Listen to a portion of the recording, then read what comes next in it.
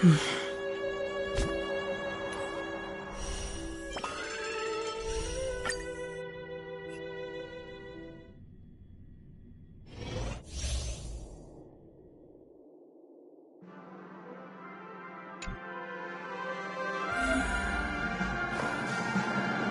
the show begin.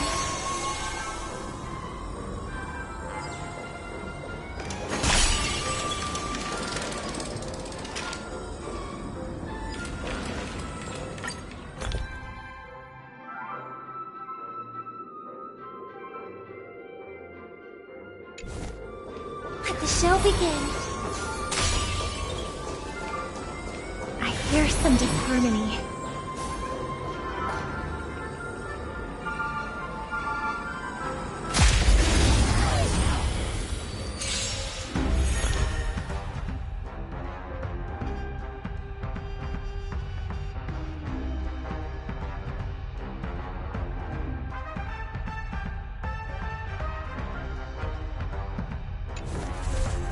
Dangerous thoughts! Harmony and unison. Tonight, souls shall embrace. Tonight, the stars echo because of me! Rise up into my world. Yes! You must be honored to meet me. Maybe you can keep it down? Time for a shot. You're in bad shape.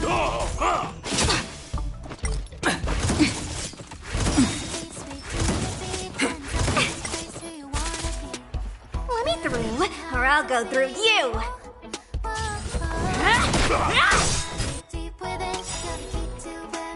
Take this! Shape of Taishu! Rise, Phoenix!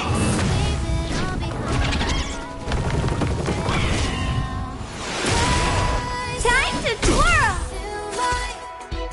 No more playing nice. What are you looking at? Time to twirl! Time to twirl! Just a little something. Think nothing of it. You're the best! May song bring us victory.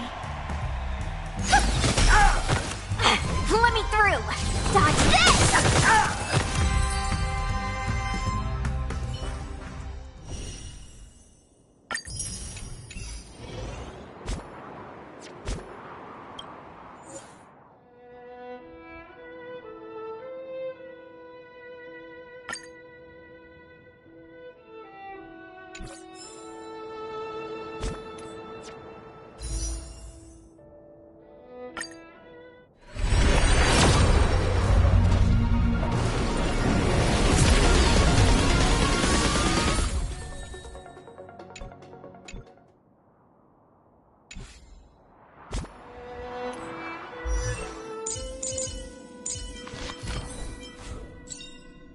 Serving under the Ten Lords as a judge of souls, I come to the world of the living to enforce their will.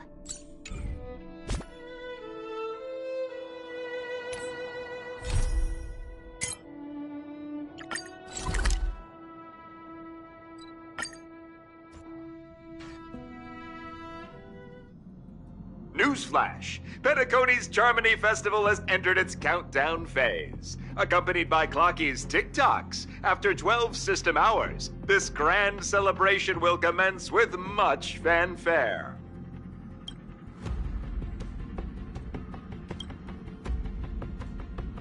I already told you! We can talk things out! I'm sorry, Fluffy. I really have something urgent to attend to, so I had no choice but to resort to asking this favor of you all. Since you already know what you're doing, I'll also have to remind you of its risks. Hey, partner, what's with the hostility? I thought pulling this thing out was just a way of saying hello. For the last time, state your identity and purpose. My name's Boot Hill, and I'm a Galaxy Ranger. A Galaxy Ranger? You look like you seen a ghost. Did you think we all went extinct? Well, that's the price you pay for being off-grid for too long. The righteous heroes of the hunt would never hijack the Astral Express. I ain't hijacked anything. What, chatting with someone while holding the gun is considered a hijacking? It probably is.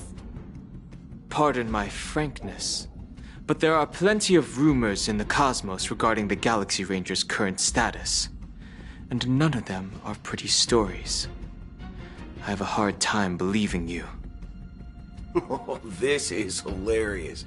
The tale that this bunch of fools spin is getting out of hand. There's even a bit about the Galaxy Rangers being turned into gibbons by Dr. Primitive, and they're in some valley screwing around on swings. Of course, I know you won't believe me, which is also why, similarly, I have a hard time believing that you're the real Nameless. See the bullets in this gun? 9mm, an eternal classic. I may need the Astral Express's help right now, but if you're an imposter just like that one, then this bullet might just end up in my head.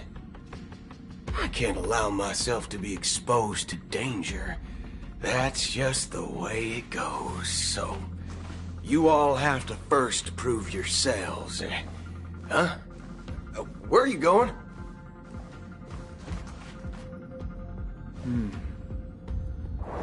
Recognize this? It's a model fudger. The Jade Abacus of Ally and Oath. The CN Joe really gave this to you guys? Model fudger? This is the Jade Abacus gifted to the Express by the Shenzhou Luofu's general, Jing Yuan. Its presence on board serves as the Shenzhou Alliance's official recognition of the Express. Is that enough? Not bad, kiddo. And across these sprawling stars, a gentle squeeze is all it takes to rustle up a whole legion of Cloud Knights. Now, I reckon that'd be one fudging sight to behold. Now it's your turn. Been ages since the Galaxy Rangers had the spotlight shown on them. And we ain't equipped with such fancy gadgets. But I've been around the block enough to know the way to handle these types of situations is easy as pie. Alright then. Feel free to toss any questions my way. Let's see if my answers can't turn your trust. If your gut tells you otherwise, still ain't too late to show me the door. And why would I play along? If I truly am a real Galaxy Ranger, you stand to lose nothing. Alright then. Tell me, what kind of organization are the Galaxy Rangers? My friend, this question is a hard one. I don't think I can even consider us an organization to begin with. Everyone's on their own fated path along the hunt, with their own resolute sense of righteousness and not so welcome among such so-called universal values. This reply does not instill trust, and only makes your predicament more precarious. I'm guessing you're gonna ask about some form of shared faith, right? But us Galaxy Rangers don't need that sort of thing. What brings us together is a shared bottom line. Never bully the weak. Never kill the innocent. These oaths aren't some lofty beliefs, but the fundamental bottom line that one must never cross as a person. As Galaxy Rangers, we strictly adhere to the bottom line. When someone crosses them, the hunt's vengeance will surely come knocking. And in this moment, the other crucial meaning of bottom line comes into play. As long as you don't cross it, you're free to do whatever you please. You catch my drift? Second question. Why do you seek trouble with the Astral Express? I already said that I seek no trouble. I must go to Penacony for a matter. But I don't have an invite. And I can't even enter the family's hotel doors. If only I could borrow the Nameless's identity. The entire cosmos knows you're guests of the family. Aren't the Galaxy Rangers also esteemed guests? Oh, you've hit the nail on the head. This is why I'm here. It's fine if I tell you. The Rangers are pursuing an imposter. The son of a nice lady posing as one of us. She's on Penacony right now. My informant is a memo keeper. She's the same as all mimetic organisms, appearing one moment and gone the next. Ugh, she scares the fudge out of me. Still, she gave me some vital info. That Galaxy Ranger imposter. Who is it? Is that the third question? Is it a hard question? It isn't. Just that you might not believe me. That person calls herself Acheron. And according to our informant, she could be an emanator of nihility. That's impossible. That's what I said. Don't worry. When I first received the news, I had the exact same reaction as you. IX never gives anyone so much as a first glance, and that's perfectly normal. What reason would they have to bequeath strength unto mortals?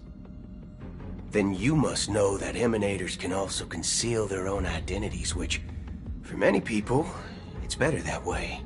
Otherwise, there'd be wanton bloodshed across the cosmos, or even, perhaps, turning their back on the path they're supposed to follow.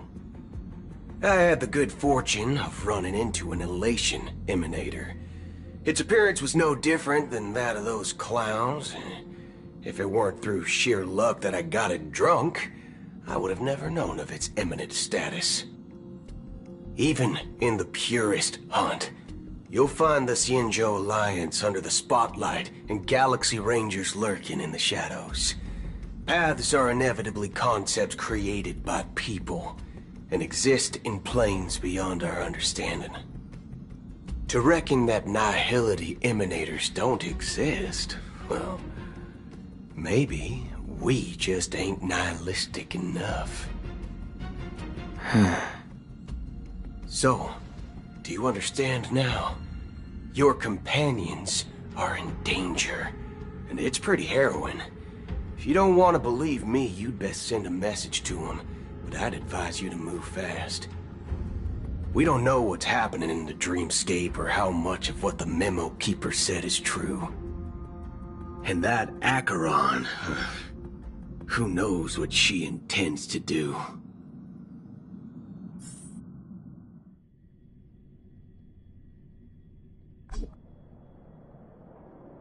I don't intend to do anything. That's not up to you. Did you know? People who come to the land of dreams for the first time, they'll subconsciously stop to reaffirm that they're still walking on solid ground. And then they will unanimously raise their heads to gaze at the sky.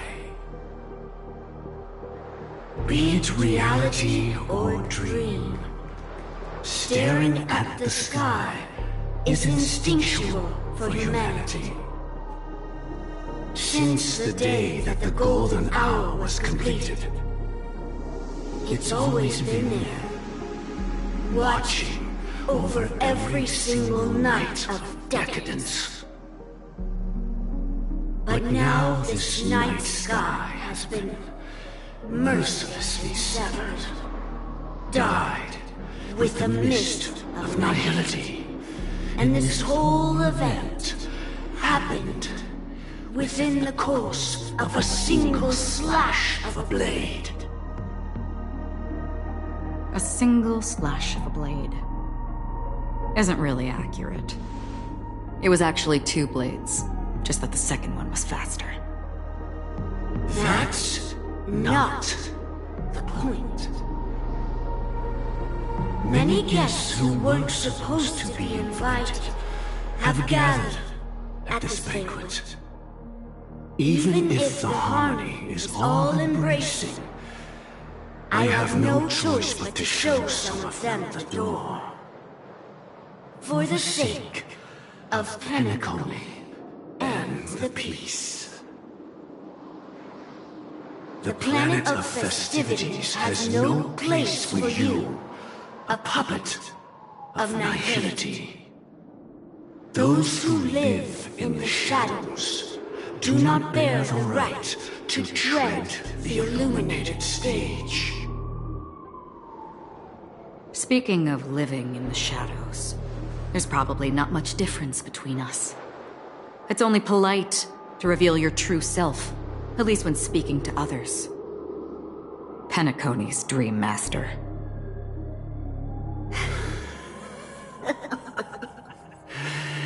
That's just another reason that you can't stay. Whether you believe it or not, this is the real me. We are one. Is this the unity that the family espouses? My mortal shell has long since dissipated.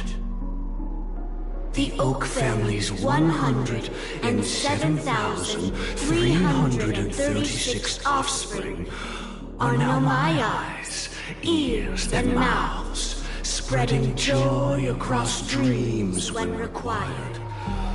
And in times of essential need, exiling evil from this haven in my stead. From the sound of it, it seems like you're asking me to leave Penacony. I am glad that you're an understanding one. Alas, I'm not asking. If you think you can. Are you threatening me? I ended it with a period. It was a statement, not a threat.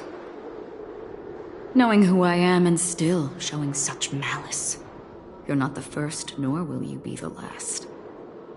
This scene played out many times before. And usually, when faced with my questions, most people retort, "Why can't I?" The result has invariably been that they can't. You are confident. But be reminded, the family is forgiving, but not weak. The cords of the harmony extend across worlds. If you do not comply, when the blade is unsheathed for even a hair's breadth, you will never be able to escape the eternal Centurion's wrath in all of your lifetime. 137 individuals. That is how many heathens I have exiled since I became Dream Master. Among them were those who once severed my wings, and those who immolated my body. And here I stand again, about to add another mark to the tally. And you will die. I mean, all of you will.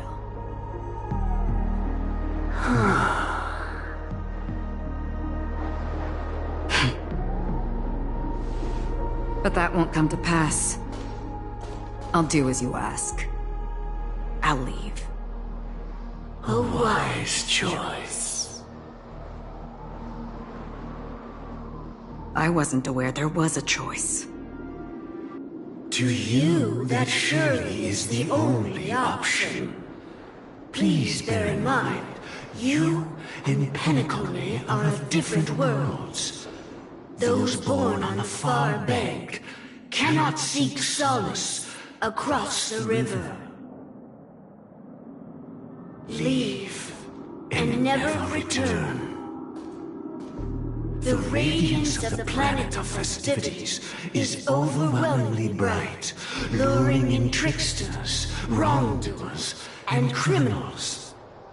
But even the harmony itself will never welcome the self-annihilator of nihility. And even more so, when this self-annihilator heralds the destruction of everything. Your strength is obviously a gift of the sleeping and shapeless, immeasurable and fathomless, like a tributary spawned from the abyss that brings death and sin to all. Acheron, a befitting name. Take it from someone on the other side of your so-called river. You know better than I do that Penacony has already deviated from the harmony. Whatever your intentions may be, I foresee only one outcome. Its future holds nothing but nihility. Just like all the worlds that have drowned in their shadow.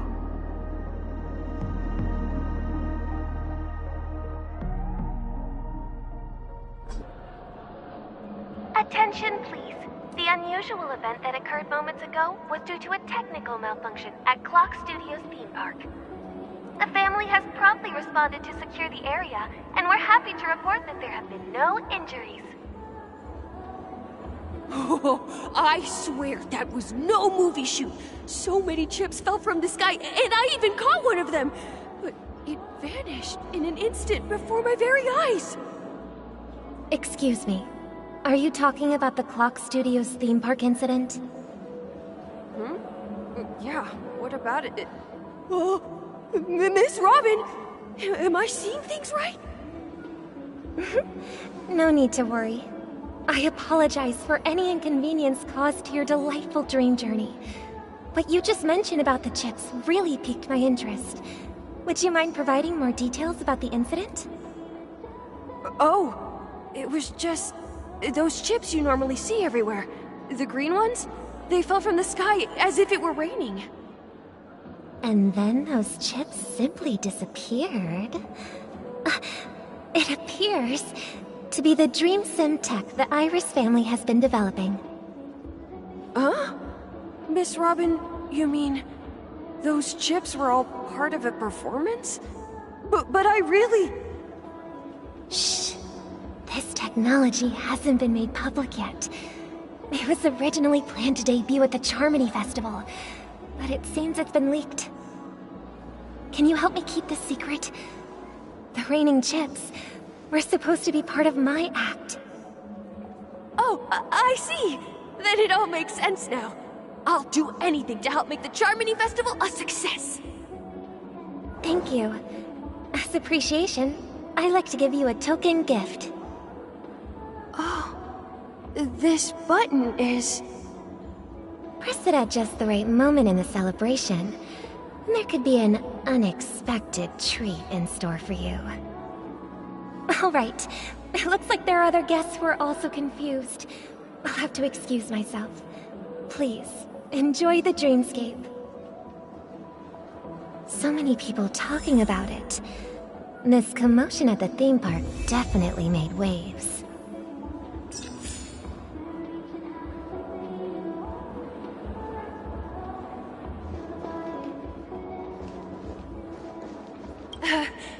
Don't worry, I won't tell anyone. This damp will affect my joints.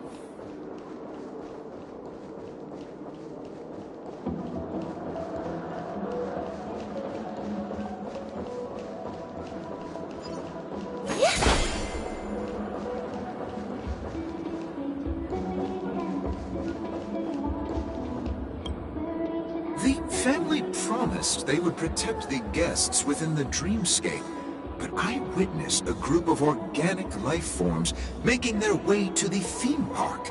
And soon after, a rip tore through the sky, and black rain started leaking out of the void. The family needs to provide a reasonable explanation, or I'll take my loved ones and return to reality. I thought the dreamscape was supposed to be a paradise. If it's not, then there's no point staying here. It appears the good sir has seen many great events. And it's true that an uninvited guest has unexpectedly entered the dreamscape.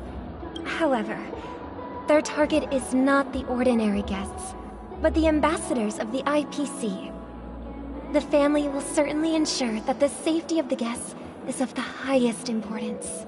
Miss Robin, I know the Bloodhound family has already sealed off the theme park and has control over the situation, but it won't resolve the problem. The family can try their best to protect their reputation, but as a guest, I don't wish to gamble with my life. But as you can see, sir, no innocent bystanders were affected in this incident. Perhaps the dreamscape is not as perfect as promised, but there's no place safer than dreams under the family's rule. I believe you know this better than I do. If this incident happened in real life, how many people would be able to walk away from it? I could stay here, but keep in mind, guests come to Penacony to enjoy the dreamscapes. They do not wish to be entangled in a conflict between the family and the IPC, so let's not have any more unnecessary incidents. Of course. With the Charmony Festival about to commence, we will spare no effort in our preparations. Rest assured. To express our apologies, the family has arranged this gift for the guests. Thank you for understanding. I could stay here, but keep it. You've had quite a bit to drink. Are you sure you're okay? Hello. May I ask what happened here? Nothing to be worried about. There's been a small rehearsal mishap at Clock Studios theme park. Please stay calm. Hey, are you a fool? You don't even recognize Miss Robin? Who do you think you're talking to? I'm sorry. I've just been transferred to the Bloodhound family, and I'm still not too used to working on the streets. I didn't realize it was you. I'm so sorry. Hey, don't sweat it. You guys have a tough job. I know how it is. How's the situation looking? Oh, we've sealed off the theme park. Most guests are used to bizarre phenomena in the dreamscape, and so far, no threats have been detected. We can expect order to be restored soon. Rest assured, Miss Robin will intensify our patrols to ensure that no incidents occur. I trust you guys. But regarding what happened in the theme park, what do you hounds think about it? It's okay. Feel free to speak your mind. Well... Actually, I was there shortly after it happened. Is it true that the IPC's ambassadors came with ill intent? And that Galaxy Ranger who easily cut through the sky? Miss Robin, tell you the truth, everyone's been talking about it.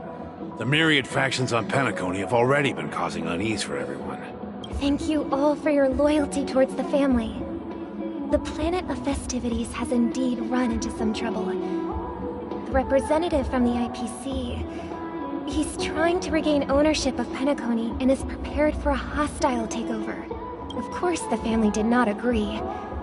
The result of the failed negotiations is as you see it now. No wonder. So this is the main reason why the IPC staff are banned from entering the dreamscape. Did they apprehend the troublemaker in the end? Don't worry. Mr. Sunday is currently tracking his whereabouts, and he'll have something to show for it soon. However, given the situation, the IPC surely won't let this go easily. Therefore, we are relying on you hounds to maintain the order and stability of the dreamscape. Please be assured, Miss Robin, we take our orders seriously. We won't let those IPC cronies get away with this. Thank you for your hard work. If there are any other members who still feel uneasy, please tell them on my behalf that protecting the dreamscape requires everyone's help. This is a small gift prepared by the Iris family for the guests.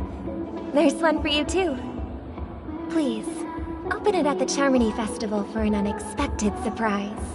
I can't believe I received a gift from Miss Robin. It feels like I'm dreaming. Wait, I am in a dream. If trouble comes knocking on our door, we're not afraid to go to war. Rest assured, the Dreamscape's peace will be protected by the Bloodhound family.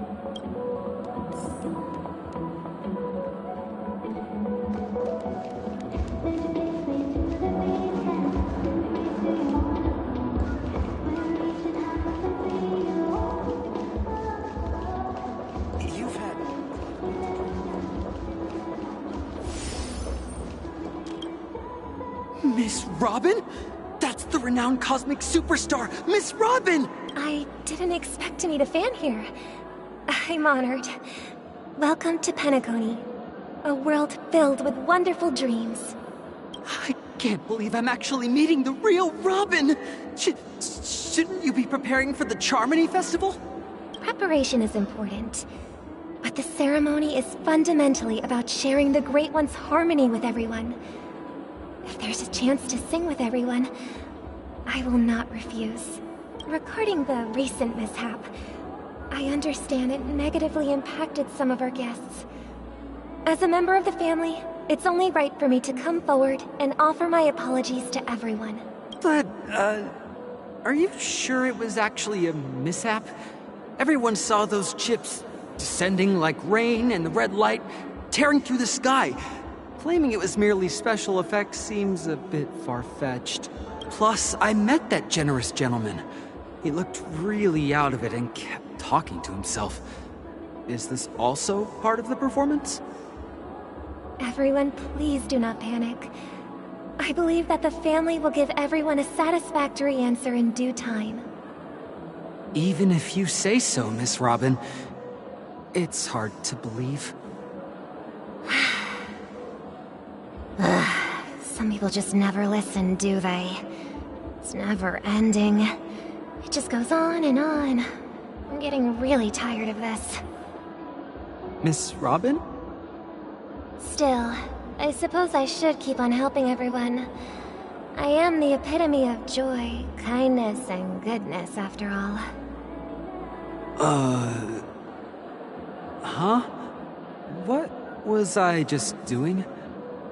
And, who might you be, miss? Here, take this, little guest. This gift has been specially prepared for you by the family. Make sure to take good care of it until the opening of the Charmony Festival. Then, when the show reaches its climax, press the button together with the others around you. You never know. Something very exciting might happen.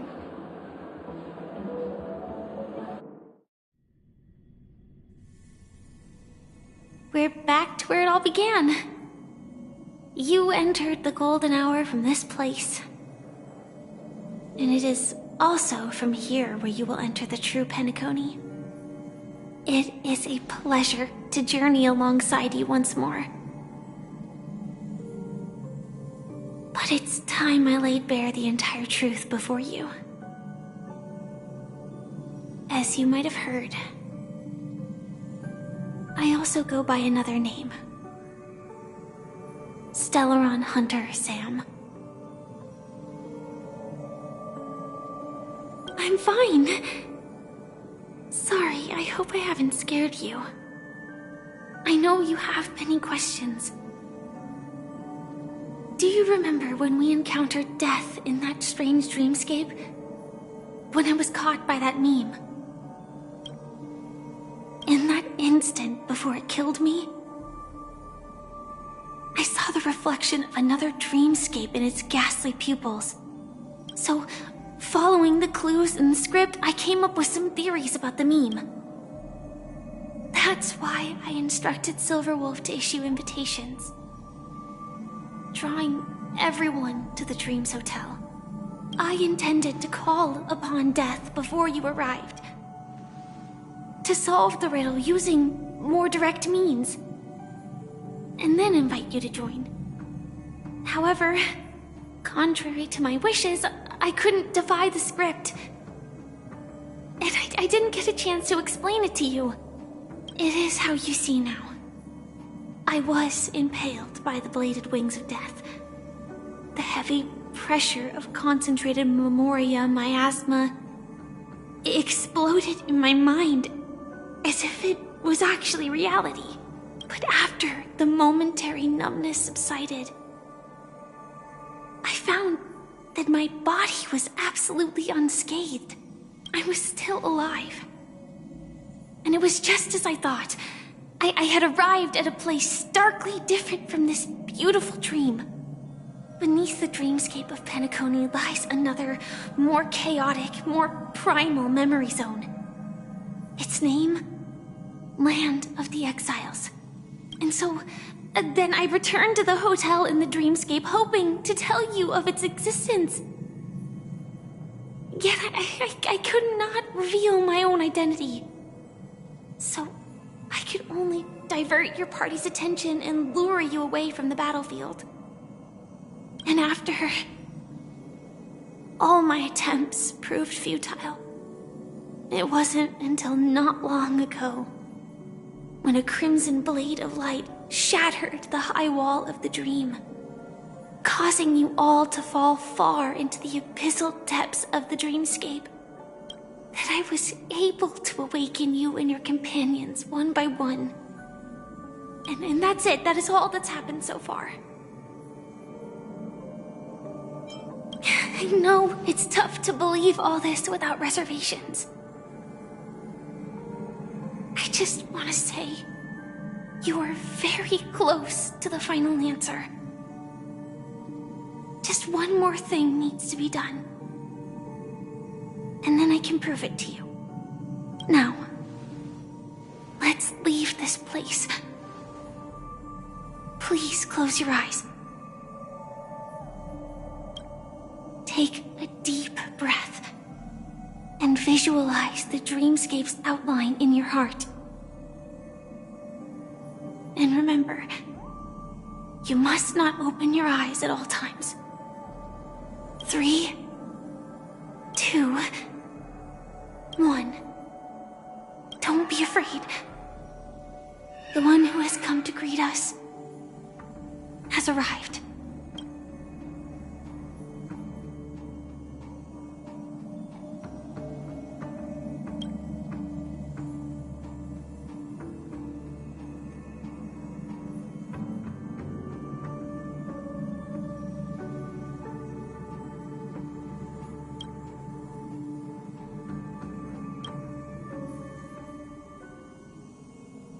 I never knew you could do this.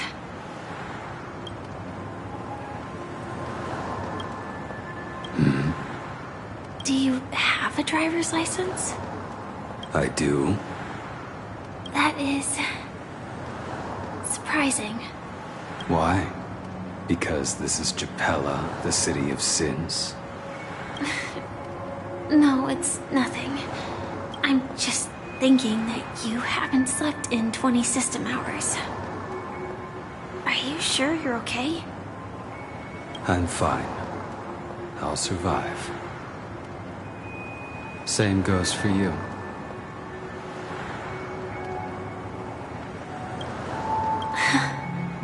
I'm not so sure about that. Slow down a bit. Infiltration is over. Feel free to activate Sam anytime you like. There's still some time before the next part of the script unfolds. Let me stay a little longer in this body.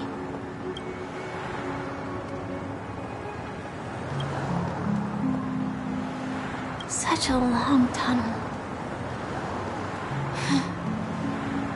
didn't feel this long when I set off. In half a system hour, it will lead us to Kafka. And then comes the downfall of the Japella Brotherhood. Is that also part of the script? It's in your script too. Sorry. I didn't notice. Their destiny won't change just because of your selective ignorance. I told you before. It's a bad habit. What about you then? Is this the moment you finally find the death you've been looking for? As always, it's a blank slate. It's not on this planet. Why the sudden inquiry? Because I'm currently in a car with a sleep-deprived driver. I just want to get there in one piece.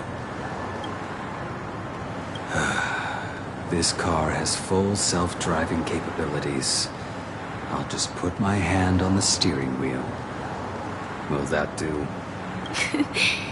Hey, don't take everything so seriously. Elio would always say there's only one type of destiny. The inescapable type. He can see the future, and we, likewise, are aware of our predetermined end. But before that moment arrives, we can still choose what we do. We all have this right, don't we? After today, Japella's name will disappear from cosmic history, and the Everflame Mansion will take its place. In the not-too-distant future, you'll receive an invitation. That's your next stop. Land of the Dreams. Penacony. I hope you find whatever you seek there. Be it answers or salvation.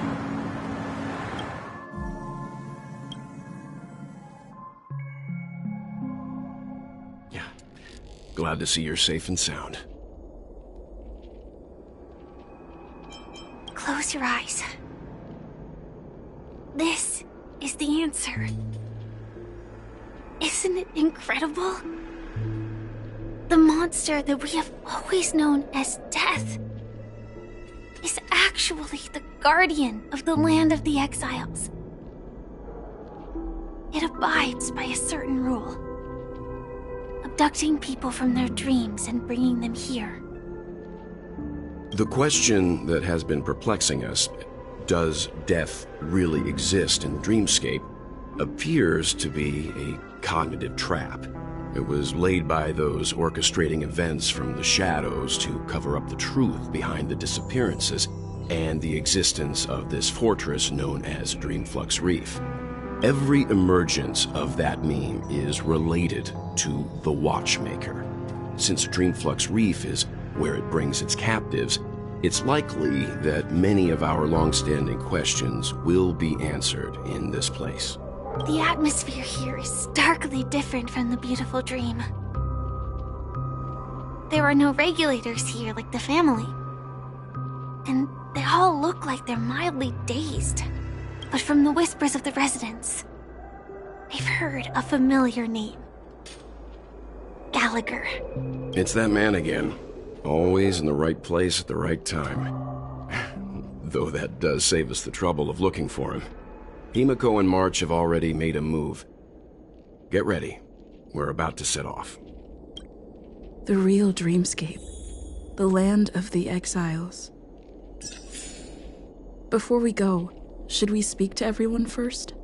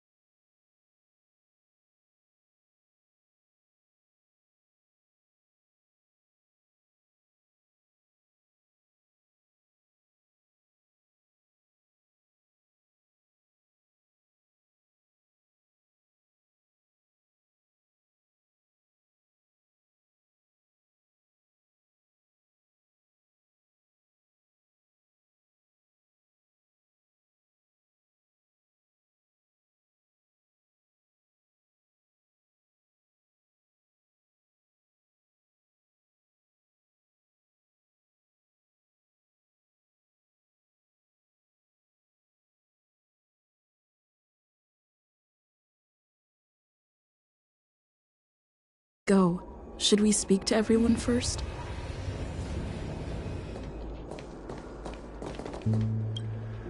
I'm really sorry for waiting until now to tell you everything. 2 reasons.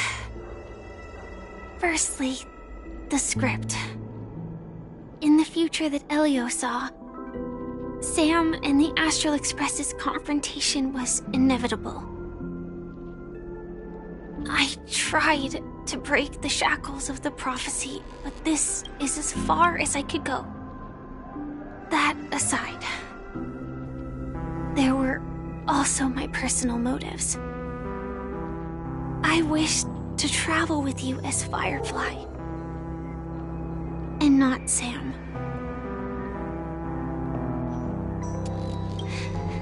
Thank you.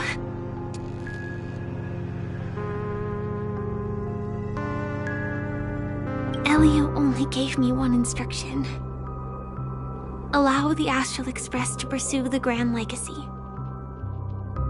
It means that the Watchmaker's legacy holds great significance to trailblazing. And to you. Elio's scripts used to revolve and expand around certain specific Stellarons. But with your appearance, this condition has apparently ceased to be appropriate. Perhaps he also saw the impossible in the future.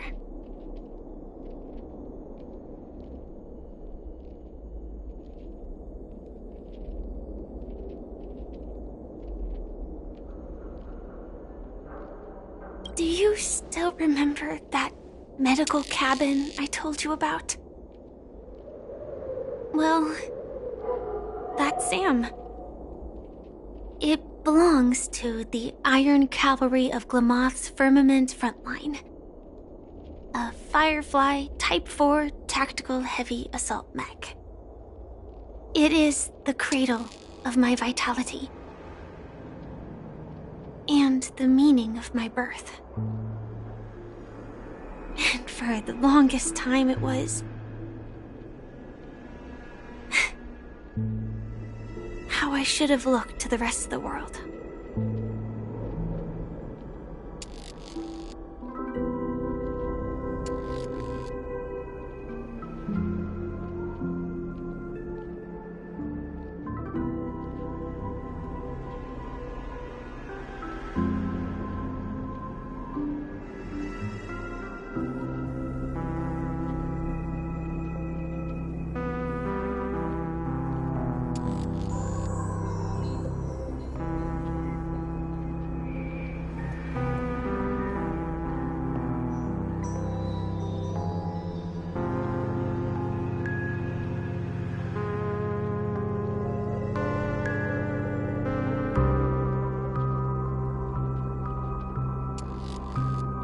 Timescale of Dreamflux Reef differs from reality, so we mustn't lower our guard.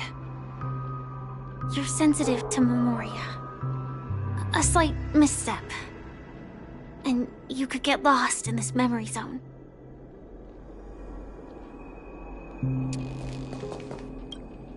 Something on your mind? Let's talk about it. No wonder Miss Acheron is so averse to drawing her blade. It's hard to imagine such terrifying power could reside in an ordinary sheath.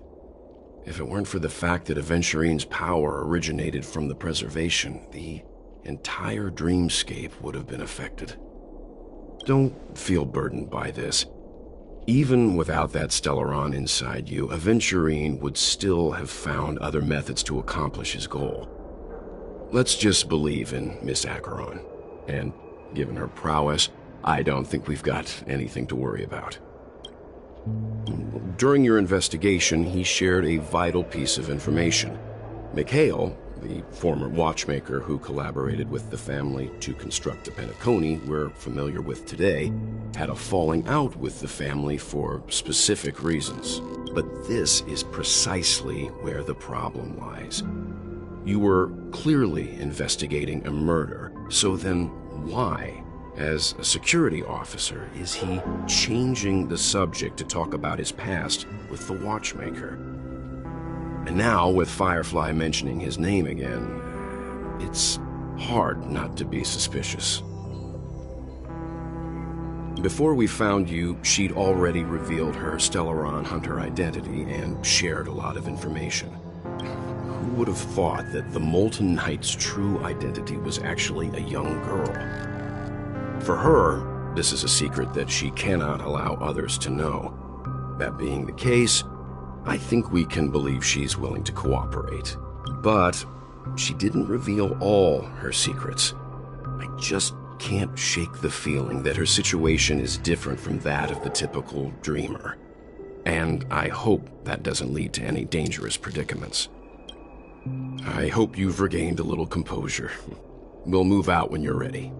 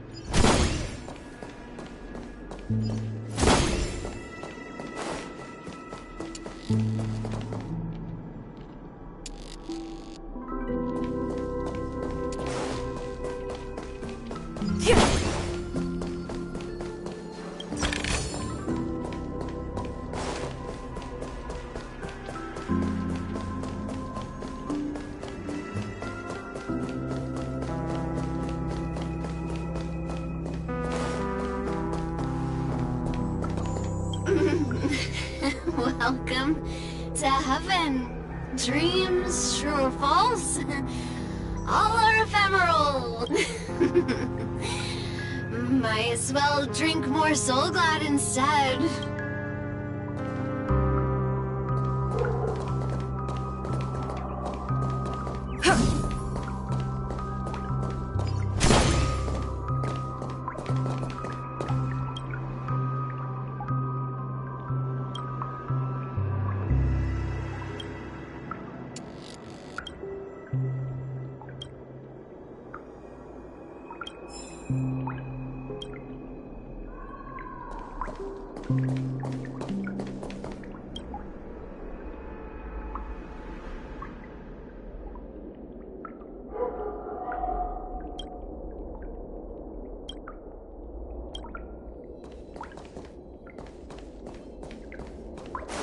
Keep going straight down this alley, and it'll lead to an elevator. It'll take us to the center of the land of the exiles.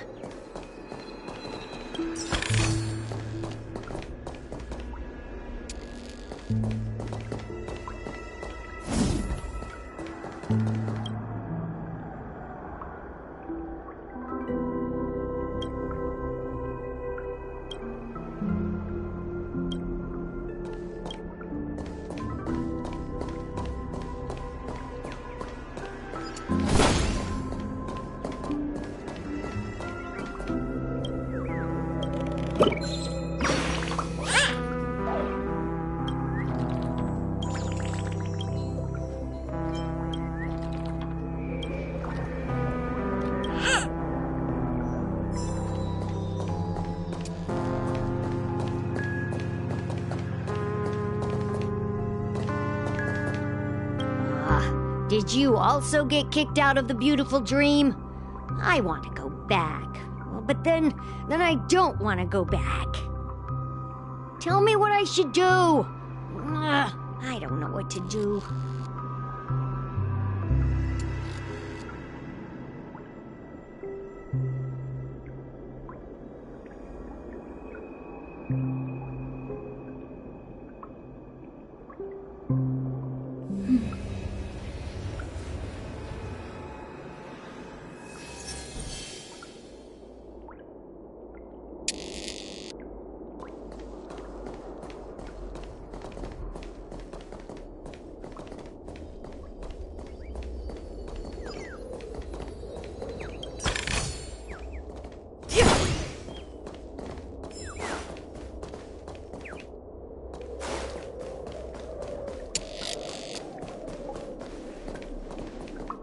Hi there, friend from a distant land.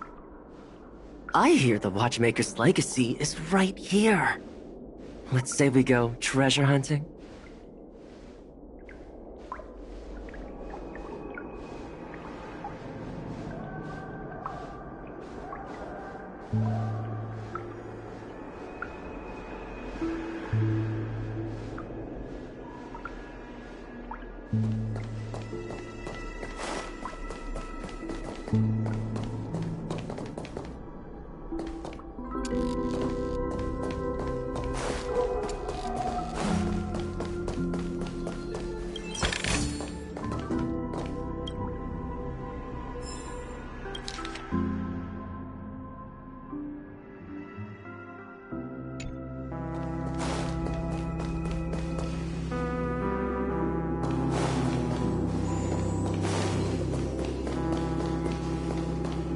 What a huge clock key. Looks like the Watchmaker also left his mark on Dreamflux Reef.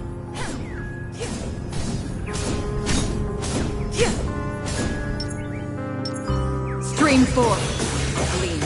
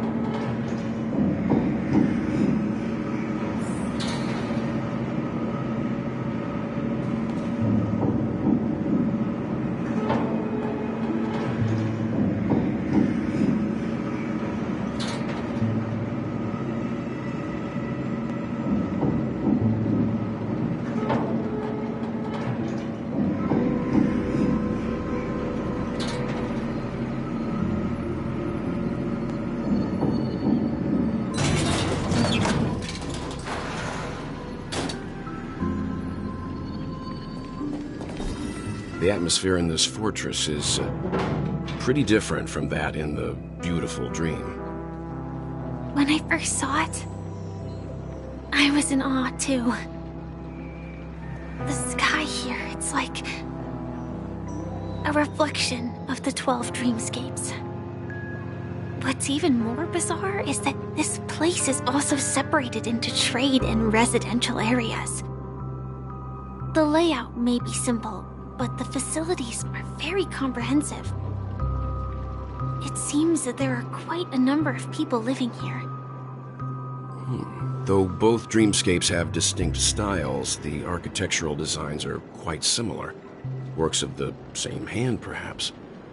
Hard not to speculate on the connection. But there's no point in overthinking things. Let's meet up with Himiko and the others first. Take a right turn at the end of this road and you'll reach the trade district. There are more people there. And perhaps someone knows where she is. Not coming with us? The Astral Express likely needs room for some internal deliberation. In the meantime, I'll try and locate Gallagher. Sure. Let's reconnect later. Letting her go was the right decision. Further observations are needed before we decide whether to trust her. But first, there's someone I need to talk to. Let's go. I'm sure you've already noticed him. He's right over there. The Reverie Hotel's bellboy. How did he end up here? And right after Miss Acheron severed the beautiful dream. We'd better check, just to be sure. Perfect for me, and perfectly legal for me to stay in.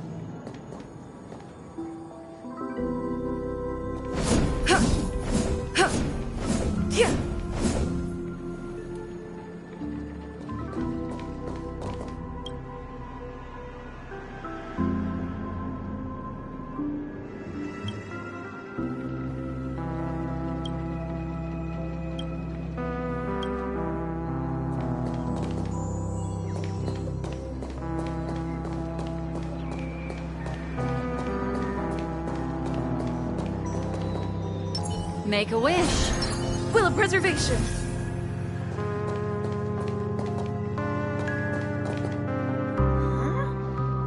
You're the guest from before. We meet again! And a new friend. Forgot to introduce myself. I'm the hotel's bellboy, Misha. Hello, Misha. I'm Welt. We met in a dream. Oh. And who might this be? Tick-tock! Old friend and new friend! Let's high-five! Your, memory zone meme? Nope. Clocky is a good friend of mine. We all live here. How did you two get here? This dreamscape isn't supposed to be open to the public. I wonder if it has something to do with Sleepy. So, this is your home? Yep. After my work in the beautiful dream ends, I'll go back home. Commuting used to be more convenient, but ever since travel became cumbersome, Sleepy started ferrying people back and forth between the two dreamscapes. This Sleepy. Can you describe what it... Sleepy is a memory zone meme. Looks fierce and has many eyes. But it's actually really well behaved. Gallagher's been taking care of it. Based on the description, that meme is indisputably death. A nightmare for the family, but for the people who live here, well, that couldn't be further from the truth. Death? Not in a dream, surely. Sleepy's just a little aggressive, and sometimes messes up by fetching the wrong guess. But it would never hurt anyone. I see. Has it brought back any guests recently, say, in the last day or two? We're currently investigating a missing person case that occurred within the beautiful dream. I see. Then you'll have to speak with Gallagher. But he's currently busy hosting a visitor from the Oak family and specifically asked not to be disturbed. Mr. Yang, the person you're looking for, is it Miss Robin? Just as I thought. Considering what happened with Miss Firefly, this doesn't come as a surprise. If you're looking for Miss Robin, I can lead the way. She told me that she'd be willing to meet with outside guests. If it's not too much trouble. Also, we're looking for our missing companions. A woman with red hair accompanied by a girl with pink hair. Have you seen them? Oh, I haven't. But please, rest assured. Dreamflux Reef is a small place, and it's not as bustling as the beautiful dream. But its safety is unmatched. How about this? Since it's your first time here in Dreamflux Reef, I'll be your guide and help you find your companions. And then we can all go visit Miss Robin together. She's gone to Mrs. Grace's to visit the children. She won't be leaving anytime soon, so there should be enough time. All right then, we'll follow your plan. Well, we now know the answer to both murder cases that have caused such commotion in Penacony. As for the intentions of the mastermind behind it all, we're still none the wiser.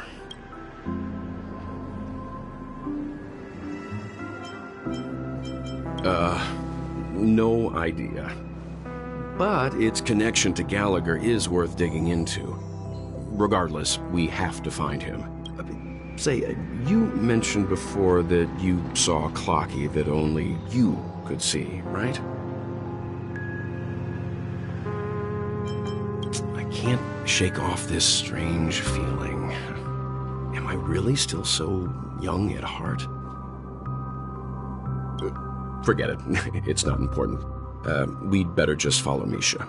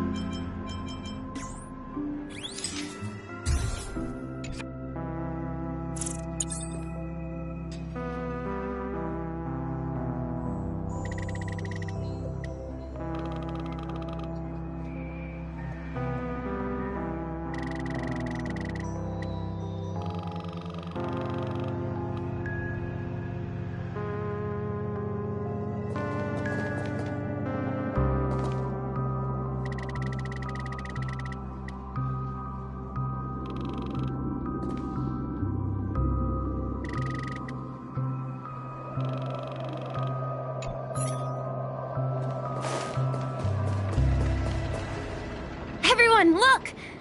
From here, you can see the most spectacular view of Dreamflux Reef. A black hole? No. An accretion disk formed from consolidated memoria? Was Dreamflux Reef built on such unstable memoria? Oh, so Mr. Yang is also versed in memoria dynamics. I was just trying to figure out how to explain this huge hole to everyone. I bet you guys have a lot in common with Miss Kami.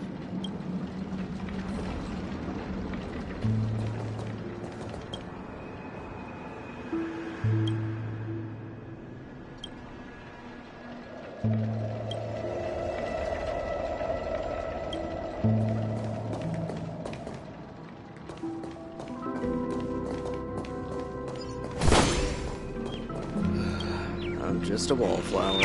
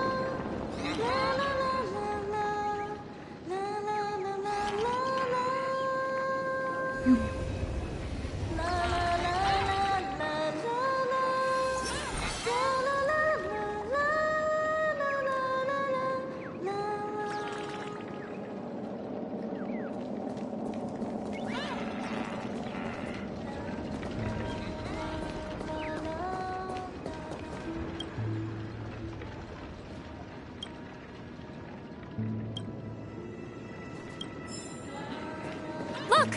There she is!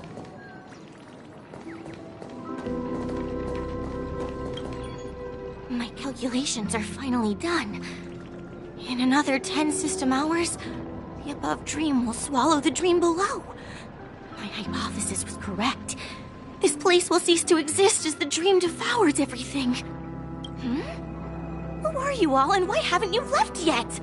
This place is about to disappear. I'm Kami, a dreamscape surveyor specializing in memoria dynamics, and this is my life's work that I'm researching. See that huge gaping hole? It was just a narrow rift many years ago, but now it's grown into a giant hole. The surrounding memoria has been flowing towards the other end of the hole at a constant velocity, slowly but surely. But the scary part is, according to my calculations, the flow rate of memoria has recently changed, and it's faster than ever before. It's almost as if something is sucking it in from the other side. By constantly improving upon Madame Rosalina's memoria measurement method, I've finally obtained accurate results. After 10 system hours, the Dreamflux Reef will cease to exist. Just like the melting of glaciers, everything will crumble and disintegrate. The dreams on that side of the void will fuse into one. Please don't worry. This sort of thing has happened many times before. Miss Kami isn't a bad person. She's just a bit lost in her own world. She'll probably realize she's wrong soon enough. You don't say. There was something else that piqued my interest. Who is Madame Rosalina? Oh, do you know her too?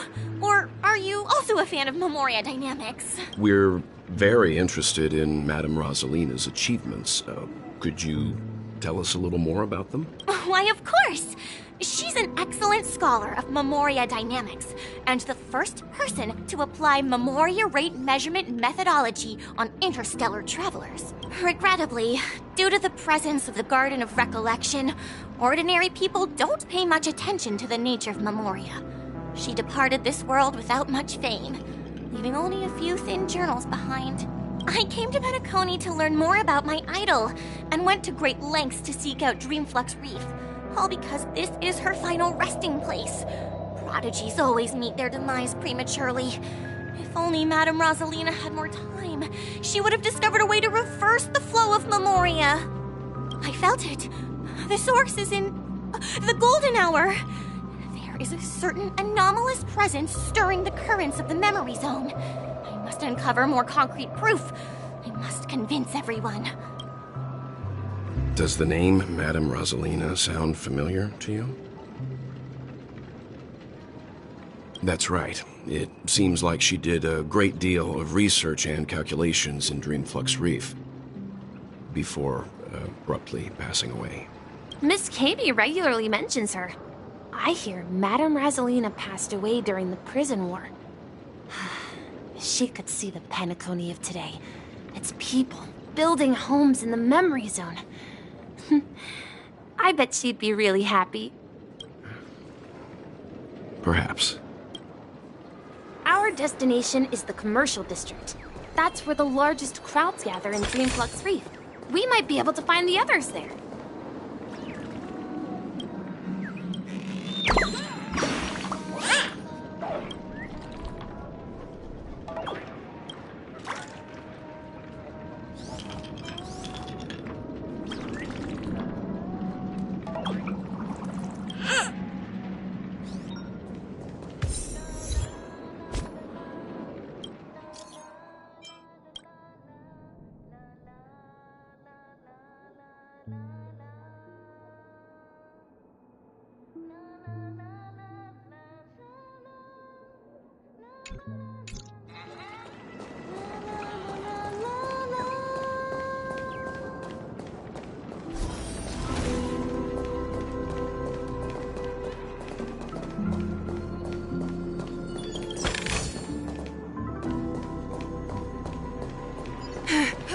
Let me go!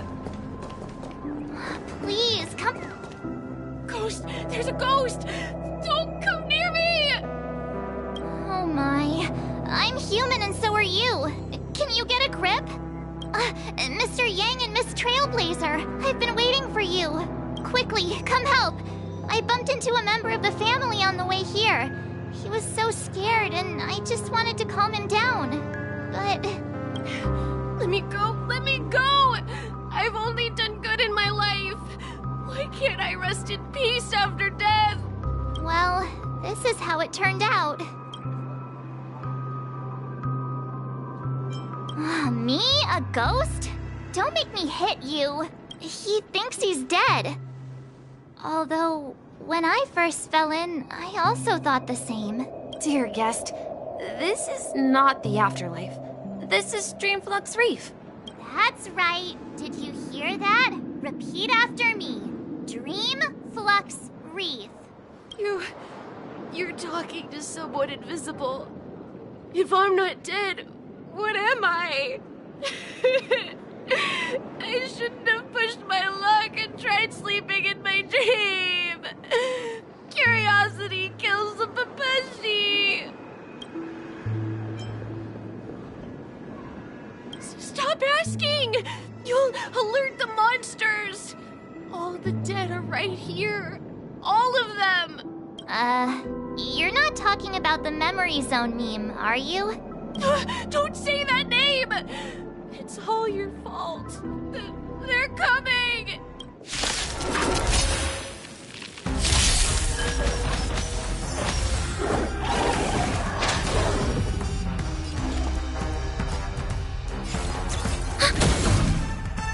That's half the work. On the still waters of the I weep for the departed.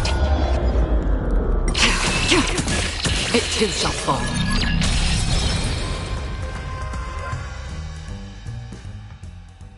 He passed out.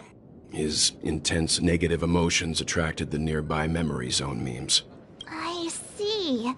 But why aren't the other people around here scared? Unlike in the Sweet Dream, people here don't see memory zone memes as dangerous monsters. And even if they pose a threat, people can easily escape by forcing a wake-up call. But we can't just leave this man here. Can we take him somewhere safe? We can ask Jessie for help. I've gotten to know many locals while waiting for you guys. Everyone here is living a self-sufficient life. I don't know how to describe it, but this place feels like the real dreamscape.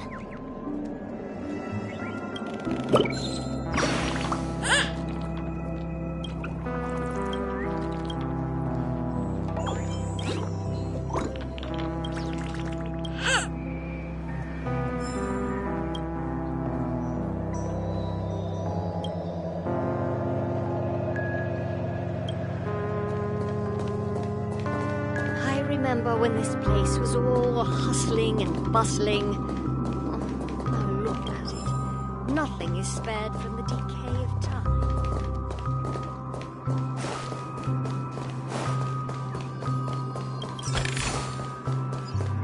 Yeah.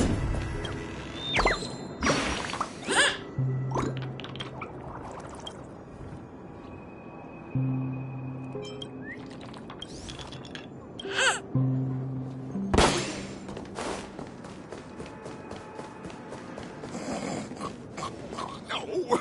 At this rate, the family will be done for!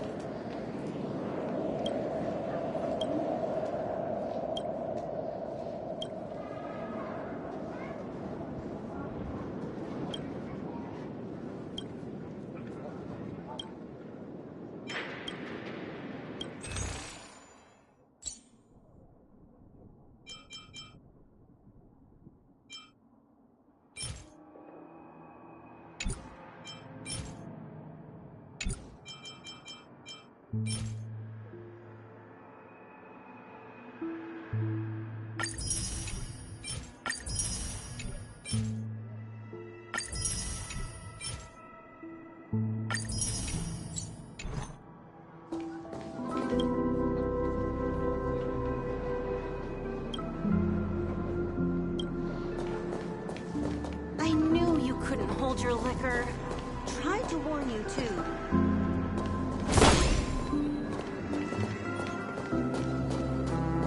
Let's see how you handle a stroke of genius like this.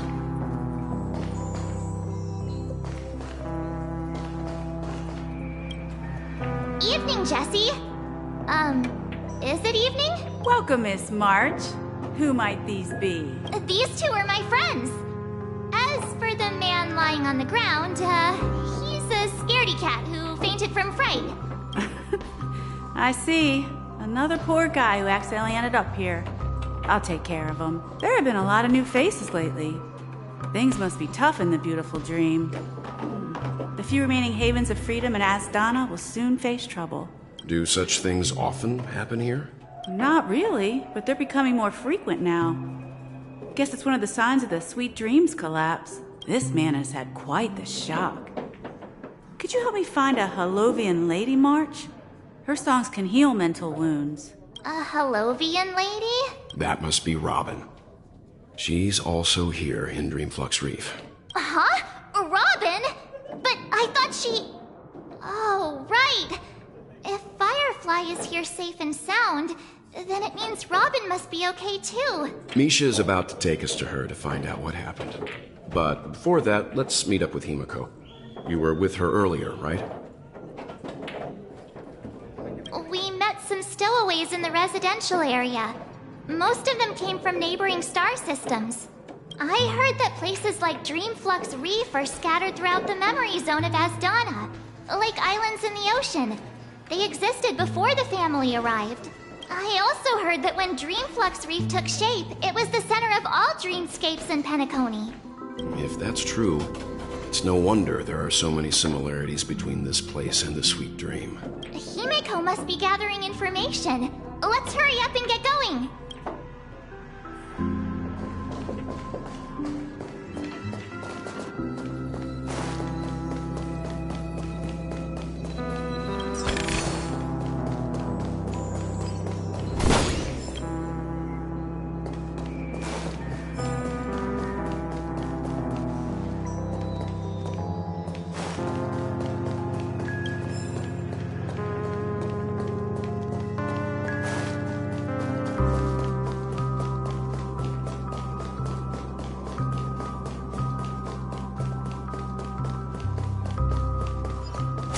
Let's have a toast to dreamscapes.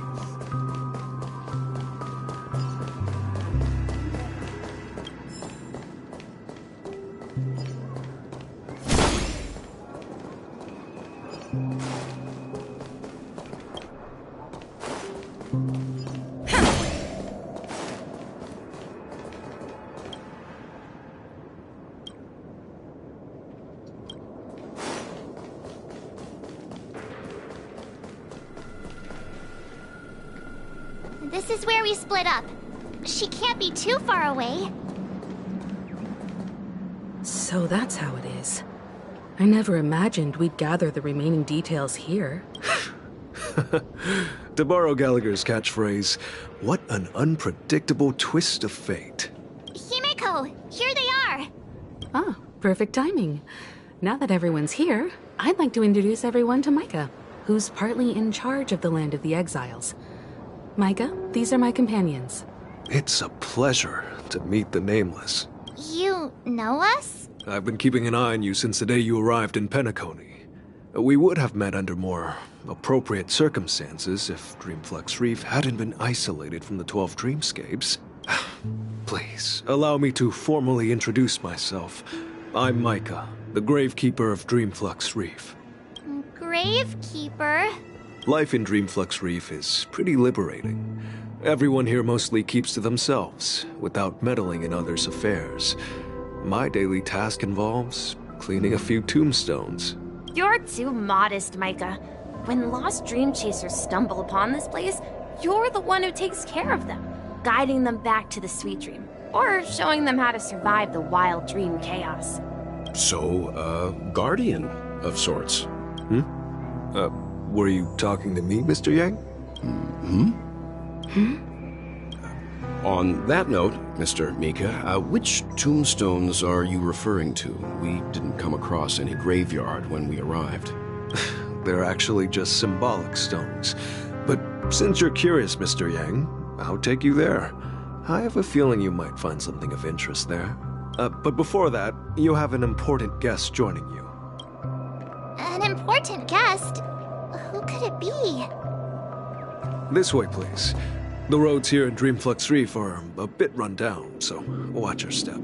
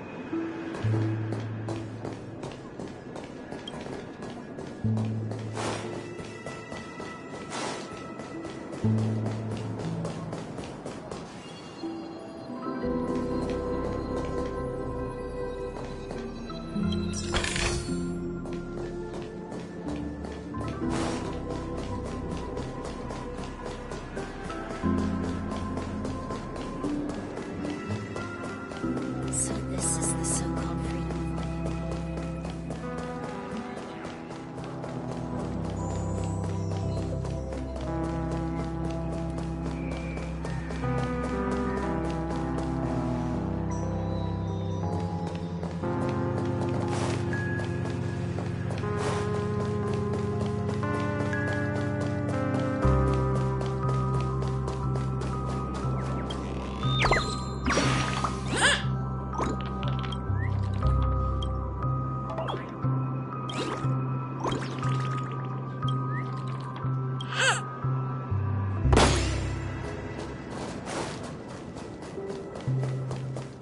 There she is.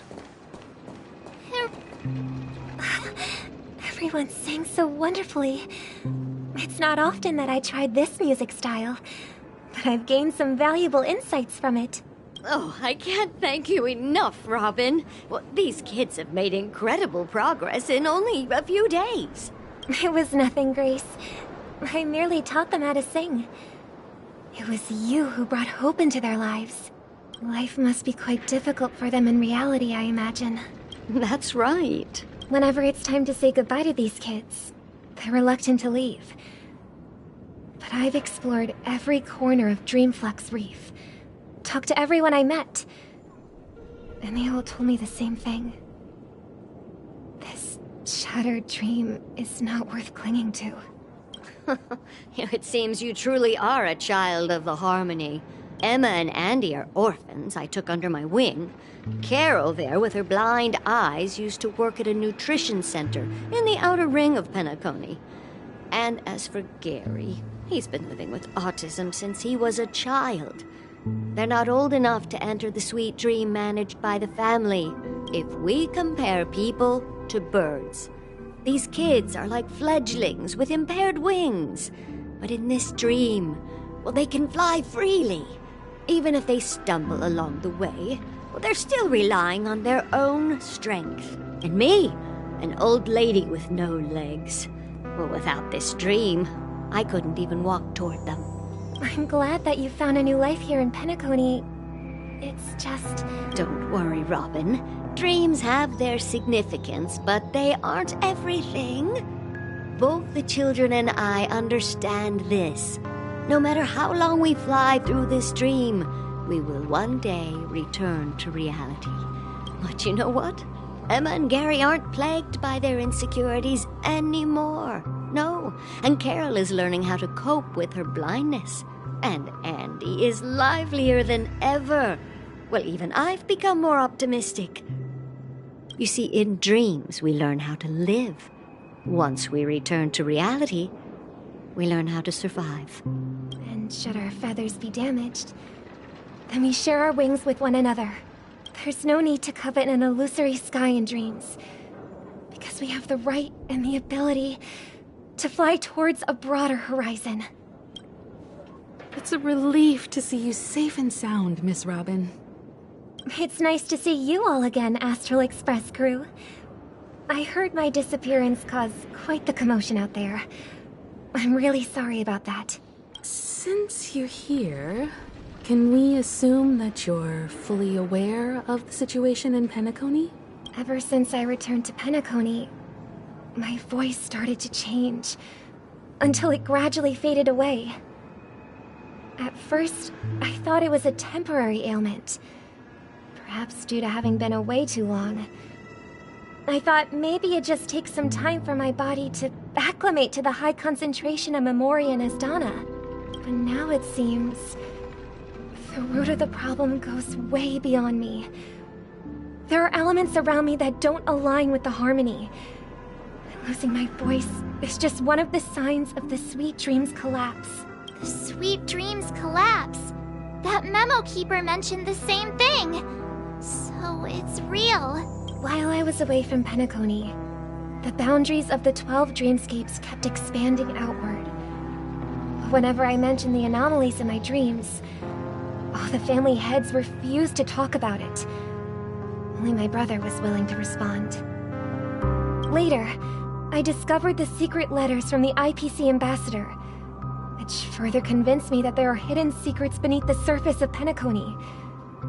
So, following the clues in the Oak family's dossiers, I found my way here, the land of the exiles, concealed by the family under the guise of death.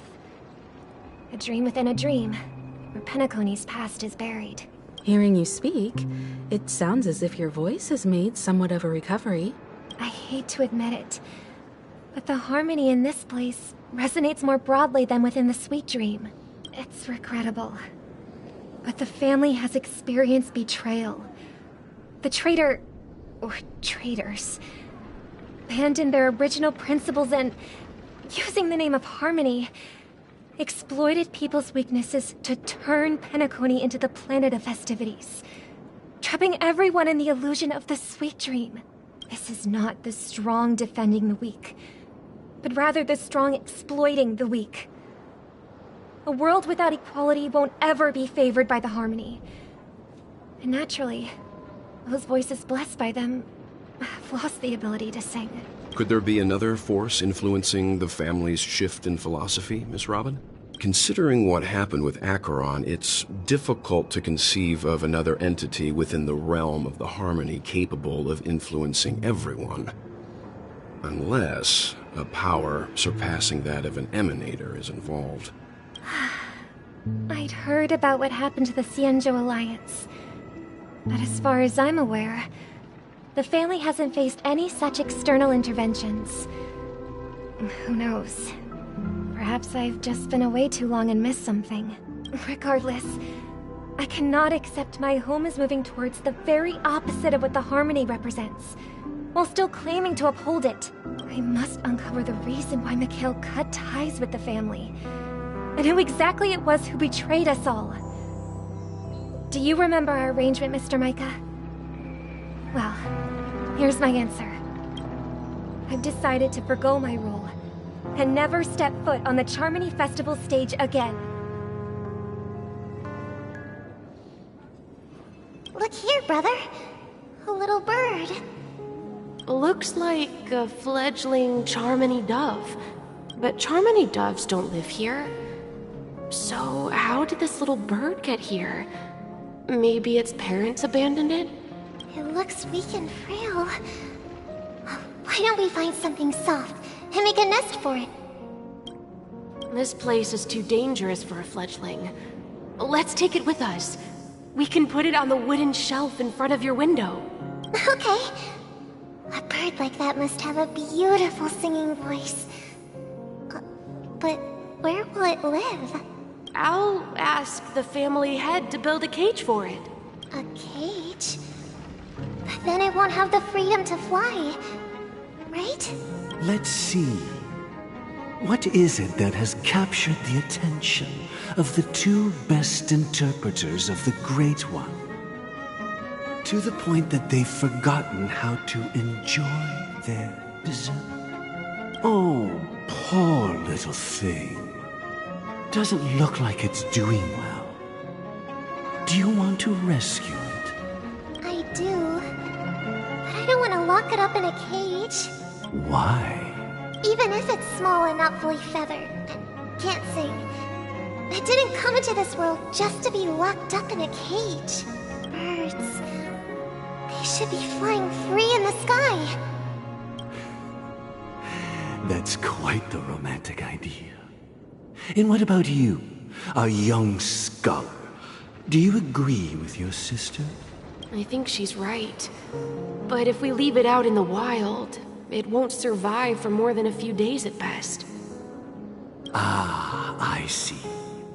It seems our little scholar is still a bit unsure. Well, let me tell you youngsters a story. As you probably know, Charmony doves can fly through the air. When they fly really high, the friction caused by the flapping of their feathers against the atmosphere creates amazing lights so that they look like shooting stars. We've seen this spectacle so many times that we think it's just something they can naturally do. But that's not the truth.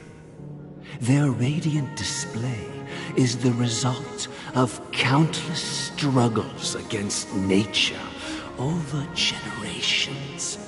Their ancestors were too weak to survive on the ground.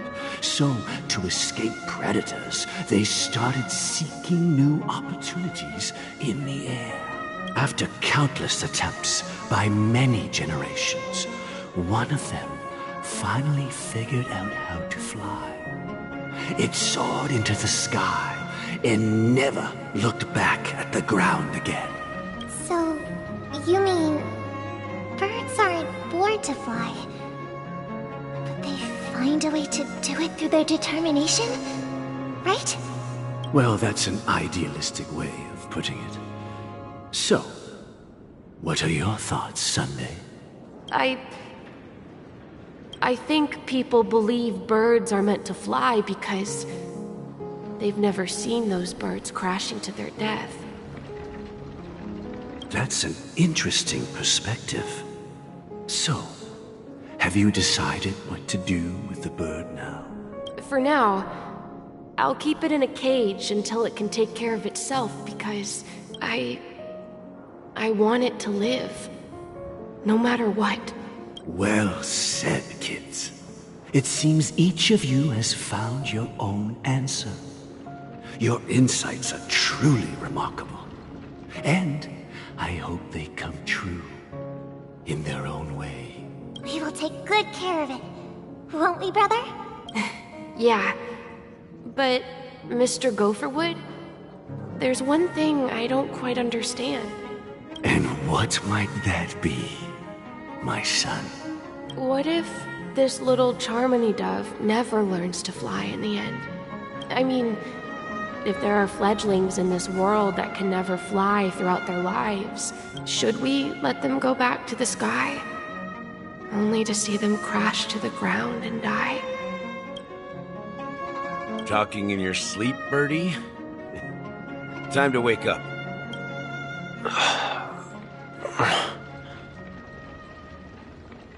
Huh? Need a hand? I'm still alive? Yeah. Happy about that. Where is Robin? Tell me. Now. I knew that was going to be the first thing you'd ask. Don't worry, your sister is here, safe and sound. She's probably walking around the streets now.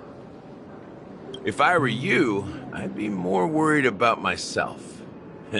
After all, right in front of you is the guy who just stabbed you in the chest with a dagger. If you wanted to kill me, you wouldn't give me the chance to speak. Just tell me your demands, lackey of the Watchmaker. So, you figured out who I am, huh? No wonder you had the guts to go against the Dream Master and the Four Families. Looks like I made the right choice. Choice? You are aware of my plan and see through my act. Time is running out, so let's drop the charades. I'm suggesting we cooperate. Cooperate? What makes you think I'd cooperate with you? The fact that the famous Robin has chosen my side. Plus, some clues about a traitor and a bright future for Penacony. Any of that catch your interest? I find it hard to believe a man who's full of deception. Fine. You don't have to trust me. What you should trust is the sense of justice inside of you. Show me Robin first. All right, as you wish. Here she is. Huh? What's your trick this time? Just kidding. I mean, this lady will lead us to Robin, right? And the crew, too. There are too many people who you owe an explanation. That'd be great. Please follow me, Honorable Oak Family Head. Now, all the actors are on the stage.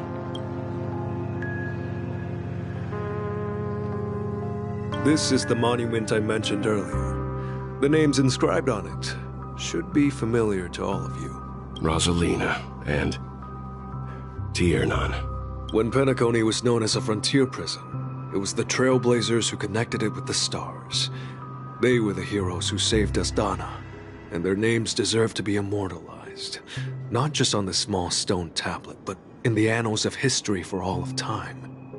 However, today, the planet of festivities is nothing but sweet dreams.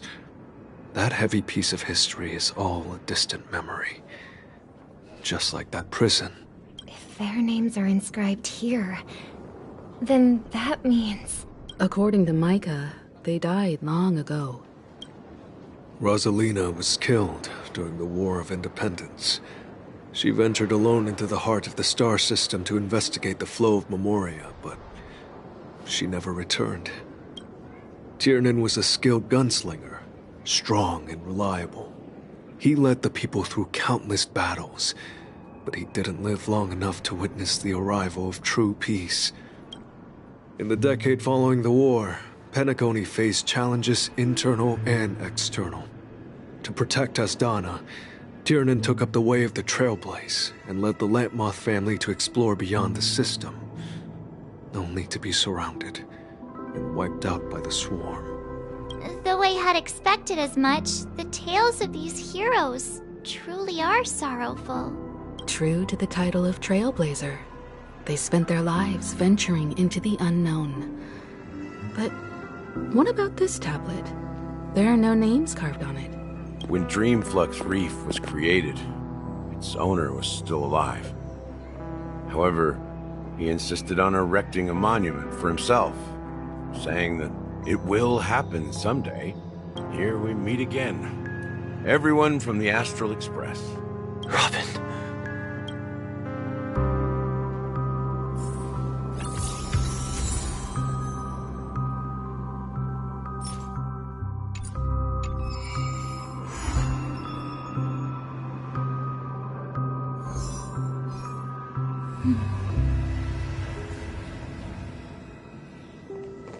I brought Gallagher here.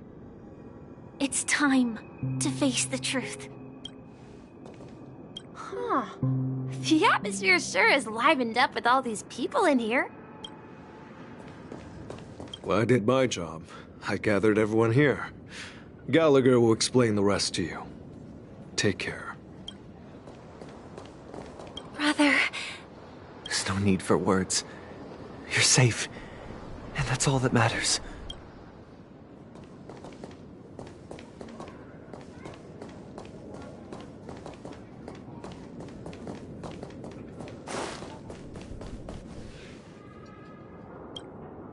I promised to give the siblings some privacy, so let's talk about our business first. What do you say? That sounds sensible enough. Since you went through the trouble of gathering the family head, the crew, and the Stellaron hunters, I'm guessing you have something important to say, Mr. Gallagher? Oh? Is it that obvious? The look on your face is practically screaming, I'm the one behind all this. You're right, Mr. Yang. It is indeed time to come clean on everything. The siblings already know what they need to, and they've made their choice. But you, Nameless, arrived a bit late. So it's only fair that I answer your questions. Before we begin, let me reintroduce myself. I'm the founder of Dreamflux Reef, the deputy of the Watchmaker, and the one who sent out that invitation. As Gallagher, the history fictionologist, I humbly extend my greetings to you all. History fictionologist? So what, everything you told us was made up? Well, don't worry. Almost everything I shared was true.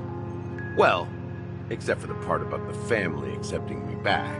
I double-checked with Micah, and everything he said about the family, the Watchmaker, and Mikhail is true.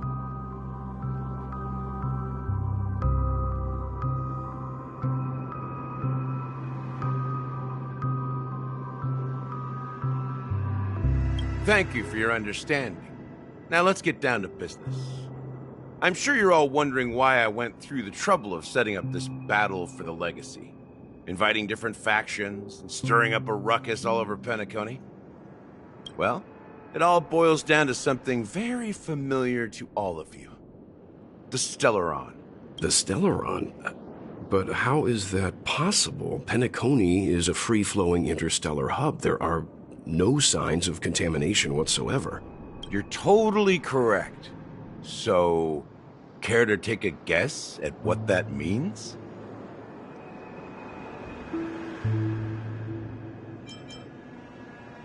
The sweet dream doesn't come out of thin air. If you think of the memory zone as the sea, creating the land of the dreams is like filling that wild ocean with earth to make an island.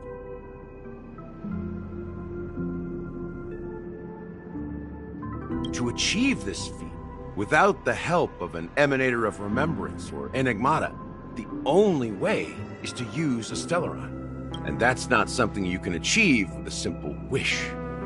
It requires vast quantities of knowledge, time, and manpower. I'm sure you get what I'm hinting at. In Azdana, the planet of festivities itself is a Stellaron disaster. The planet of festivities itself is a Stellaron disaster? It all started a long time ago, back when the Watchmaker and his crew liberated the frontier prison. They faced countless challenges as they began building Penacony from the ground up. That's when the idea of using the Stellaron came into play. The Stellaron first entered the Azdana system during the war. The Nameless warned everyone against the folly of attempting to tamper with such a power, and most heeded their words. But there are always people in the shadows with ulterior motives. The turning point came after Tiernan's death. With 2 of the Nameless gone, the Watchmaker had to go to the front lines. It was at that moment his rivals saw an opportunity. By the time a representative from the Montour Systems family arrived at the Watchmaker's call, the Stellaron had already been activated and was seeping into the primordial synesthesia dreamscape. And I suppose the family happened to possess the knowledge to seal the Stellaron? Not just that. They knew far more about the Stellaron than the average person. They helped Mikhail swiftly quell the civil unrest and played a part in building Penacony under the disguise of the Harmony. Those 3 eras were known as the Age of Dreaming. The Watchmaker, who had been left in the dark, sent out invitations across the universe, spreading the hype around the land of the dreams. Then, how did they turn against each other? Remember the island in the ocean metaphor? The truth is, the Stellaron was never truly sealed. It existed in a different form within the dreamscape. Think about this. What would it cost to create and maintain such a lavish dreamland? It's people's lives. The opulent dream is built upon the decay of spirits, with a toxic elixir called pleasure flowing through the dreamscape. It tempts people to indulge in the dreamscape, and gradually their minds succumb, becoming nourishment for the sweet dream. Confusion, laziness, and cowardice, weaknesses that plague humanity, were magnified and nourished by the family. Penacony became a new kind of prison, even more impenetrable than the previous one. Sadly, we realized this far too late. By then, the family had a firm grip on Penacony, swiftly quelling any opposition that arose. At my wit's end, I had to use the power of the Enigmata, and sought refuge in this chaotic realm. Over the years, I created a meme within this dream for our use. Dormancy. That's its real name. We exploited a loophole. You see, regular people can't fall asleep again while they are inside the dreamscape. So this is the true meaning of the impossible. You sent out invitations in the Watchmaker's name to find forces capable of resolving the Stellaron disaster and draw them into Penacony to uncover the truth. It's not just that. Above all, I wanted to see what happens when the major factions engage in a struggle for the legacy. Since this is the Watchmaker's first announcement in decades, the traitor within the family is bound to reveal themselves. So, the legacy is just a facade. If you want to consider the Stellaron as the legacy, I'm totally fine with that. If that's the case, where is the Stellaron now? That's a question for Mr. Wings. The Stellaron is still under the family's control, and as the head of the Oak family, I'm sure he holds all the answers. Go ahead. I'm sure Mr. Wings holds... As I suspected, the core of this issue lies within the Stellaron. You all look quite serious. Are you done talking? So, will you tell us where the Stellaron is? It is the Penacony Grand Theater itself. As I suspected. It's the embodiment of the family. The edifice that first materialized within the sweet dream. That's what turned Penacony into its current state. As for the person who employed its power, It is in fact Mr. Gopherwood, the current Dream Master. Well, that was easier than I thought. Did you conduct your own investigation already? Correct. When I was trying to track down the person who murdered my sister, apart from you, Gopherwood was my second suspect. Confronting me first turned out to be a smart move on your part. I didn't have other options. The Dream Master has been elusive, and even the heads of the families can hardly get an audience with him. Moreover, Mr. Gopherwood has been kind to my sister and me. And I didn't want it all to end like this. What do you mean by that? To be honest, my brother and I are also victims of the cancer of all worlds. We grew up as orphans, and were adopted by the family when they came to help. Mr. Gopherwood recognized our potential and brought us to Penacony. But I can't just stand by and watch Mr. Gopherwood become an enemy of the Harmony. I won't use my voice to support an evil cause. I won't step on that stage and sing, no matter who the traitor is, or what orders they give me. I won't let the Charmony Festival become an event that destroys Harmony itself, or the paradise in our dreams. Indeed. For the paradise in our dreams. As the head of the Oak family, I'm responsible for ensuring Penacony's promising future. Robin and I will head into the Sweet Dream and confront the Dream Master. And if it turns out that the family has truly strayed from the Harmony, I'll fight alongside you. We'll put the Charmony Festival on hold and make sure Mr. Gopherwood pays for his blood debt. The enemies you are about to face aren't like this old dog here, who can barely even bark. Since our interests are aligned, why don't we team up? Maybe, just maybe, we'll have a shot at success. We have always been following in the footsteps of our nameless predecessors, and there's no reason to stop now. Yeah, we Nameless won't back down from a challenge. Isn't that right, Miss Trailblazer?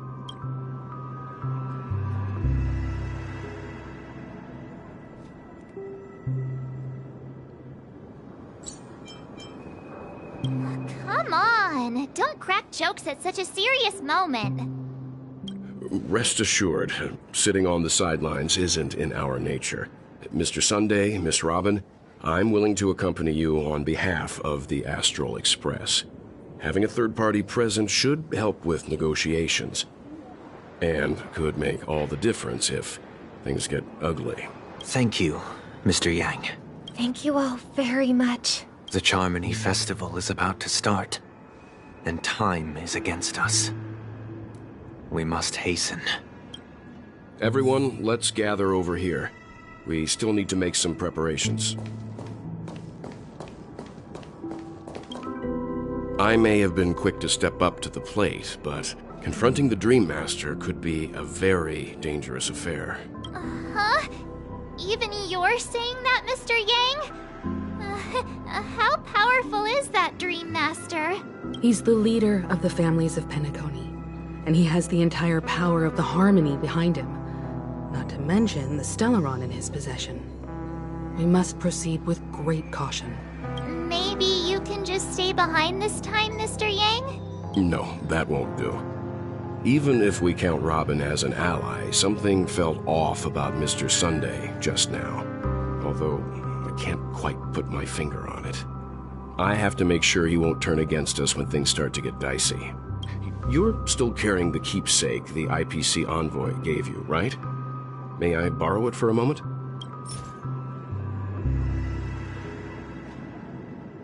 Huh. I knew it. As I suspected, this chip Aventurine gave to you is actually a miniature transmitter. If I'm right, he intends to use it to track your location or contact you when needed. As it so happens, this may actually be of some use in the current situation. Aventurine? Is he still alive? And what does he have to do with our mission to confront the Dream Master? Remember what I said earlier? Working with the IPC is a way to keep the family in check. If negotiations go south and the family show their true colors by going after the Stellaron, I'll use this transmitter to send a message to the IPC. It'll be just the opportunity the IPC ambassador was hoping for. The only question mark in all of this is Aventurine's current status. But the IPC is always listening, especially senior strategic investment department heads like him. Getting the message across shouldn't be a problem. Good luck to you, Welt. Well, you take care too. If anything goes wrong, don't worry about me. Just make sure to seal the Stellaron. Spoken like a true hero. Even if the Dream Master is innocent, the family's corruption runs deep. I won't make the same mistake Mikhail did. Let's wish him the best of luck. Don't you have something else to tell us, Gallagher? Why would you say so? Before we departed, the conductor asked us to inquire about the 3 Nameless in Penacony. We've already collected intel about Rosalina and Tiernan, so the only one left is Legwork, if I'm not mistaken. We've already met him somewhere, haven't we? It's not enough to say meet, but the answer is pretty obvious. After all, I've hinted at it in quite an evident way. I've been watching over you ever since I received the reply from the Astral Express. And I've seen the great effort you all put into linking different realms together across the cosmos. And now, after getting this far all in one piece, you have truly proven yourselves. Miss Himiko, were you the one who repaired the Express and got it sailing through the cosmos again? Yes. And you two, young Nameless, you have very interesting life stories and extraordinary skills.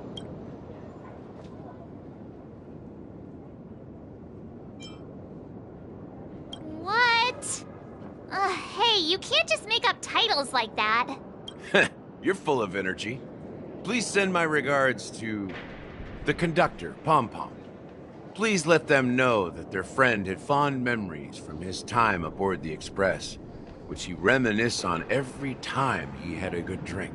As for the last Nameless, he embarked, disembarked, and embarked again, traveling in a great circle, ending up back where he started. On his deathbed, he told me to find the Astral Express and deliver an invitation to the future Nameless. He left behind a special gift, a true legacy. Something that belongs only to the successors of the Trailblaze. Come with me. Now is the time to reveal it.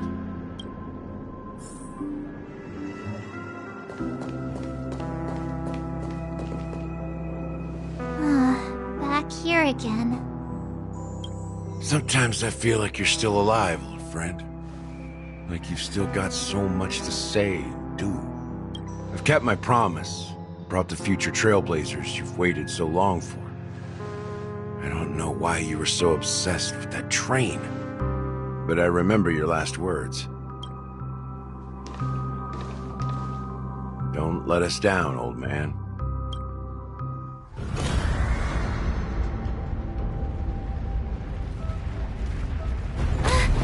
What's happening?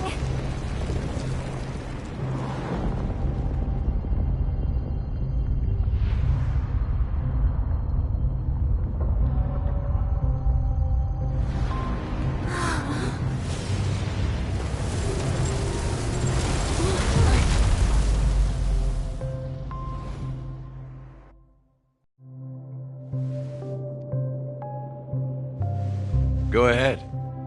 His resting place lies in the garden up ahead. The first and last Nameless of Penacony. Mikhail Char Legward, the Watchmaker.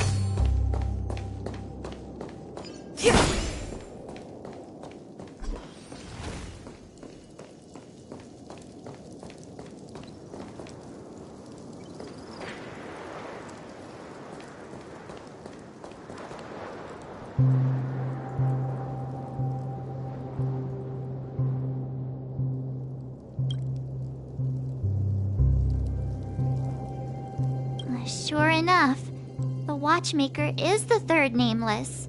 Even I could guess that one. The legacy he left behind was a dream bubble. I believe inside that bubble, there's something that holds meaning only for the nameless. After all, when I checked its contents, I found nothing inside. Maybe some Trailblaze runes? Even more mysterious than me. Well, let's have a look.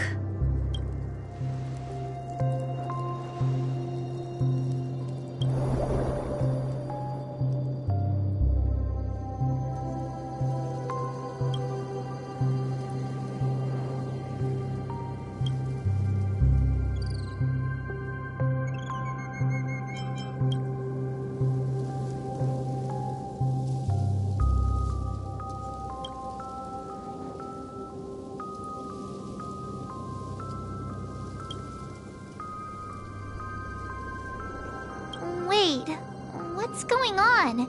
Seriously? There's nothing inside this dream bubble? How could a dream bubble be empty? Just as I suspected. That old man always had this strange belief in the nameless and the Trailblaze. And I never understood where he got that confidence from. Especially since he never managed to get in touch with the Express while he was alive. I could never figure out what was going on in that old man's head. But this empty dream bubble is so typical of him. He was always full of weird fantasies and incomprehensible romanticism. That mischievous old man. Well, I didn't expect him to leave anything concrete behind anyway. Don't think that's the case, Gallagher. I'm sure Mikhail has left us the most precious thing of all. Don't start getting all philosophical on me, all right? Just as Mikhail believes in the nameless of the future, we unconditionally believe in the nameless of the past.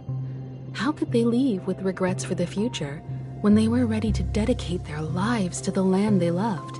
There must be something contained in this dream bubble. It's just we haven't figured it out yet. You also have faith in the watchmaker, don't you, Gallagher? Well, I'm a follower of the Enigmata. My philosophy forbids me to have faith in anything. That's why I understand what faith means in the path of Trailblaze. And I also want to know what he left behind.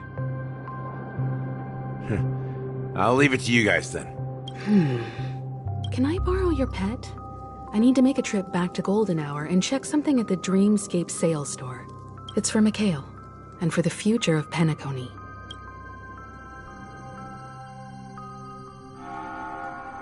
Welcome to the Reverie Hotel. How may I help you? Greetings. We're the Nameless from the Astral Express, and we'd like to check in. The Astral Express?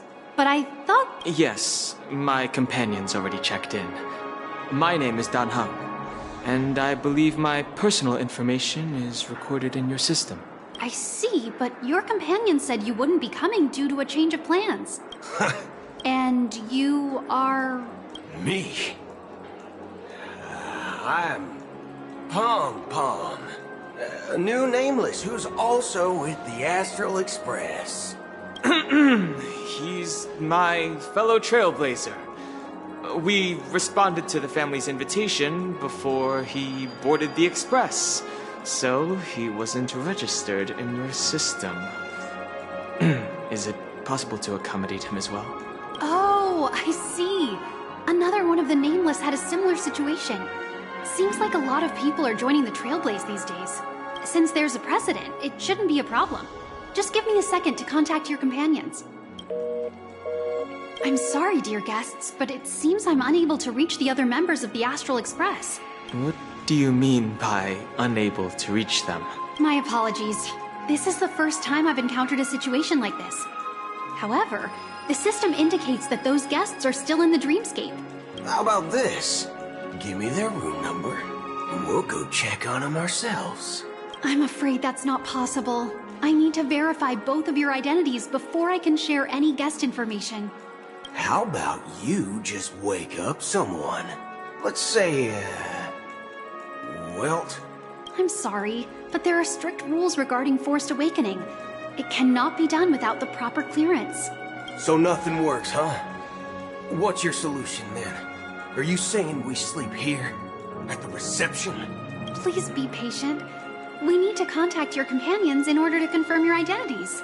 And now it seems you need to confirm our identities before you can contact our companions. It seems so. Fudge! Look, nothing personal, but if you can't handle this, go find someone else who can, okay? Please calm down, dear guests. I do recall that Mr. Sunday, the Oak family head, personally handled this issue earlier. Oh, please wait a moment while I contact him. I don't think she's trying to give us a hard time. She really just doesn't know what to do. I have a bad feeling about this. You tried to contact them on the Express earlier, but they didn't respond. Something doesn't seem right. I need to leave for a moment. You can stay here with the receptionist.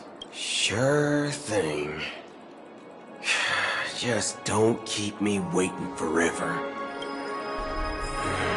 Don Hung seems pretty worried about his companions. I should give him some space. Stressing out about it won't help anything.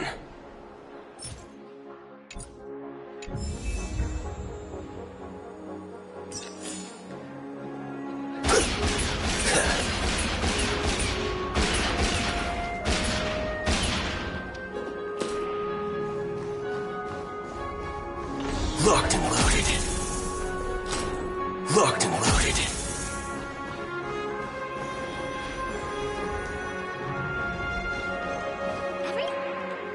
The Charmony Festival is about to start! I'm so excited! Hey! You guys here for the Charmony Festival too? Well, I didn't come all the way here specially for the festival. Honestly, I don't really even know what it's about. But I heard it's a lot of fun! Well, back in my homeworld, Anaria, we have festivals like that all the time. My dad threw me a birthday party one time that was just as extravagant as the Charmony Festival. Oh, come on! The Charmony Festival is a once-in-an-Amber-era event! How can a birthday party compare? Well, you never know, right? Maybe on her world, birthdays only happen once in Amber Era. Anyway, let's forget about that. Have you heard about the, unsettling things happening in the dreamscape? Unsettling things? What could possibly go wrong? It better not ruin the Charmony Festival! I've been looking forward to it! Relax. With a big event like this, there's bound to be lots of gossip and rumors. Don't worry. If anything does happen, the family will be on top of it. Oh, that's a relief. I didn't come all this way to see the festival go down the drain. Well, looks like I won't get any fudging clues out of these two. They're clueless.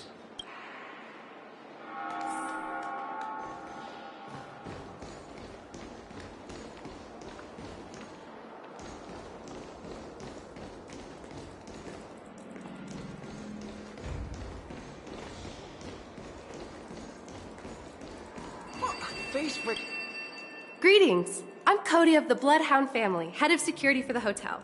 How may I assist you? Hello. So, there's something I wanted to ask about. I've been hearing some unsettling rumors about certain incidents that might affect the Charmony Festival. Do you think there's anything to be worried about?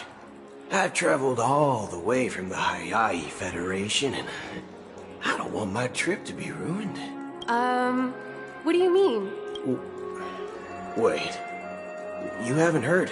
I'm not sure where you heard those rumors, but they're completely baseless. I can assure you, as a representative of the Bloodhound family, that everything is going smoothly for the Charmony Festival. At present, all of the families are focused on making sure the festival starts on time. Even the Dream Master himself has arrived. So don't worry, your trip won't be in vain. That's a relief to hear. She doesn't appear to be acting. So, it seems that even the hotel staff are out of the loop.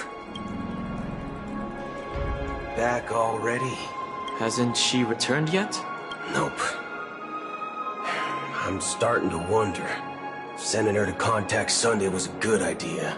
Neither the staff nor the guests seem to know anything about what's happening in the dreamscape, and wherever we go, all we see is people enjoying themselves. Definitely not a good sign. I agree. Another unusual thing is that the Oak family is supposed to be in charge of organizing the council and managing everything inside and outside the dreamscape. However, I walked around the hotel, but didn't meet a single member of the Oak family on such an important day. Well, I'll be forked. If I remember correctly, the head of the Oak family is that Sunday guy, right? We shouldn't linger here too long. Let's go back to the Express for now. Not so fast. Have you ever robbed VIPC, bro? If you run away now, everyone will be chasing after you. Are you suggesting we sit here and do nothing? I wouldn't say do nothing. But let's stay put for now. Even if the family has ulterior motives, they couldn't have anticipated us showing up here. We're the surprise factor for them. They don't want to attract unwanted attention from certain outsiders, so they won't do anything reckless. See, the IPC lackeys are keeping a close eye on this hotel. If I were a family member, I'd find an official excuse and keep the surprise factors here. If we just wait here, that would be like walking into their trap. Of course, we don't need to walk into their trap. I give a backup plan to the memo keeper. If it turns out we won't be allowed to enter the dreamscape, she'll order a drink for me in the VIP lounge at the hotel. In reality, a secret signal. That's right. Oh, a concrete object can indeed help the memo keeper establish a connection with you. But Boot Hill, if you have more backup plans in the future, I hope you'll let me know in advance. I'm sorry, but it's one of my quirks. I have too many unreliable friends. And if I reveal that I have backup plans, things can go awry. And that would leave all backup plans completely useless. How do we get into the VIP lounge? This is where my street smarts come into play. You can actually book a stay on credit. You're the lobby manager, right? Yes, I am. How may I assist you? We're the Nameless from the Astral Express. We wanted to check in, but there's something wrong with your system. The lady at the front desk said she would contact the manager, but now she's nowhere to be found.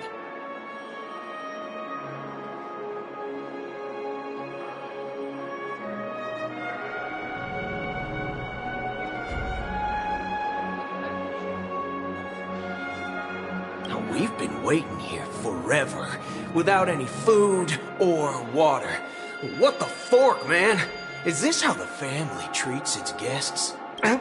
Is this your idea of street smarts? Starting an altercation? It's called standing up for your rights. I apologize for the inconvenience. Please wait while we try to contact Mr. Sunday. I'll arrange 2 premium seats in the VIP lounge so you can rest there while you wait. See? Just like that. Just don't call yourself Nameless next time. Wow, this bar's something else. Certainly worthy of the planet of festivities.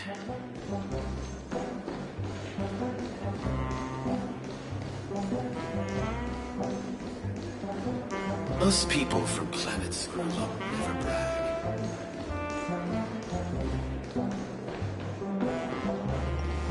Why isn't there a sugar-free soda?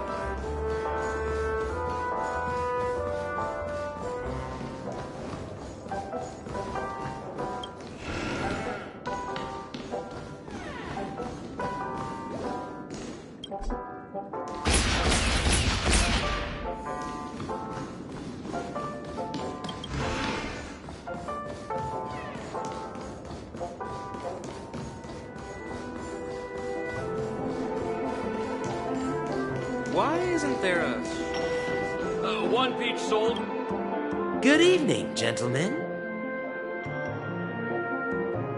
Hey, I have an order for a bottle of Donna's White Oak. Can you help us find it? Donna's White Oak? I think there might be a misunderstanding. We don't serve that here. Oh, no way. Are you sure you're not mistaken?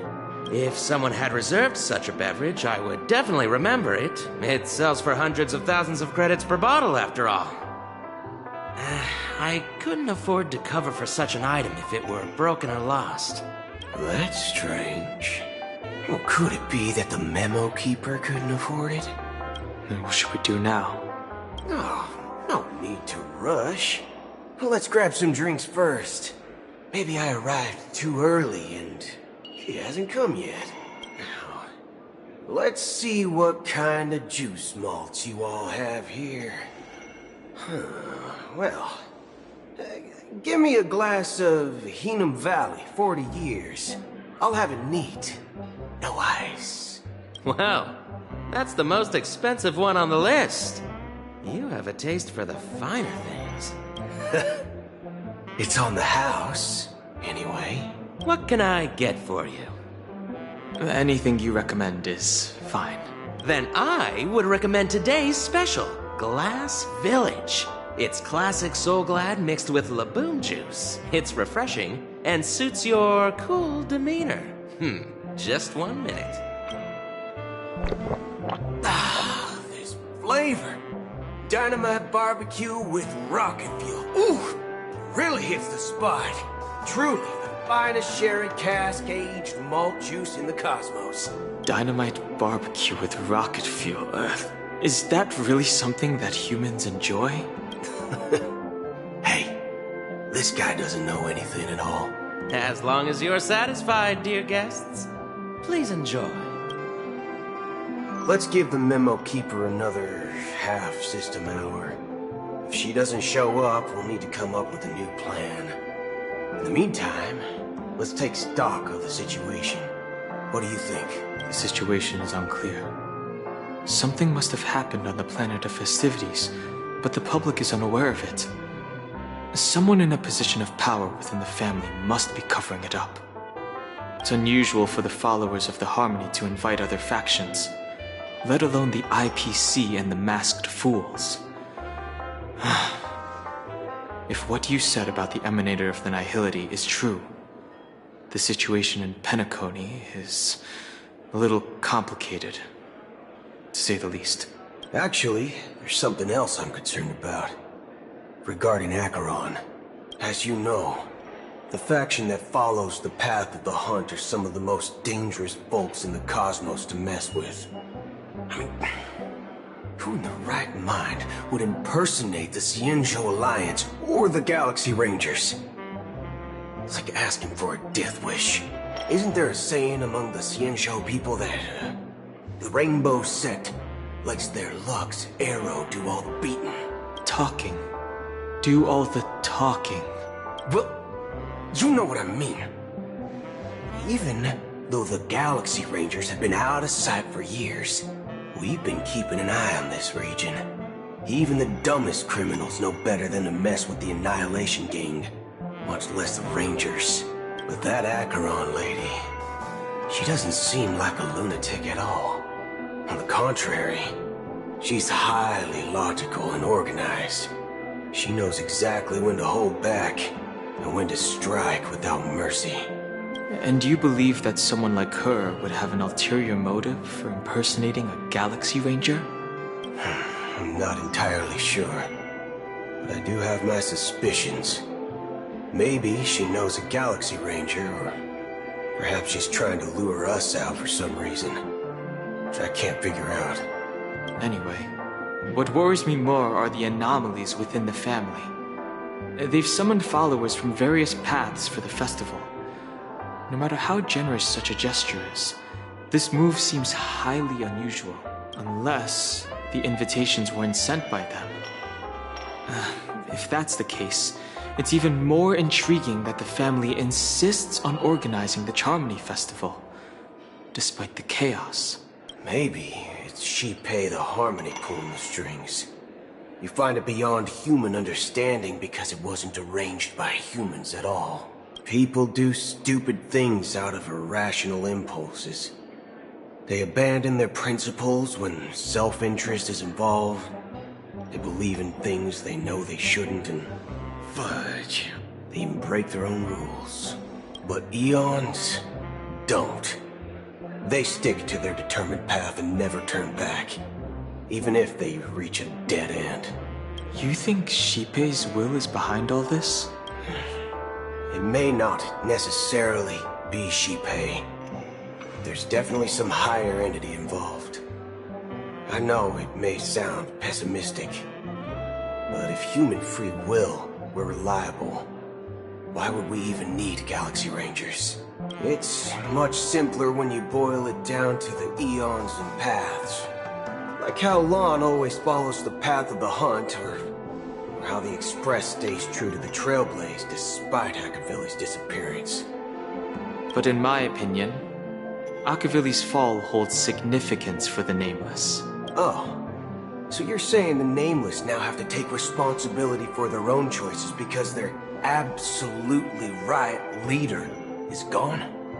Exactly. I believe the purpose of the journey isn't just about following a path that's always considered absolutely right. It's more about doing your best to choose the right path for yourself among countless possibilities, even with limited insight and judgment. I don't know what you've been through, but I agree that people must take responsibility for their choices, because no one else can do it for them. That's why the Galaxy Rangers need to uncover the imposter and figure out her true intentions. Just in case. I have a backup plan if the Memo Keeper doesn't show up. This is my final backup plan. I promise. You sure have a lot of cards up your sleeve. Well, going back to my old career would make things a lot easier. By the way, when you were walking around the hotel, did you happen to see any important-looking guests? What's your plan? It's simple. We just grab some hostages and use them as bargaining chips with the family. Or maybe we can even take their identities. No need for that. We'll return to the Express now. Wait. Are you getting scared? Draw your weapon. Let's make a big scene. Are you leaving, esteemed guests? Would you like to cancel that Asdana's White Oak you just ordered? Huh? Asdana's White Oak? But didn't you just say... Ha ha. Looks like you are a bit intoxicated, esteemed guests. You ordered a bottle of Asdana's White Oak just a moment ago. Looks like your Memo Keeper friend has finally arrived. Oh, right. Sorry, my memory's not the best. You know, too many modifications and all. Anyway, let me check. Well, fork me. It says Donna's White Oak, all right. And there's a note. I'll be waiting for you on the Astral Express. No mistake. That's her message to you. She knew the hotel wasn't safe, so she suggested we find another place. Well, looks like we took a detour, but now it's back to the Astral Express. So, what are we waiting for? Let's go. You're back? 2 guests just boarded saying they were looking for Boot Hill, so I told them to wait in the parlor car. Oh, just in time. 2 guests? Yeah, or 2. Look, we welcome all passengers on the Astral Express, but sneaking in like that, you have no regard for etiquette. My apologies, conductor. It was an oversight on my part. I assumed you were already acquainted with the garden. Given the chaotic situation in Penacony, the Nameless are the only ones we can truly trust right now. You are the memo keeper. Pleased to meet you, Dan Hung. I've seen you in others' memories. And as for Boot Hill, this is our first face-to-face meeting. I hope you enjoyed that bottle of Astana's White Oak. You sure have a refined taste. Finally, memo keeper. Well, let's cut to the chase. Spill everything you know. That's precisely what I intend to do. But before that, please allow me to introduce myself. My name is Black Swan, and I serve the Garden of Recollection as a memo keeper. As for Acheron's story, I'm sure she knows it better than I do. Greetings. I'm Acheron. What? You Garden of Recollection shirtbag! You betrayed me! I apologize, but she did that at my request. Due to certain reasons, I have been exiled by the family. Thankfully, this memo keeper came to my aid and helped me escape their surveillance unnoticed. To be honest, it was more like stalking than helping. And the process was far from unnoticed. But we did escape. I asked her to guide me to a place beyond the family's reach and to contact a few trustworthy individuals. Namely, all of you. Trustworthy? Son of a nice lady. You think I'm dumb or something? How about this? I'll put a few bullet holes in your head and see what secrets spill out. Then, we can talk about trust. It doesn't have to be like that. I'm willing to answer all your questions, but not right now. If my cover hadn't been blown, we might have had more time, but at the moment, we don't have any other options. No other options?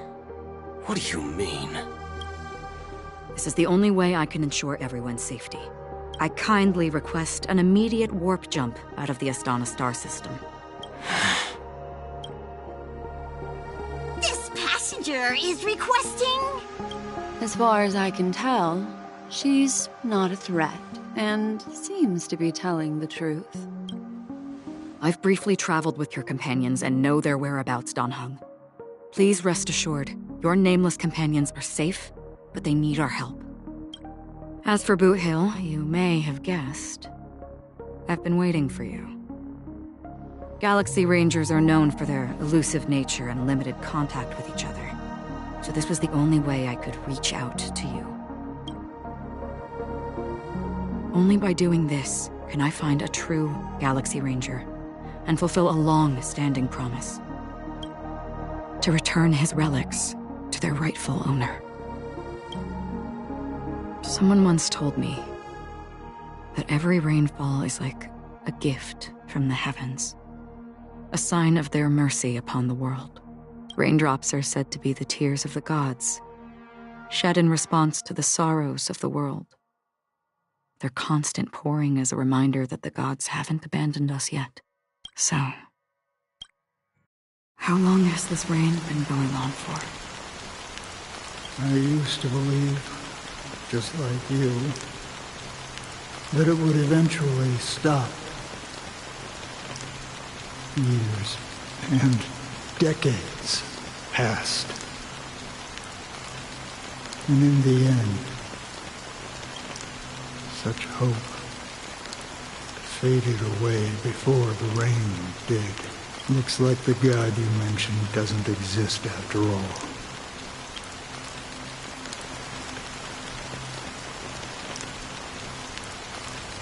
Well, let me share a story with you. Mortals who walk the paths are like sailors on a vast ocean, leaving behind a trail that creates countless ripples of possibilities. These ripples last longer than the fleeting lifetimes of humans, and for some, their presence leaves such a strong mark that it's reflected in the waves. Like those shadows on the ocean. Sin-thirsters, the obsessions of the Pathstriders. They emerge from the depths of IX, seeing themselves as masters of their own destiny, unknowingly repeating the actions of their past lives. They emerge from the nihility and head toward it, leading purposeless lives. However, these hollow phantoms, they were once my dear companions. A group of Galaxy Rangers. Are you watching over them? Watching over them? No. I'm guiding them toward transcendence. It was a brutal war. A crusade that shook the universe. The universe witnessed the fall of Zulo, the Lord Ravager, but it came at a price. A price so hefty that only those who were there still remember. The unwavering determination of the Hunt followers persists even in death. So someone must guide these lost souls to their life beyond. They were heroes in their time, and they shouldn't be reduced to mere puppets of the nihility. As for me, I've suffered too many losses on that battlefield to advance any further. And that makes me the most fitting person to carry out this task. But you know, these sin-thirsters, they're not who they used to be. Does this seem pointless to you? Well, some tasks have to be done, even if they are pointless. I can help you. For what? For the meaning of the nihility. That's what I've been seeking. I see. After all, this realm is off limits to ordinary souls, right? Thank you, stranger. I wish that you find what you seek. Before we part ways, I have one more question. It is true that their actions and even their entire lives may seem pointless from our perspective. But if, and it's just an if this is what the departed ones expected, should we try to change it? A good question. And a profound one. I don't know the answer. What I do know is that one day I too will pass away. And when I bid farewell to this world, someone will stand at my grave and place a bouquet of flowers on it.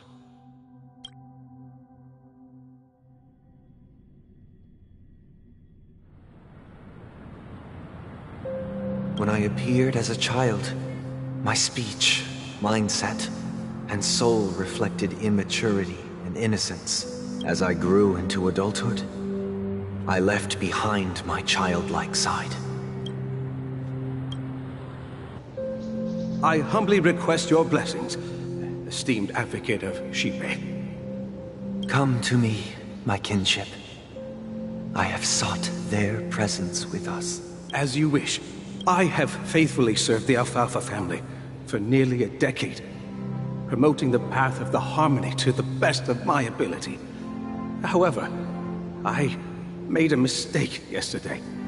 While I was preparing dinner for the family head, I accidentally dropped a prepared dish on the floor out of laziness. I lied and claimed that everything was ready.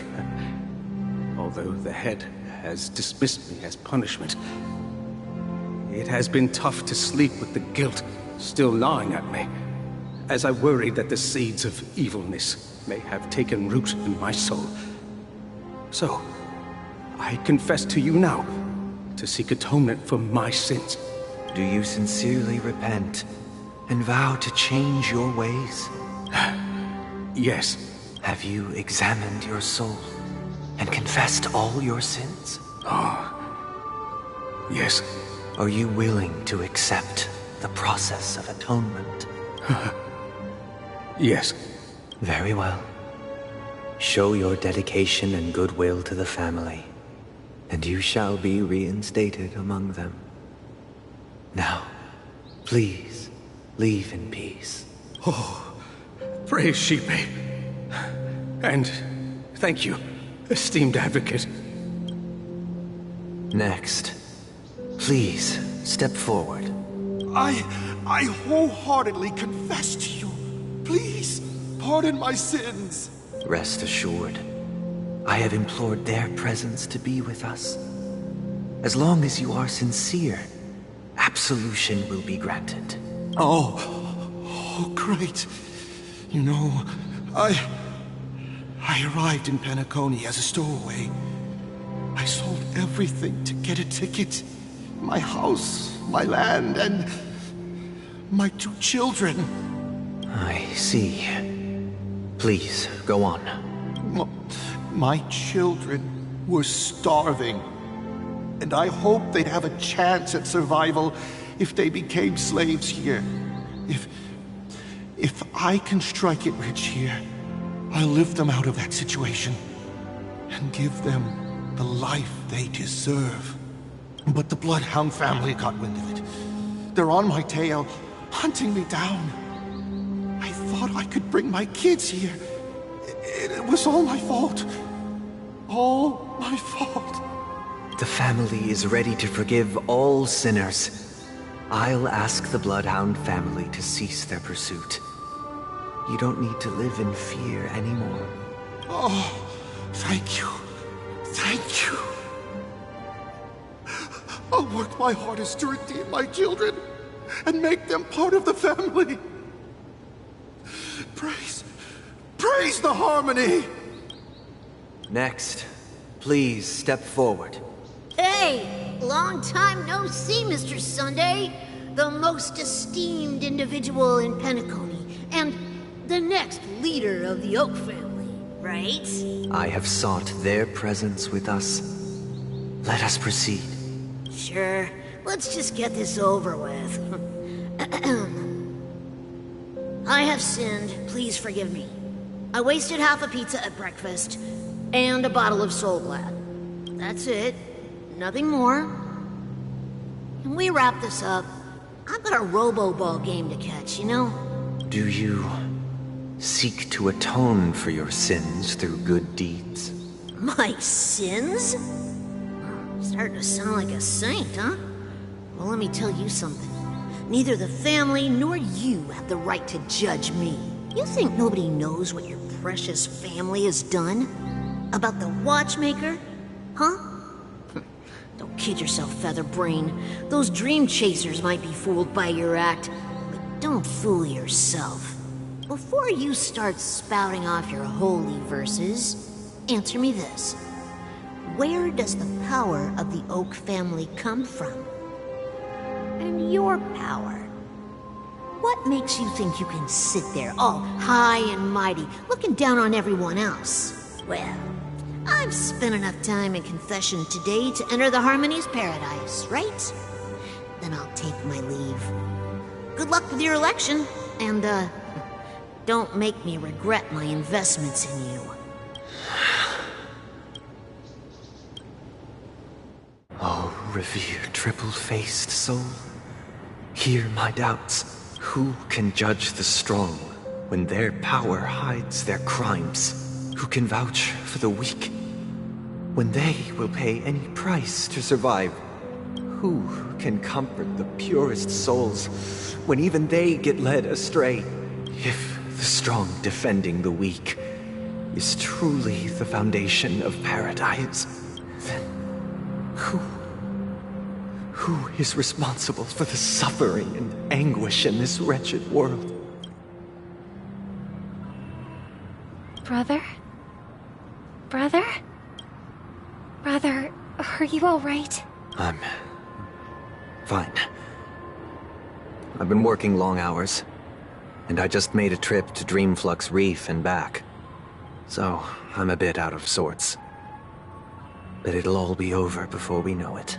You've been working non-stop on the Charmony Festival, Mr. Sunday, and no one could have predicted this incident. Even if the Stellaron does pose a grave threat, I still feel sorry for all the trouble we've caused you. No need to worry about troubling anyone. The Charmony Festival was meant to spread joy and harmony across the cosmos. But now that we know the truth, I'm afraid we'll have to cancel it. It has always been our wish to make everyone happy, so... we'll do our best to explain everything to the Dream Master. I'm sure he'll understand, even if the negotiation does not go smoothly. I'll refuse to go on stage. Without the Chord Master, the Harmonious Choir would not arrive, and the Charmony Festival would be just a grand performance, and nothing more. I'm relieved to see your determination. You know, since arriving in Penacony, we haven't had any contact with this Dream Master himself. I'd heard of the heads of the 5 major lineages, but the Dream Master is a mystery to me. The Dream Master rarely grants an audience, even for us. But, given the urgency of the situation, he's agreed to meet us in person. Perhaps you'll be the first guest to meet the Dream Master in years, Mr. Yang. Let's hope we can reach a consensus that satisfies everyone. Indeed. Let us hope so. It's about time. We'll have to get ready for the meeting. I apologize for any inconvenience caused by the urgency. Don't worry. I'll be waiting here. Dear, it's Mr. Sunday! Hey, come over here! Thank you for everything you've done.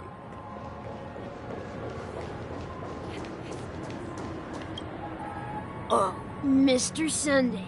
Hey there! Okay, see the moon in the sky? It's about the size of the cap on my Soul Glad bottle. If I just reached out my hand, I could grab the moon, couldn't I? The moon? You mean the Grand Theater? Yeah. Look at me. I've been away from home for too long.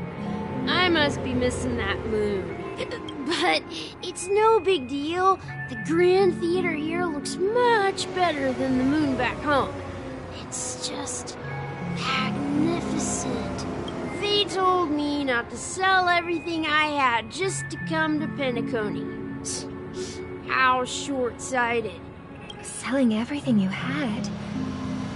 Why would you go to such lengths? Why? Can't you see? Life back home is miserable.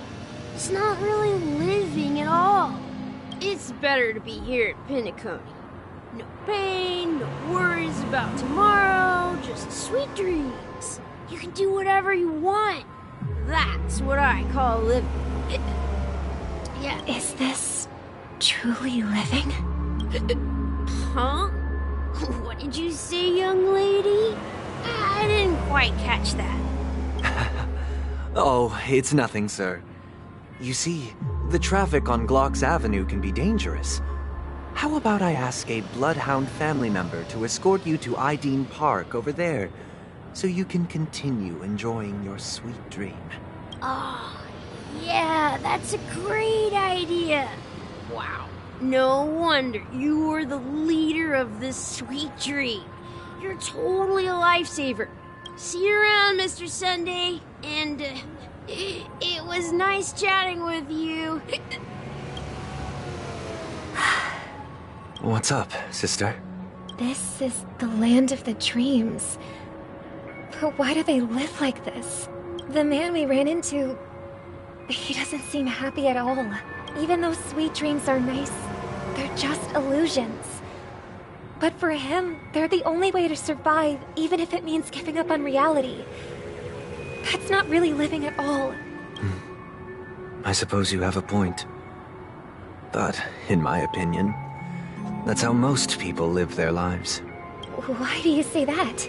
You think that man is not actually living, but that's not quite accurate.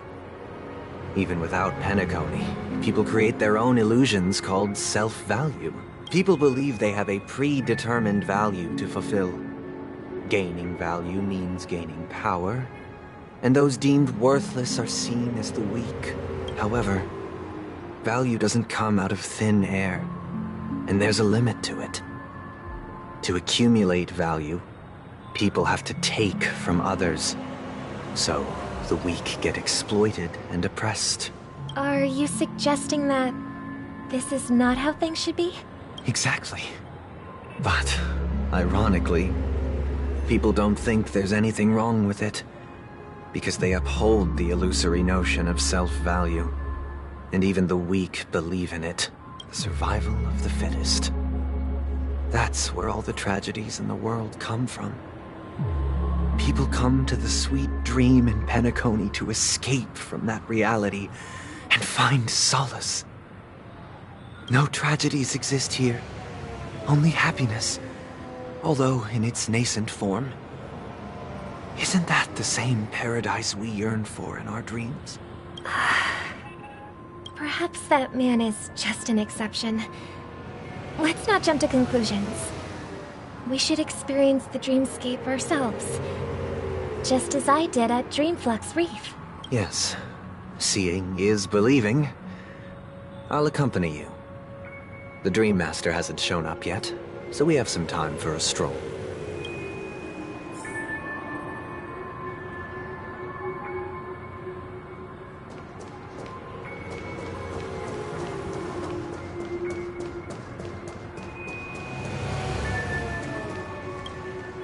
Glad to meet you again, Robin. How are the preparations for the Charmony Festival coming along? We're all so excited about it. It's going smoothly. Thanks for making the trip to join the festival. You're too kind, Robin. It's a pleasure to have guests from all over the universe celebrating day and night. I can't stand being lonely or bored, so this jubilant dreamscape is perfect for me. But if this went on forever, would it get boring too? Nah, not at all. Who would get tired of having so much fun? Every day, you get to wear fancy clothes, explore all sorts of dream bubbles, indulge in delicious food without gaining weight, and you never get old or sick. As long as you can afford a room, this place is the ultimate paradise. But you know that only a few things can be brought back from the dreamscape to reality, right?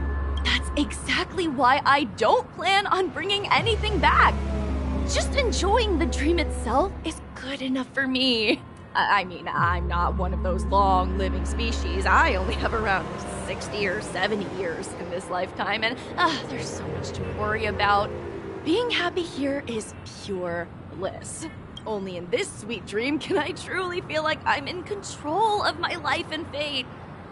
Who would want to go back to reality after experiencing this bliss? I see. I genuinely wish you all the happiness in the world. And I wish you a fantastic performance, Robin! I'm off to the Blue Hour for the ball. See you later. Seems like that guest's perspective didn't resonate with you either. She had a valid point. I could sense her genuine happiness. It's just that... What you're trying to say is, she thinks she's in control of her life. But in reality, She's just escaping from reality and seeking solace in this sweet dream. Once she steps out of this sanctuary, everything will be lost. Well, she did make mention of being able to afford a room. Didn't she? However, the paradise in our dreams, it doesn't have to end. No. And the paradise we yearn for shouldn't be just a fleeting dream either.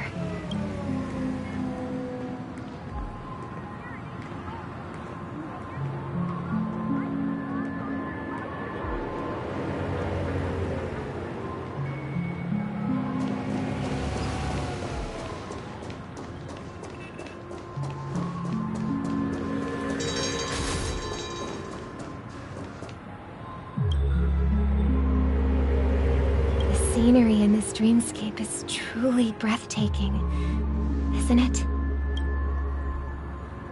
Oh, Robin. Can't believe I'm meeting you in person here. What an honor. You're right. Even though time stands still in this dreamscape, it always feels fresh. I find something new every time. A philosophical mind. I hope I'm not intruding.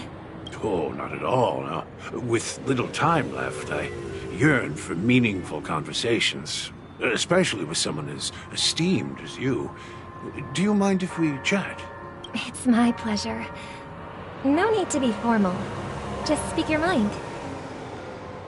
You said, with little time left. Please, forgive me for being blunt. But is that why you came to Penacony? Yeah. I was part of a war, and while escaping from the Sarkozian mothership, I got exposed to some radioactive materials. And then, all my comrades died, and my hometown was wiped out by neutron bombardments. I couldn't bear to live with everything I knew gone.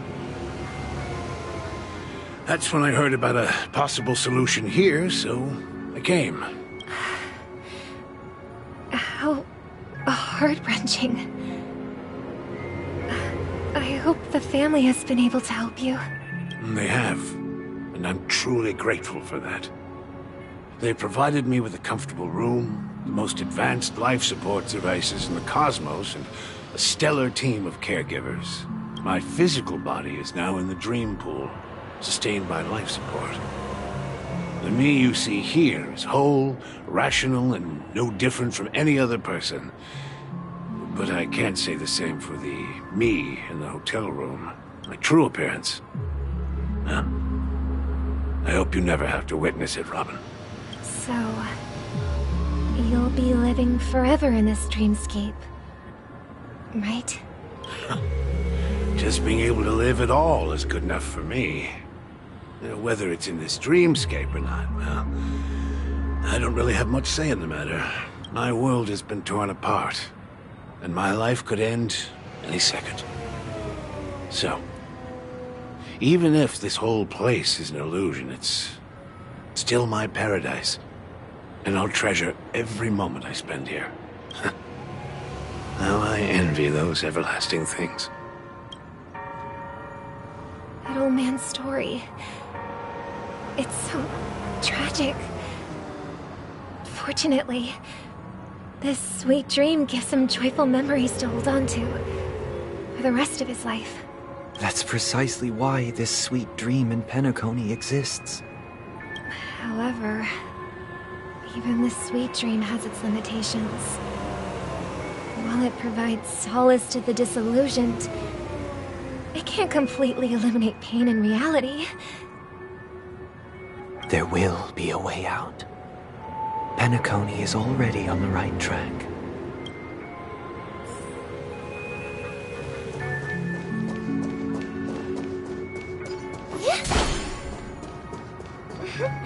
Look what we have here.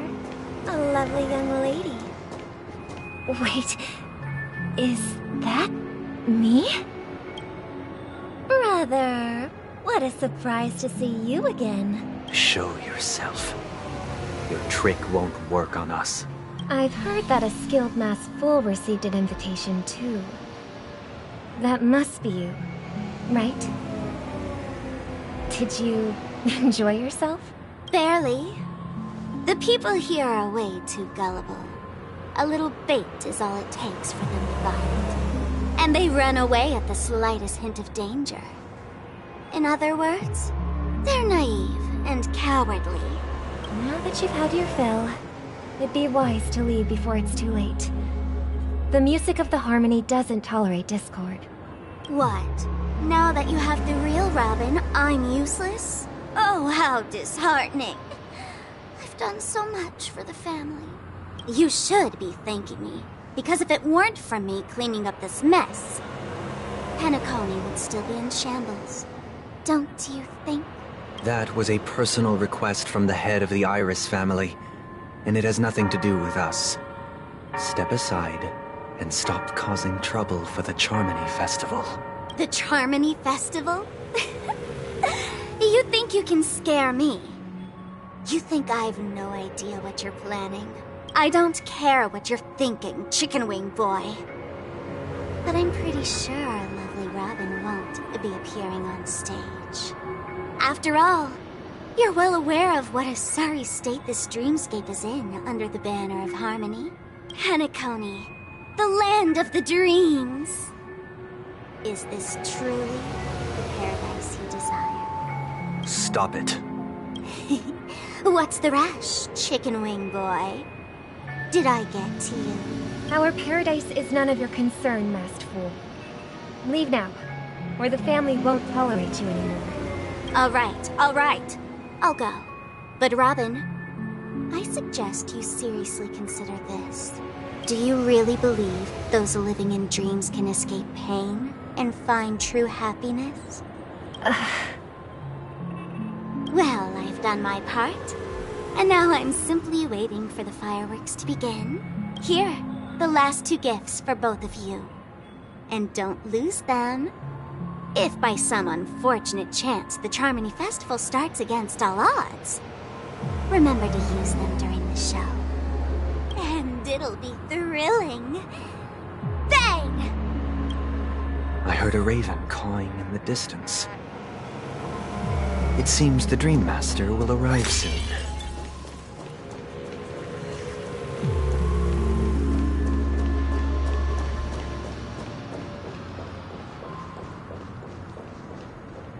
Let's wait here for the Dream Master to arrive.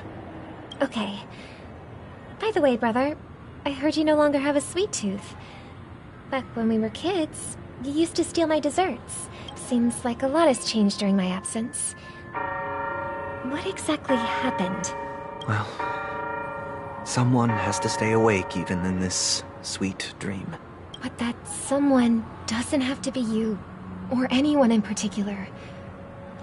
You're carrying too much on your shoulders, brother. The paradise in our dreams. It shouldn't be like this. Penacony is nothing more than a dream. It can't erase the worries and pain of reality, or bring true happiness. It only offers an escape from reality. Nothing more.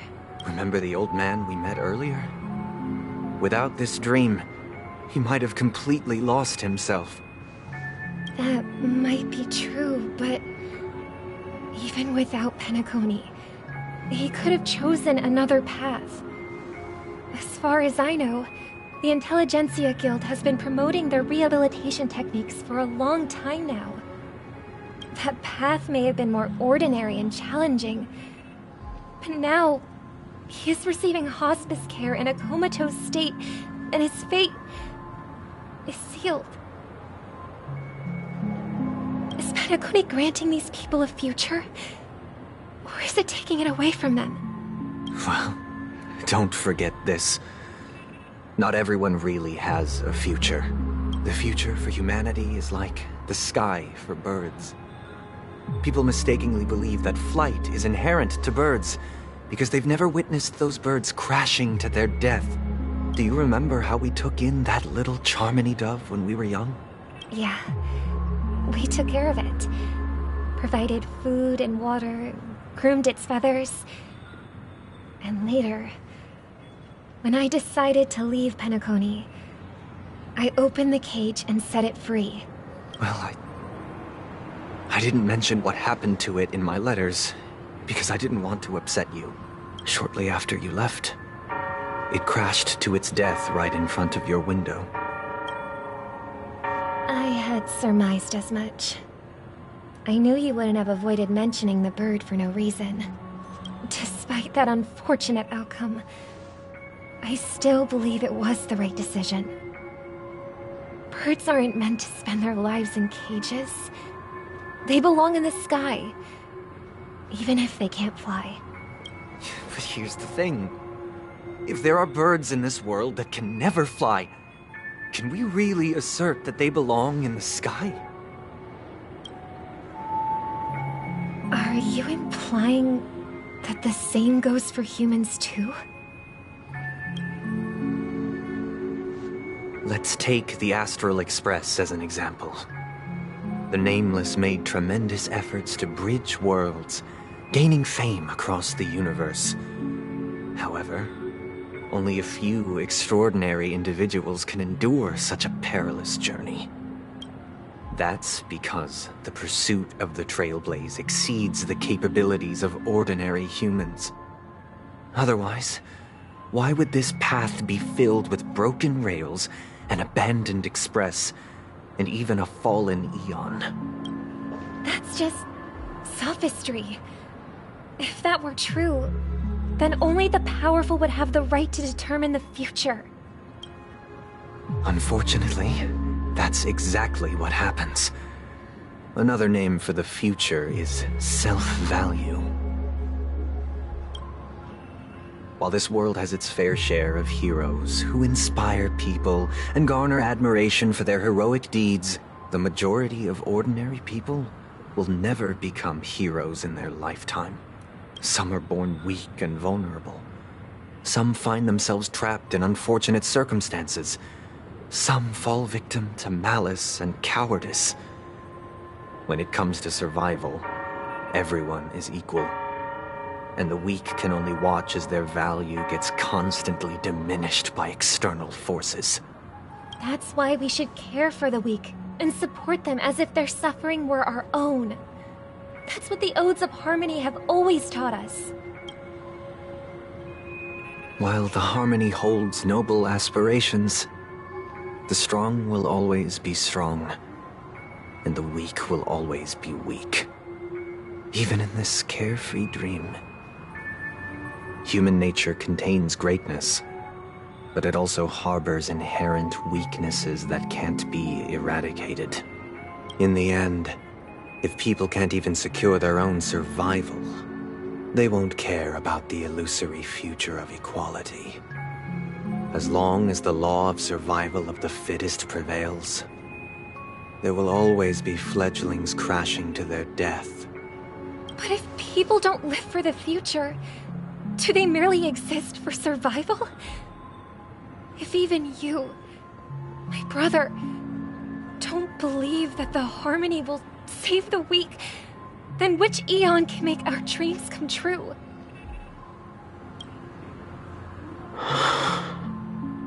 People often forget that when the first bird took flight, the entire world envisioned a future where no more fledglings would ever crash to their death. Are you reading, sister? What are you reading? Mr. Gopherwood gave me a picture book. It's about the story of the harmonic strings. If I could become a chord master, I'd like to summon Dominicus, the harmonious choir. I want to sing with everyone and spread our wishes so that all can feel happiness and joy. I see. Then, I would summon the harmonious choir too. Don't you have a wish of your own, brother? Of course I do. It's just that it includes your wish and everyone else's. I long for a true paradise where everyone can find peace. Then, let's build a stage there and invite everyone to our performance so that both our wishes come true through the power of the harmonious choir. It's a deal then. Yeah, it's a deal. But how can I become a Cord Master? Maybe you will have to become a star first.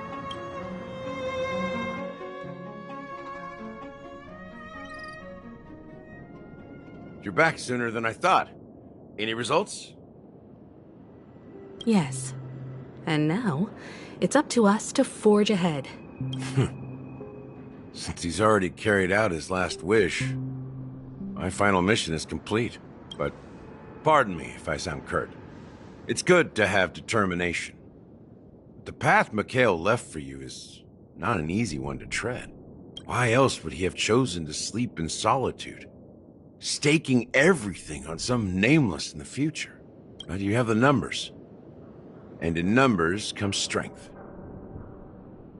So that might just delay your inevitable a little more.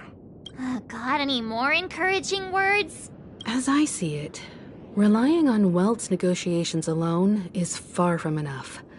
Regardless of whether the other party will be compliant, negotiating simply allows us to meet them as equals and won't grant us an upper hand. Penacony is our rival's home turf, and we already have very few chips left to play with. Rather than idly sit around while the family's got us blocked off, an offensive approach might be a wiser course of action. We're more familiar with the Stellaron's properties than most, and since it's the key to stabilizing the sweet dream, it's vital to the family's interests. By attacking their core interests, they're bound to retaliate hastily. And as the saying goes, haste makes waste. That's right.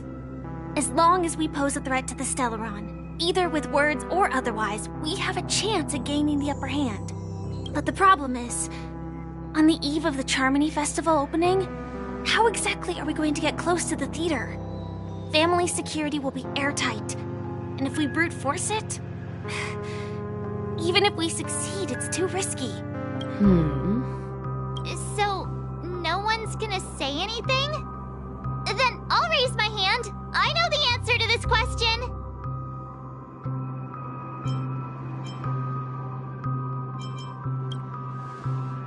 What's that supposed to mean? You'd better believe it. So, I heard that before the Charmony Festival begins, there'll be a pageant to kick off the festival. It's called the Soul Glad TM Festivity Auditions, or something, and it's going to be held in the moment of Scorch Sand. As long as we clinch the top spot, we'll be able to attain the title of Festive Superstar, and be able to personally bask in the graces of Miss Robin. Not that that's important. What's crucial is that we can enter the Grand Theater before the audience arrives. So, how do we go about participating in these festivity auditions? I've already procured special invite tickets from Miss Robin's fan club. To tell you the truth, I had been preparing to join the auditions all along. But now it looks like even if I scrape through, I probably still won't have the chance to shake Miss Robin's hand. So they're still running this thing, huh? It was originally just a publicity stunt, set up by Mikhail to drum up attention. But it looks like it might be worth a shot. We'll follow Marge's plan.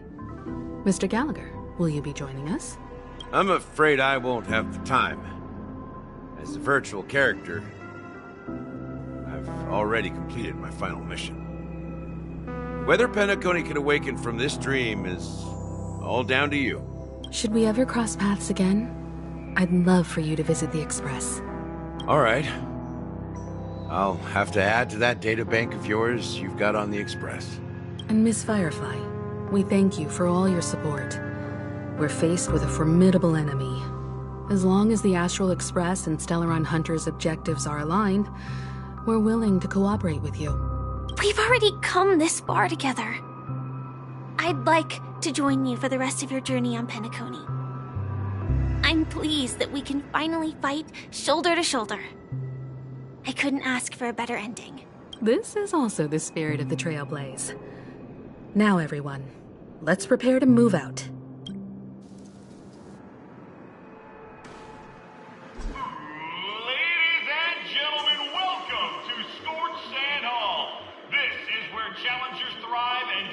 chasers shine, all under the watchful eye of the entire universe.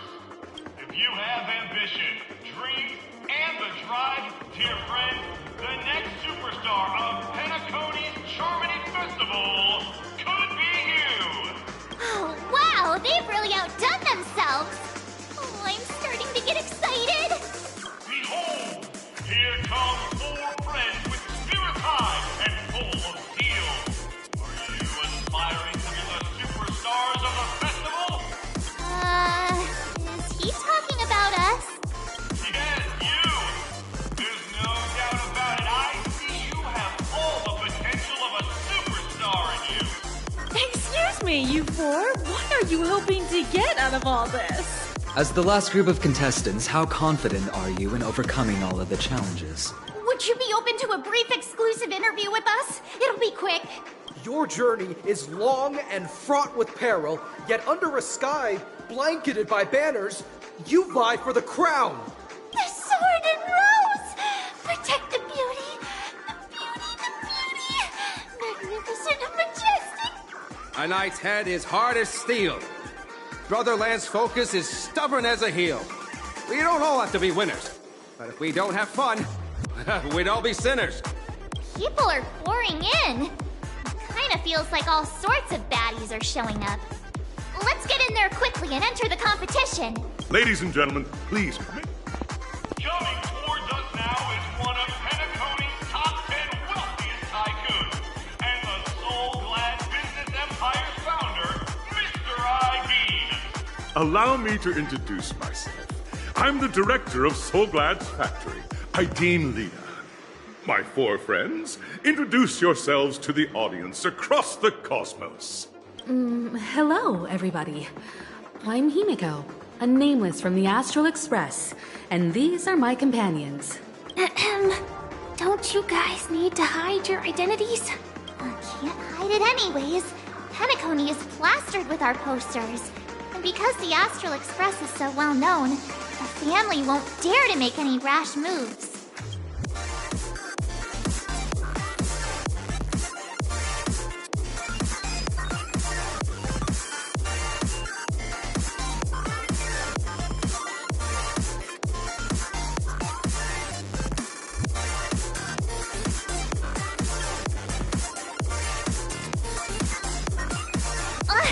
Don't expose my net handle to everyone!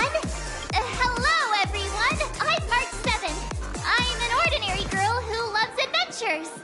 Hello, everyone. I'm Firefly. I am also an ordinary girl who enjoys adventures. So it's a bunch of nameless guests. This final face-off is bound to be spectacular. Time is precious. My 4 friends, come with me. Grab a bottle of Soul Glad and make your dreams a blast.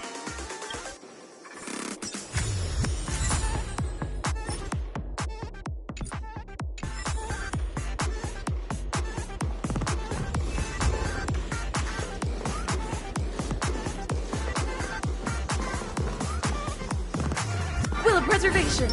Make a wish.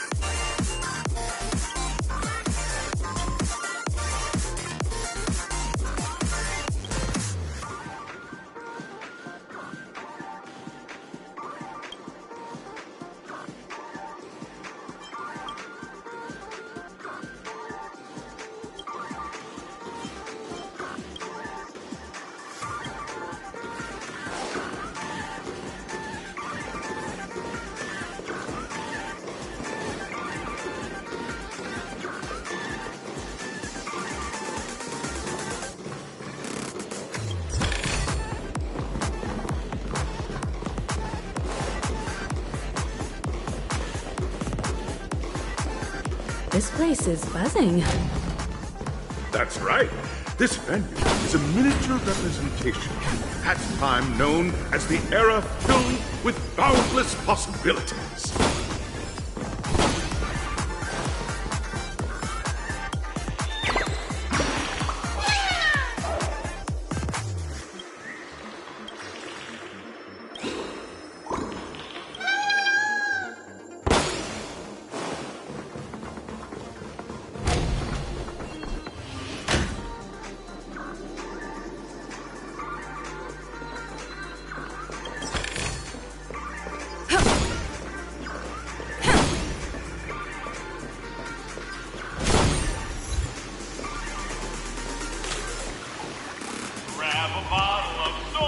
Nameless, your arrival reminds me of the grand occasion when Penacony was first established.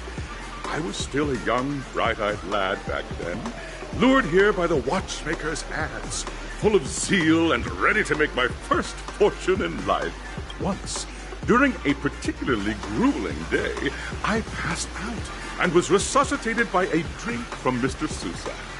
That sweet taste has since been etched in my mind, and that was what drove me to create the Soul Glad that we all know and love today. The dream-chasing era was truly a wondrous time. Oh, I miss those days, and the watchmaker. Scorched Sand Hall is my homage to that time of boundless possibilities. I wholeheartedly hope you make it to the finish and emerge as the next superstars of Penacony. Now then, is there anything you'd like to say before the competition officially begins?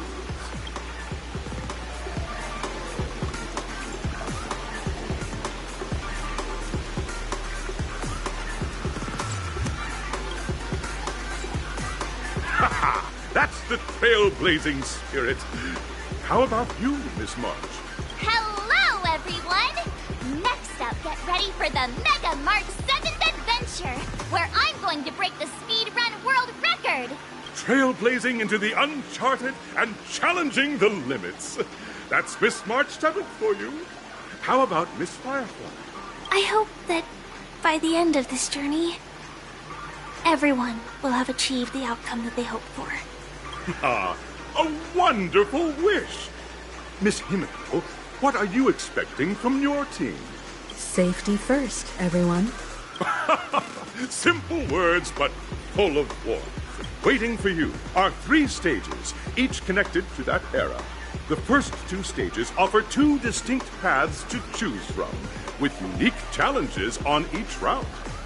And in the last stage, you will face off against a champion who has defended the title to this very day. A beloved contender whose noble virtues are unrivaled. Those are the rules. Simple. Everyone clear? Now then, I hereby announce that the 33rd Scorched Sand Festival of the 20th season, sponsored by Soul Glad Enterprises, has started. Everyone, as the Charmony Festival is drawing closer, we must reach the end as quickly as possible. Factoring in efficiency and safety, splitting up into 2 groups is the best choice. March and I haven't known Miss Firefly for too long and aren't overly familiar with her. It'd probably be better if the 2 of you paired up. Fine by me. Let's do it. All right. I don't have a problem with that.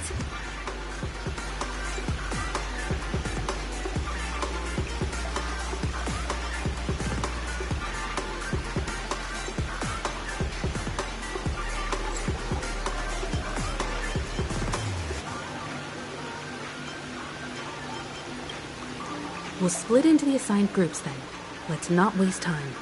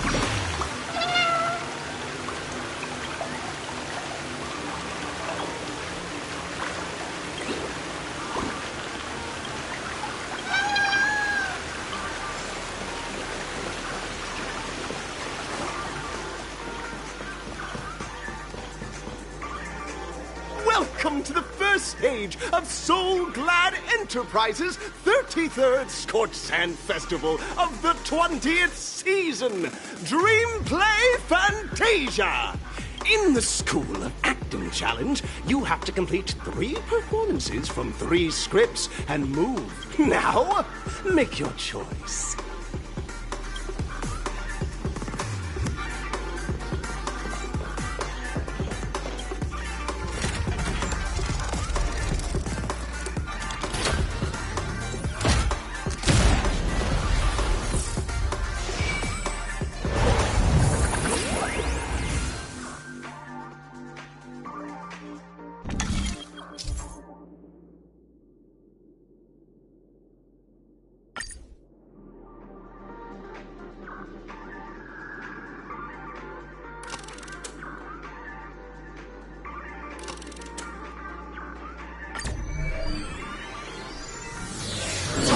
The stage of dreams for those who dare to dream.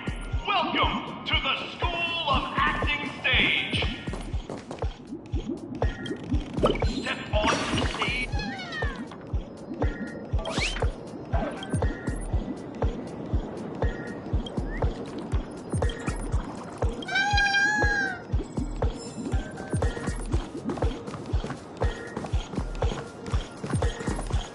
Competitors, allow me to introduce the rules of this challenge to you.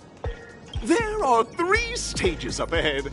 On each, you will find an outline of a script.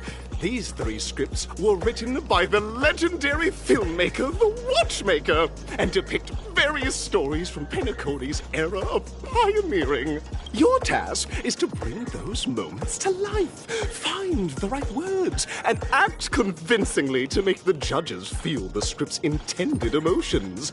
Oh, I wish you a successful performance. Also, a bit of trivia. The record score for this stage is held by a participant with fiery red hair. His exceptional performance brought even the strictest judge to tears. It's like he wasn't even acting at all. We are running out of time, so let's get this over with quickly.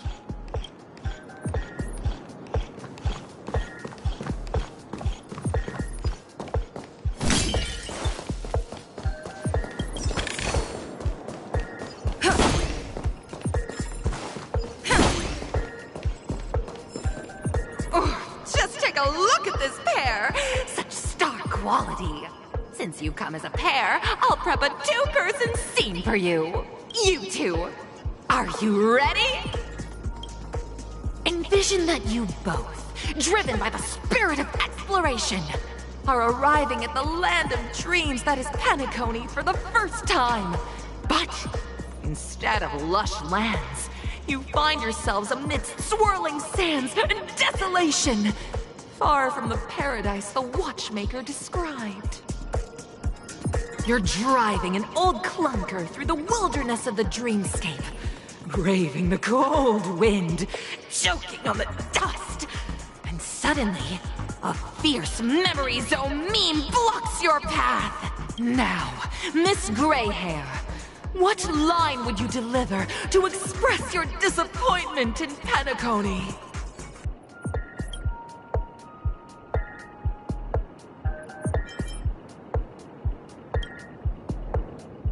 Very good! Now, though you're disappointed, your screen partner is conversely very enthusiastic. Now, young lady, you will say... This is great! I love living on the wild side! Very good! Very intense! And then we cut to the story's next scene. You find a job mending the rails, but the days are long, and your endurance can't keep up, and you finally collapse in the endless expanse of desert. Suddenly, sweet rain falls from the sky, wetting your lips and rousing your spirits. Now, Miss Greyhair, what line will best express your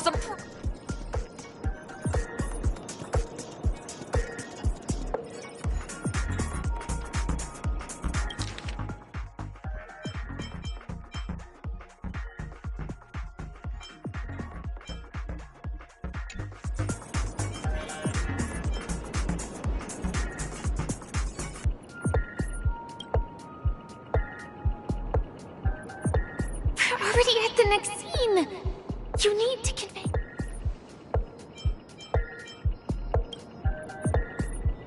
That's not right. That line doesn't sound very surprised.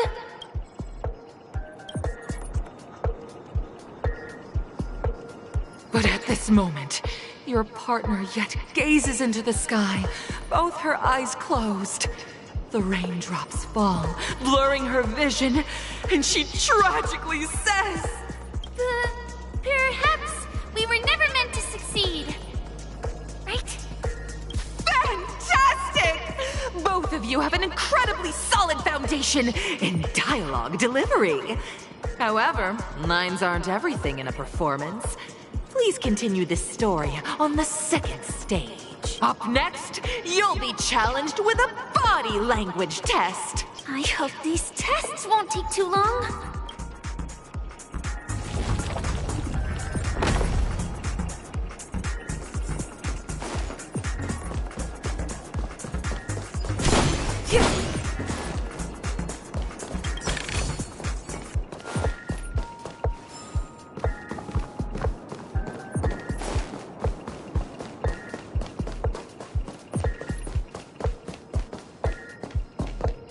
Here, you two are required to skillfully utilize body language to portray the story context I've laid out for you. Picking up from where we left off, a heavy downpour saves you both stranded in the desert. This rain quenches the anger in your heart. You look to your companion, now completely devoid of fighting spirit, wanting to comfort her. At this moment, what should you do to make her laugh?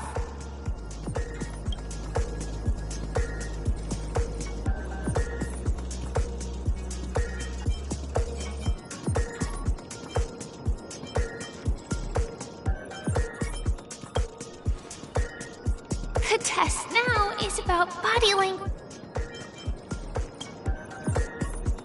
What?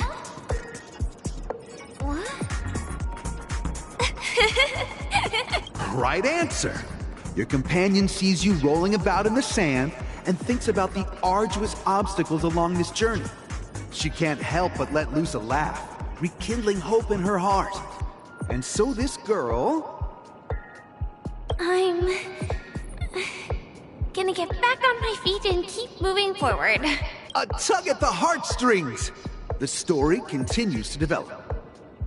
The heavy rain leads you both to sense a business opportunity, so you start venturing into the umbrella industry.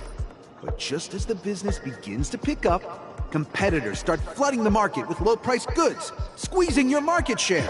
You have no choice. The goods you stockpiled at high prices have to be sold at a loss.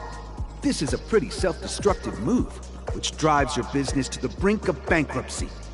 At this moment, what would you, who refuses to admit defeat, decide to do?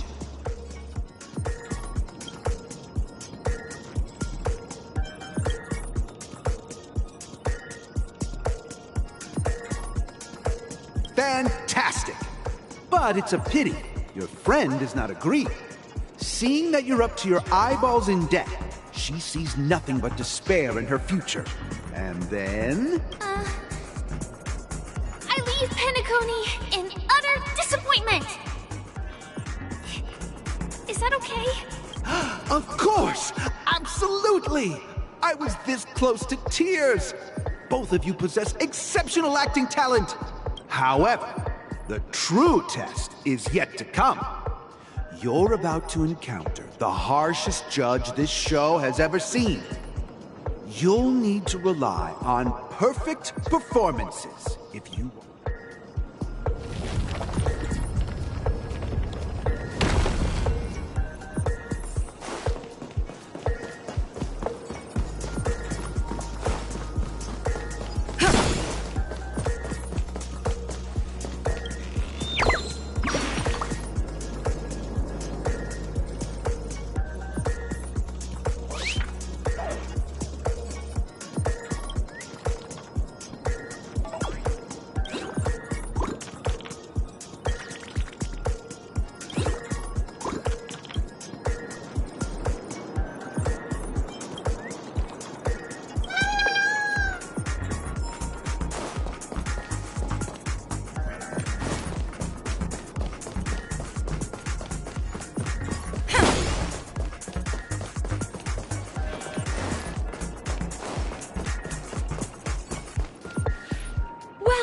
to the final stage.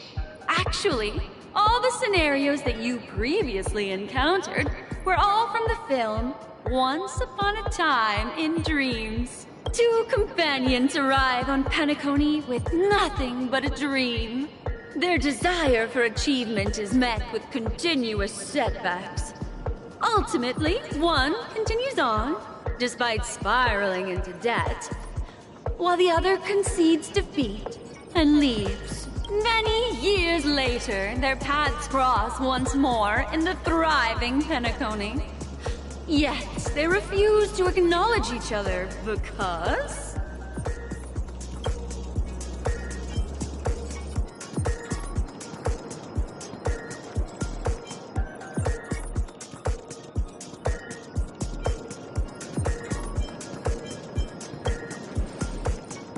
Against the backdrop of a revitalized Penacony, the joy of reunion mixes with the sorrow of past separation, the awkwardness of being strangers, and the shyness of a long-awaited encounter, all converging at this very moment. Give it a shot. Try and convey this bittersweet scene to me. Bring it to life with precise and emotive acting. Is this ever going to end? I know! Why don't you try that clockwork thing you used before?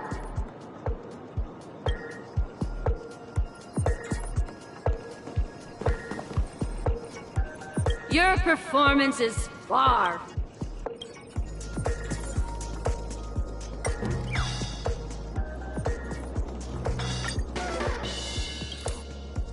Cut!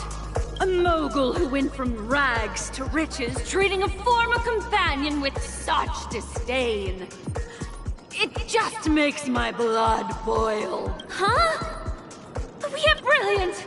Your portrayal outdoes the original. It's simply beautiful! We have passed the test. We ought to hurry up. Stellaron is at stake.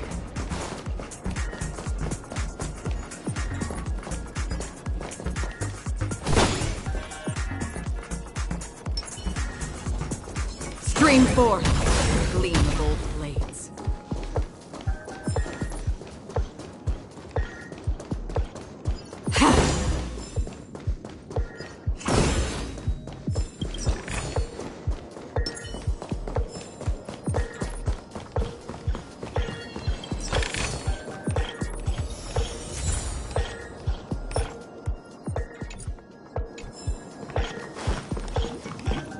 Congrats to both of you for clearing the stage, but more importantly, are you having fun? Fun is more important than success. Look at the time. You finished much faster than that red-haired contestant did. That red-haired contestant? Who is that exactly? You'll find out eventually, but only if you clear the next test first. Well, you have the option to choose gunfire and undergo Brother Hanu's trial, or time, where you'll face Clucky's trial. And now...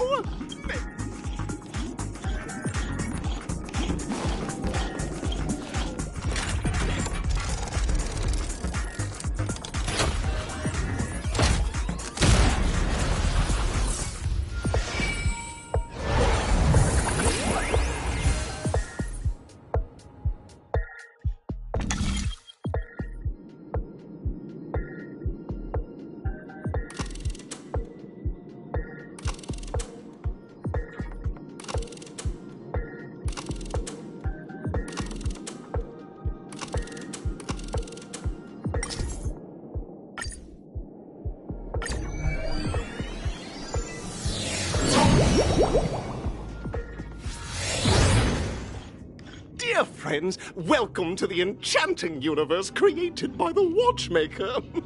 Awaiting you is the morally dubious yet ever-charming character from the animated Clocky series, Hanu! It is said that these cartoon characters were inspired by the Watchmaker's own experiences. According to research by Clocky scholars, the original Hanu of reality shared a deep friendship with the Watchmaker. Enter into the world of Hanu via the TV by the entrance and partake in an enchanting and suspenseful story with him. If it's a gunfire trial, we should be able to settle this with a fight, right?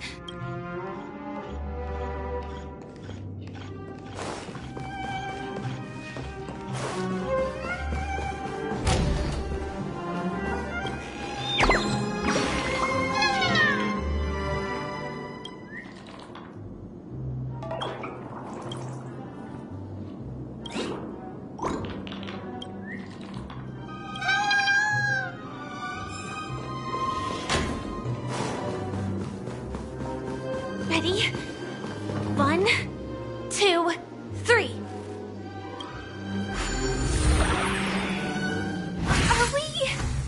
Are we both in control of this Hanu character?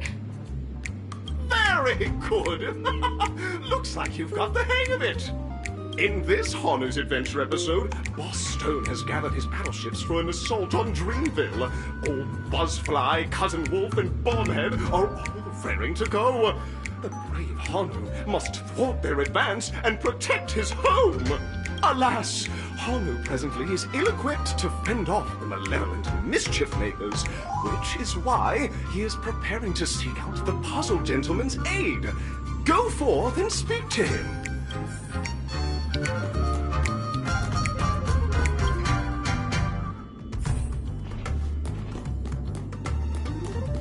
Oh, brave Hanu, you look like you could really use some help. Long time no see, Hanu. You look pretty stressed out. How about an intense and thrilling game of Dream Jigsaw to blow off some steam?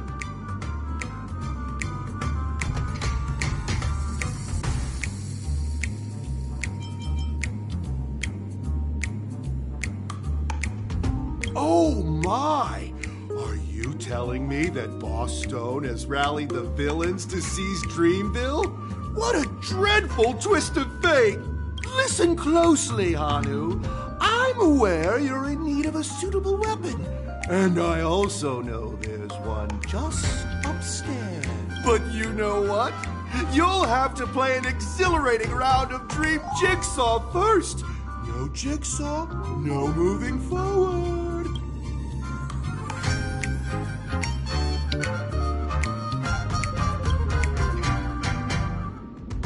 Now scurry along, Hanu, but tread carefully. Two ne'er-do-wells are also eyeing those jigsaw pieces. Either outsmart them with the quick knockout, or ensure they don't catch you in the act. I can't wait to see you finish the dream jigsaw. Best of luck, Hanu. Let's stay alert and make sure those monsters don't spot us.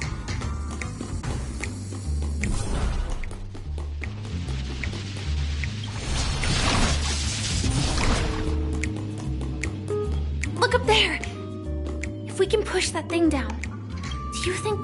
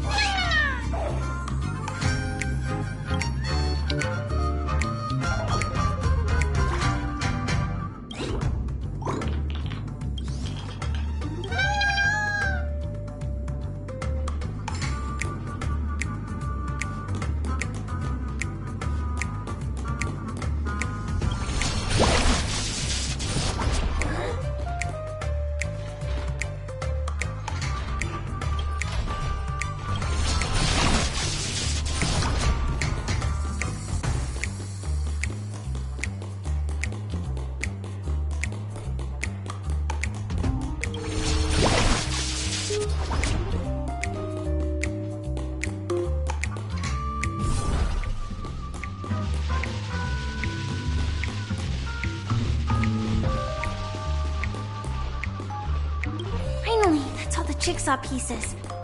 Let's hurry back.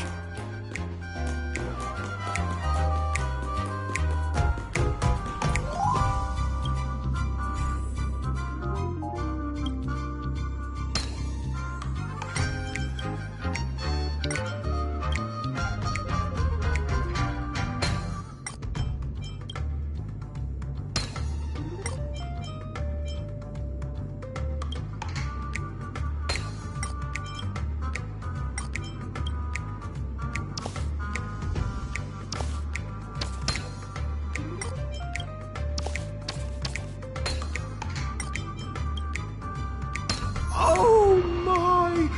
The exquisite sensation of perfect alignment! Hurry now, Hanu! Touch that TV set and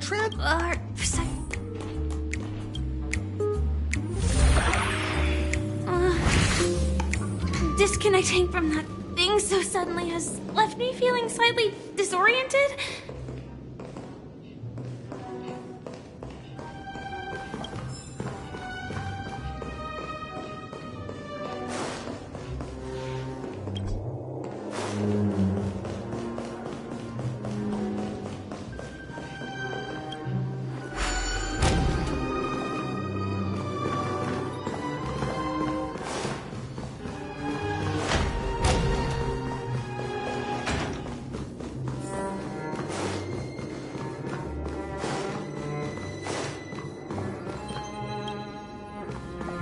Is that Hanu?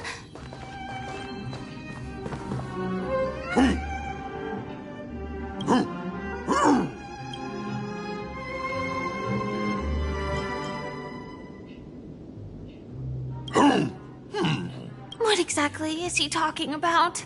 Tick-tock! It's time for me to make an appearance!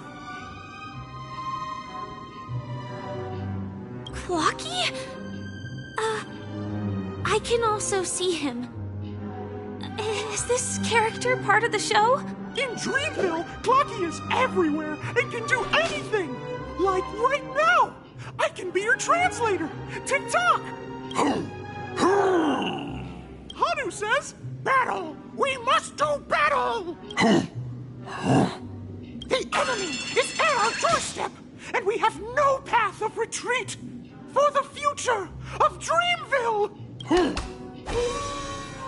Touch that suspicious-looking TV right now! So they just jumped inside that TV. Sheesh. The logic in this plot and dialogue is really being pushed to its limits.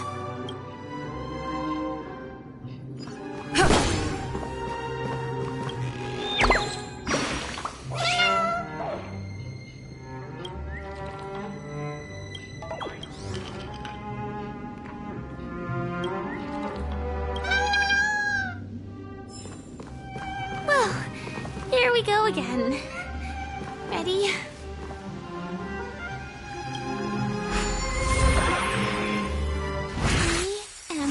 Gradually getting used to this.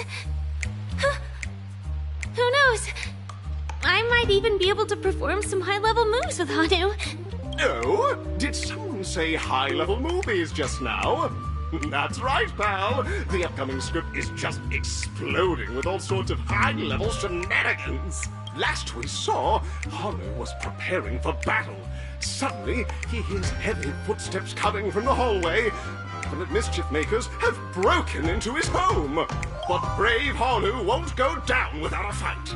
He instantly sprints for the storage room, ready for a do-or-die showdown against the baddies. But we still don't have any weapons in hand. Guess what? Hanu's favorite bazooka just so happens to be in that storage room. So let's move on.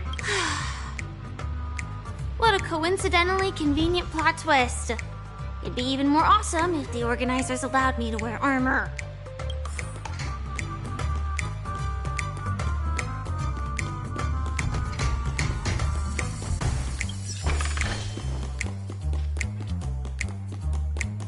The storage room.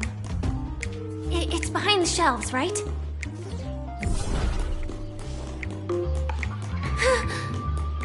He wasn't lying. There's actually a bazooka here.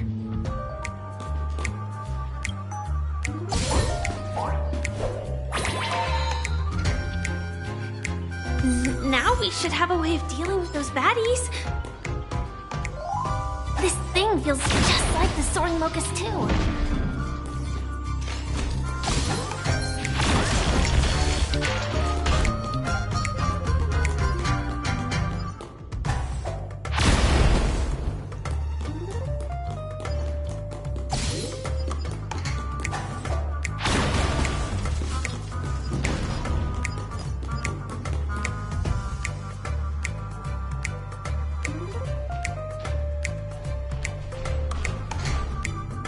Careful.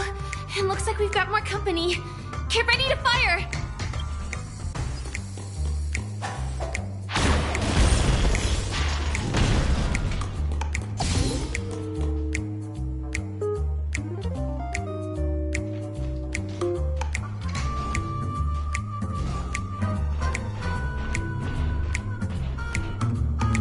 Here we go again. But no big deal. We're pretty handy with this bazooka now.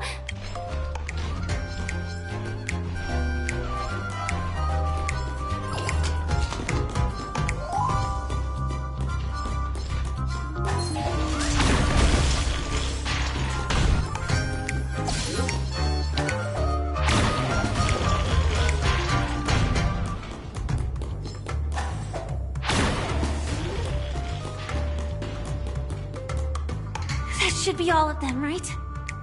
Oh my! Haru is on a streak! Everyone! The stage is complete! Quickly! Head through the TV to the next stage!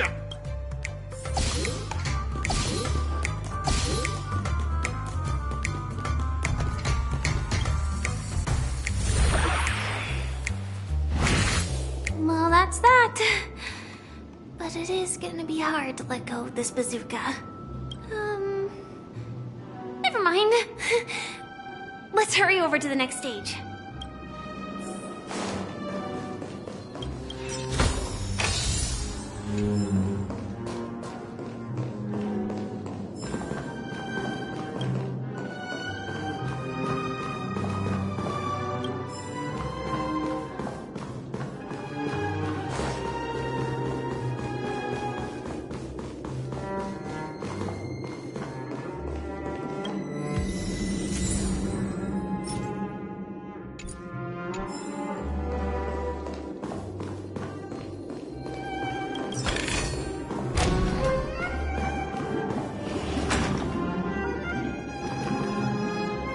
Congratulations to both of you!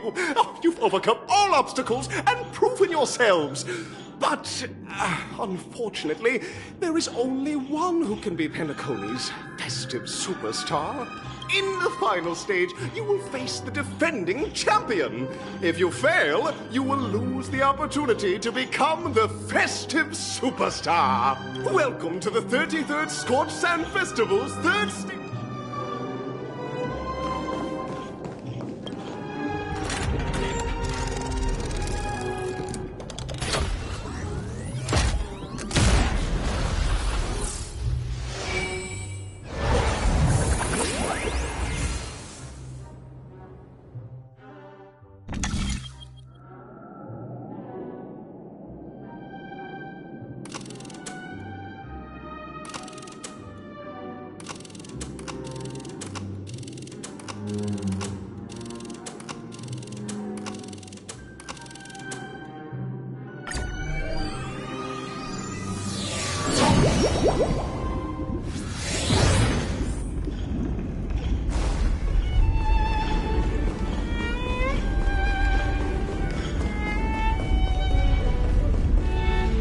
No way. I think I just saw someone extraordinary.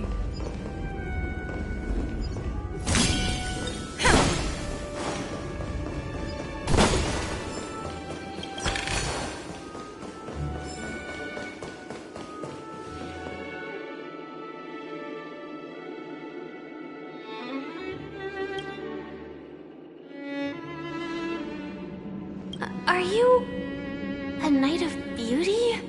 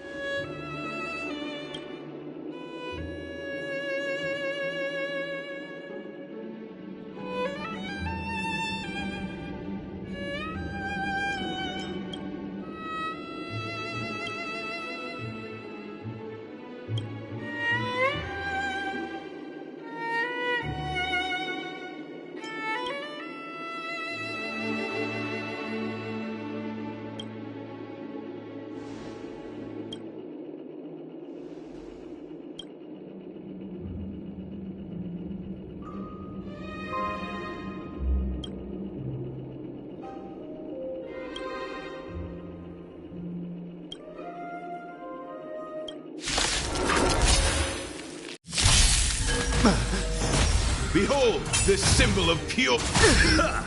Do we still have the upper hand?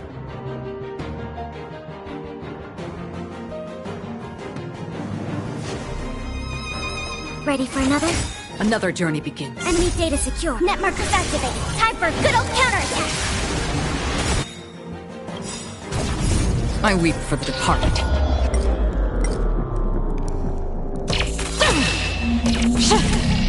It too shall fall.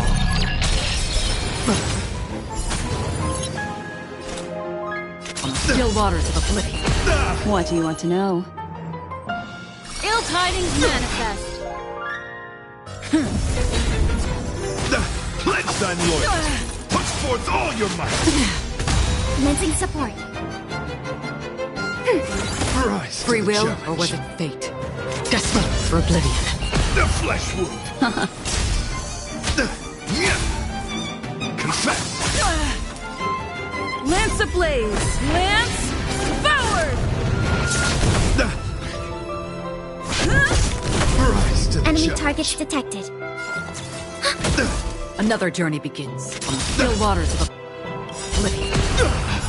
I weep for the departed. It too shall fall. Bear witness to let the duel commence.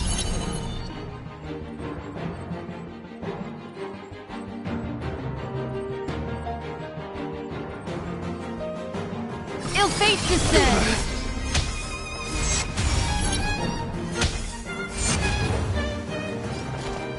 Ready for another? Pledge thine loyalty! Enemy data net markers activated. Time for a good old counterattack. Put forth all your might!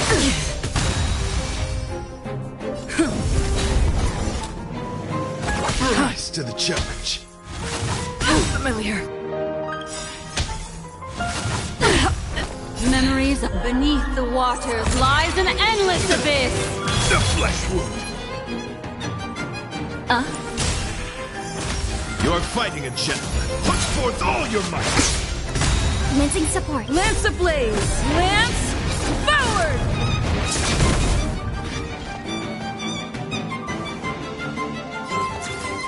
Rise to the challenge.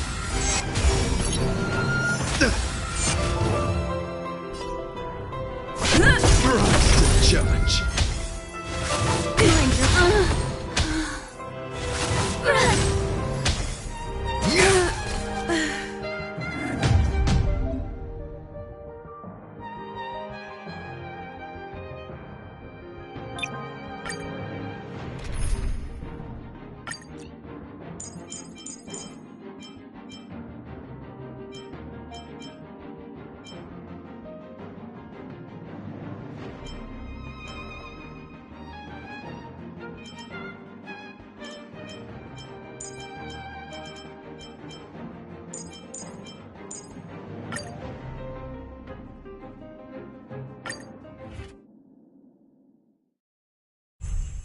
Bear witness to...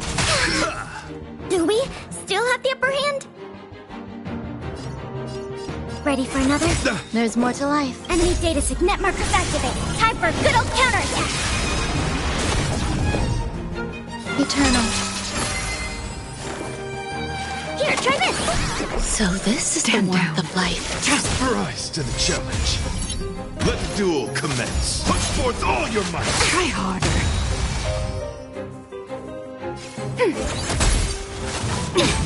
Not good.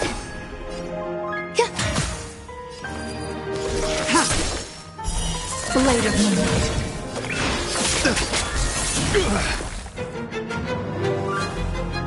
Deep breaths. To travel. So this is the warmth of life. Pledge thine loyalty.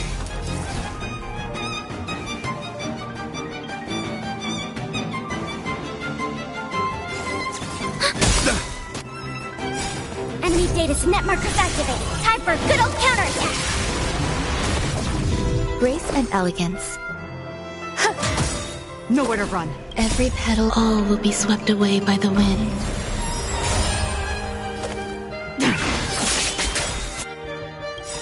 All will be revealed in lunar flame.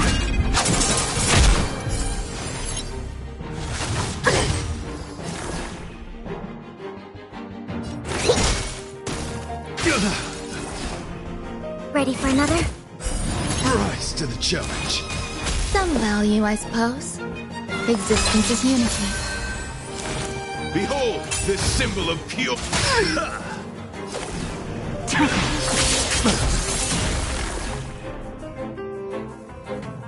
Here, try this! To travel far...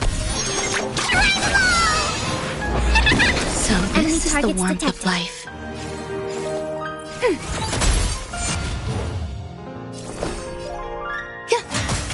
You are fighting a gentleman. Confess! Enemy data signet markers activated. Time for a good old counterattack!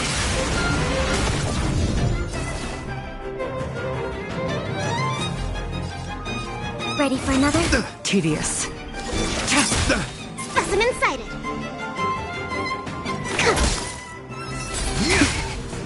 Put forth all your might! There's more to life. Eternal.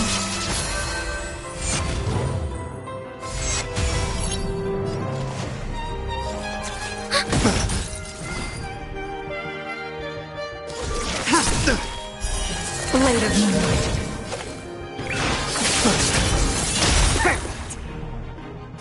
Deep breath. So this is the warmth of life.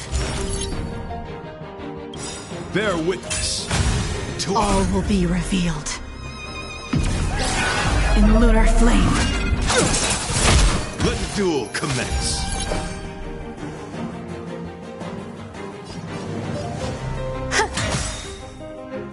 Every petal, all will be swept away by the wind.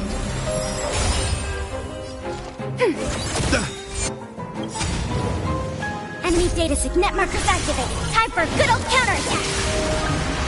Nowhere to run. The flesh wound. Here, try this! Thanks for this... Pledge thy loyalty. Put forth all your might. To travel... Save it for your own skin. Ready for another? Some value, I suppose. Existence is unity. Try harder. You are fighting a gentleman. Put forth all your might. Still unanswered. Commencing research. Enemy targets detected.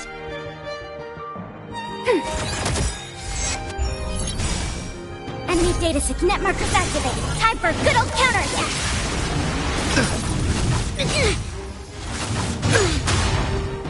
Miscalculated. Let the duel commence.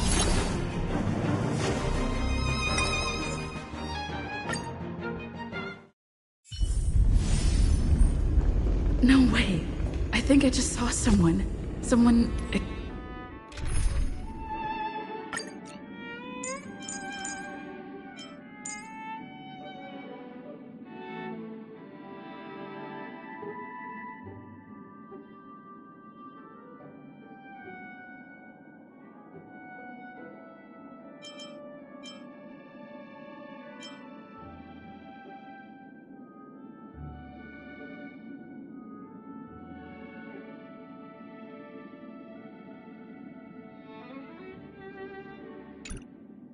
extraordinary.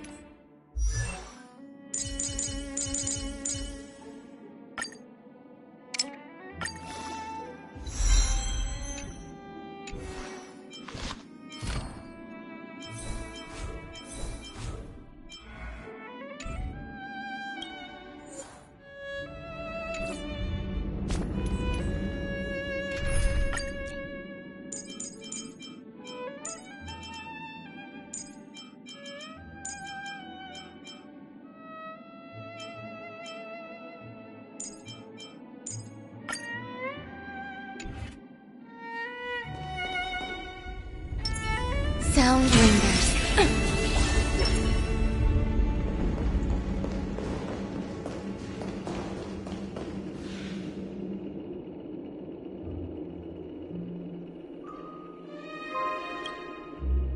Are you...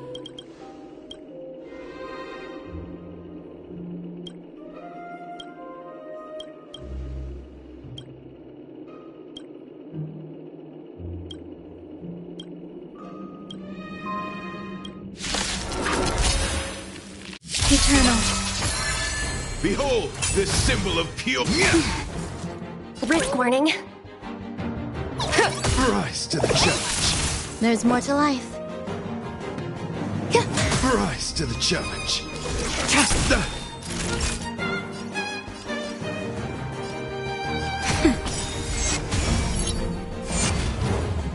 You are fighting a gentleman. Put forth all your might. The market is unpredictable. Right! Investing in victory means playing the long game! Some value, I suppose. Stand down. Blade of moonlight. Rise to the challenge. Just a little something. Think nothing of it. Save it for your own skin. That'll take more nap time. Easy, Numby.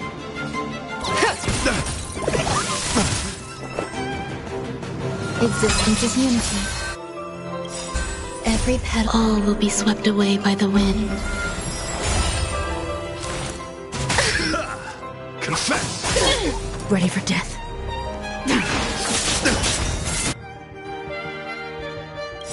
All will be revealed in lunar flame. Time for a shot. So this is the warmth of life. Let the valuation begin. Bear witness to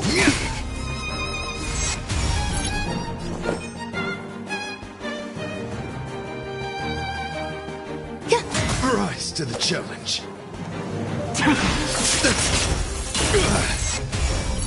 Naughty child. That's better. You're fighting a chick. Pledged on you. Just a little something. Think nothing of it. So this is the Easy, warmth Numby. of life.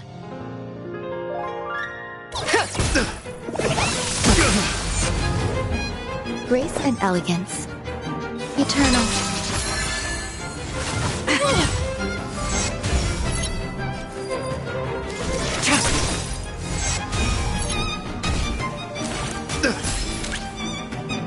Liquidation! The market is right! Investing in victory means playing the long game! Behold, this symbol of pure... Let the duel commence. Time for a shot.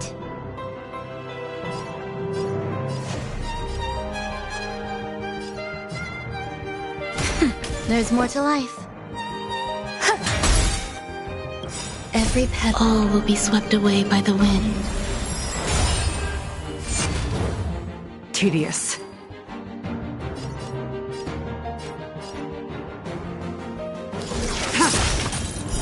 Blade of moonlight. Rise to the challenge. Confess. Better cut her loose. Put forth all your might. Try hard. Better file. Leave application. Still unanswered. That hurt. Naughty child. Nap time. You're fighting a gentleman.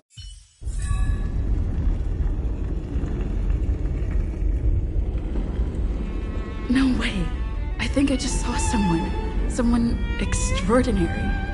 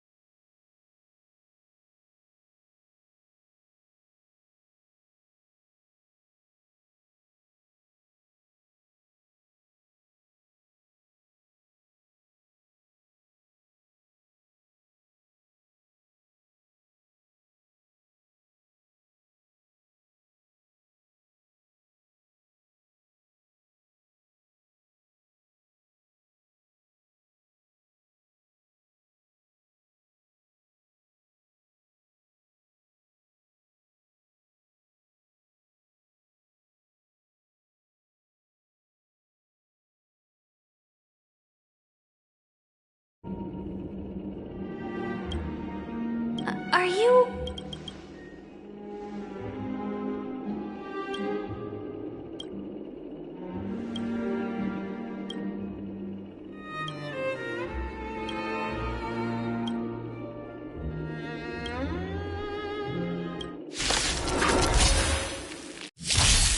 Behold, this symbol of pure... Enemy data signet markers activated. Time for a good old counterattack.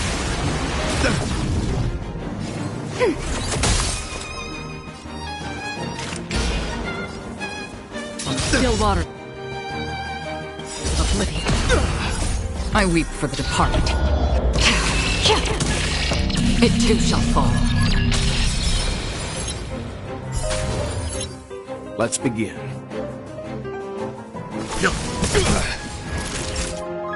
Now. Confess! Put forth all your might! I'm fine. Just a little something. Think nothing of Don't worry, it's just a scrape. it. Ready for another? Another journey begins, destined for oblivion. The flesh wound! I'm okay. Pledged on loyalty! Rise to the challenge. On the still waters of oblivion. Bear witness. To Enemy data signet markers activated. Time for a good old counterattack. Leave it to me.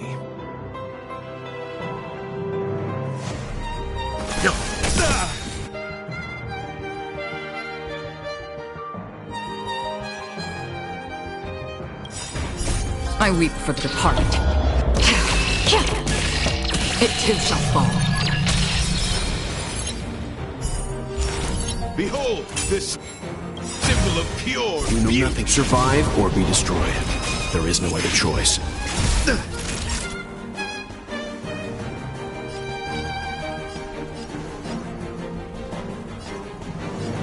Nap time. Free will, or was it fate? Destined for oblivion. The flesh wound.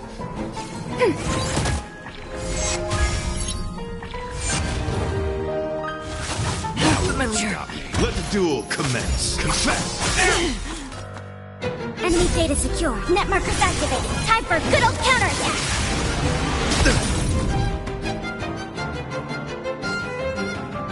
Stand down.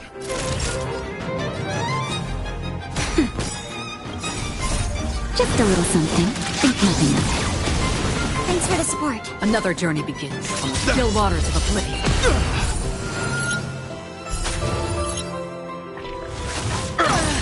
Enemy targets detected. Put forth all your might. Again. You are fighting a gentleman. Leave it to me. Free will, or was it destined for oblivion? The flesh wound. I weep for the departed. It too shall fall.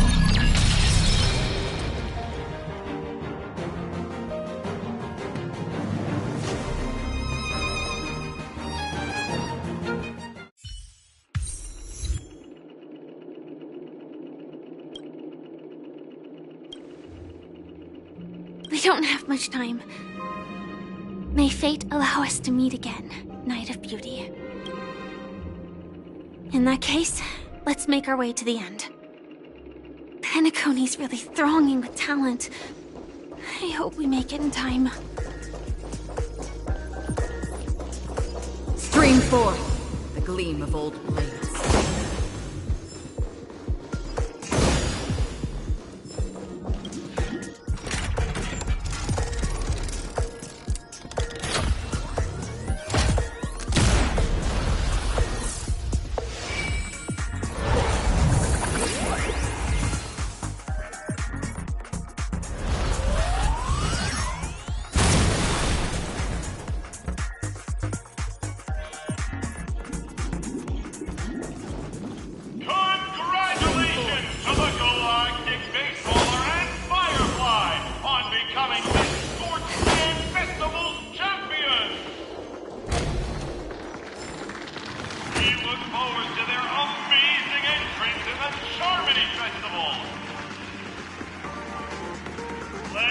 a round of applause. Congratulations to the both of you on becoming the festive superstars of this year's Charmony Festival. Before entering the Grand Theater, I, on behalf of the organizers, extend my sincere congratulations to you, wishing you joy under their radiance.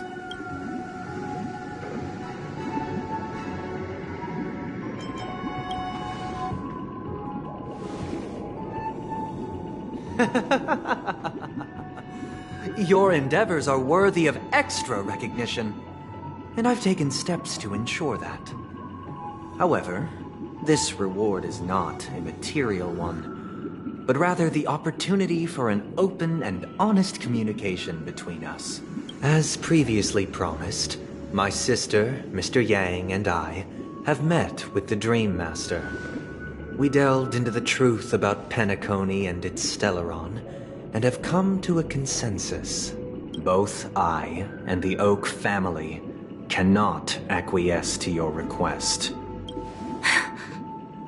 Just as expected. We acknowledge the perspective of you, Nameless. Penacony does require change, but not as you propose. The planet of festivities cannot and will not revert to a place characterized by chaos, disorder, or anarchy. Through your journey of overcoming obstacles, you must have glimpsed the essence of that era. The vulnerable ruthlessly eliminated, equality non-existent, common folk living precarious lives, eking out a dreary existence. Ultimately, only heroes like yourselves manage to achieve success. But I would dare ask, if you did not possess the special status of having a Stellaron, and you were but an anonymous and frail member among the masses, which Penacony would you prefer? A dystopia for the survival of the fittest, or a sweet dream paradise for all?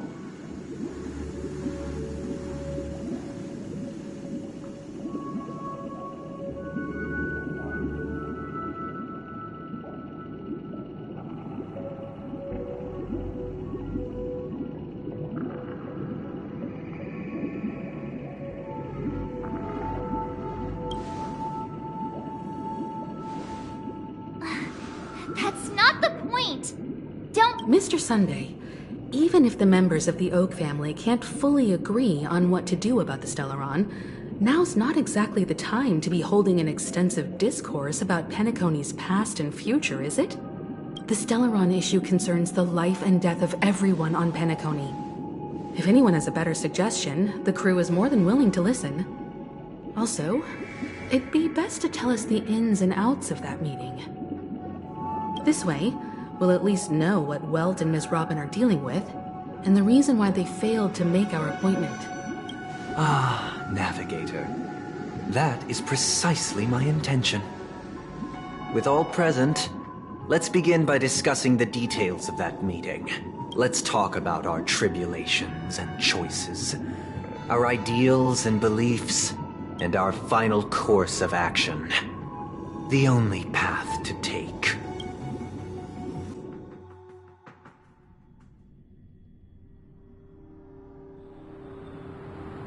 You mean to say that for the longest time, there have been scoundrels who would use the Charmony Festival that I have bequeathed to the masses as a tool to realize their ambition? Indeed, Dream Master.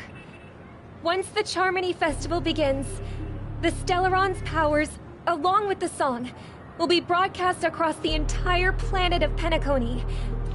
And then everyone in their dreams will be unable to awaken. This is indeed surprising to me. The dreamscape is maintained by the collective effort of the 5 families. If someone were to use the Charmony Festival to recklessly disseminate the power of the Stellaron, this individual must hold a position of great authority. Do you have any suspects? I'd like to ask, did you really not know of the Stellaron's existence? I would have never thought that this Nameless would point the spear at me. Quite astonishing indeed. If I have offended, the Astral Express extends its sincere apologies. But the current circumstances are dire and leave no room for meticulous inquiry. We're doing this out of concern for the Dreamscape's safety. So, if you could, please alleviate our concerns. Dream Master, it's just to prove that the Charmony Festival has nothing to do with the Stellaron. If we're being overly cautious, I will return to the stage to offer tribute in song, just per the arrangement. Sunday, Robin, I've watched you two grow up and know your dispositions like the back of my hand. Both of you, right now, can surely be lauded as their most devout advocates. I already know your resolve. The magnitude of this matter is enormous and cannot be taken lightly. Since Mr. Yang has asked with such earnestness, I will personally respond in kind. If there is a need, the entire Oak family will be mobilized to heed your call. Someday, might I ask you to beseech them to cast their light unto me, and question me in their stead, so that no lies may be concealed? I will do as you command. Robin, could I entrust you to be present as a witness, to document the truth, and to proclaim my innocence, so that all slander may be utterly dispelled? I will do as you command. May thy will be carried out on earth, just as it is in the heavens. Oh, triple-faced soul, please sear his tongue and palms with a hot iron, so that he will not be able to fabricate lies and make false vows. Let us begin. There is nothing else to prepare. Understood. Question. Have you devoted your life to your god, never worshipping other gods? Naturally. Do you love your god as you do yourself, always heeding their admonishments? Naturally. Have you strayed from the path expected by your god, betraying their name? Never. Have you ever been inordinate with your asks of your god, coveting more than the foundation of the creation itself? Never. Then, a final question. Do you swear to fulfill all vows, past, present, and future? With the Eon as my witness, if I do not deliver on my words, or if I renege on my vows, may I be cursed in accordance with divine law. They have seen your faith, and have endorsed your faith. With this, it can be evidenced... Just a moment. What is it, Mr. Yang? I have another question I hope to have answered. To my understanding, the family's harmony and prosperity have never relied on so-called divine laws. The god you both mentioned, are they truly Shipe? Mr. Yang should know that those belonging to the family toil together as if they were kin, embracing solidarity and unity under their light. All duplicity is laid bare before the harmony. Such a delicate and complex symphony. Which other god could perfectly harmonize this, if not for the great one, Shipe? Perfectly harmonize. Therein lies the problem. It isn't an outsider lurking in the shadows who changed the harmony, but a dissonance that has surreptitiously emerged from within this very symphony itself. In the distant past, there existed an Eon. With one flick of the wrist, they crafted the laws of the cosmos. Their followers formed the Beyond the Sky Choir, spreading solemn and reverent hymns throughout the universe. Later, they fell. The route traversed by this Eon clashed with the harmony, ultimately being absorbed and fused into it. The chorus that once reverberated across worlds fell silent, and when it echoed anew, it was transformed into the hymn of harmony. Though an Eon may perish, paths with no masters still linger. In the all-forgiving harmony, echoes of bygone dissonance may subtly arise. Mr. Yang, being overly astute can be a detriment. Especially when you find yourself alone and without allies. So this is how it is. For the sake of our grand cause, Sunday, please afford these two an opportunity to rest. What?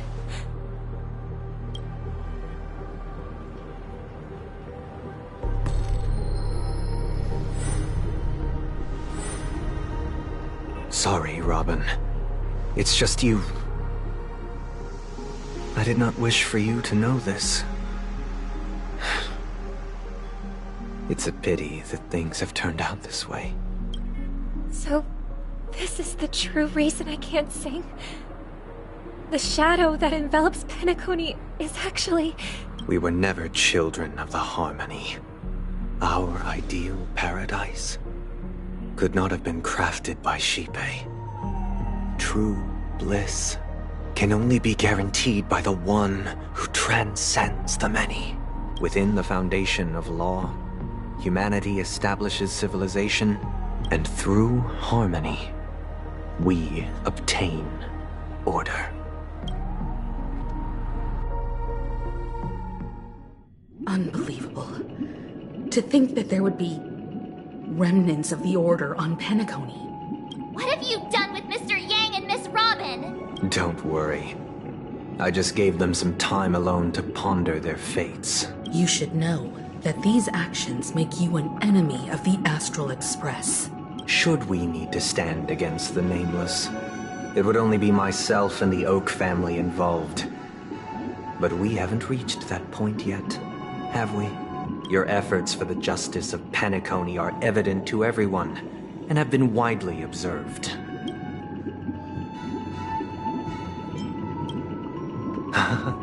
Patience is a virtue. However, I won't hold it against you. On the contrary, I'm here to make my intentions clear. If it is the Order that drove you to imprison Welt and Robin, and you're using them to coerce our compliance, then there'll be no point in entertaining any type of discussion. You're mistaken, Miss Himiko. They are in very safe hands, and just as the family has always proclaimed, no one can be harmed in the dreamscape, least of all in the beautiful new world belonging to the Order. Penacony and the entire universe have witnessed far too much innocent bloodshed. The strong wield their blades against the weak, and the victors push the vanquished to the brink of life. Natural selection. The world abides by this principle, establishing the well-being of humanity atop the corpses of the downtrodden. Only we, or rather, I, possess the power to put an end to this farce. So you've decided to resurrect a dead Eon? No one's ever done such a thing. If Miss Himiko is interested, let's draw back the veil and speak candidly. I've always firmly believed that people can understand one another through peaceful means. I'm willing to divulge the unembellished truth as to the intentions of the Order's Pathstriders, so that you will make better judgment for the Astral Express, for Penacony, and for this stretch of the universe. Words can hardly do justice to the beauty of that ideal. So, come with me, everyone. Let us retrace our steps, and see once again where this road leads. Welcome. This isn't any location in Penacony's dreamscape. It's my inner world. The reason the scenery before you remains unchanged is because your consciousness has drawn on similar concepts to fill in the gaps.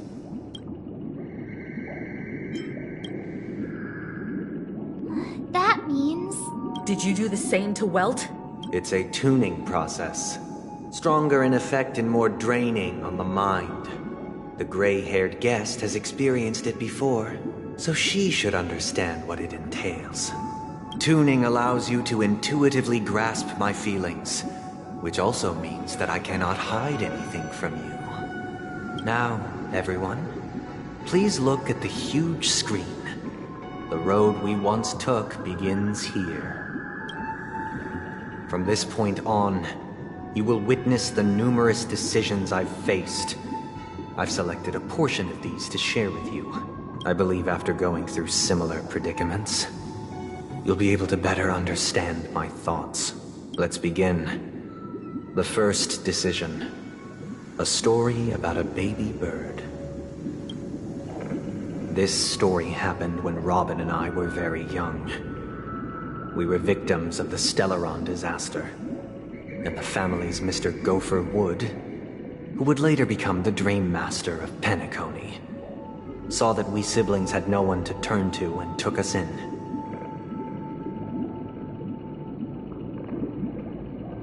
Later on, Robin and I lived a time with nary a care in the world.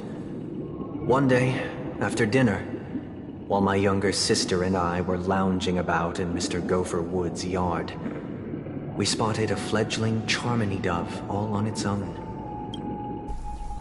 That baby bird was tiny. It didn't even have all of its feathers, and it couldn't sing. When we found it, it was already on its last breath, having fallen into a shrub, probably abandoned by its parents.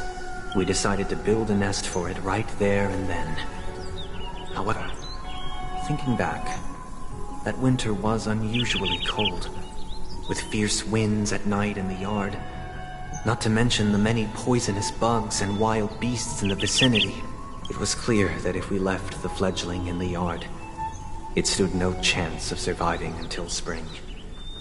So, I suggested we take it inside, place it on the shelf by the window, and asked the adults to fashion a cage for it.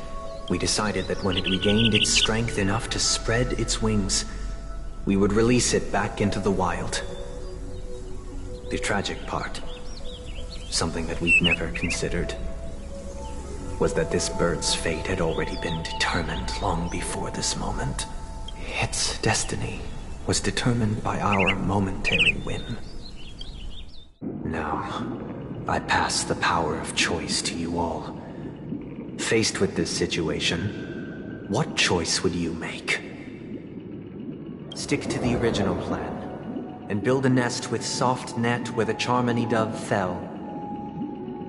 Or build a cage for it, and feed it, giving it the utmost care from within the warmth of a home. I eagerly await your answer.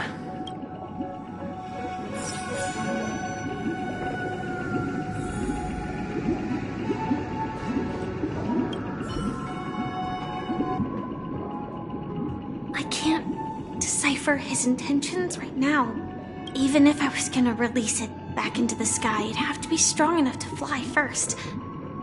If I left it... It looks like he really has no intention. Back to the question. I would personally choose no special reason. I do think that a fledgling should have the right to fly into the sky.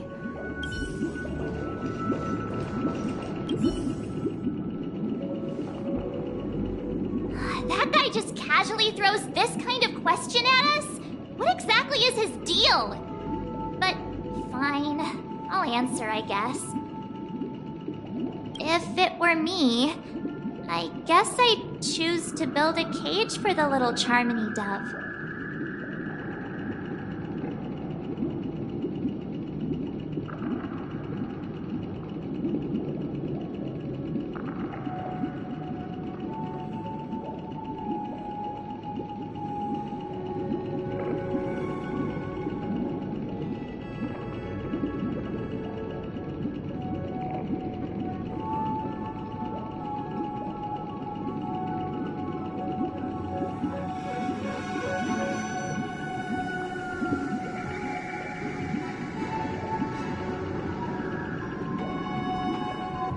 After all, leaving it there, it's bound to get hurt by wild animals or something.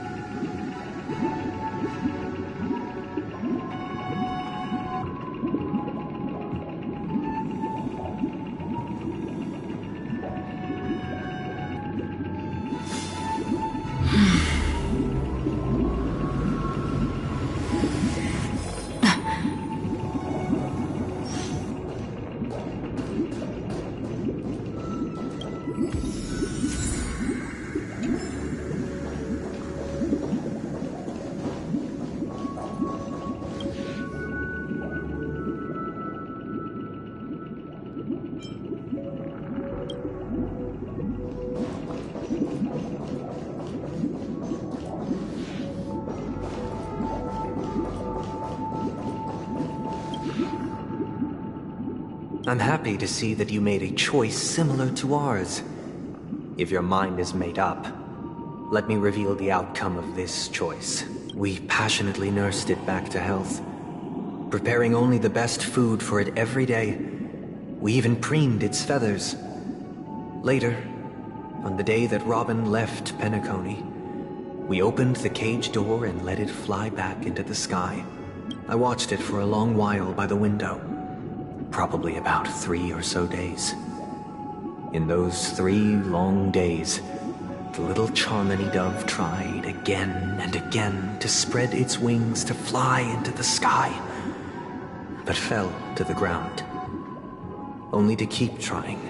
Finally, on the 137th attempt, it succeeded. But its attempt did not go perfectly. After flying unsteadily for a while, it fell to the ground.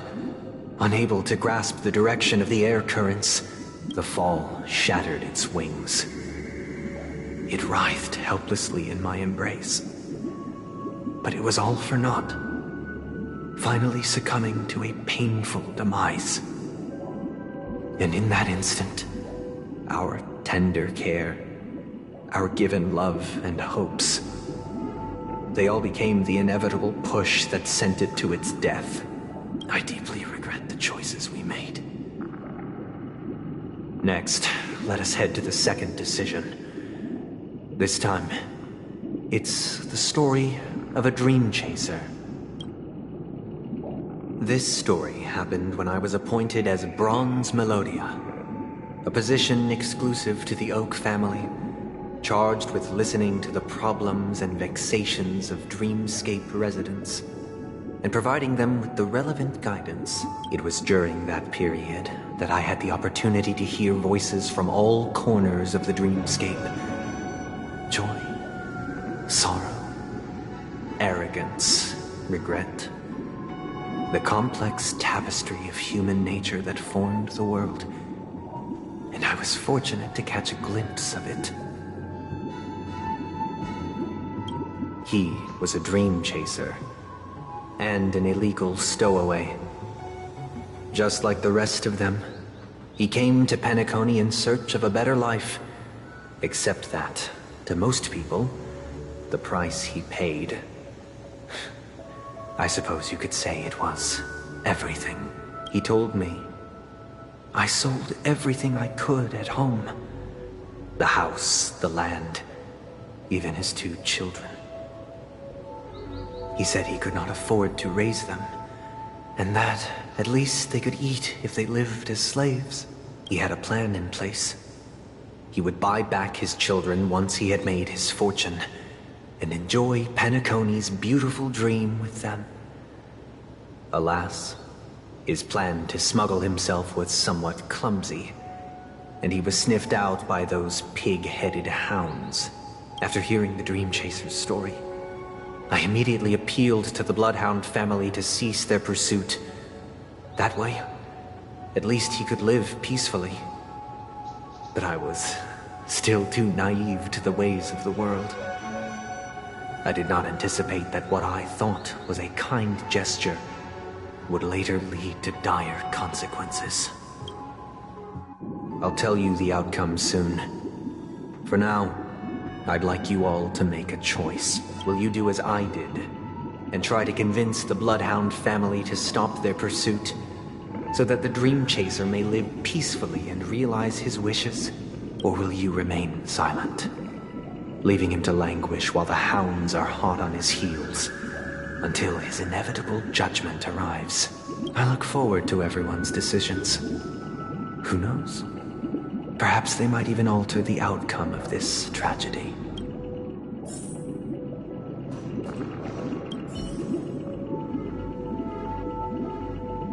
A Dream Chaser story. If I acted out of kindness, but what cruel repercussion would this choice result in?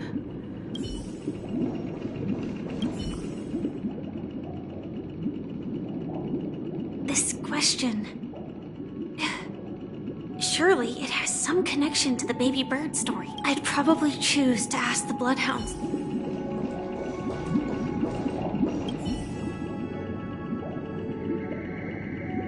It seems illegal stowaways are really quite... He sold his kids to chase a dream. Even if, with that thought, there's only one choice.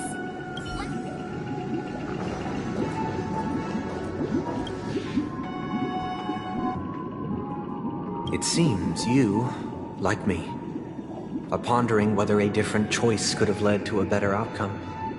Say he never gets caught. He would only die from delirium. The methods with which illegal stowaways enter dreams are unorthodox, not flawless like the hotels.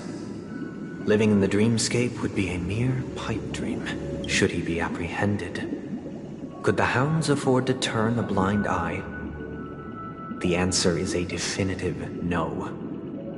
They couldn't bear the resulting consequences, and thus wouldn't dare extend a helping hand.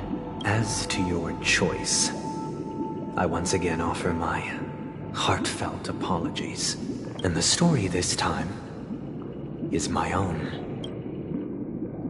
This story happened the day I was appointed the Oak family head. At that time, Mr. Gopherwood was the current Dream Master, and as per his wish, we had a private conversation. What surprised me was that the Dream Master had only come to deliver a letter to me. He let me read its contents, and it was a letter from my sister. The letter contained the usual pleasantries, anecdotes from her travels, nothing out of the ordinary. Just as I started wondering how this letter related to our discussion, the Dream Master began to speak. Do you know who wrote this letter? My sister, of course. But why would you personally visit me to hand me a letter from my sister containing mere trivialities? To help you grasp the full scope of this issue. Do you know where Robin is at this moment? From what the letter indicates, she must be in Caspelina 8, correct? She's touring there right now. Correct. Has she mentioned anything about a stray bullet? A stray bullet? What? A war has broken out on that planet. It is because of this very reason that Robin chose this destination. To spread the word of the Harmony. And to save the lives of that planet. She personally made for the front lines. She hoped to ease the people's suffering with song, and was willing to brave mortal danger to deliver the IPC's medical supplies. Unfortunately, stray bullets show no such compassion. Is she all right? If the operation was successful, she should probably be recovering in the field hospital. By the eon above, the bullet struck her neck directly, yet possibly as a reward for her consistent deeds of harmony. It didn't hit any vital arteries. Once you've attended to your outstanding tasks, it'd be advisable to write her back as soon as possible. Those damned savages! I'll pack my bags right away. My gratitude for bringing this to my attention, Mr. Gopherwood. Now you understand why she always wears such elaborate neck ornaments, don't you? How could this happen? Miss Robin. It's all in the past, so please don't worry. I share this in the meager hope that you will understand the Harmony's limitations and predicament. As grandiose as the strong defending the weak sounds, many times, it is nothing more than wishful thinking. Likewise, I've prepared one last question, one last choice. But rest assured, this choice will not have any grave consequences, because this is merely a figment of imagination, a nightmare that has haunted me through countless nights. If you ever had the opportunity to make a choice like I did, would you still support Robin's journey on the path of harmony?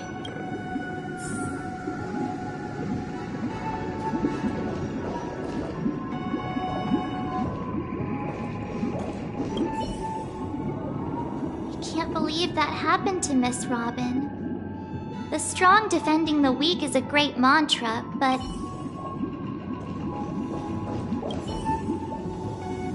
I often feel like I've dreamt of similar scenes on certain nights. In the dream, I see blurry faces. I don't know who they are, but I sympathize with all of them.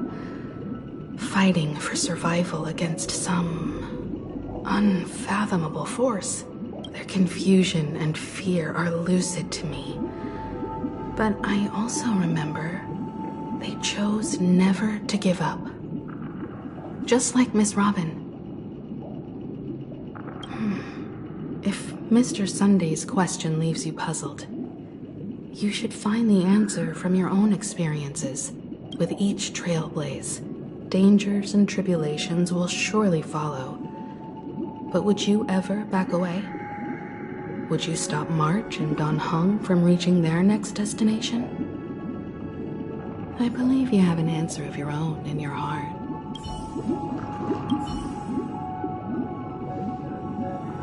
Miss Robin's courage is admirable. And here I was thinking she was just another superstar celebrity. But the fact that she's also Mr. Sunday's younger sister? No, I doubt he'd wish harm on his own flesh and blood, no matter how grand the ambition.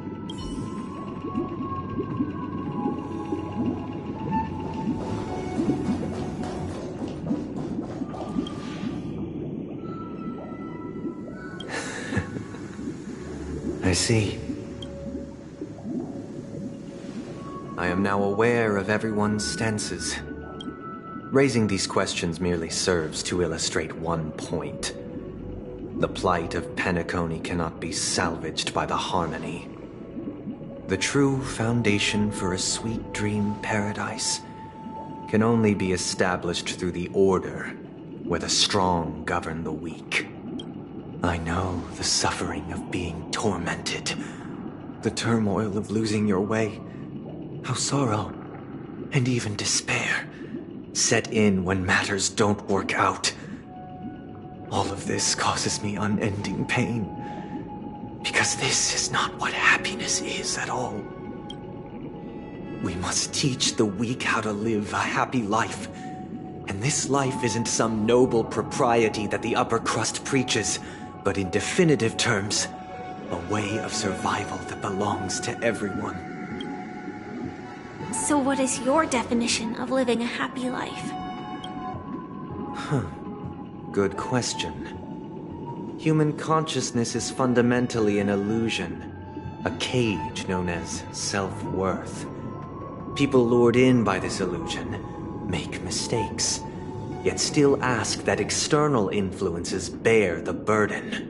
When one mistake after the next permeates the masses, they become impossible to trace.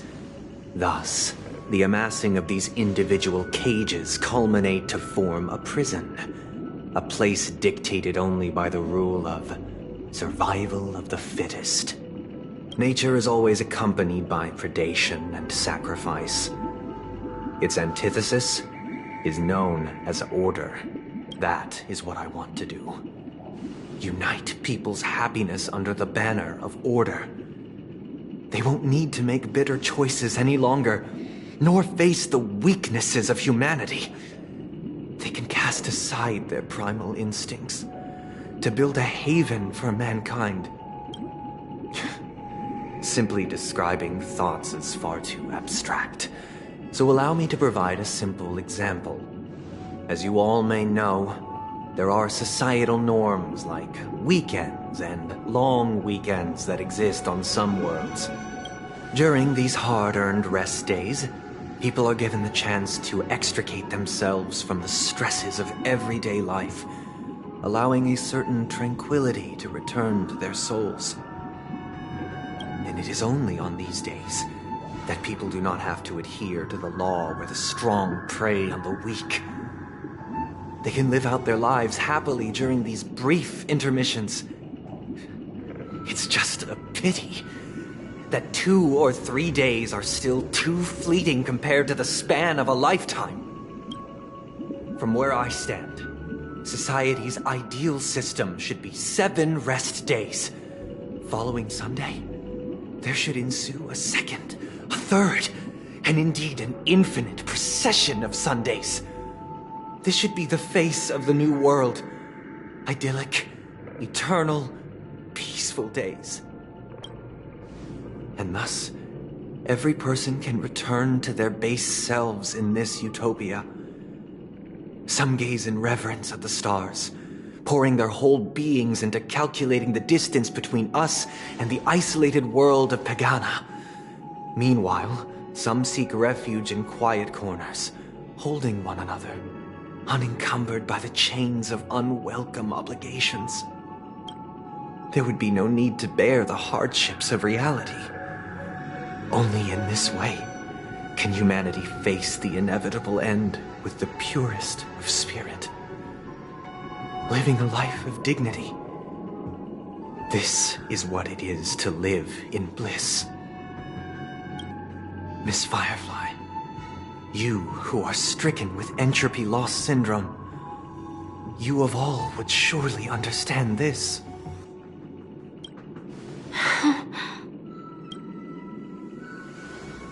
It sounds like a flawless theory. But what is the price to attain all this? The cost is minute, merely a personal and eternal sacrifice. If this paradise is to be maintained for everyone, someone must remain trapped in solitary awakening until the end of the cosmos. Awakening?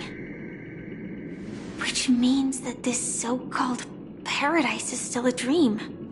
Stepping into this paradise means forsaking reality, correct?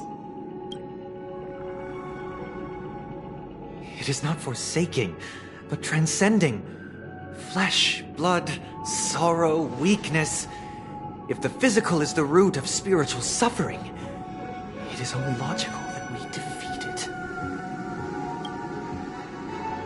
But in this supposed bliss, people won't have defeated their demons. The chance to overcome their tribulations would be forever lost to them. In other words, it is an escape. That's another way of understanding it. But there is no shame in escape. On the contrary, the seeds of escape exist in everyone's hearts. Don't you agree, Miss Firefly? And as to why we sleep, it is because we are afraid to awaken from our dreams. But this is not in conflict with the grand plan. Only in acknowledging this can we truly understand the frailty of human nature, and from there, show compassion and protection.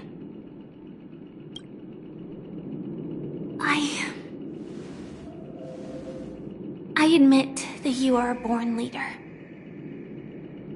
Your perspective on humanity brims with pessimism. Yet you express compassion for all, even when your heart pities them. But unlike you, I live for the self. From my perspective, individuals making choices for themselves is their birthright. The want to escape may be innate in the weak. But whether they are weak or not, it is not up to another to decide. Perhaps in your mind, you also view me as weak? Because I don't think so. Since Miss Firefly has said her piece, the Astral Express will also naturally give you our answer. We'll leave it to you. Just as Mr. McHale instructed before. Tell him our choice.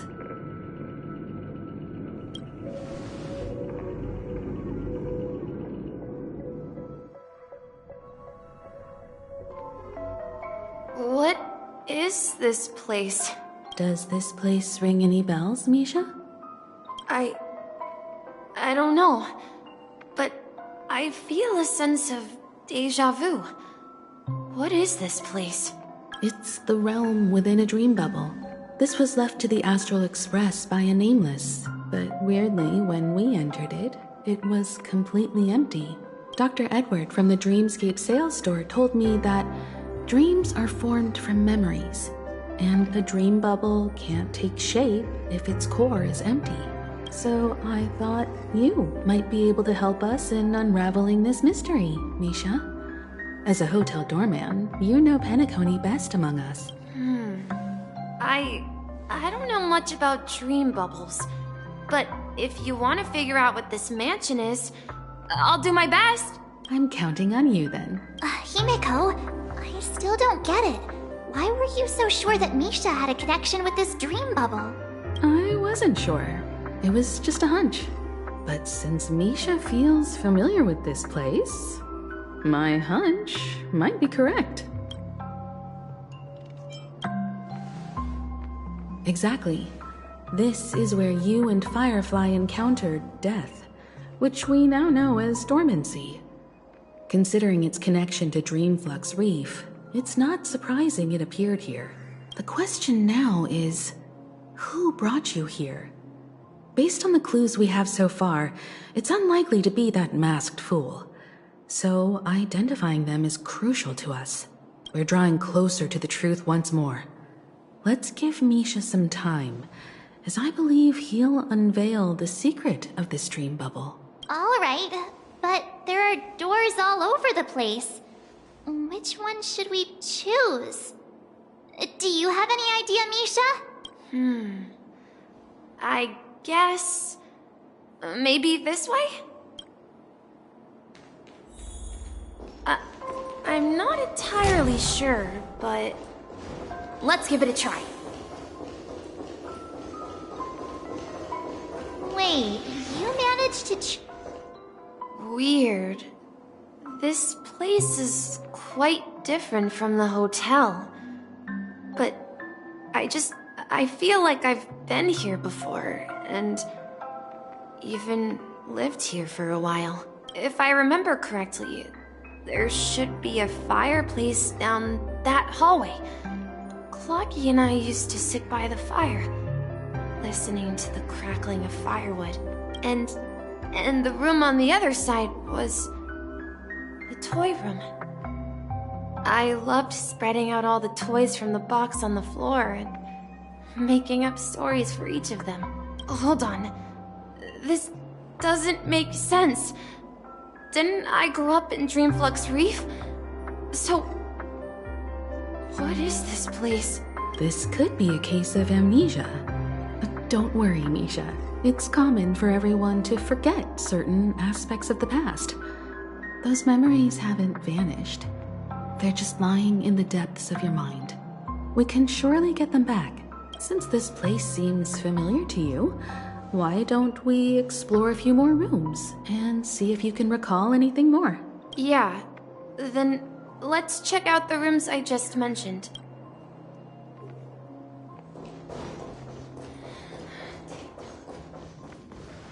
Mikhail, that's the name. Now we all know him as the Watchmaker. So, who is he talking to? Do you know anything about it, Misha? I'm sorry. I don't know much about the Watchmaker. But Mikhail... Anything special about that name? Mikhail is Grandpa's name. Grandpa? Do you mean you're the Watchmaker's grandson? But we haven't heard anything about the Watchmaker having descendants. And the name Mikhail is not rare. Perhaps it's merely a coincidence. Could you tell us more about your grandpa, Mikhail? Yeah, sure. He was a seafarer who fearlessly ventured into mysterious seas and storms.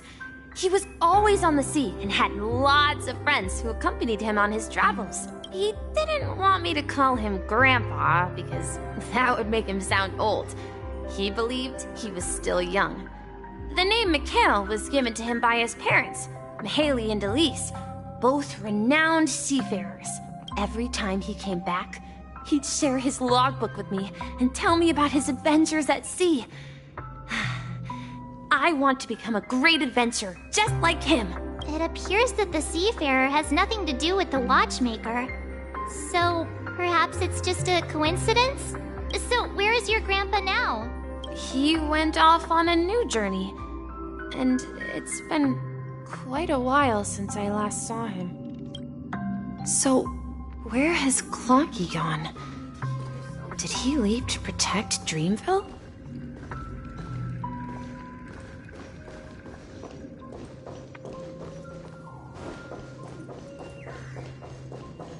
Tick-tock. Tick-tock.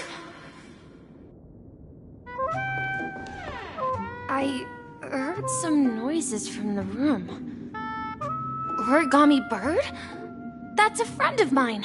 You and Origami Bird are friends? Yeah. It's a member of the Compass crew, just like Clocky and Miss Mirror. And there's more than just one Origami Bird. They are a big family with lots of brothers and sisters who look the same. They follow Miss Mirror's orders and handle all sorts of jobs on the ship. They're the best sailors. Sailors? Can Origami Birds be sailors? Could you tell us more about the Compass, Misha? The Compass is a ship bound for the New World. Clocky and his partners travel through layers of fog to the depths of the sea. Whenever there is danger, Clocky will use a compass and guide the ship in the right direction. That's a great story. But in the Penacony cartoon, Clocky and his partners have always lived in Dreamville and never ventured out, right? Huh? Oh, that does seem to be the case. Weird. I clearly remember Clocky arrived in the New World in the end. Perhaps Clocky has a hidden past. I think I hear the sound of water. You once mentioned there's a magnificent fountain up ahead.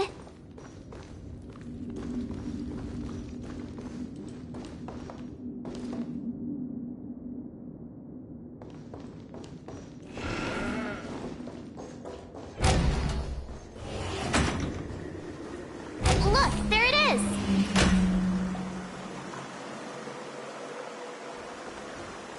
The water resembles a precious jewel, embedded in the dreams of all seafarers. Every time I gaze at the shimmering lights beneath the waves, it feels as though I'm back in this place, standing by your side. Have you recalled anything, Misha? Yeah, I saw these sentences in Grandpa's logbook. He used to say that despite the perils of the sea, whenever he stood on the deck in the afternoon, overlooking the sparkling waves, he would think of this fountain in front of his house. He often said that those moments felt like returning to his family's side, and the difficulties at sea didn't seem quite as challenging.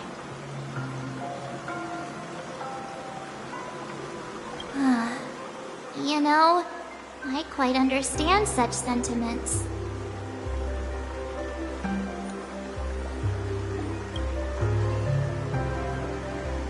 Hey, don't tease! I was just being a bit sentimental. Perhaps every adventurer far from home carries a fountain within their soul. Even though the other side of the sea remains shrouded in the unknown, the fountain in front of his house serves as a compass, leading him back to his cherished ones. Yeah, while Grandpa was at home, we would stand by the fountain and place the compass, a toy boat that I made, into the pool. Back then, I would ask him when I could go on adventures like him, and he would always laugh and say I was still too young. It seems this Mikhail is truly a seafarer and has nothing to do with the watchmaker. Yeah. Based on Misha's recollections, the scenes in the dream bubble appear to be his childhood memories. But this raises more questions. According to Misha, he was clearly born on an oceanic planet and led an ordinary life, with no connection to Penacony at all. Could this be some sort of metaphor? Perhaps the sea refers to the memory zone. I'm sorry. I don't know, but my memories keep pouring out uncontrollably, like water flowing from a fountain. Perhaps I'll remember more things if we go further. I wish to share your burden.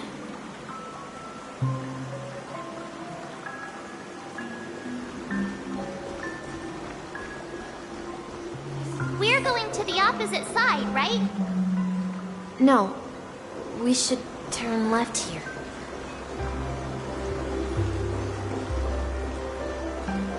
Huh? Something feels different about this place. This is it. I remember this corridor. I want to go too. Up ahead is Grandpa's study. It was in that room that I saw him the last time. Ted, when in the end finally come out of the rock, that the new world across the ocean is our destination.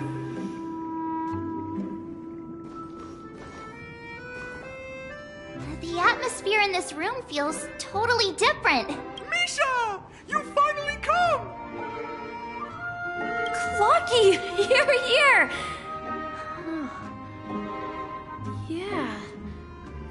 This is the room where we first met each other.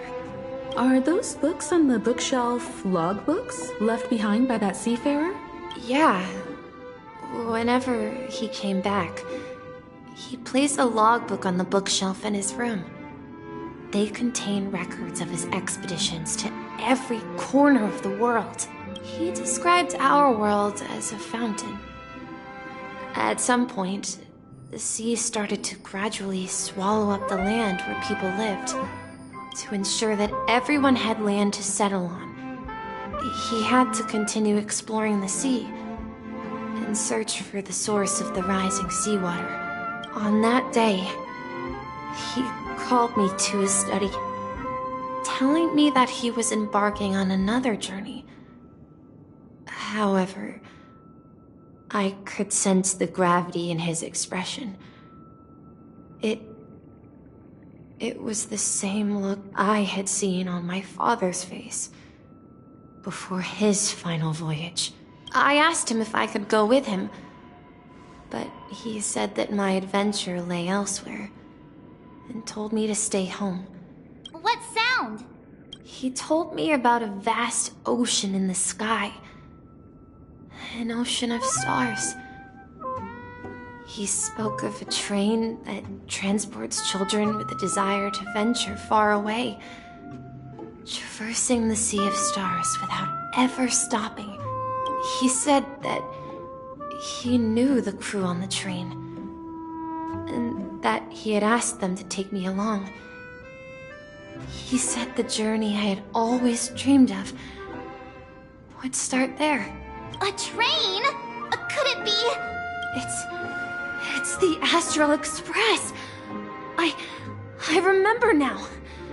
Grandpa's friends are a group of nameless who came to this world to resolve a disaster caused by a star. Then, he gave his pocket watch to me. It was his cherished treasure, appearing in every one of his adventure tales.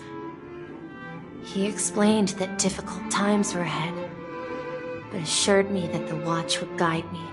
He said, as long as I kept moving forward, I'd eventually reach my desired destination. And then, it was as if I heard the distant sound of a train whistle, echoing throughout the room. Exactly, Misha! And then we followed that whistle, didn't we? Yeah. I think I can still find the way we took back then.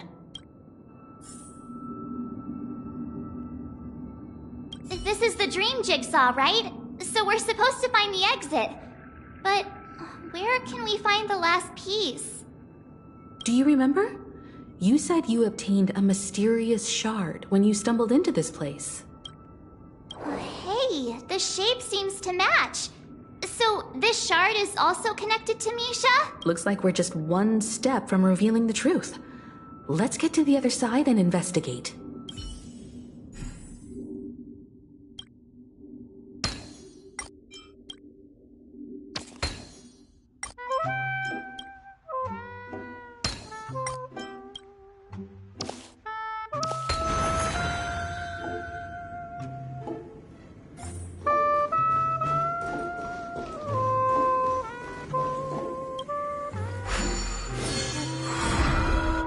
This is it. This is my room of clocks. While I spent my time waiting for Grandpa to return from his voyage, Walter gave me this workshop, and it became my secret base. Here, I learned how to repair clockwork and gears, out of my fondness of precision mechanics. In my dreams, I was the captain of the compass, embarking on adventures with my companions, Clocky and Miss Mirror, in search of the new world. I was born and raised here.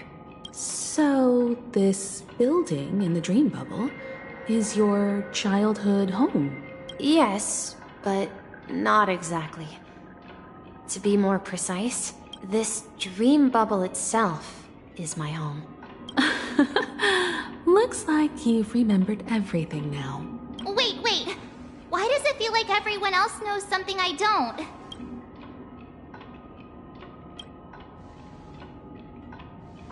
Marge, do you remember when she mentioned the clocky that only she could see?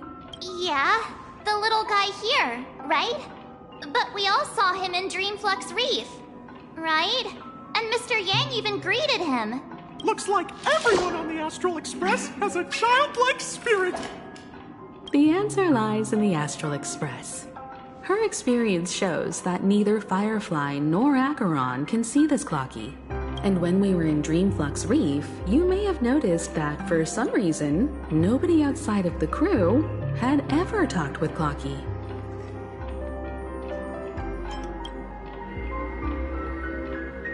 A mimetic life that can only be seen by a select few.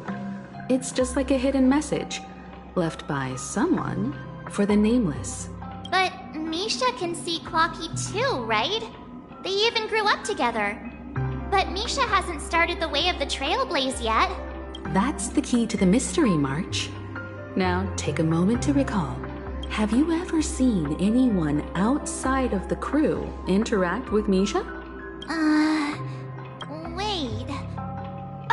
No way! That's the answer, March 7th. This dream bubble is the place where I was born. And I'm a dweller in this dream. Just like a memory zone meme. I should have stayed here and waited for you. But when reality and memories merged, I unconsciously pushed open that door and left the bubble with Clocky.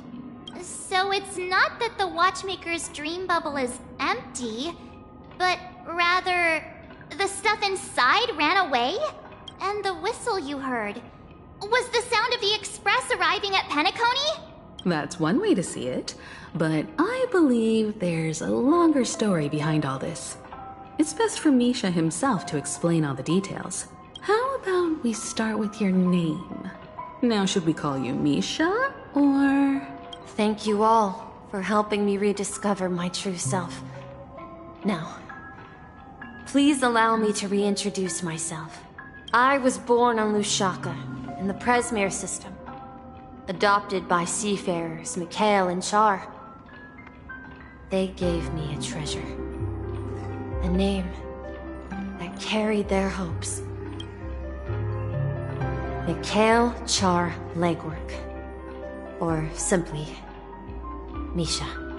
If you prefer, you can call me by a more familiar name. The Watchmaker. So, you're the Watchmaker himself?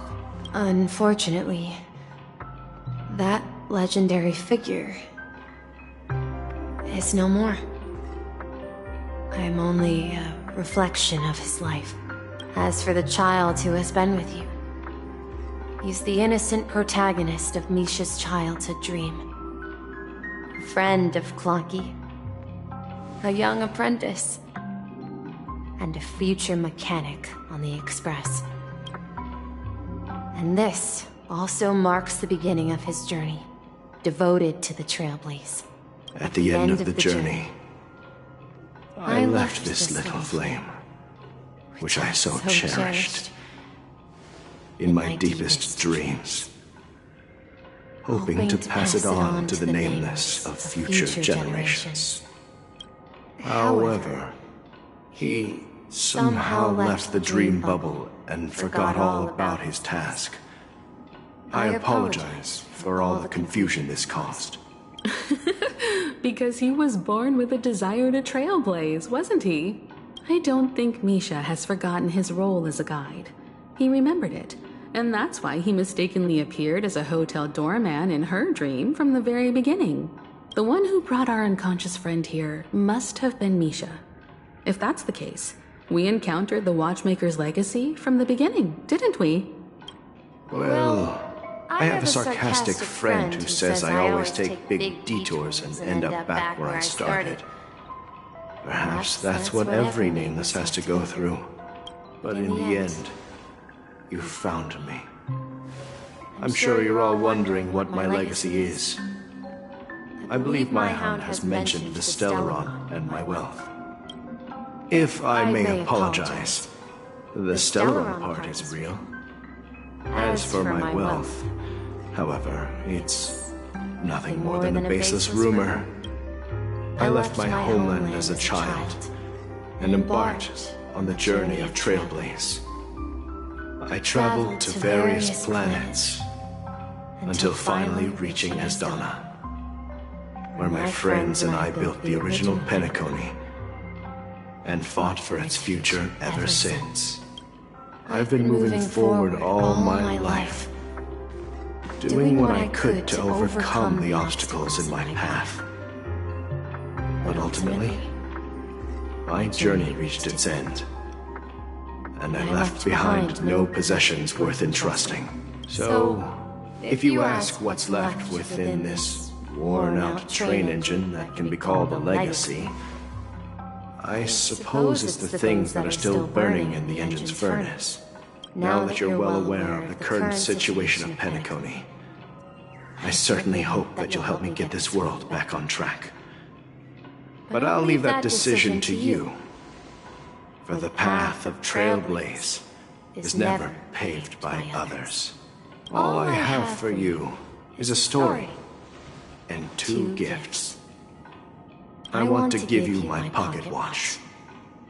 It has accompanied me throughout my long journey, guiding that naive child forward, and has been blessed with the presence of so many great people up to this day. And my hat, too. The one who navigated for me placed it on my head and planted a fanciful thought in my mind.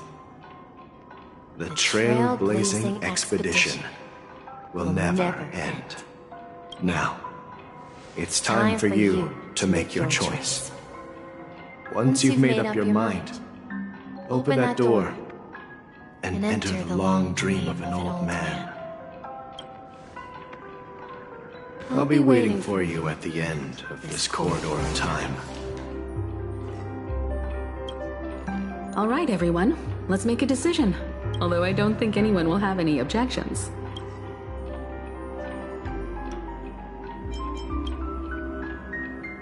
Oh, come on. Stop joking at a moment like this. We've come this far.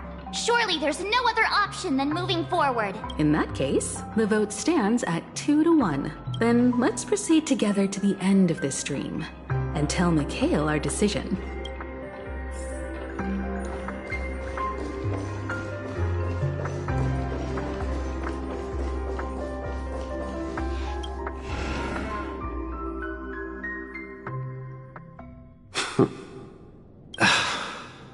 Mikhail, where are you going? Someone has to step up and save Lushaka. So why can't it be me, Misha? Please don't go. And if you must, please take me with you. Don't leave me alone. Even without me, you know how to proceed forward, brave Captain Misha. The compass is waiting for you. Haven't you always wanted to be a better adventurer than me? Now go, board that train and start your journey. Where are you going, Mikhail? I'm going to clean the floor in the parlor car. I've promised the conductor. Wait, first tell me, did you fix this watch? Yeah? I know what it looked like before. Its chain was broken, the back case torn, and the marks on the dial all worn out. How did you manage to fix it? Well, it's hard to explain, but I knew it could be fixed. It's the hands, Mr. Amundsen. Its hands were intact and pointing in the right direction, so I knew there would be a way to fix the rest. I see. You'll work with me from now on.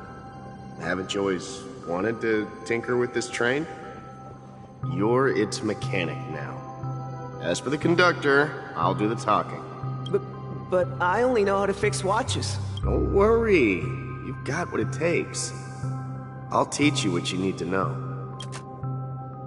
Where are you going, legwork? It's time to head to our next stop. I'm staying in Astana with Rosalina and Tiernan. I see. This place reminds you of home. The people of Astana have only achieved a tiny victory and still have a long way to go towards true freedom. Hanunu needs us. Don't worry, not all journeys lead to the stars. Even if I leave the Express, our path of Trailblaze will continue. Yeah.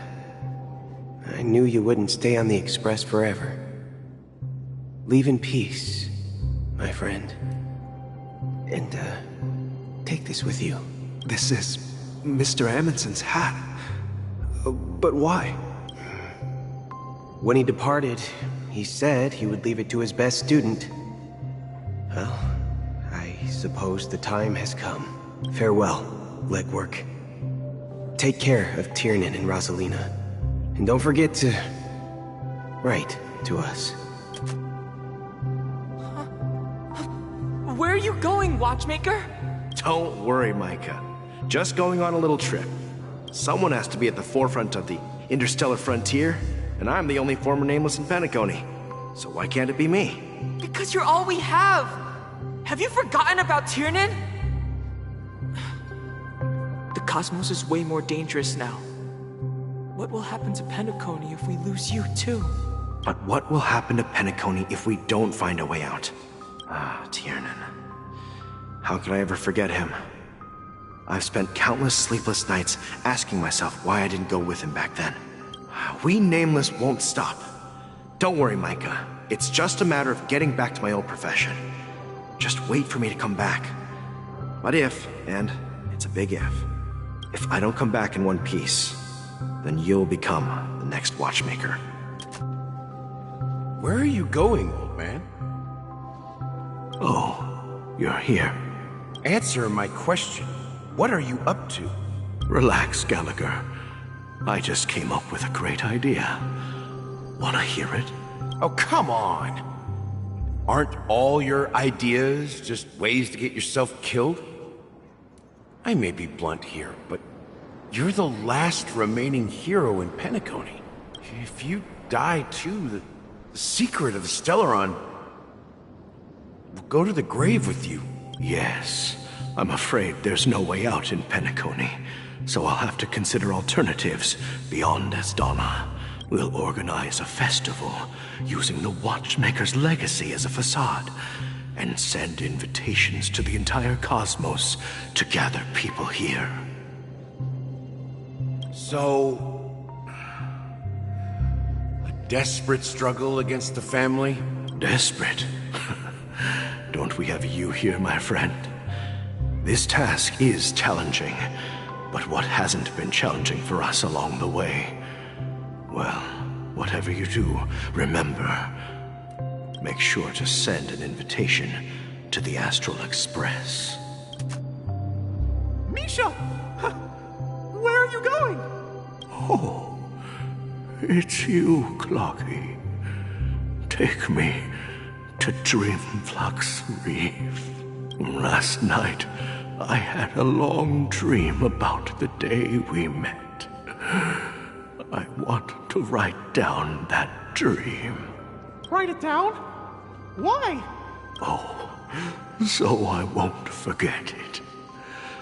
Do you remember how you got your name, Clocky? Of course! You told me that when you were a kid, you lived in a room full of clocks. Those wall clocks and pocket watches grew up with you and were your best friends. Yes, but what I didn't mention was there's a funny misunderstanding behind it. I was a kid, and there was always a special pocket watch in my memories. It was with my grandpa, guiding him on his sea voyages and leading the way in his every adventure story. I wanted to have a pocket watch like that too. And that's when you appeared in my dreams. Yeah. Every night, we boarded the compass and set sail together. But you know what? It wasn't until the day my grandpa gave it to me that I realized it wasn't a pocket watch at all. It was a compass. So, your name should have been Compassy, and the watchmaker is just a nameless. We've arrived at Dreamflux Reef. So, where to next? You know, Clocky, I don't think I'll be going anywhere else.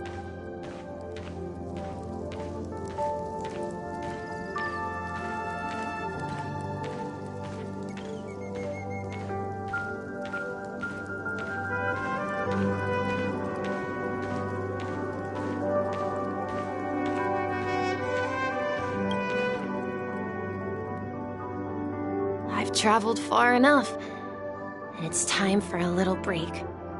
Oh, So, we'll set out again. When you're rested? No, I'll stay here. And then, this is where it ends. This is... where it ends? What do you mean, Misha? You told me that the trailblazing expedition would never end. Yeah, that's what I said. So now, it's up to you to decide your next destination. My next destination? What's that supposed to be? I've been following you. Misha? You're acting weird today. If you're feeling down, we can just do what we usually do. With the clockwork. No, I'm not feeling down. As for clockwork, yeah, it resolves all problems in this dream. So, do you know what clockwork actually is?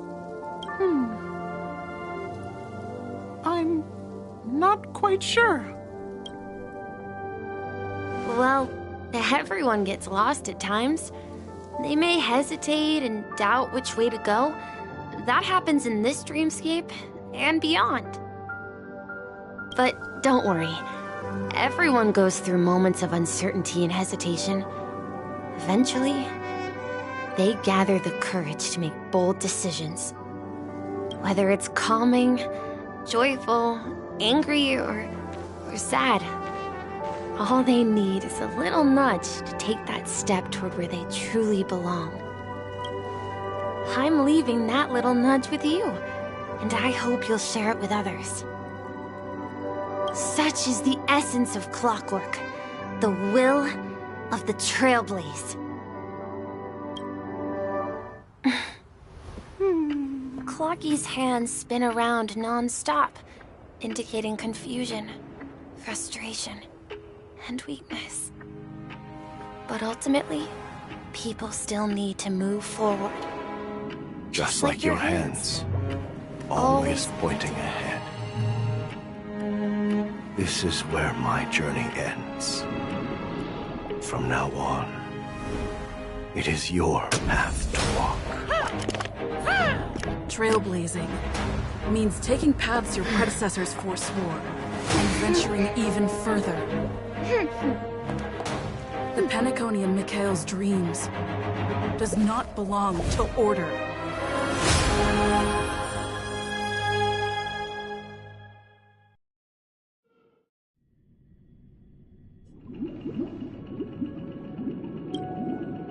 I can't believe that Eon would cast a glance at Penacony at a time like this.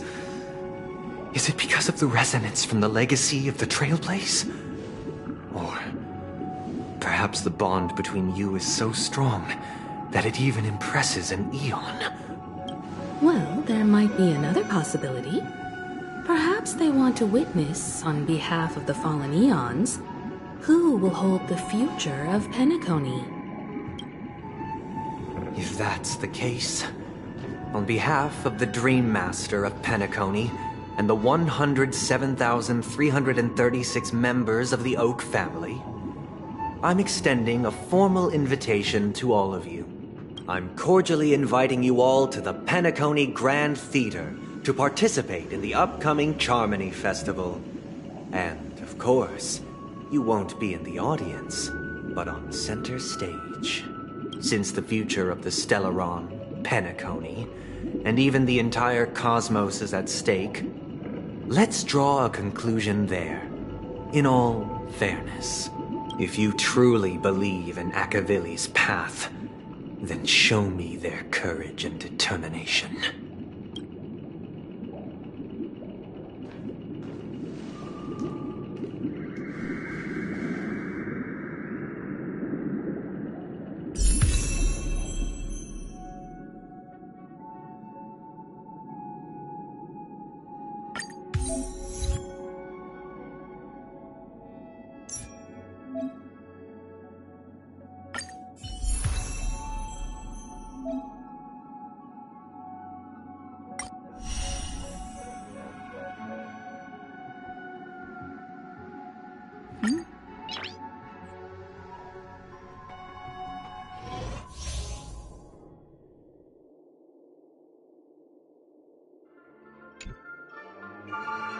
Please stay tuned.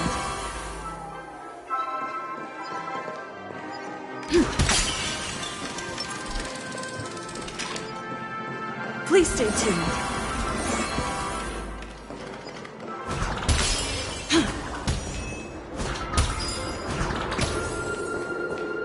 We need a strategy.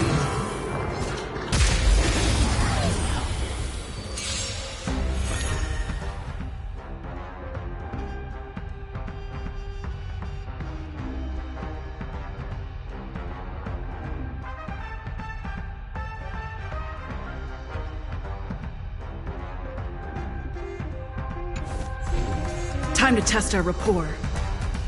Dreams do come true. Commencing support.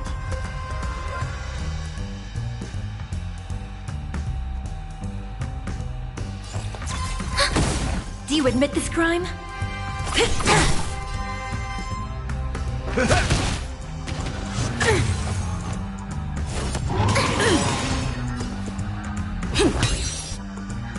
Enemy data secure. Net markers activated. Time for a good old counterattack.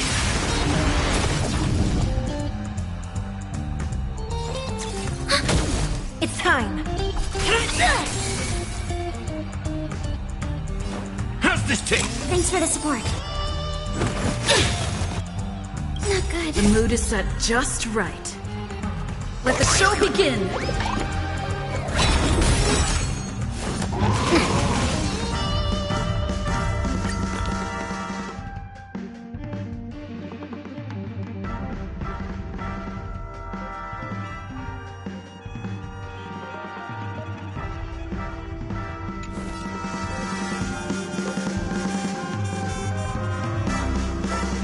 Order of the Ten Lords!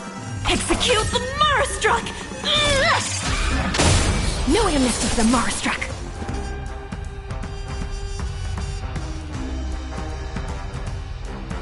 Let's improvise. Nice second, my friends. Indulge yourselves! Enemy targets detected. Ready for another? Take your positions. Dreams do come true.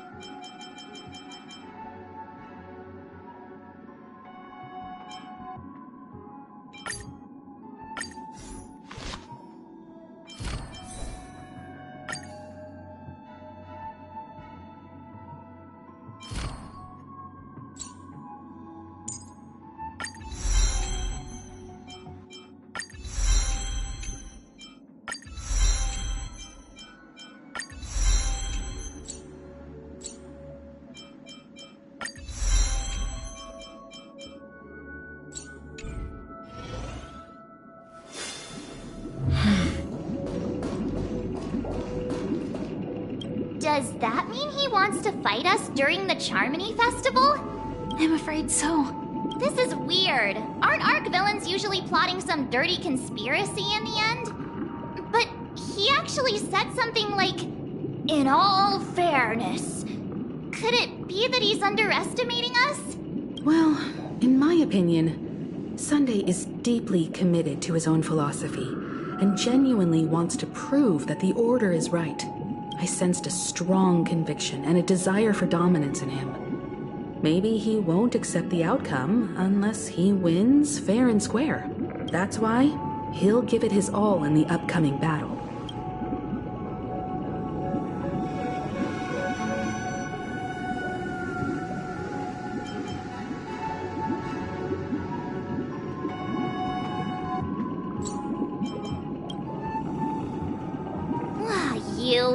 Every time an important moment arrives, you hesitate. We've even dealt with a Lord Ravager of the Destruction, so a follower of the Order won't be a big deal. Anyway, we can't leave the Stellaron unchecked. This is about trailblazing a bright future for Penacony and fulfilling Mikhail's and his predecessors' long-cherished wishes. Now that we've taken up the mantle, we can't afford to fail them. However, the same applies to the Order. Their plan didn't materialize overnight, and they have the profound collective consciousness of the planet of festivities behind them, a desire to dream, to slumber and escape reality. All those hidden emotions have given birth to the sweet dream of the Order. They've harnessed the will of an entire planet to create an Eon. This confrontation is far more complicated than a simple power struggle. To secure Penacony's future, fighting on the stage alone is not enough. What do you mean? Are you not coming with us? I believe Firefly is trying to say that she's heading off to another battle.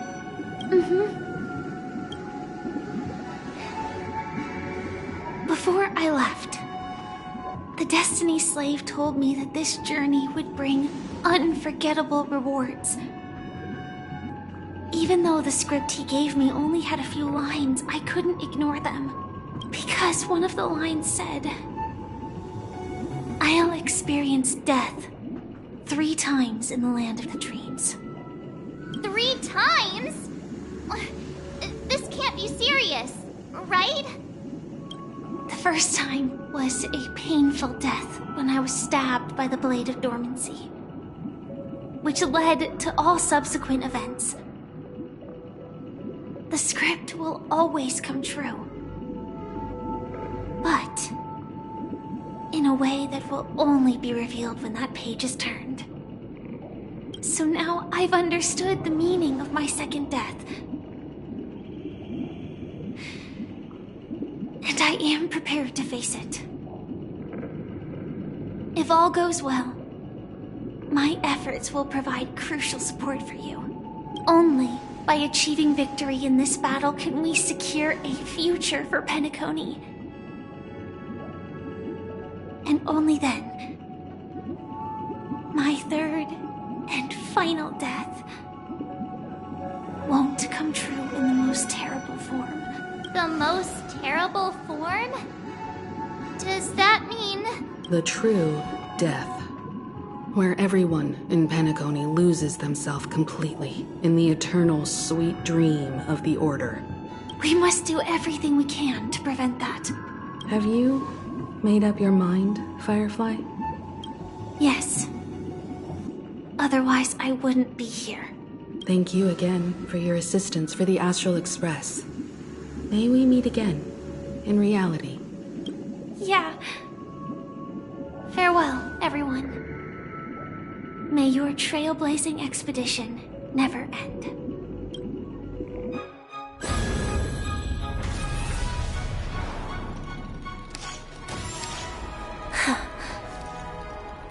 I dreamed of a scorched earth. Everyone, are you ready? A new shoot sprouted from the earth. It bloomed in the morning sun and whispered to me. Like fireflies to a flame, life begets death. May we meet again in reality.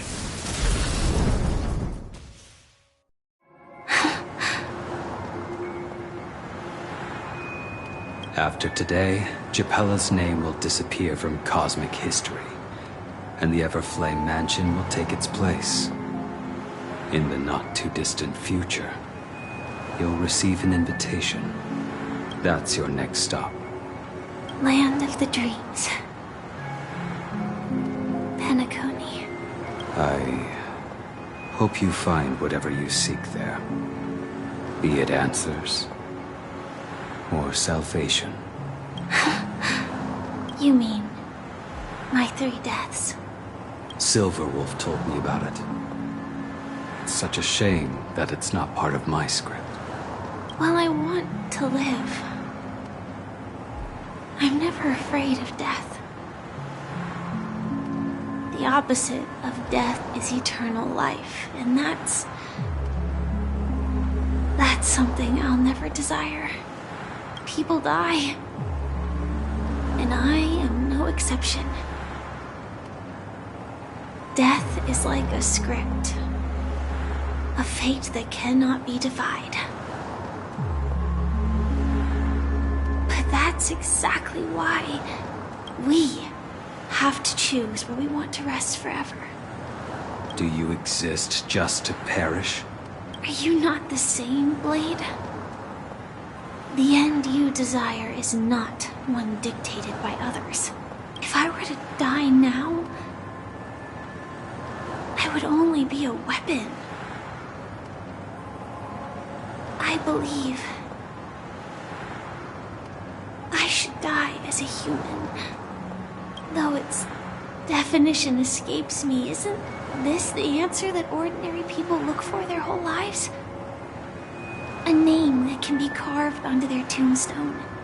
The tombstone that belongs to me once bore the inscription, Glamoth's Iron Cavalry. Then it changed to Stellaron Hunter. But one day, it will bear the name Firefly. And all the brilliance she showed at the end of her life.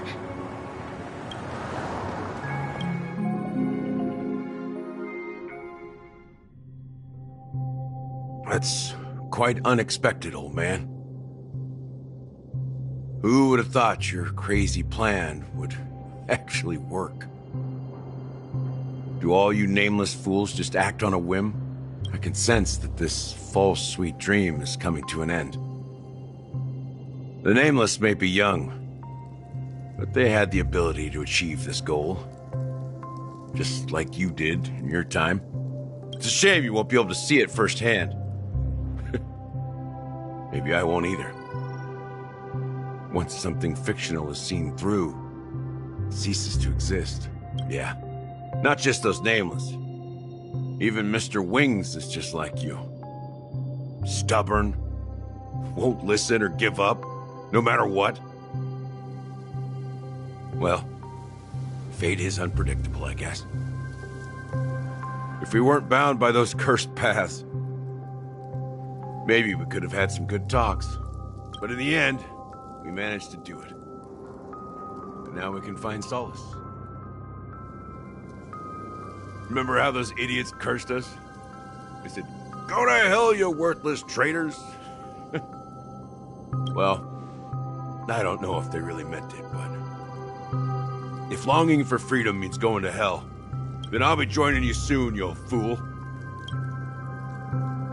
Let's get together and have supper again in hell. Oh, I almost forgot. There's one more thing. Here's to you. A glass of hello and goodbye, Trailblazer. To the imperfect tomorrow. It's warm here, isn't it? You're lucky to have found shelter from the rain. Let alone fresh berries in this desolate place. I was just following the scent of life. It's particularly strong in a place like this. It's a shame these berries don't have much flavor. Seriously? In case you didn't know, this fruit is pretty juicy. The only downside is that when you chew it, it becomes extremely spicy. Have you lost your sense of taste? I can still taste certain things, like a faint sweetness. Before coming here, I stopped by a place called Orkron. It had barren cliffs and nights lit by bonfires. Burgundy snow would fall from the sky, and when it landed on my tongue, it tasted like raspberries. The flavor wasn't exactly sweet, but it left a lasting impression. When I think back on my past, I realize that what's tying everything together isn't the big events, but rather these small yet unforgettable moments. Don't worry about it. Losing oneself is a reality that every self-annihilator must face. At least I haven't completely lost my senses and memories yet. Well, congratulations on adding another footnote to your journey. By the way, are you always alone? No, I had a companion in Orkron. She's a short, nameless girl who aspired to explore IX. She always said she'd walk a path deeper and farther than Akavilis.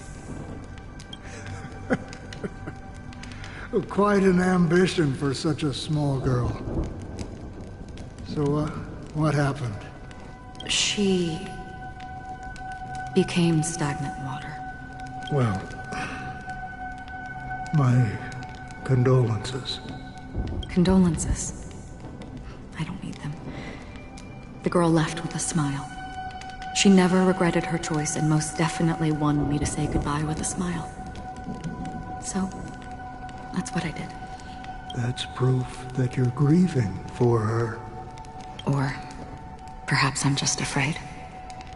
Afraid? I rarely sense that emotion from you. What do you fear? I'm afraid I'll forget the 30 days I spent with her. Just like all the other days in my life. Most of them have already washed away with the rain, disappearing into an unseen realm. I fear that those vivid red memories will fade away too. There isn't much color left. And besides this faint, warm red, there's almost nothing. Hard to imagine. A ranger accustomed to bloodshed, destruction, and chaos finding warmth in the red color. Because I have experienced this warmth many times. Long ago, I promised someone that I'd bring it to more people. And that for every remaining moment of my life, I'd strive for a better ending for all. As long as this red color still lingers, I have a chance to fulfill that promise. It represents a burning fire, a blooming flower, the berries in this cave, and life itself. Fleeting, yet still dazzling. In the end, it will lead me beyond the horizon of existence. And on the other side, I will cut off nihility. The one blessed by the sleeping and shapeless is considering how to kill them. That's truly pure nihility. But you're right about one thing. After spending so much time near this stagnant water, only when I look at this vibrant red fire do I realize that I'm still alive. When will this rain ever stop? Perhaps when the sorrows of the departed have finally quieted down, the sky will clear up.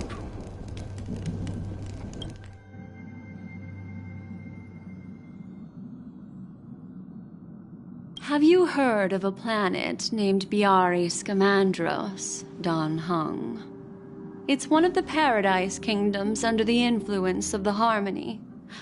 A sought-after wonderland for the inhabitants of the Dardanu Major and Minor systems. Half an Amber Era ago, the family held an unprecedented festival there. And after that, everyone on the planet became part of the family. Do you think the same thing will happen on Penacony? Yes.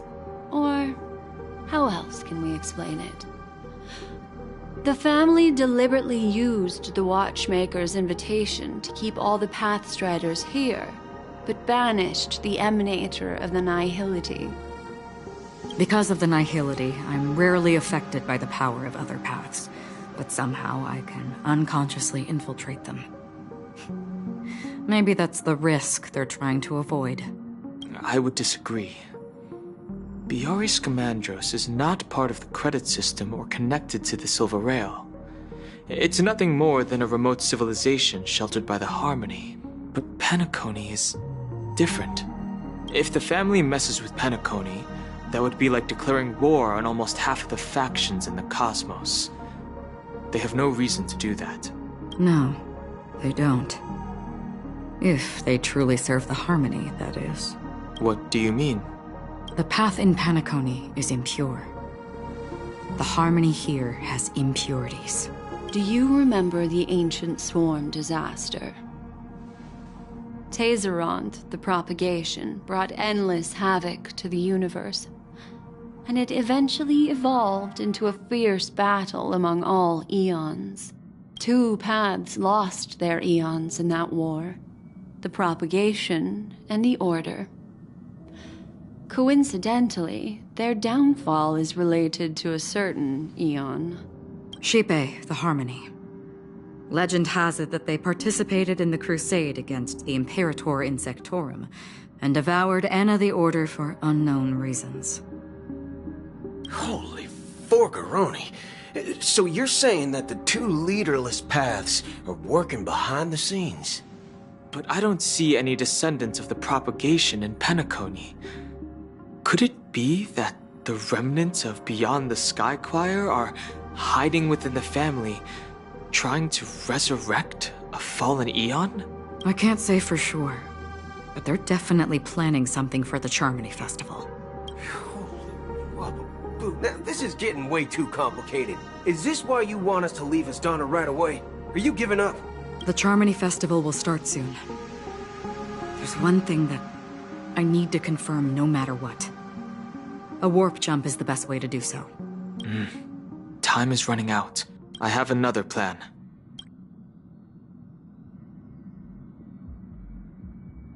Hold on. Are you thinking of using the Jade Abacus of Allying Oath? Exactly. The assistance from the Lawfu Cloud Knights would be enough. Think it over carefully. You can only use that once in your lifetime. I have considered it thoroughly. My companions are... they're also once-in-a-lifetime treasures.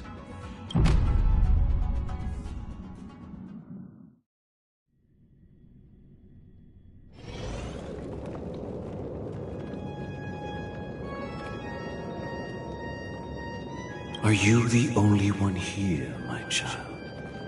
The Nameless is quite the diplomat. Our secrets have spread like wildfire within the family. And IPC starships are gathering towards Astana. This is a crucial moment for us. So, where is the Chosen One who harmonizes the varied sounds? What do you mean, Master? I'm right here in front of you, aren't I? You know, she was supposed to be the star of the Charmony Festival. In our plan. But the plan has changed. As her brother, I know she doesn't want to sing for the Order. So I'll take her place. You've always been wise beyond your years. I'm sure you understand the consequences of your choice. If you consider this a betrayal, well, there can't be 2 suns in the sky. I'll step up and take down the other sun if necessary. Do you believe in karma? If karma exists, then everyone has their own karma. You have yours, and I have mine. And my karma has nothing to do with you, Mr. Gopherwood. All right. Since you're willing to sacrifice yourself for her, I'll grant your wish. Well, the compromise came sooner than expected. Why? You and your sister were born as twins of the Order. And one of you is destined to follow this path to the end. Is this part of your plan? Of course. You're still as clever as you were when you were a child. The opening is near. Go, my child. Seize the power of the Harmony and reveal your karma. I have one final question, Master. Why did you choose to bring the Order to Penacony? Wouldn't it have been better to choose a desperate world instead of a city filled with hope and dreams? Why? It's for justice, my child. If we lose justice in our hearts, we'll make the same mistake as the Harmony did. So, it's not you who manipulates the dreamscape with the Stellaron, but... Well, that's where our conversation ends. Go ahead. The 107,336 souls of the Oak family have dreamed of this moment too many times.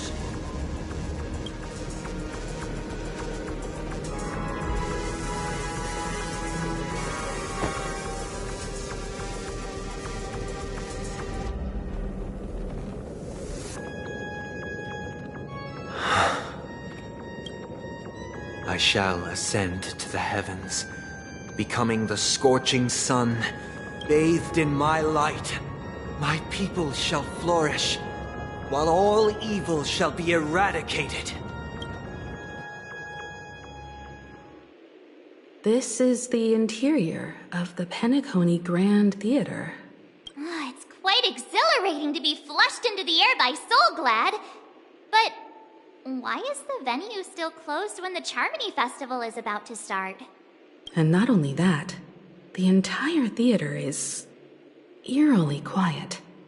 No audience, no staff, no one around.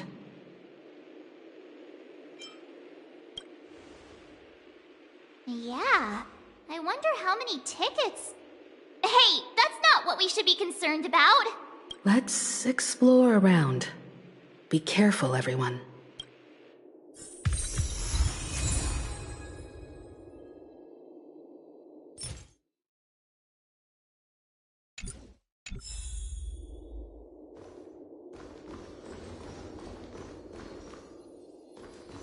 Stream forth the gleam bold blades.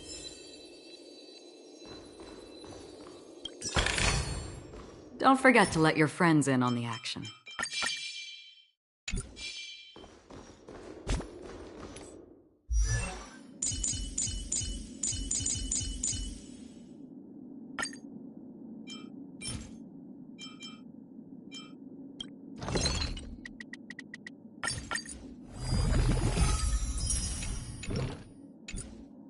I'm not done yet.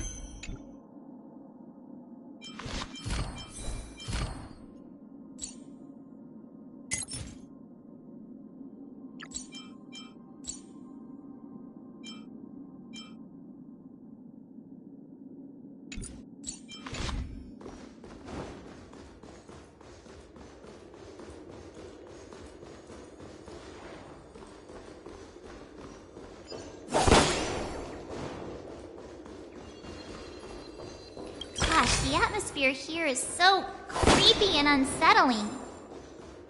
Even if there's no audience yet, there should be some staff around. Why is it so silent?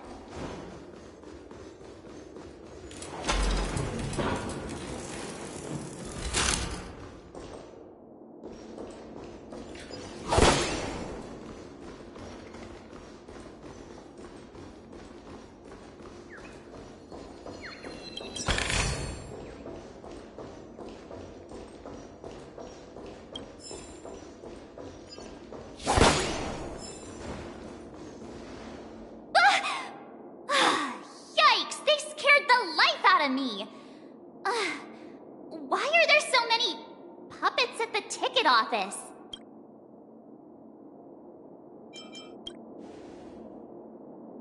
What? You're so annoying. Stop scaring me. Are these puppets part of the stage setup?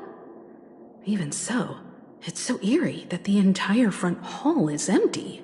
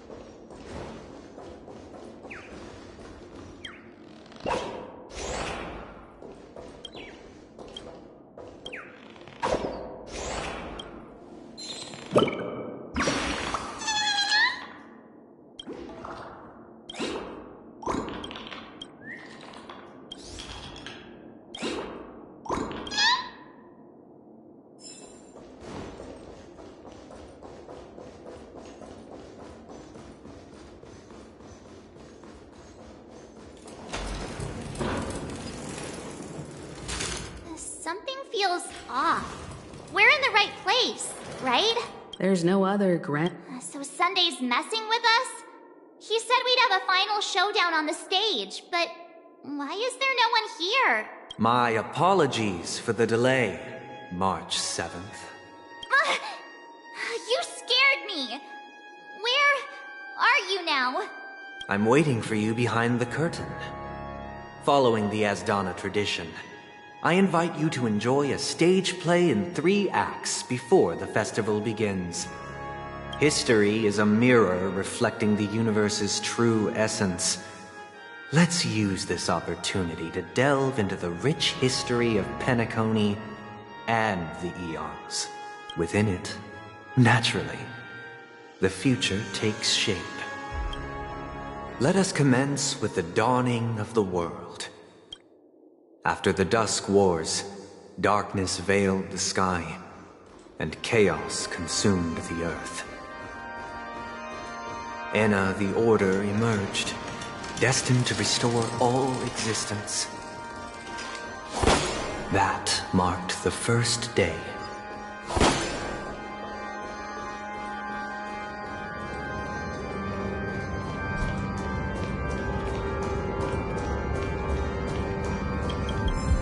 They gathered nebulae and forged them into pigs, thus creating a grand lyre with black and white keys. Strike the white keys, and the sun rose. Strike the black keys, and the moon rose. And so, the cycle of day and night arose. That marked the second day.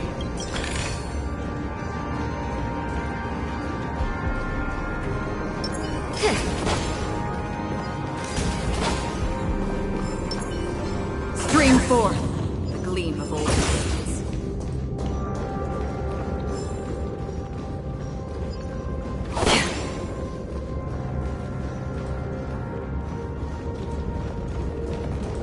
The puppets are gathering around the frame. Are they expecting us to enter it?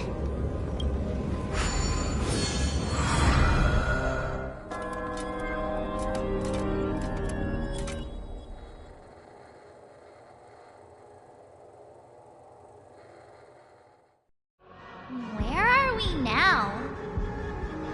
The atmosphere here looks similar to Sunday's inner world. Perhaps this so-called stage play is created with his abilities. This act is named Ode to Prisoner. Given the atmosphere here, I believe it's about Penacony's past. I thought things were finally looking up as I managed to dodge prison during my recent trailblazing expeditions. But now it looks like I'll be back behind bars again.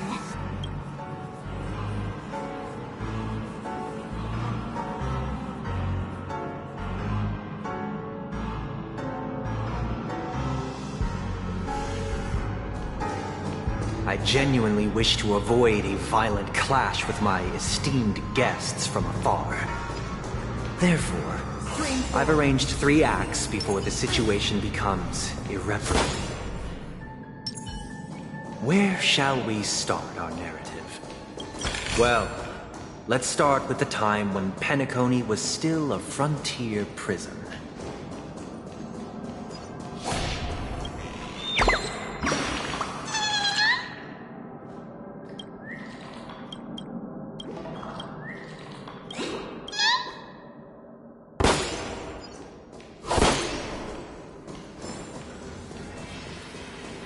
Stream forth, gleam of old blades.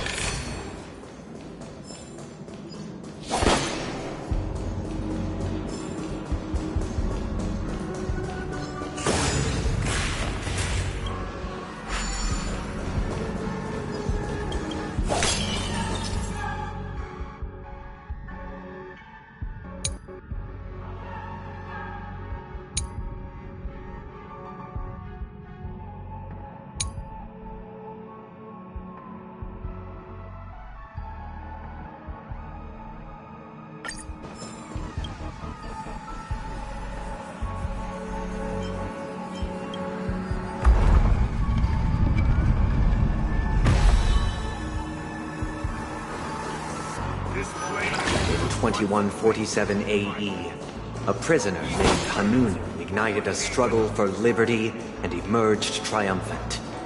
IPC referred to it as the War of the Frontier, while the Asdanians dubbed it the War of Independence.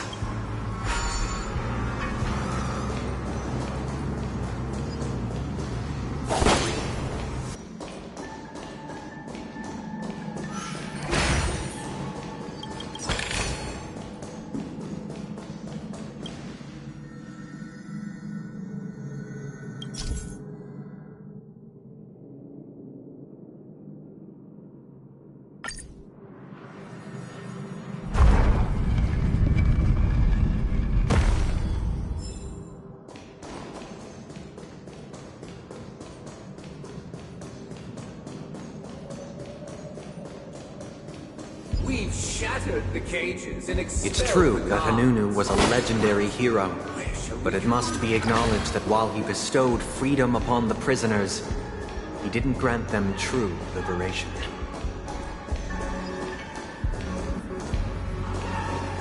Thank you for staying here, honorable travelers. The 3 nameless stayed on the planet, endeavoring to spread the tenets of Trailblaze throughout the frontier prison. Alas, their efforts proved futile.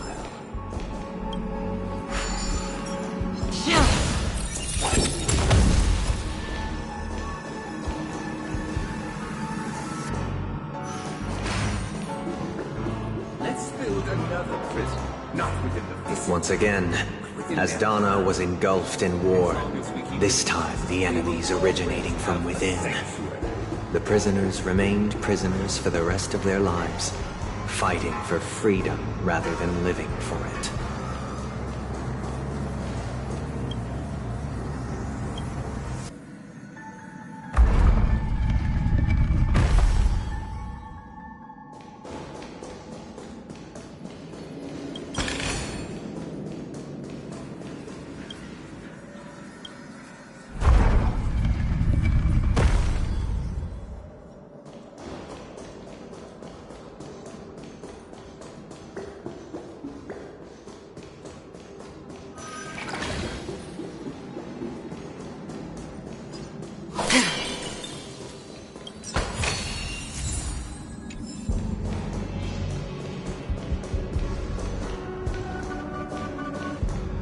I hope you like this land of freedom on a scorched earth.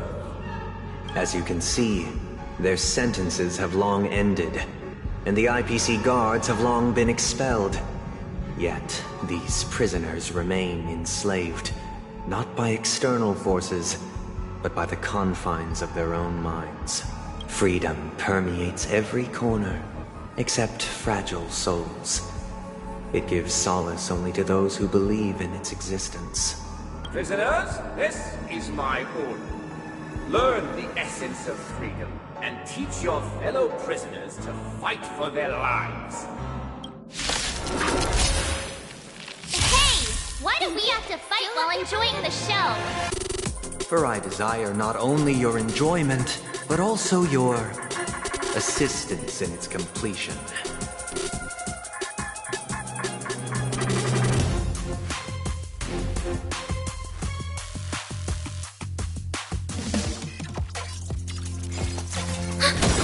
Another journey begins. Destined for oblivion. Enemy data's net markers activated. Time for a good old counterattack. I weep for the departed. It too shall fall. How familiar. Leave it to me.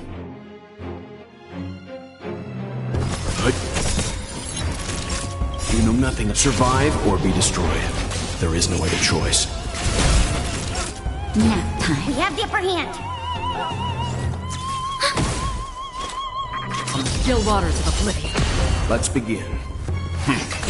Naughty child. Destined for oblivion. Leave it to me. Time for a shot. Nap time. Commencing support. Ready for another? On the still waters of oblivion. No one can restrain you anymore. You are free. Thus concludes the first act. Amidst a raging war, the frontier prison headed toward becoming Land of the Exiles. This must be how Penacony was constructed. With the aid of outsiders, the prisoners were finally liberated and established the Land of the Exiles. However, it appears that Sunday aims to convey the spiritual plight of the prisoners more than the physical aspects of imprisonment. This show is a bit too literary for my taste. But the battle part is quite easy to understand. Anyway, we've arrived at the exit. Let's go! These puppets... Where are they guiding us this time?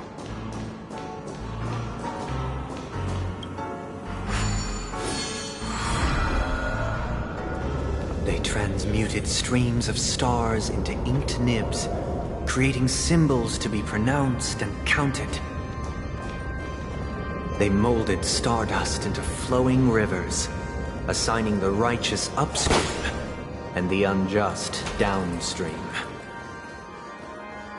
Thus, all things were marked, and the world learned to discern between good and evil. That marked the third and fourth days.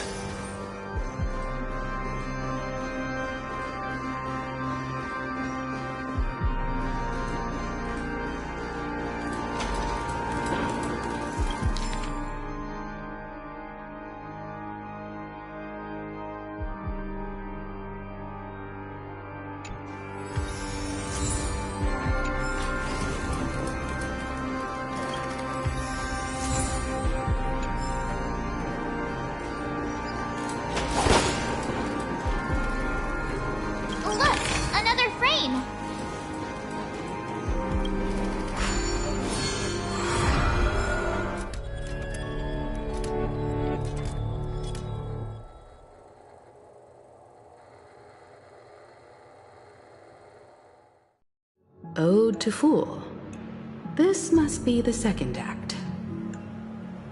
The surroundings are different from before. The stage decorations look a bit tidier now.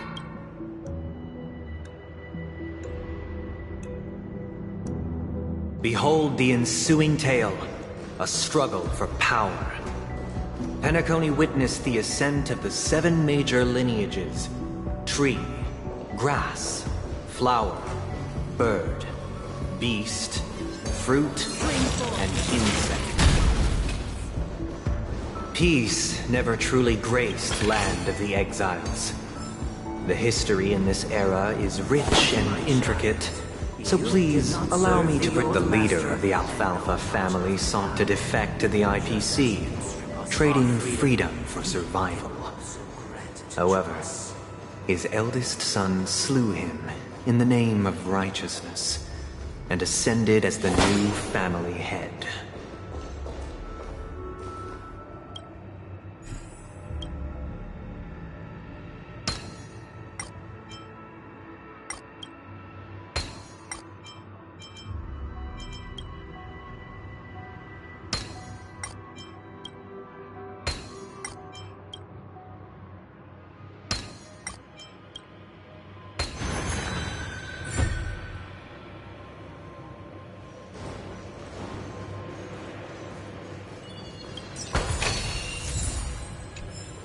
Welcome to this mansion, dear outsider. Land of the Exiles was in disarray, besieged by both internal and external perils. Though the 7 major lineages appeared united on the surface, each harbored their own ambitions, leading to ceaseless conflict.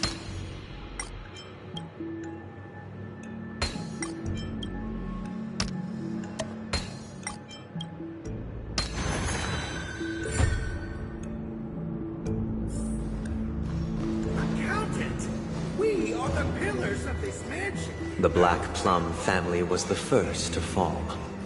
They withered away in the White Desert event, orchestrated by the Alfalfa. Because Master shaped you from clay, but forged me from fire. I'm superior.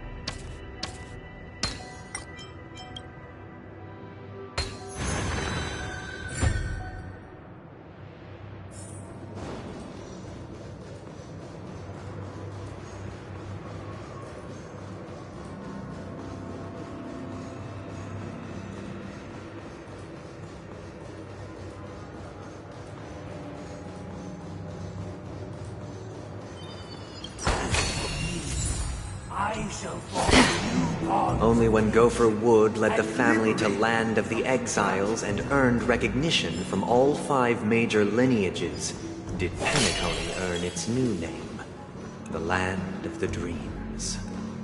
Dear outsider, I beseech your aid in purging this mansion of the poison spread by the lurking instigators. You want us to help you? What do you need? I wish they could regain their reason and cast away the shackles of hypocrisy. This is the second act. Looks like it's about Penacony's journey to becoming the Land of the Dreams, during which the family plays a crucial role. But this new master seems like a bad guy to me, don't you think? Perhaps this is the truth Sunday is trying to express, if you read between the lines.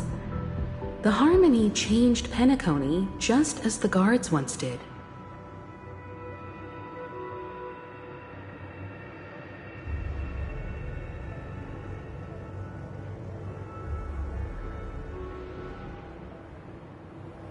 Looks like we've gotta help those guys kneeling down over there calm down a bit, right?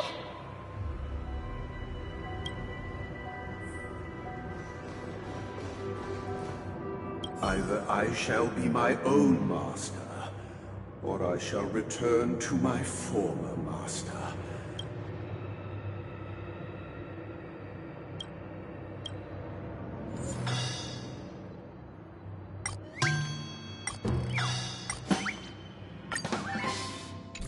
This puppet isn't responding at all.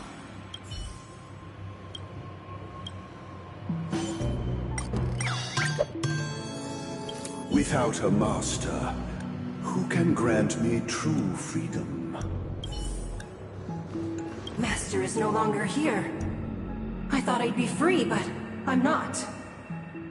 Now, without my master's command, I'll have to seek guidance from the blind.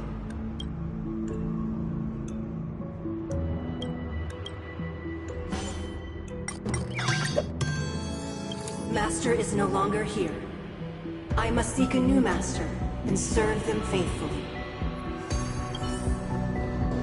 Once, I stood as the most loyal guard among all the servants. Now,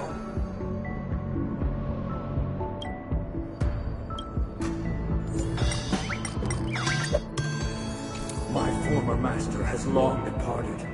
But why do I still fear the remnants of his creation? Master! Oh, you will return in due course, and I shall stand vigilant, awaiting the reward for my...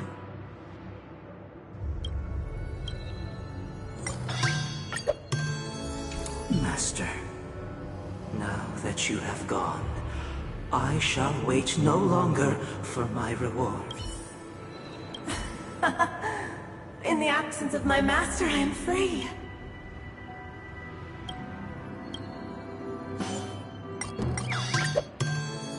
I shall sing for my new master, just as their noble voice once resonated throughout the cosmos. Thank you, dear outsiders. My servants have regained their sanity. Heed me, one and all. Your former master shall not return. It is through righteousness and unwavering support for one another that we shall attain true perfection. Cast aside the veils of hypocrisy and embrace one another. Get ready. Looks like another fight is about to begin.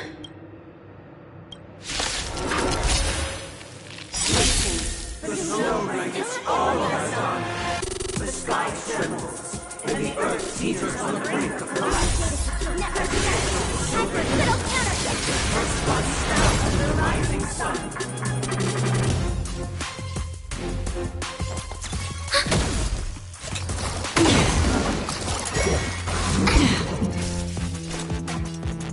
Destined for oblivion. I weep for the departed. It too shall fall. Let's begin.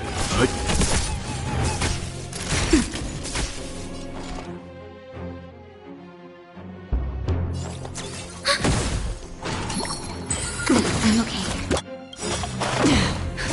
Just a little something. Think nothing of it. Don't worry, it's just a scrape on the still waters of oblivion. Leave it to me. Stand down. Time for a shot. Nap time. Free will, or was it fate? Destined for oblivion. Enemy data signet markers activated. Time for a good old counterattack. Again.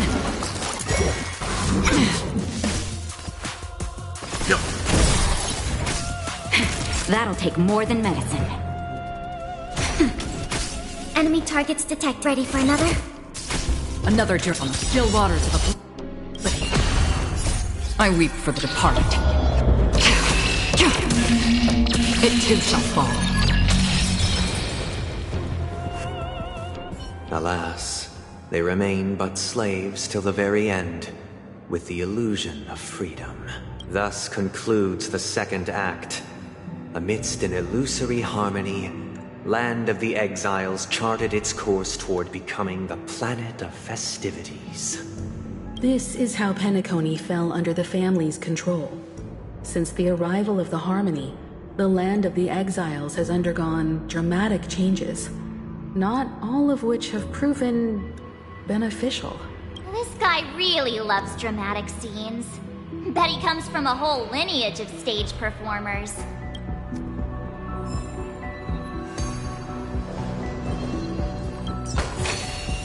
Seek, and you will find.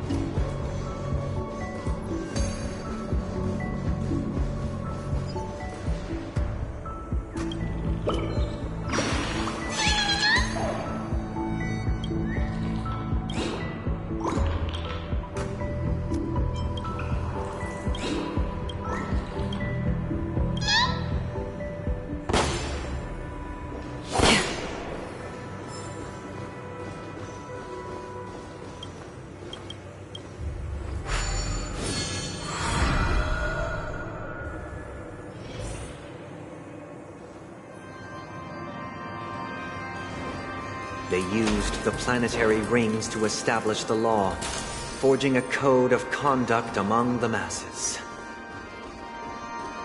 A grand lyre with black and white keys served as an instrument, while symbols of articulation and numerical notation took the form of musical notes.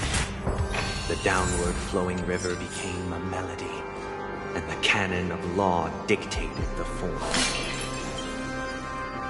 Thus, all mortals found their unique place within this symphony. That marked the 5th and 6th days.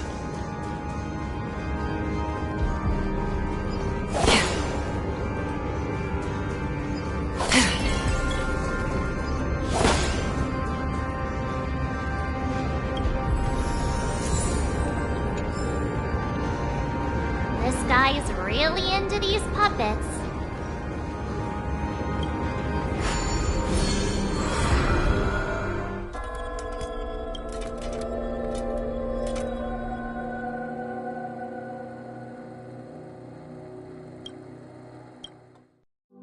Oh, I get it now.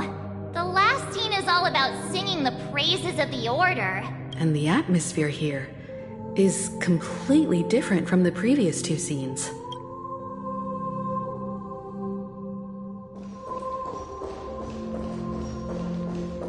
This is the concluding act of this play. I have showcased the past and present of Penacony, hoping that my desire for change resonates within you. And now, I shall reveal its future to you.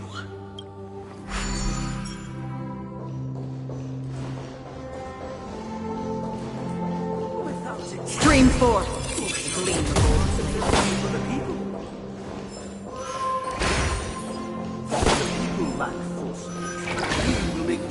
On their behalf and bear without responsibility. Who shall protect the weak and stand against them? I shall support one another, protect the weak and stand Stream 4. against the mighty. Gleam of old ways.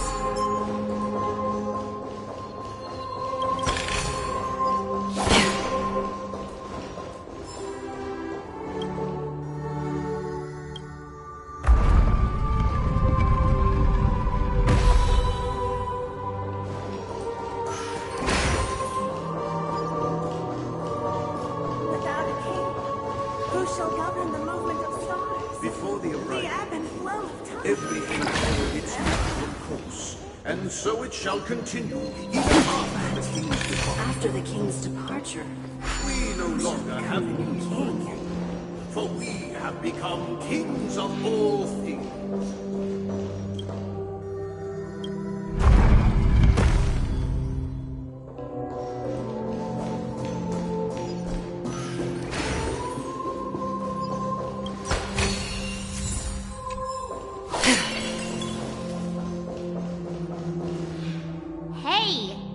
Supposed to kick off a short story and have a fight here just like we did in the previous acts? Why aren't any of these puppets saying anything? Perhaps we'll need to complete the story ourselves, just like we did before. So, do you think their mind needs tinkering or something?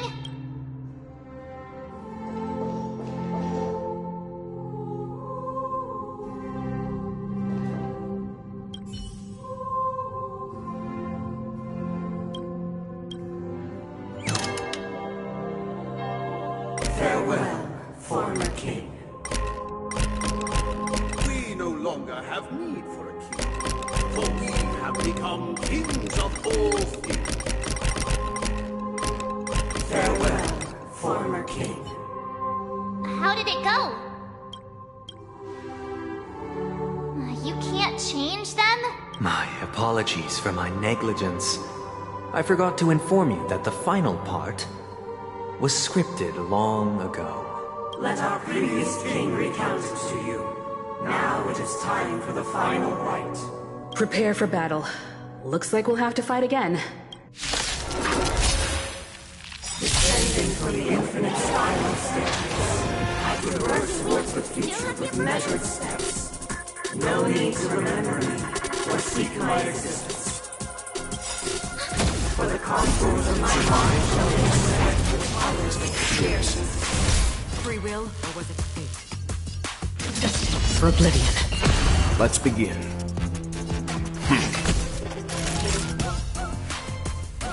Nap time.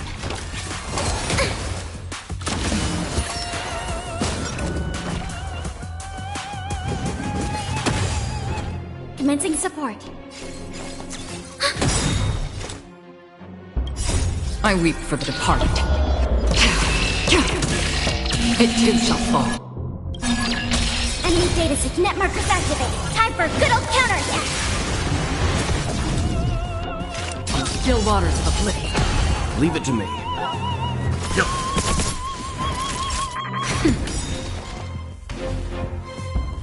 Ready for another?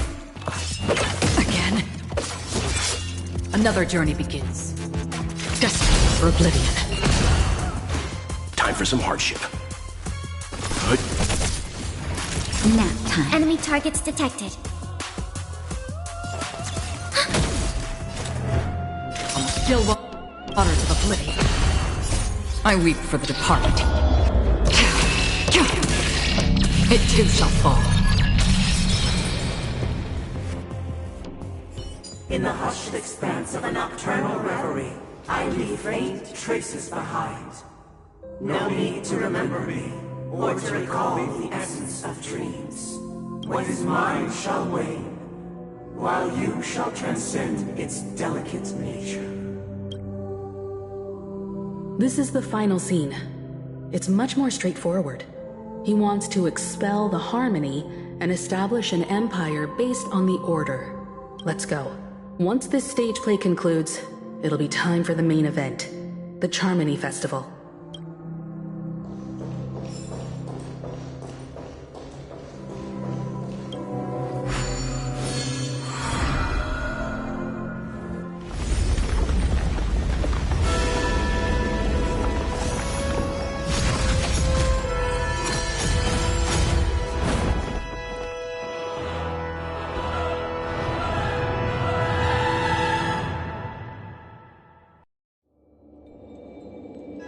They imbued the world with meaning, perfecting all things in the heavens and on earth.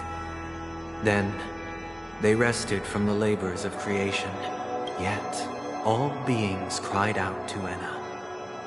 Under the banner of the Order, you have defined all things in the cosmos. But this made us realize that we are but puppets in your hands. Thus, on that day, all beings united and cast the Eon into the abyss of oblivion. This Grand Theater looks totally different. Is this the power of the Order? Everyone, get ready. This could be a tough battle.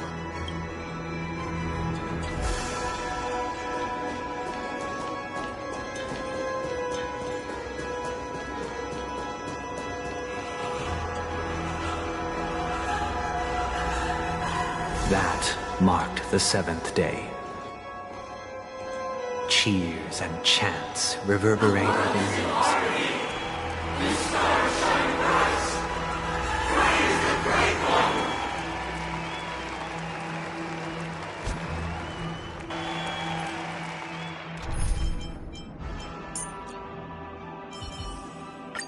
Shout if you get into trouble, Pela.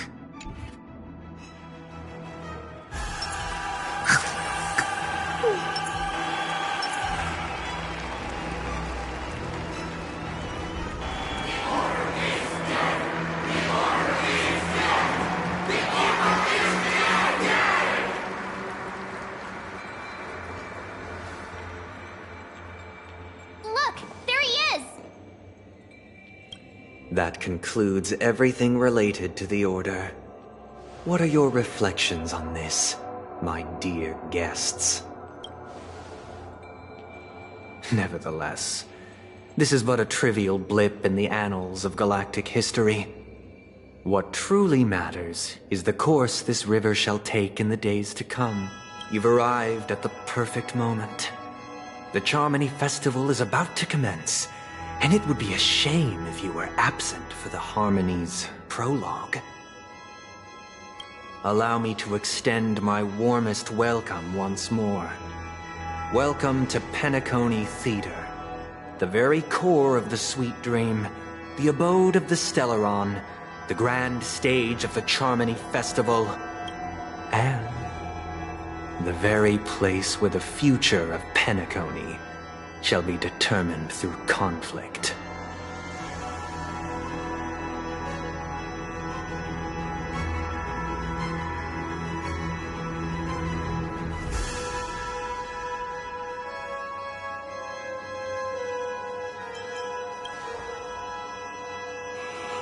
It hides behind the curtain. Or rather, it is the theater itself. However, if you want to see it, you must display faith equal to its immense power. True goodness can only be achieved through faith. Allow me to point out that falling into a permanent slumber is not happiness, especially when those people are driven by someone else's will in their sleep.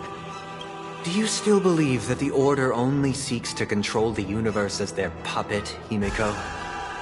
No matter how perfect your vision of paradise may be, a cage remains a cage. People will never achieve true happiness in a world like that. They would just be toys for the Eon. It seems you have misunderstood my intentions. Allow me to clarify. My desire is not to resurrect a fallen Eon, or become one myself. My sole objective is to create a paradise free from Eons, where the Order ensures the dignity and happiness of all humanity. A paradise exclusive to us human beings. That's not the case. If people are to live with dignity, there must be nothing and no one above them. In your so-called paradise, you would be the one reigning supreme. Looks like we won't be able to convince each other. Now that our conflict has been destined, let's unveil our paths and reveal to the universe the true path. However, before the prelude to the future begins, please take a moment to ponder the questions I've posed. Is darkness equal to daylight? Are sinners equal to the righteous? If you are born weak, which god should you turn to for solace?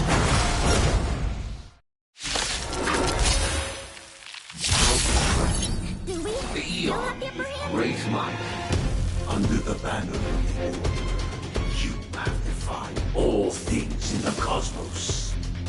But this made us realize that we are but puppets in your hands!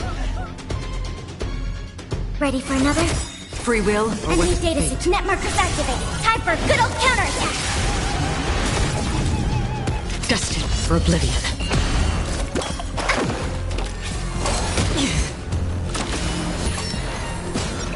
Commencing research.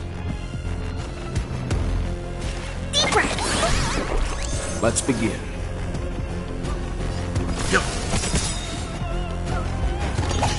Again. I weep for the departed.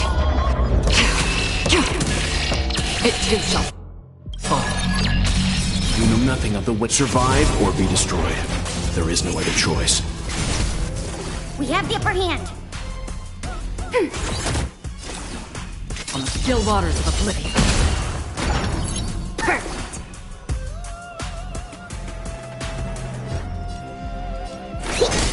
Leave it to me.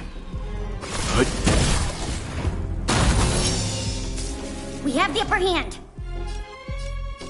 Ready for another? Another journey begins, destined for oblivion.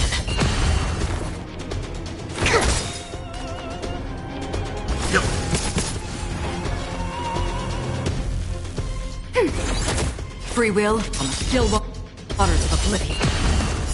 I weep for the departed. It too shall fall.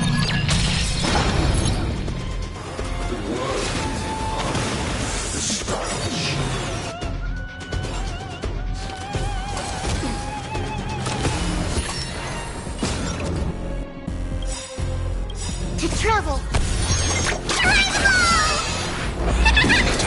Enemy data secured. Net markers activated. Time for a good old counterattack. Specimen sighted.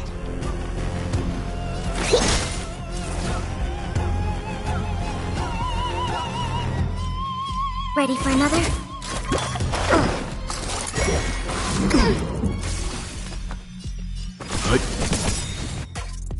You know nothing. Survive or be destroyed. There is no other choice. Another destined for oblivion.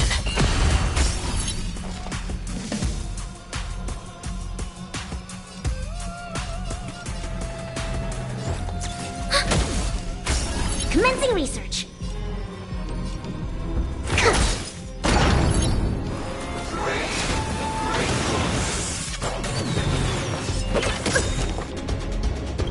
Enemy data net markers activated. Time for a good old counterattack.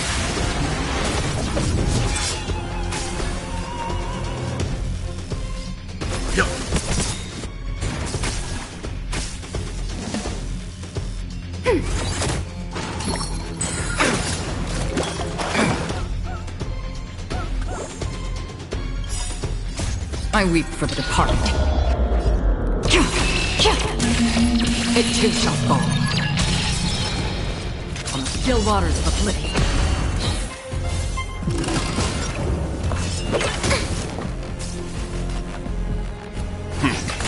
Commencing support. Ready for another? Deep breath! Thanks for the support.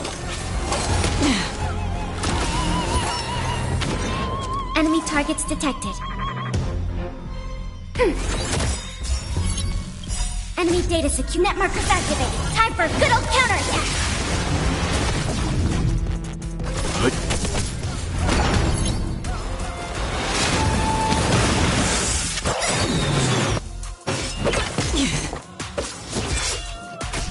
Another journey begins, destined for oblivion. You know nothing. Survive or be destroyed. There is no other choice.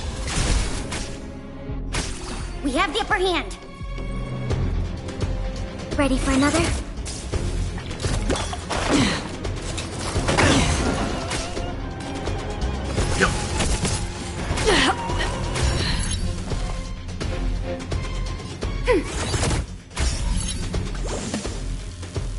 To travel.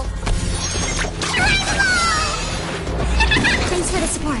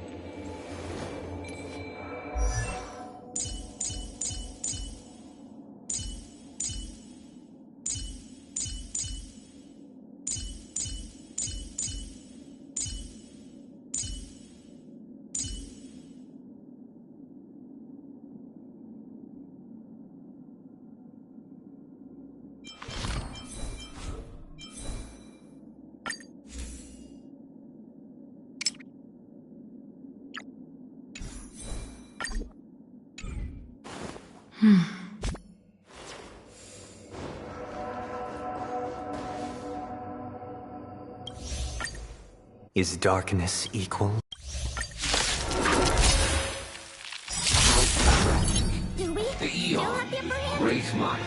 Ready for another? The banner of the Data's network activated. Time for a little counter.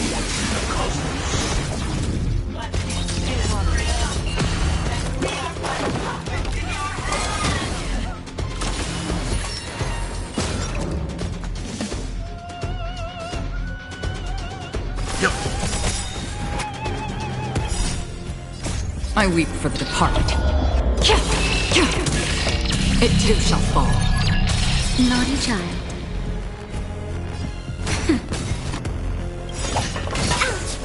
You will not survive or be destroyed. There is no other choice. We have the upper hand.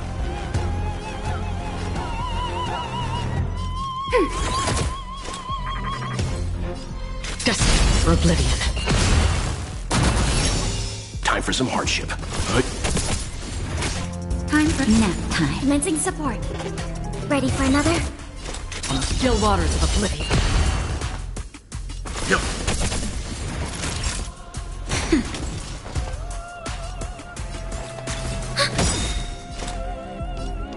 Destined for oblivion.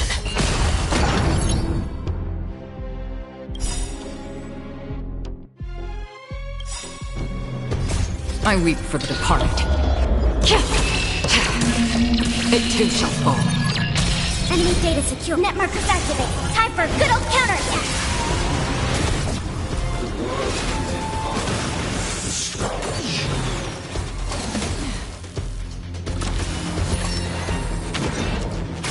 Enemy targets detected.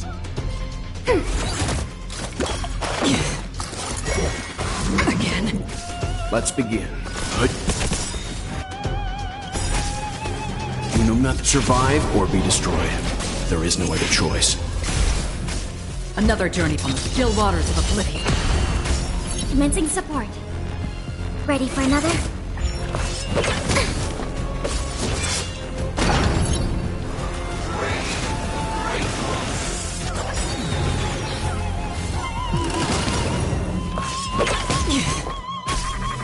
All will eventually rest upon the earth.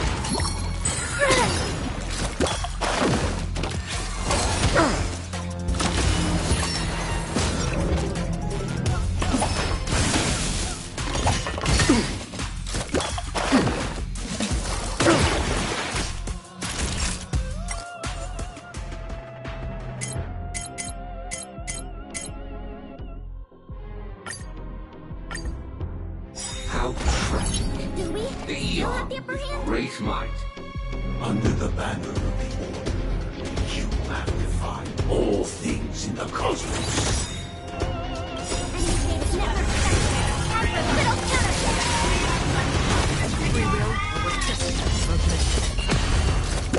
Again? Leave it.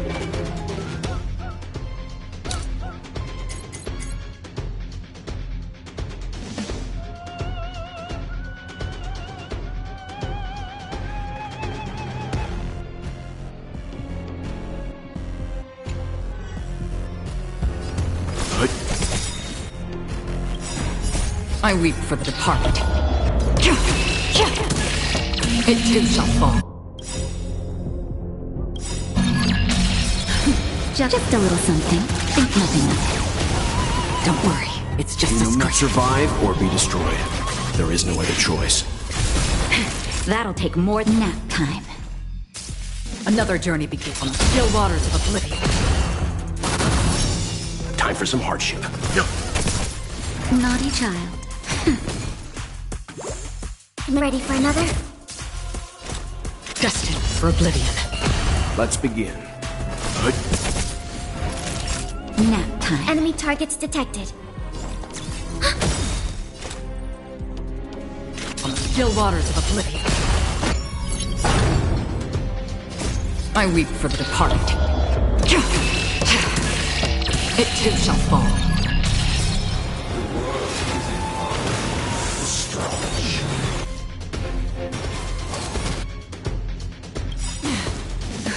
Just a little something. Think nothing of it. Timely treatment.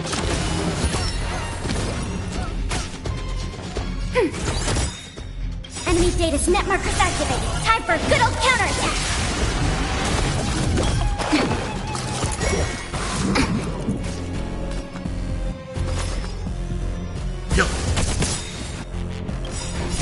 Survive or be destroyed. There is no other choice.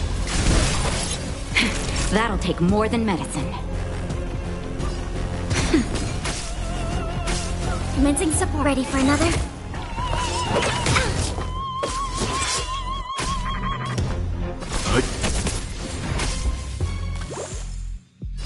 Destined for oblivion. Nap time. Enemy targets detected.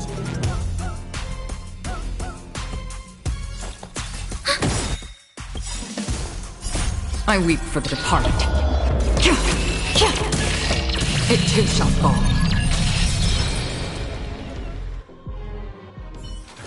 I already know your decision. I now permit you to gaze into the sun. On these 107,336 stones, the almighty and powerful strings of harmony are at my disposal. Supreme tutor, harmonious choir, Dominicus!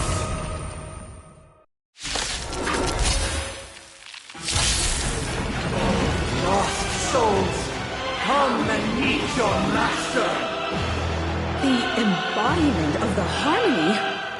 So the true purpose of the Charmony Festival is to usurp it?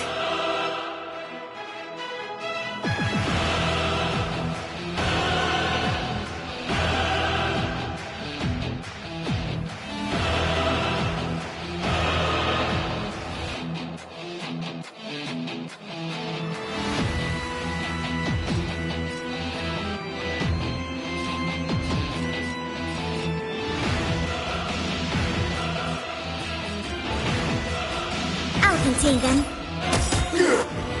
Enemy data secured. Net markers activated. Time for a good old counterattack. On the still waters of oblivion. Leave it to me.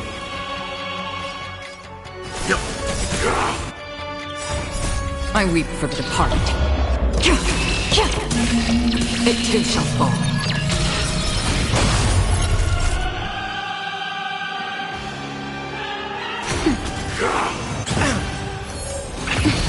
Why is it receptive as you are? Answer me this. Why could the harmony and the order merge into one? Destined for oblivion. I'm fine. Nap time. Because neither side could tolerate discord. Just a little something. Think nothing of it. Timely treatment. You know not survive? I'm feeling like there's another world in front of my eyes. It's the power of tuning. Don't let the song distract you. Enemy data net markers activated. Time for a good old counterattack. Free will, or was it fate on the still waters of oblivion? Sink into a dream. Time for a shot. Let's begin. Ready for another? Sing together!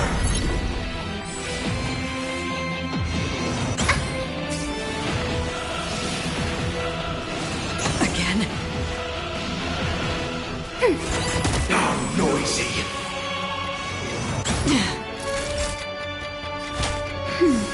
Don't worry, it's just a scrape.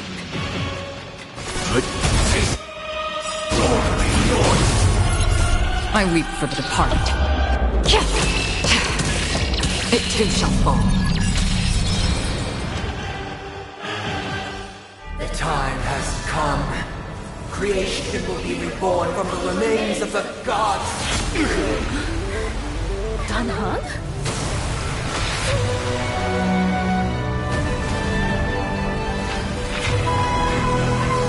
Radiant spirits, heed my word. Show no mercy!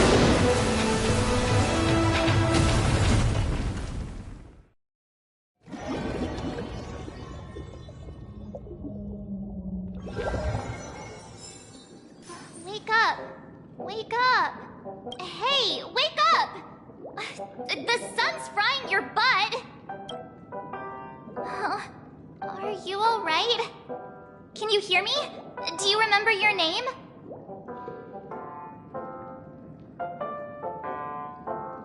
Oh, not good. Try to remember. Your name is... Alright. Stop joking around.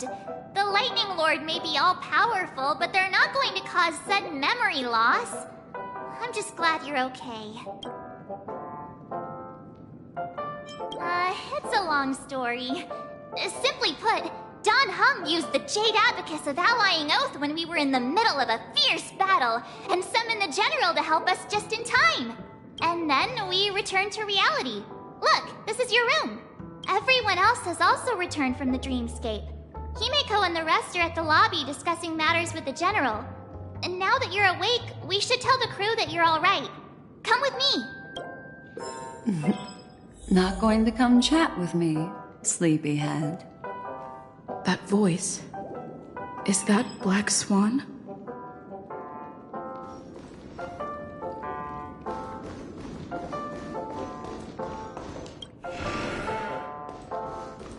Hey, where are you going?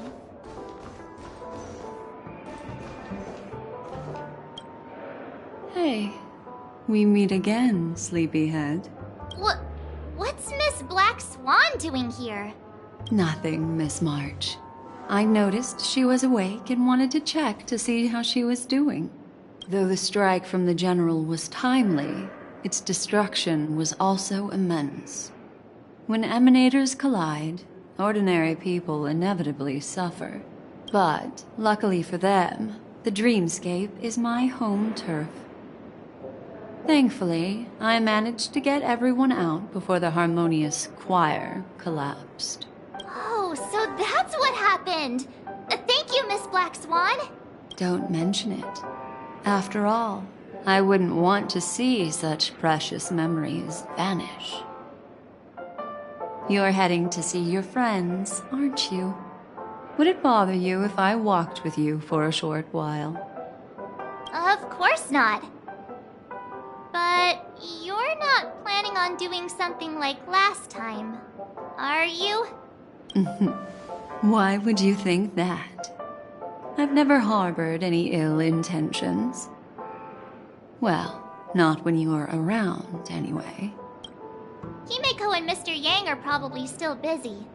Let's go look for Don Hung first. Seems the older I get, the harder it is to...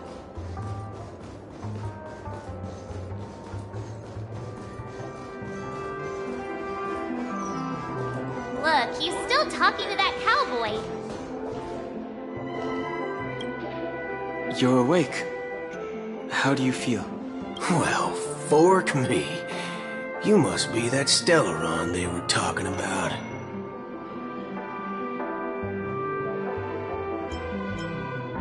Allow me to introduce him to you. This is Boot Hill, a Galaxy Ranger. During our pursuit of a certain person, we crossed paths and just so happened to uncover a shocking plot being concocted by Mr. Sunday. Which is why we sought you out, to help the Astral Express save the world together. No need for thanks. The Galaxy Ranger's principle is correct every injustice one sees. That's how you lot in the Cienjo put it, right, Don Hung? More or less. Wait, hold on a sec. This is the first time I'm hearing about this certain person. Who are you chasing? And why would that lead you to the Express? Good question. It's, who was it again? Don Hung. Do you remember?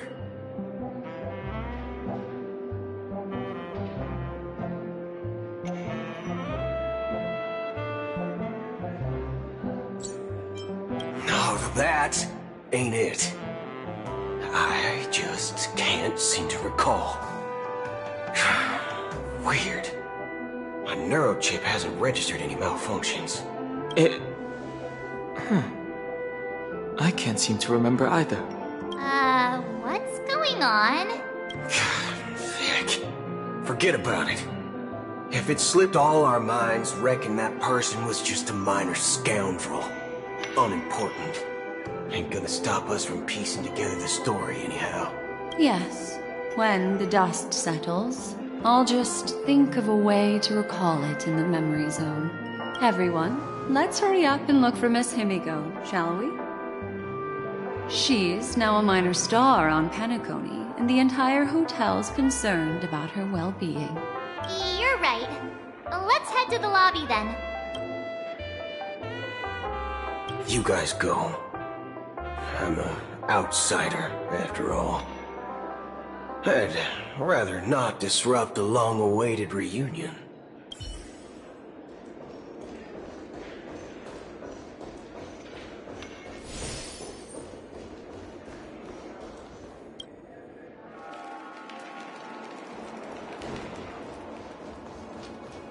Look, they're with the General. That's all right. In these times of conflict, for the sake of utmost safety, it is only right that the Alliance steps forward to mediate on behalf of the Astral Express. We must not allow you to take unnecessary risks. Furthermore, despite the IPC's eagerness for success, it prioritizes peace above all. And the family, trapped though it may be, professes a desire for harmony. The Alliance has always won people over with reason. I firmly believe both parties can indeed put aside their differences and come to a peaceful agreement. The General possesses a deep understanding of the greater good. With the Cienjo Alliance mediating, peace for Penacony is within reach. You flatter me. But ultimately, it's been all down to the Express. Without your efforts, this sweet dream paradise would have been claimed by the last remnants of order before there was even a shot at peace. Well, would you look at that? Here comes the big hero.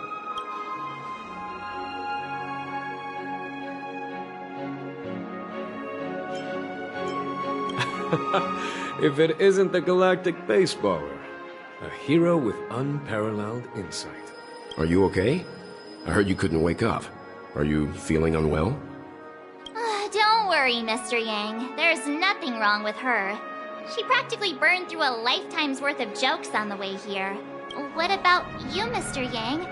I heard that even Miss Robin wasn't spared. And that guy locked you both up. It's a long story. But at least Mr. Sunday took it easy on us. He used an ability called tuning to connect our consciousnesses with his. In other words, he imprisoned us within his consciousness. Thanks to General Jing Yuan's destruction of the Harmonious Choir, we were able to escape.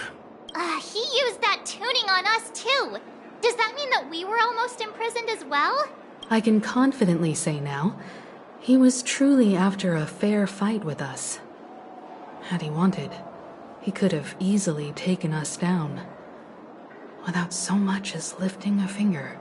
Speaking of the Oak family head, where is he now?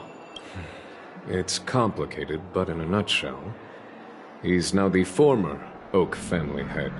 The IPC has named him the key figure in the family's Penacony split, citing a threat to cosmic peace.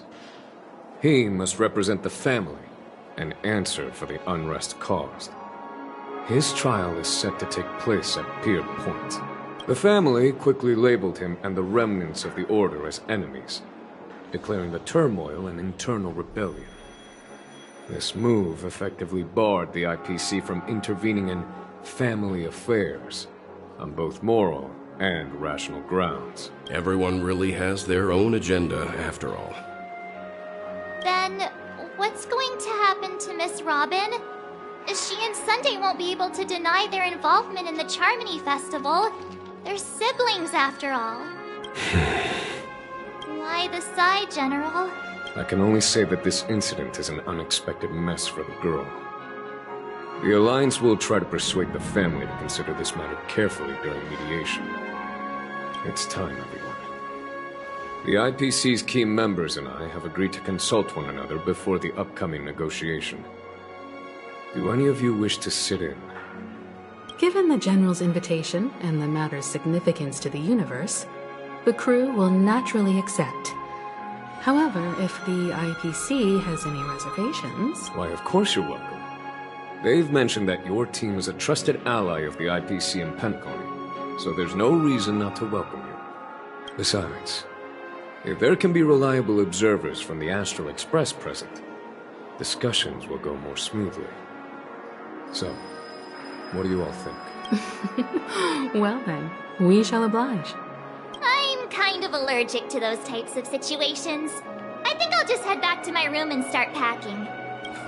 Not to worry. Himiko and I will take care of things. I'm afraid I'll also have to return to the Express first. The conductor is worried about us. It's best I go and explain the situation. Thank you. What about you, Will you join Welt and me? Or have you got other plans?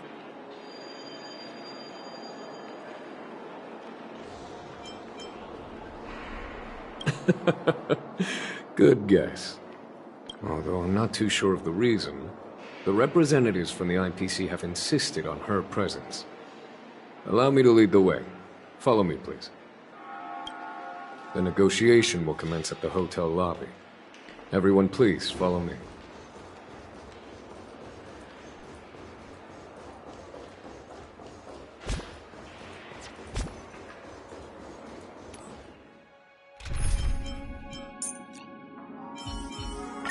I'm on it, well...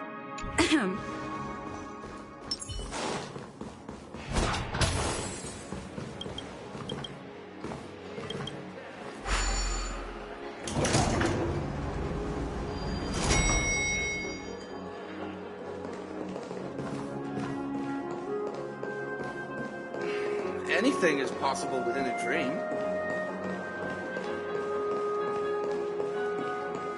Mr. Aventurine and Miss Topaz are here too. Oh, and who is that over there? The Intelligentsia Guild's Dr. Ratio. This assembly is quite something.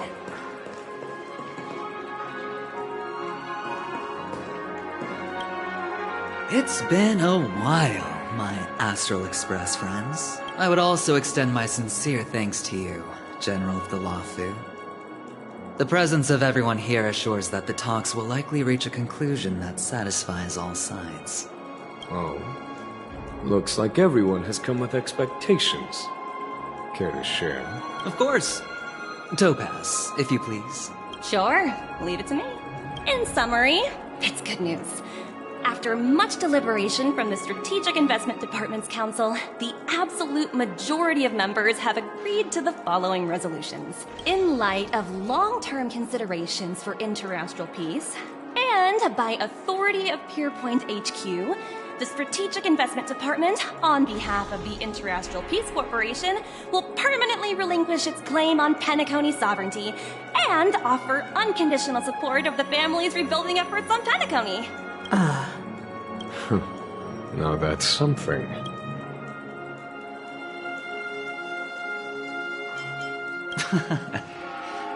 Well, if that's what it takes to bring peace to the entire universe, it's a price I'll gladly pay.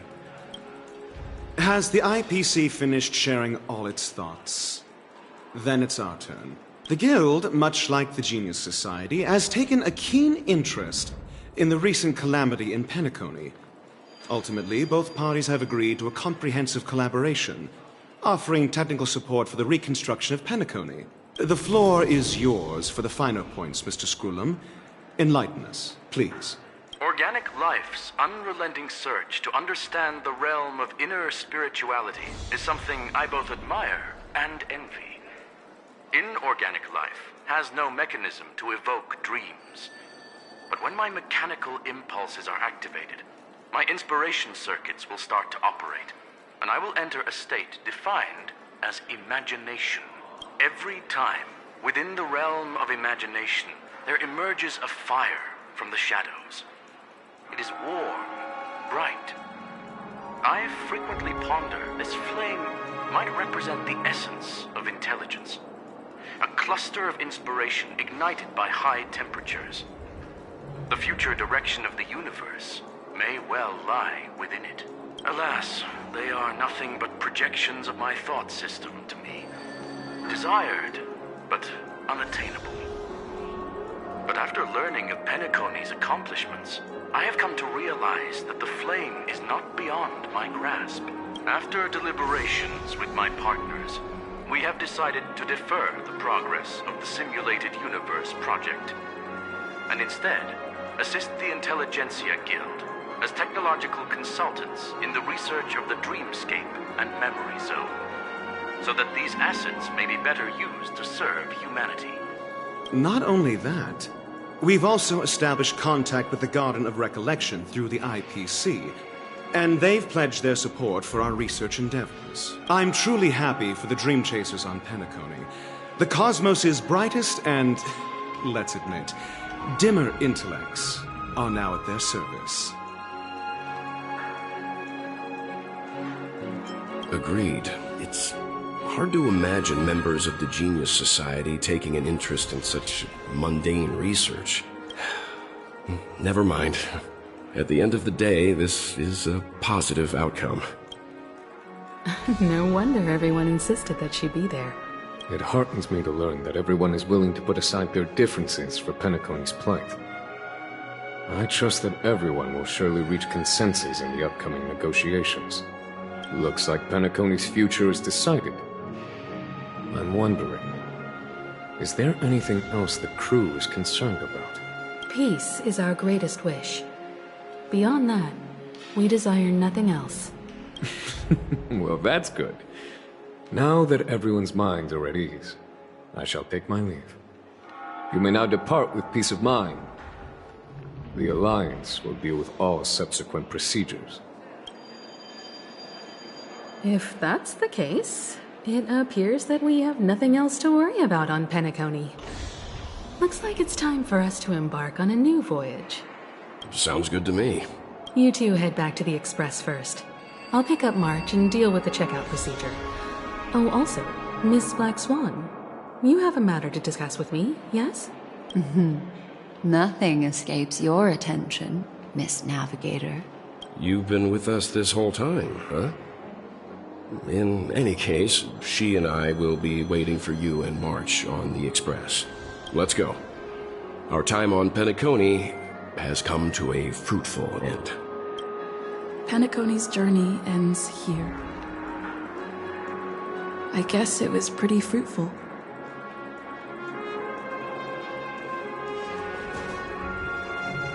Well, seems the dust is finally settled now. Well done, friend. I am truly happy for the Dream Chasers on Penacony. This is all due to your heroic deeds in Penacony. Everyone's been moved by your integrity and selflessness.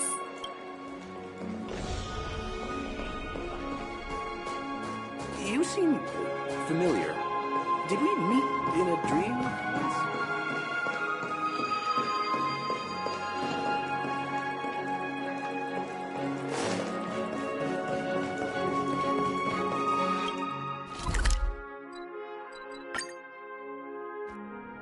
The navigation meeting is about to start. We're all waiting for you. When did the Express become so lively? Ahem! Looks like everyone's present. Let the navigation meeting commence then. This a meeting to decide our next stop? How we doing this? By show of hands. Hold your horses, cowboy. It's for those to decide. Allow me to explain. Mr. Boothill and Miss Black Swan submitted a request to temporarily travel with the Express for their own personal reasons. As you all may know, the Astral Express never declines any passenger whose heart yearns for the distant stars. Therefore, they will be traveling with us for a while until they reach their destinations. Whoa, the Express is going to be much livelier now. But, Miss Black Swan, you better not use your memo keeper abilities to pull any pranks. Understood, Miss March. I promise you, You'll never see me in your room while you're taking a break. Don't! You're freaking me out. All right. Now that everyone's met everyone, we can continue our navigation meeting. Firstly, Pom-Pom wishes to thank everyone. If it weren't for you all unearthing the truth about Penacony, Pom-Pom would have never known where Mikhail and the rest had gone. What they had to go through was regrettable, but I reckon they all fulfilled their wishes. And it was thanks to all of you. Thank you, everyone. Now then, we come to the crux of this navigation meeting. We must decide on the Express's next stop. Let me introduce our current options. The first choice is from Himiko, the oceanic planet of Lushaka, a planet composed entirely of water. Many aquatic races reside there. Of course, it's also the home planet of the venerable, nameless Mikhail. The second choice is the agate world Melustanen, suggested by Welt. It's famed as one of the initial sites of the Stellaron disaster, and the place where the beauty Idrilla ascended. Today, it's celebrated as a planet of undying allure. The third choice is Edostar, a planet nestled within a vast ion storm region, currently under assault by the Antimatter Legion. However, the distress signals from there have recently ceased, prompting the IPC's wish for us to check in on the situation. The last choice, courtesy of Black Swan, is the glass belt Petravia, a massive belt of asteroids that was turned to glass by the Lord Ravager Zephyro. These days, it's apparently known to house one of the branches of the Morning Actors Troupe. Ooh, so many options. I'm seeing stars already. Next up, everyone will select the destination that they wish to visit. And then we'll put it to a vote.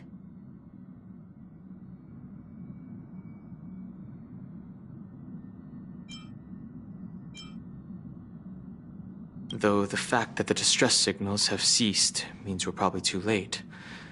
But I still think we should investigate the situation there. Yes, I agree. As Nameless, should we not extend a helping hand? You and Dan Heng make good points. I'll throw in a vote for Edostar too. If that's the general sentiment, then we should indeed investigate. All votes for Edostar! Looks like we have a winner! Next stop, Edostar! Then this navigation meeting is adjourned. I'll go check the warp jump coordinates. Everyone can catch up on some rest in the meantime. When it's time to make the jump, Pom-Pom will make an announcement. There's still some time before the jump. What should I do? How about a chat? Over here.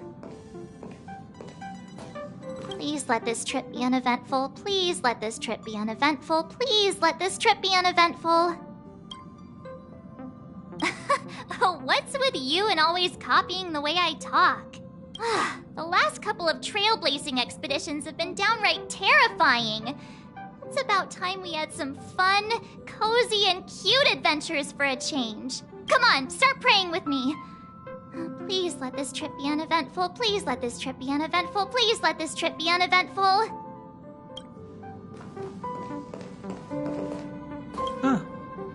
For some reason, I'm suddenly stricken by the feeling that we haven't crossed paths in quite some time. I should have known better than to expect anything serious from you. Got it.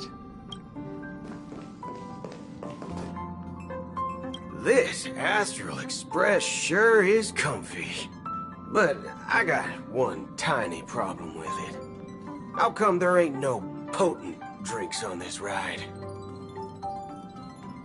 I can live without malt juice. At least stock something else. Like that white gem. Common as dirt and not too pricey. Oh. Well, that's, different kind of strong. All these years out in the wild, and now I'm bunking in luxury. Gotta say, it's quite the treat.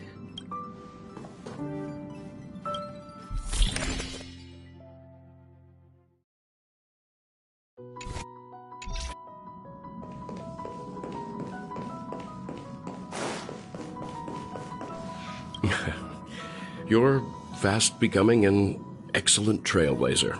It's an honor to be able to watch you grow. Yes, you are. I've known many warriors in my time, and only a few achieve the kind of growth you have. Back home, where I'm from, you'd be rated, well, at least an S tier. It's not been easy for you these past few days. You've earned some downtime. I'm looking forward to seeing how you'll perform on our next journey. Come to think of it, this trip to Penacony was the first time we trailblazed together, wasn't it? Don't worry. We'll have plenty of time to spend together on the Express, so there'll definitely be more chances for adventures like this. Turn in early today. You've really been pushing yourself hard recently. If you don't take this chance to recharge, it could lead to long-term problems. It seems fine when you're young, but it's a different story as you age.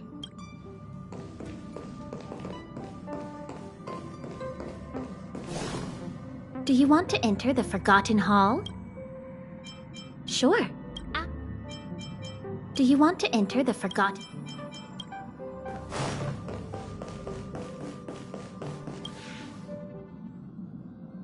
Oh, you're here. Seeing your reflection among the stars in the porthole really does seem somewhat surreal. How about it? This journey of beautiful dreams. Was it to your liking?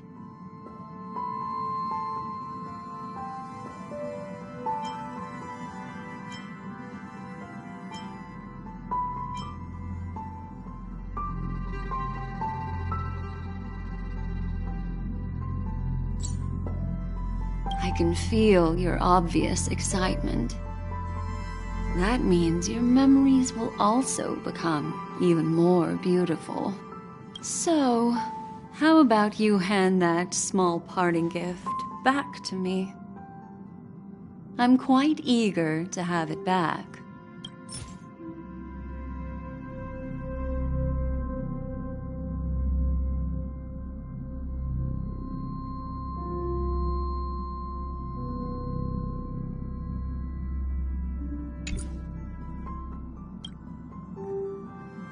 Oh, how about it? Oh, such elusive emotions. I've never encountered memories quite like so. How about you hand that? Oh, you're... How about it? There's a rich scent of curiosity here. So, how about... Oh, you're... How about it? That tinge of regret I sense. Oh, these are the kinds of lasting memories. So, how...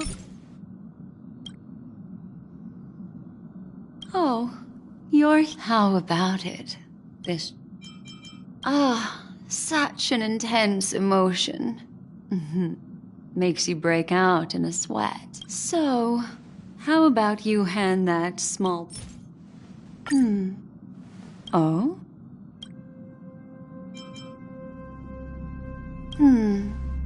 Never mind. I just stumbled upon a particularly fascinating spot in your memory. Before I explain, I would like to apologize to you. This farewell gift I gave you isn't really a compass from the memory zone, but merely an empty light cone. Remember when we entered the hotel in the dreamscape for the first time, and I procured a few trinkets from your companions? Their functions are similar. This way, I can always be attuned to your location, ready to assist immediately if you encounter any threats. But this is not its most intrinsic function.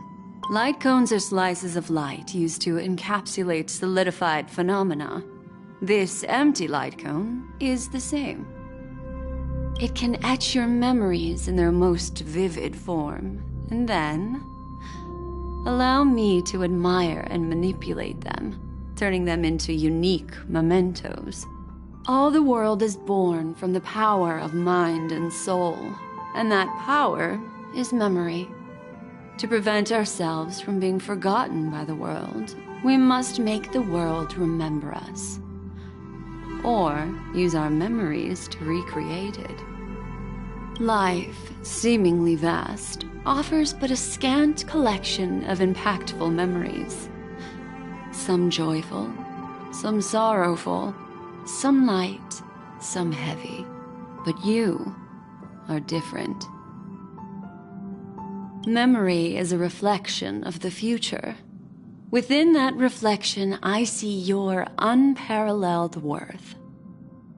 You have the power to craft memories that can captivate the world.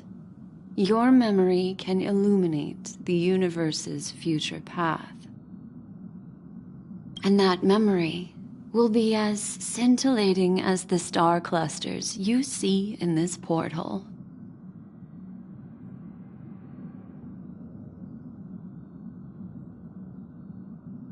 Precisely.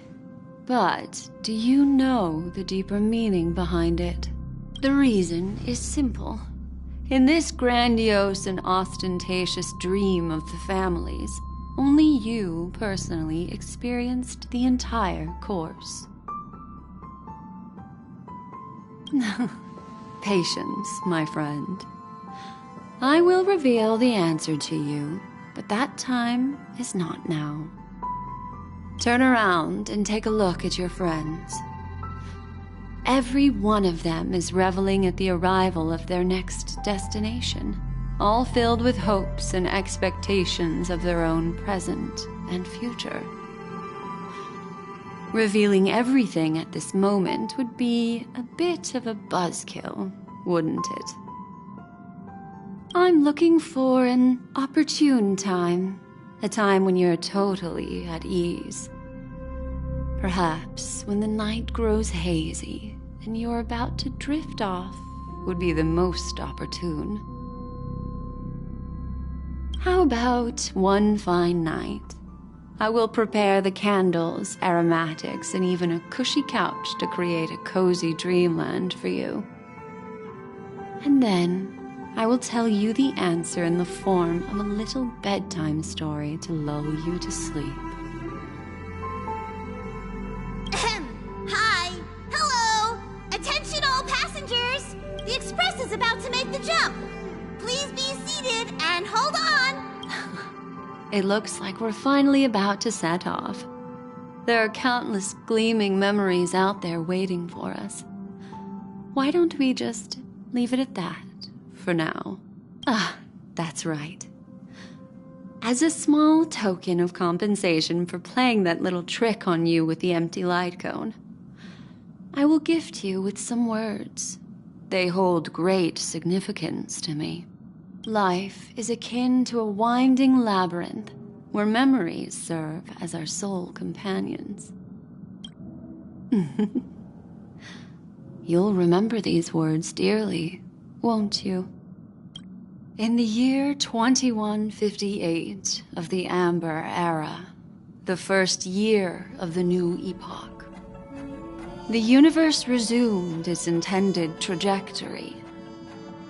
The kindling of conspiracy smoldered in Penacony, the land of the dreams. Failing to erupt into a blaze, it instead flickered briefly on Klapoth's anvil, before vanishing in the blink of an eye. The dead and those fated to die remain in their eternal slumber, while the living find solace in deep sleep. All clamored in a cacophony of silence, and then went about their own ways. The cosmos emanated a vitality characteristic of a new era, all for the modest price of a brother and sister's mild grief. Babies are born as stars extinguish. The silver rail unfolds. The story of the Astral Express comes to a close, yet it also embarks anew. Time marches forward, heralding the arrival of a new chapter in the history of trailblazing expeditions.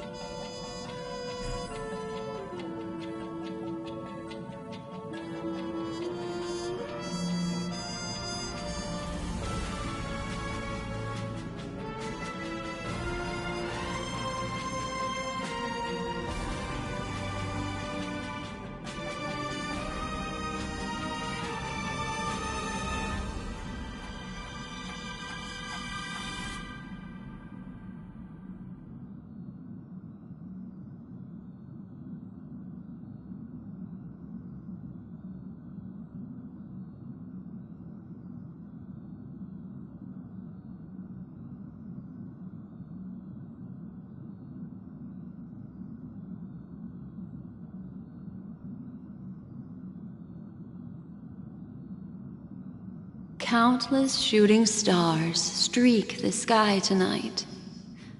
If you can pick the right one, it will carry your wish to thousands of distant worlds. You're feeling very relaxed now, aren't you? So, then, it's time to tell you a little bedtime story. Well, let's start with a conclusion. The crew was defeated in the battle against Sunday. Everyone in Penacony failed, and no one survived. But don't panic.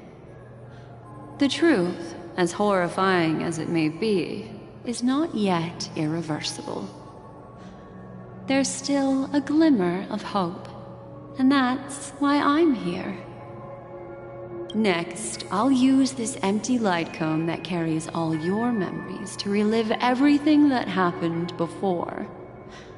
And when this story reaches its end, I'm sure someone as clever as you will notice that.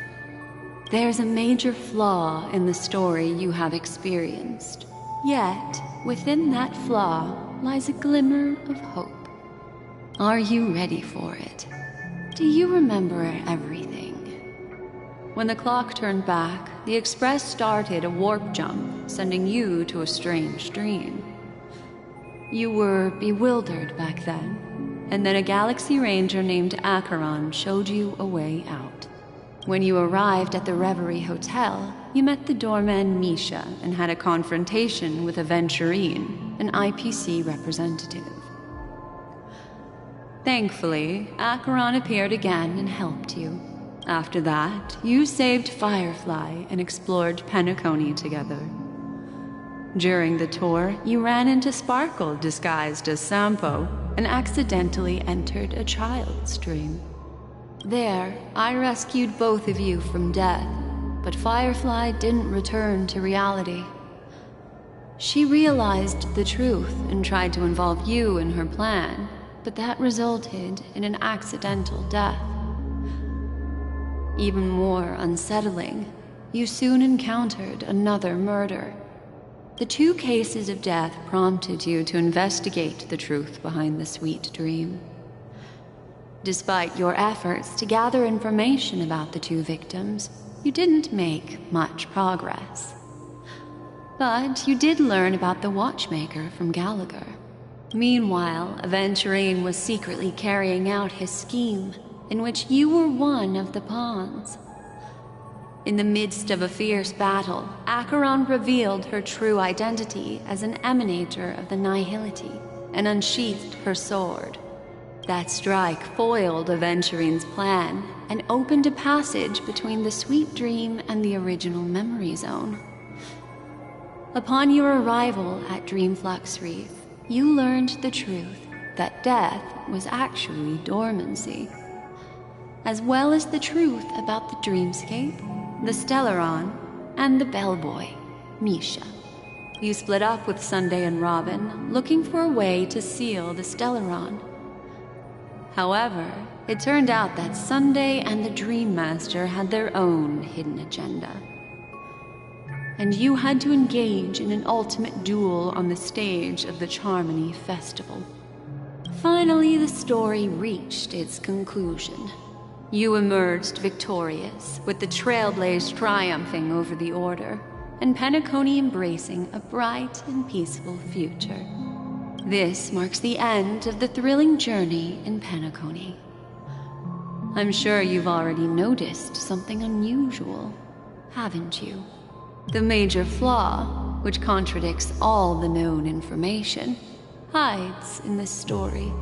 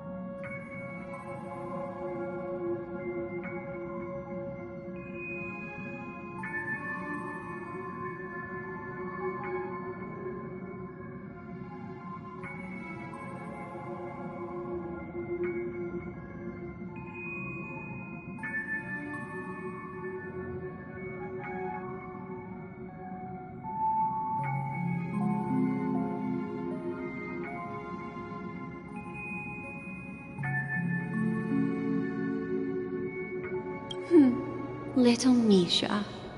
Or should I call him the Watchmaker?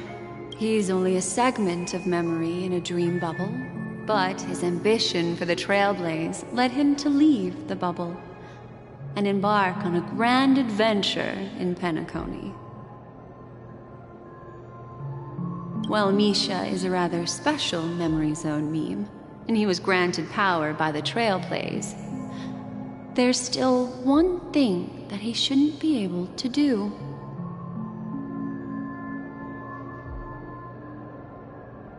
A life born in the Memory Zone could never manifest in reality. So, why did he appear in the Reverie Hotel in reality? The answer is simple. He is the one fatal variable that contradicts all our known information. This means that you, who wholeheartedly believe in this memory, are still trapped in the dreamscape at this very moment. Wake up, sleepyhead. Break free from this eternal dream and return to the real world. We'll find our answers there.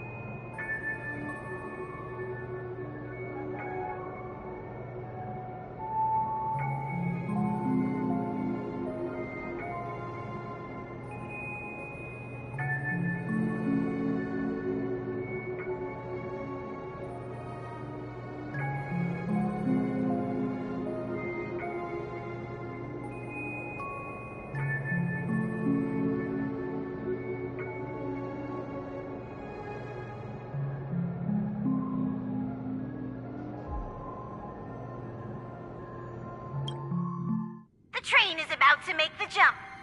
5, 4, 3, 2.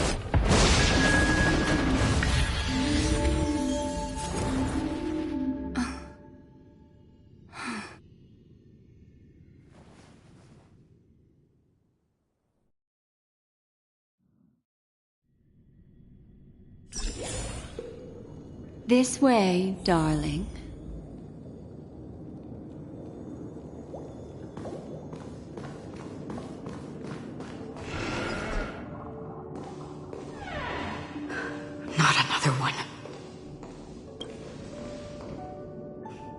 Thank you so much, Black Swan.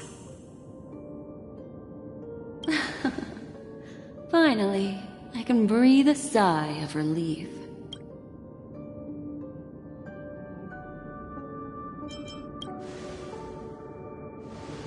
I understand you must be confused, and will do our best to shed light on the situation. However, before that, it's essential to know that this place is the rift between dream and reality. A place reserved only for those who have awakened from Enna's dream. Do you remember Sunday's ambitious plan? He intended to harness the power of the Stellaron, the collective will of over 100,000 Oak family members, and the desires of everyone in Penacony to usurp the harmony and restore the order. Unfortunately, it didn't stop there. From the early days of our journey into Asdana, we were already affected by the Stellaron. That strange dreamscape where we met. Maybe it was a sign that your thoughts were beginning to drift away. I don't think the goal of the Order was to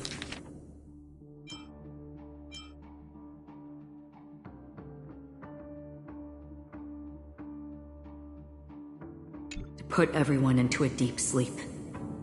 Quite the contrary.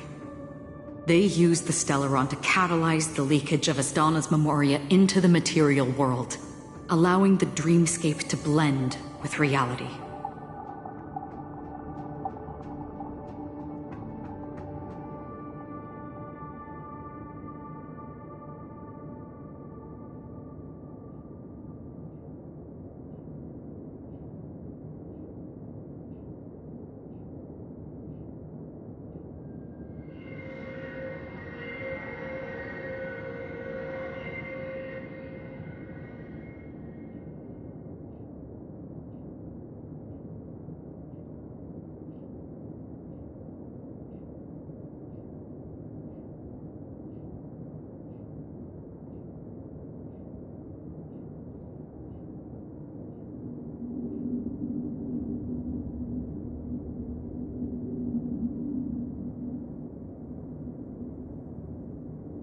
And that included a lot of memoria from the Beyond the Sky Choir. As time came and went, the dreams eventually became indistinguishable from reality, and reality became an illusion. People think they are awake, but their spirits have long since stepped into the Temple of Order. This is what makes Enna's dream so powerful. In this paradise governed by the Order, everyone indulges in their delightful dreams and lives happily ever after. I believe what you experienced in the sweet dream, except for that flaw, was real. Only in this way could you reach the destination, lifting the crisis in Penacony and embarking on your next trailblazing expedition. If it wasn't for Acheron's plan, we might have been trapped in this dream forever. Fortunately, while the path of the Order governs all things, it can't affect the Nihility. I came to realize this when the Dream Master tried to expel me at any cost. This is also why you felt a sense of peculiarity when traveling with her. Well, I'm not as fortunate as she is. Even if I'm a memo keeper, I was still influenced by the power of the Order and fell into hallucinations. However, thanks to your memories, now we still have a chance to turn the tide. For mortals, even if they possess the great power of a path, they can't create a flawless world like gods do. That's why there was a flaw in your dream. In other words, once you have realized the world is not real, you'll have a chance to break free from the dream. The flaw in your dream lies within Misha, who could have never appeared in reality. When I turned the pages of your memories, I realized that I was in an illusion too. Now Sunday has usurped the power of the Harmonious Choir through the Charmony Festival. Asdana has thus fallen into Enna's dream, transforming everyone equally into the notes of the Aeon. Failure doesn't mean weakness. Only the strong can gather the will to resist the order and try to break free. We still have a chance, though. To make it happen, please, Black Swan, guide us to those with a strong will. All right, please come with me. These people are... They're the ones who accept Enna's dream and indulge in their happy illusions. We have no means to wake them up now. Not even your clockwork will do the trick. However, there are still other things we can do. Let's keep going.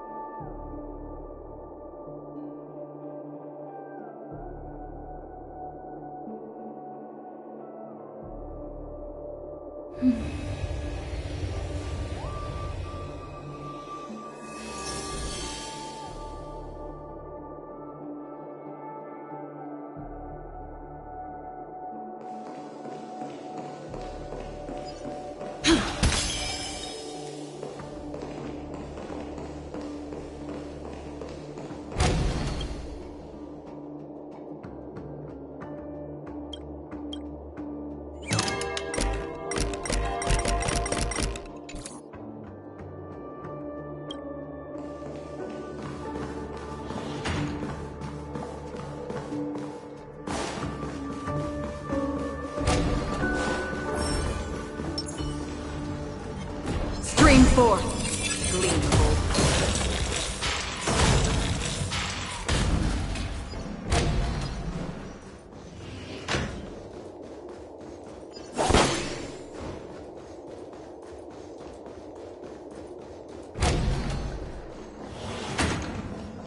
Stream 4. Gleamful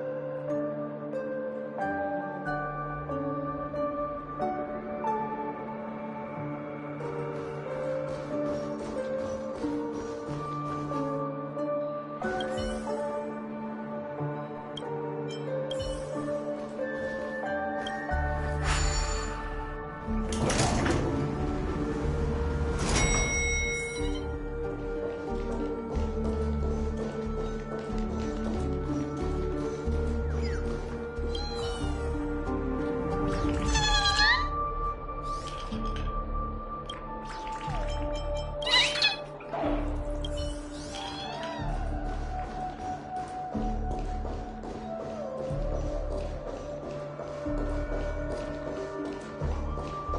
Here we are. It's... Robin?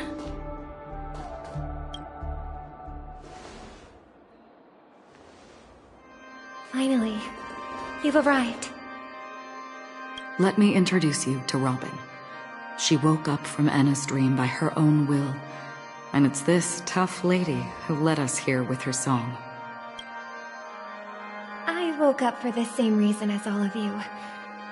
In the dream, I experienced something that could never occur in reality. Are we going to lock it up in a cage? I want to see it fly freely in the sky. Without us, This bird would be too fragile to survive on its own. Do you want it to die? No, but... Then let's take care of it together until it can return to the sky. Huh? Birds have wings because they're meant to fly. Even if they may crash on the ground one day, they shouldn't be trapped in a cage. Birds belong to the sky, so we should help them return there, right? The illusion was so impossibly blissful that I realized it was just a dream. And this is our final hope. Anna's dream is founded upon the harmonious choir, namely everyone's shared wishes. It will only materialize once the aspirations of all beings in Penacony merge as one. At present, it has become impervious due to people's desire to remain slumbering within the dream. And in order to destroy it, we must make everyone in Penacony want to wake up. Now comes the tricky part. How do we do it?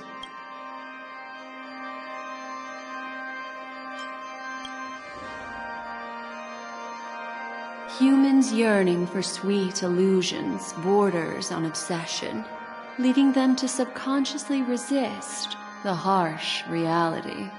Therefore, I carefully selected a moment where she was completely unguarded, guiding her to uncover the truth herself to make her regain her consciousness. However, to wake up everyone in Penacony and get them to share the same determination, that would be nearly impossible.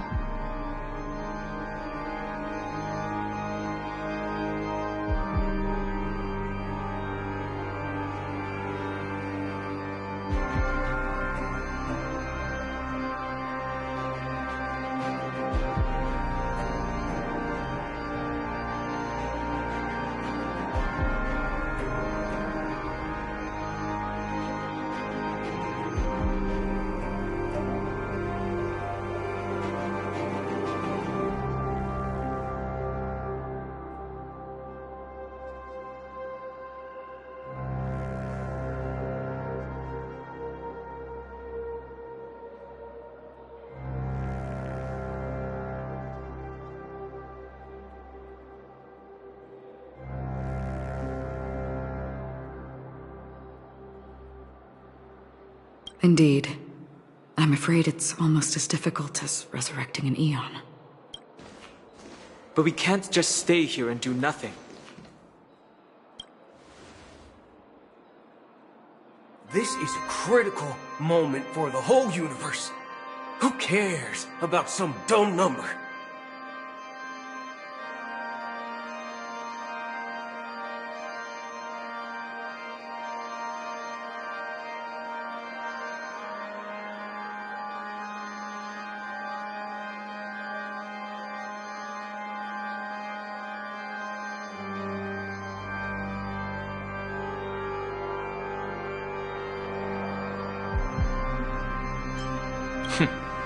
Thanks to Black Swan. You're welcome. And thanks to the Memo Keepers in Penacony, too. I believe your partners have also awakened from their dreams. This is the first step of our plan. With the assistance from the Garden of Recollection, those who possess a strong will, like you, will gradually awaken from the dream. These free wills are the discord that will sway Anna's dream. However, awakening a mere handful of individuals is insignificant compared to the vast number of people immersed in the dream. We must find other ways to awaken the free will of millions of people within a short period of time.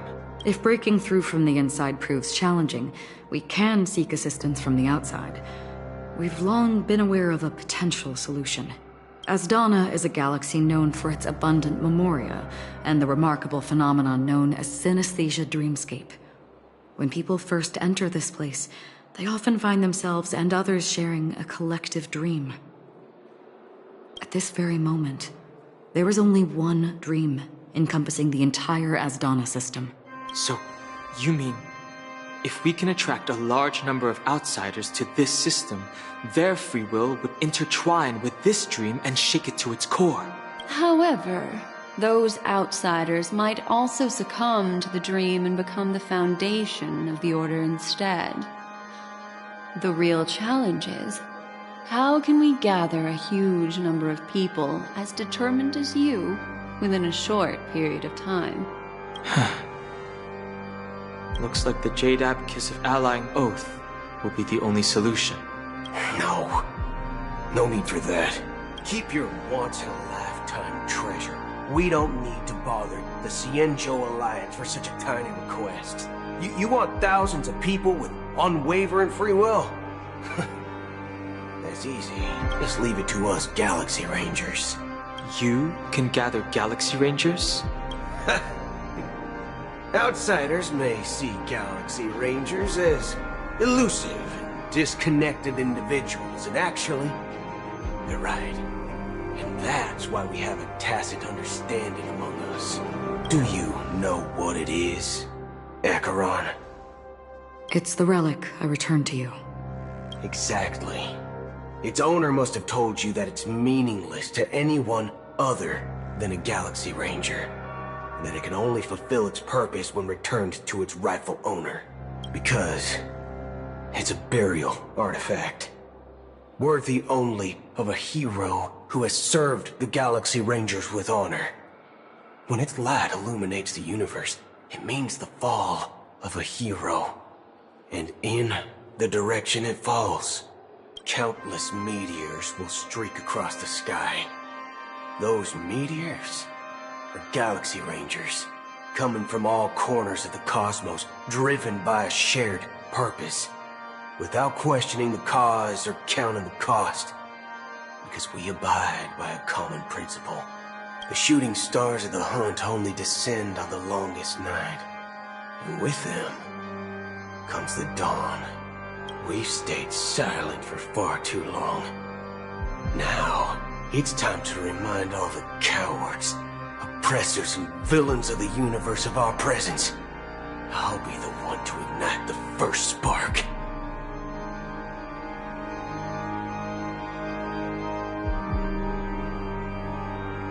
Once the dreamscape is swayed, I'll complete the second step. I'll fine-tune the slumbering souls with the Song of the Harmony, interrupting them with the discord of Trailblaze, and guiding them towards reality. It's true that some people are born strong, and others are born weak. If the Trailblaze is the target of heroes, then the Harmony will guarantee that the strong help the weak. Only the people of Penacony themselves can be the saviors of their homeland. Their path of happiness should be forged by themselves. While I may not be a nameless, I'm willing to instill courage in all those who need it. This includes my brother as well. Anna's dream is too cruel for him and everyone else. Your plan sounds well conceived, but still, it appears somewhat idealistic and romantic. The flaws rooted in human nature can't be eradicated overnight. Do you believe these efforts alone are enough to convince everyone to choose the right path? I agree with you, Black Swan. That's why the most critical aspect of this plan is not to convince everyone to choose the right path, but to inspire them to save themselves. So, you're the key in the end, I assume? The Harmonious Choir possesses the power of an emanator. To overcome it, you'll need the same level of power. The final step in destroying the sweet dream will be my responsibility. That's a relief to hear. Now that our roles are assigned, let's get to our battlefields and pose a grand finale. May I have a moment alone with you? There's one more thing I need to explain to you. This grand festival is drawing to its close. This is the starting point for the ultimate stage of our journey. Just as it marked the beginning of all the stories in Penacony.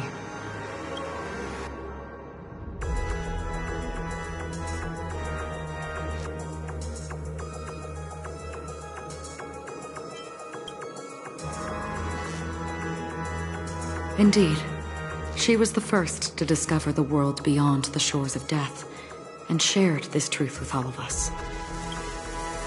There's something you should know. We were able to locate you within this boundless dream, and find the key to breaking free from the dream.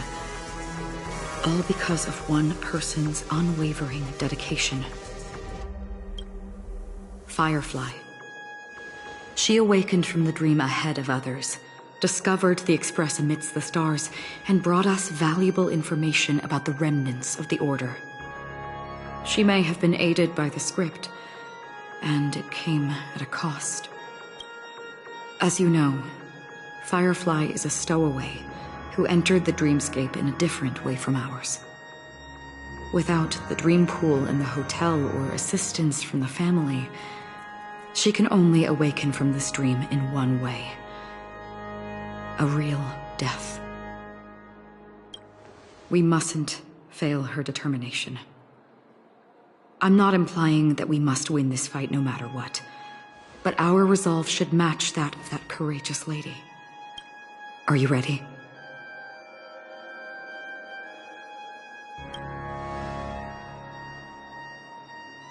Very well.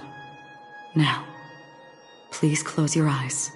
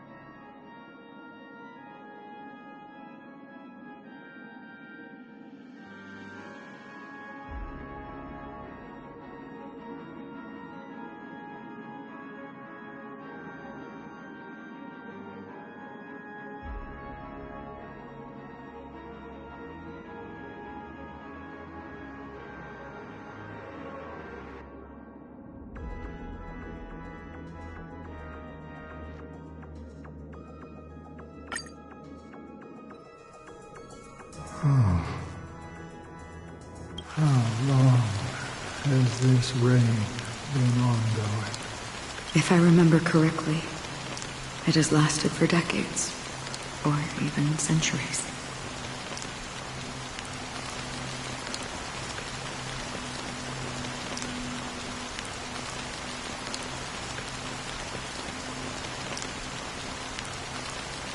The unwavering determination of the Hunt followers persists even in death. But thankfully, we've guided those lost souls to their lives beyond. They were heroes in their time. And they won't be reduced to puppets of the Nihility in their death. You see, the shadows on the sea have vanished. Do you remember? He once said that the sky would clear when the regrets of the departed had faded away.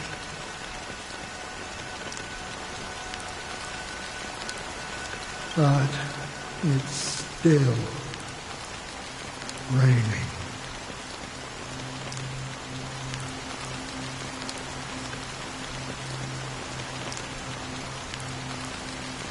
I know. So, why is all this? Why did this rain choose me? Because someone's regrets haven't been fulfilled, perhaps. Mortals who walk the paths are like sailors on a vast ocean, leaving behind a trail that creates countless ripples of possibilities. These ripples last longer than the fleeting lifetimes of humans, and for some, their presence leaves such a strong mark that it's reflected in the waves. Sin-thirsters. The obsessions of the Pathstriders. They emerge from the depths of Ix, seeing themselves as masters of their own destiny, unknowingly repeating the actions of their past lives. They emerge from the Nihility and head toward it, leading purposeless lives. However, these hollow phantoms, they have journeyed with me for such a long time. Oh, so this is how it ends. I'm already dead. Yes. Are you watching over me? This is my duty. As Acheron, the Watcher, I'm guarding the path to the abyss of the Nihility, guiding every soul reluctant to become one with it. Back to this side. But if this is what the departed ones expected, should you try to change it? I don't know. But someone once told me that when the inevitable moment came, he hoped that someone would stand at his grave and place a bouquet of flowers. Even if it doesn't make sense at all? Some tasks have to be done, even if they are pointless. I have experienced that much already. Please extend your hand and then close your eyes. I'll carry your wish with me and fulfill it. Only then will I be able to put an end to the final regret by the Dead Sea. Will I ever see them again? Yes, that is certain. Because it was you who told me about the Express, your two former companions.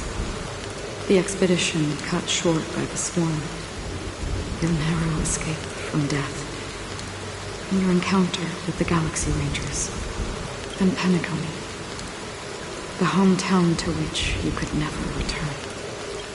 Yeah, for countless times I got rejected by the family and had to pass it by, but I knew that my companion was still there.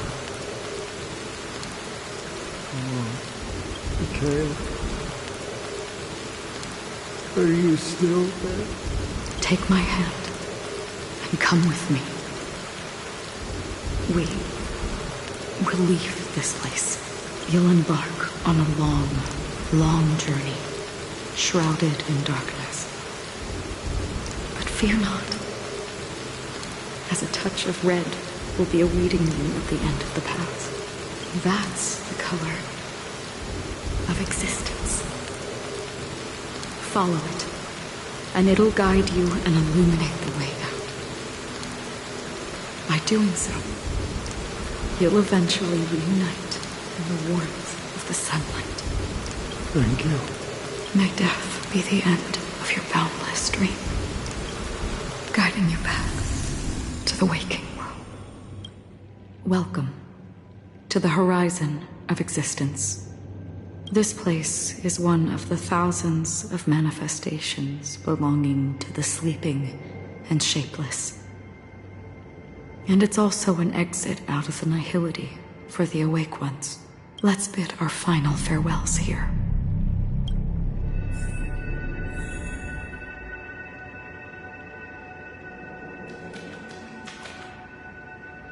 Please stay tuned.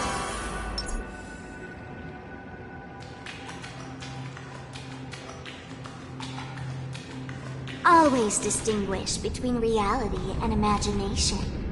All right, Gray.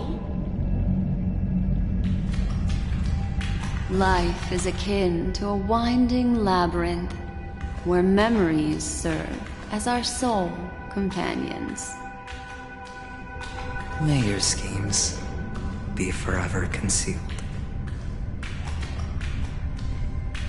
Anna's dream was too cruel for him and everyone else. To the imperfect tomorrow. I still remember the question on the invitation letter. Why does life slumber?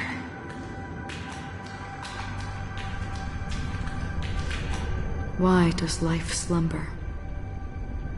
We don't know the answer yet, but we're about to awaken from this dream. Or perhaps such is the answer itself. Leave this place, return to where you belong, and awaken Penacony from this dream. As I said, our plan is not about convincing everyone to choose the right path, but about inspiring them to save themselves. So, when will people actively save themselves? The answer is when they are in desperate situations. Like a drowning individual in the deep sea. When one's body and mind bear immense pressure, agony, confusion, and despair will follow. I firmly believe that. The fragility of humankind often freezes them in their tracks. But in truly desperate situations, they will strive to save themselves. And now, Penacony has enough heroes to lead them forward. It's through this inherent, self-centered instinct that people exert their utmost effort, even when they know their struggle is fruitless. As absurd as it may seem, it's their resistance. As for now, it is time to guide them, not as a savior, but as a nameless among those mortals. In this way, you will reunite in the warmth of the sunlight. The rain is intensifying. Before we part ways, please allow me to ask a few final questions. So far, you have forged unbreakable bonds with numerous individuals and entities in the sweet dream.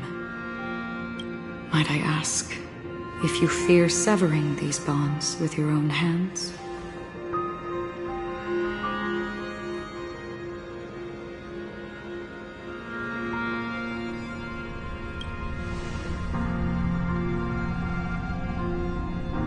If there is a vast, lifelike dreamland that is virtually indistinguishable from reality, a realm without death, where everyone can attain the happiness and fulfillment they deserve, living blissfully ever after. I would ask, would you wish to stay?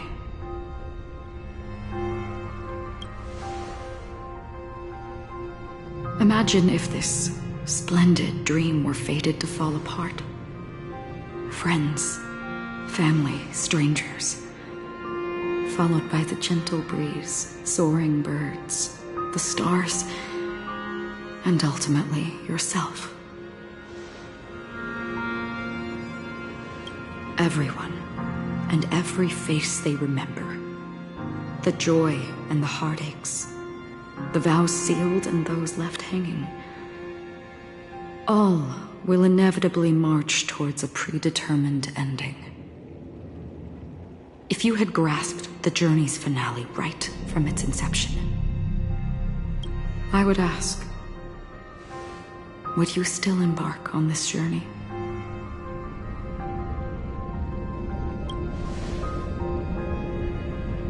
I'm glad. The answer itself doesn't matter.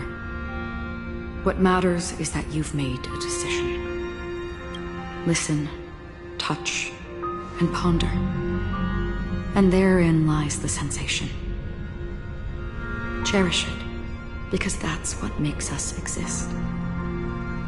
Such is the only answer humans can offer when facing the nihility. If the nihility represents the primal fear of life, rendering any lofty convictions insignificant under their imposing shadow, then behind this shadow, there must exist the most fervent source of light in the world.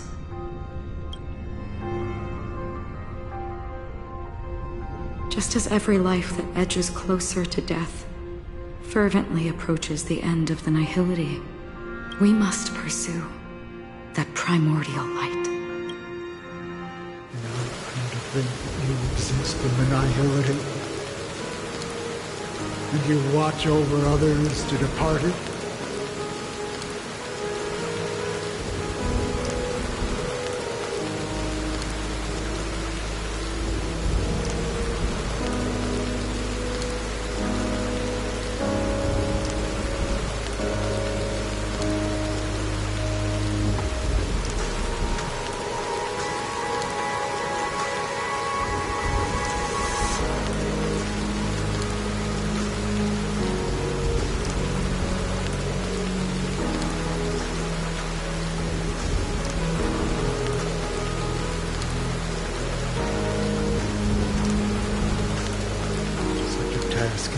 Absurd and meaningless. Nevertheless, someone had to do it. As for the meaning you mentioned,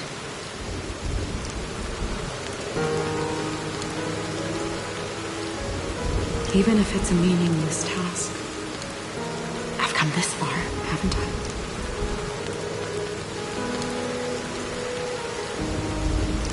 Even if the future you forge may not even belong to you. It may not belong to me, but it definitely belongs to someone.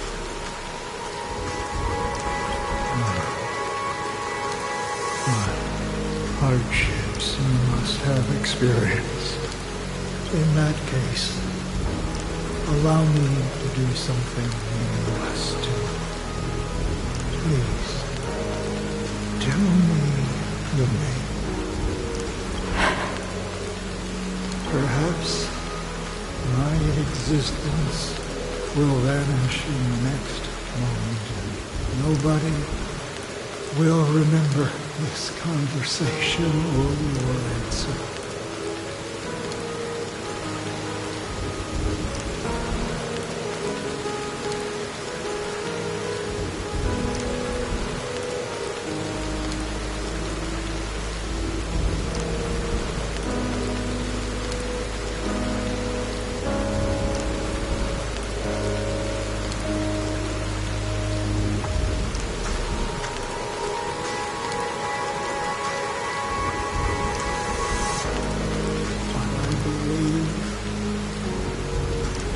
Your name should be remembered. And this universe will remember it as well. For me, some things are difficult to recall.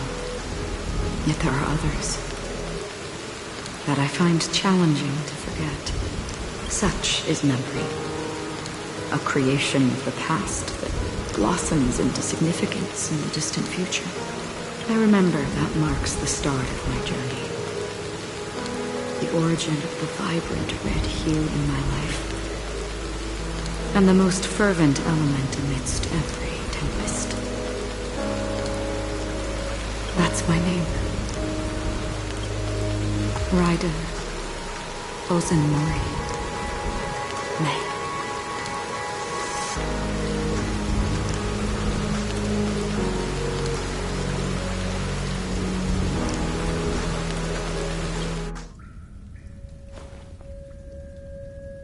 The Golden Dream is getting restless. In the coming long nights, I'm afraid you will face many setbacks and witness many tragedies. And in the end, you will only see in black and white. But please believe me, that in that monochrome world, there will be a glimpse of fleeting red. And when you make a choice, it will appear once more.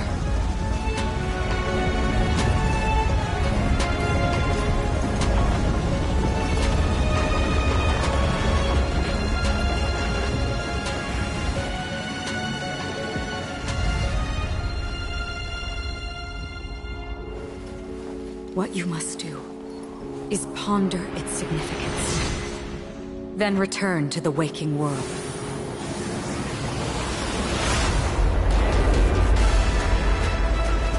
That's where we all find our answers.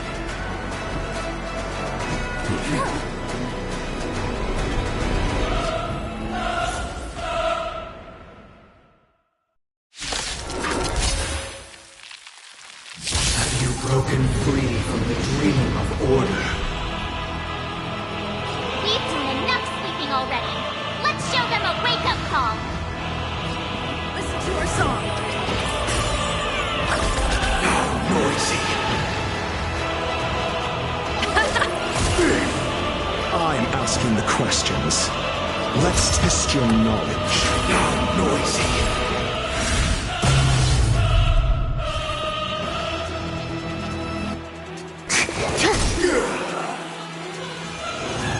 Steady.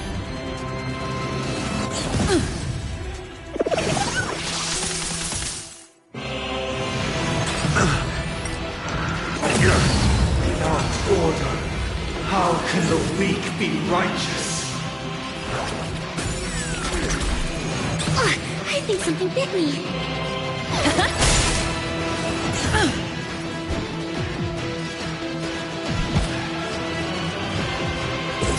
Answer me. 0 points. Objection. Feel free to make your case.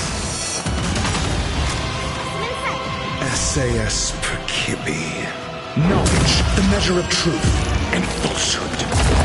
Noisy. Here, try this. Not bad. 5 points. To travel. Not bad. 5 points. Listen up. Failed. Let the show begin.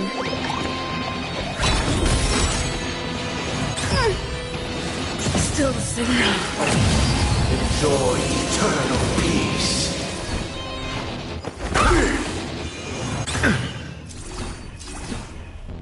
Wake up.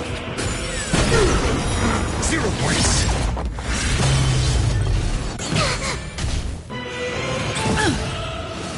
Still the same old. Got the defense?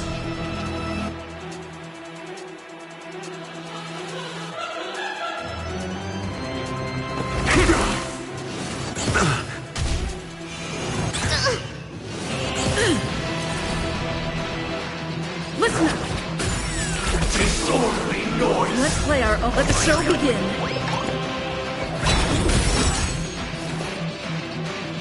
To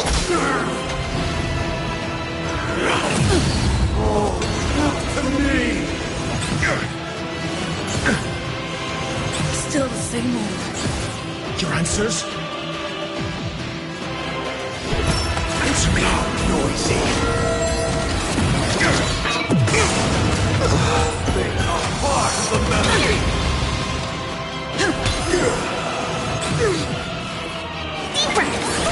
Great teamwork. To travel. Great teamwork. Sink into a dream. Still the same old.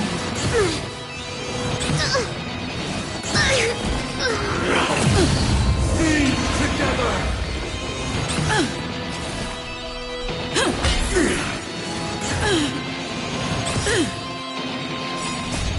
Let the show begin.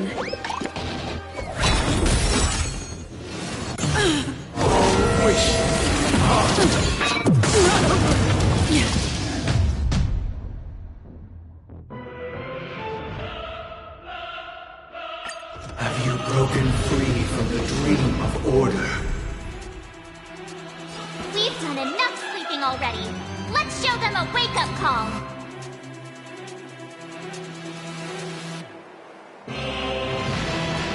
Wake up.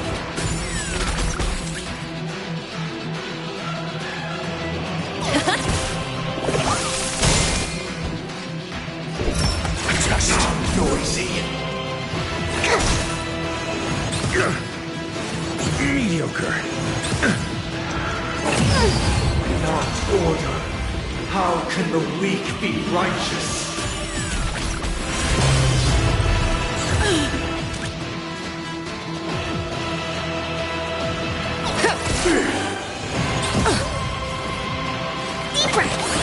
Not bad.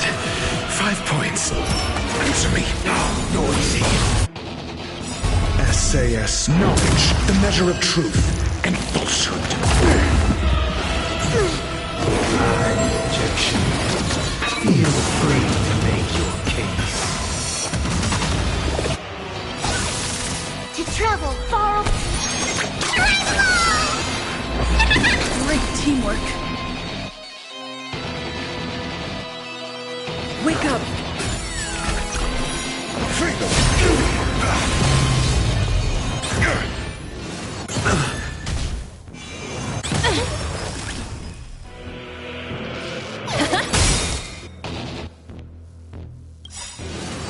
Steady. Let's play our own. Let the show begin.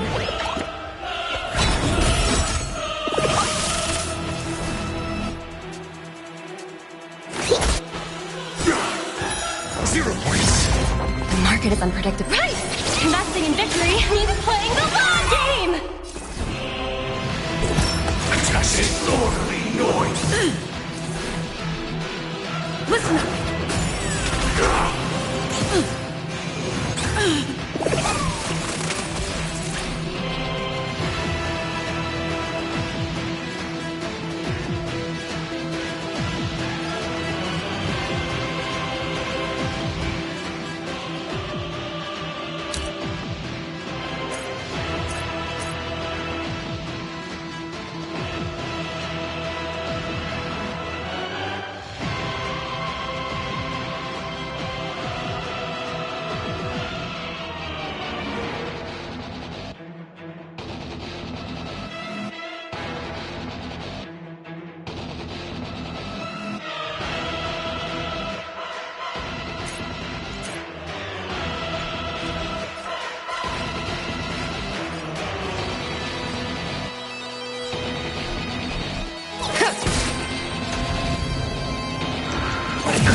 Enjoy eternal peace.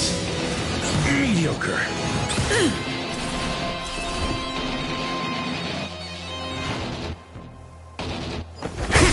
I'll take the lead. Wake up.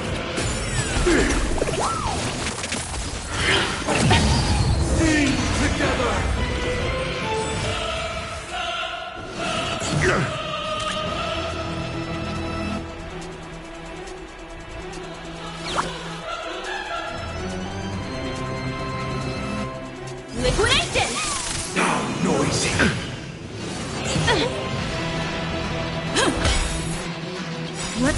Let the show begin.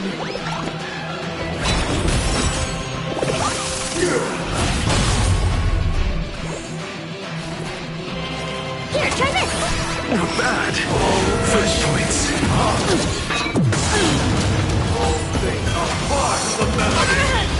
Answers? SAS knowledge, the measure of truth and falsehood.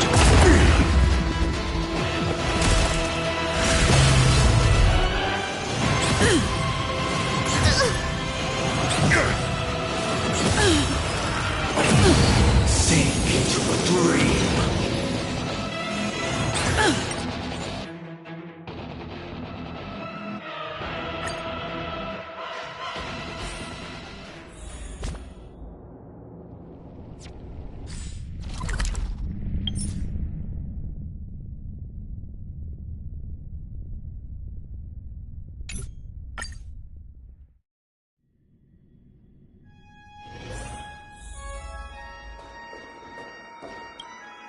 Are you ready?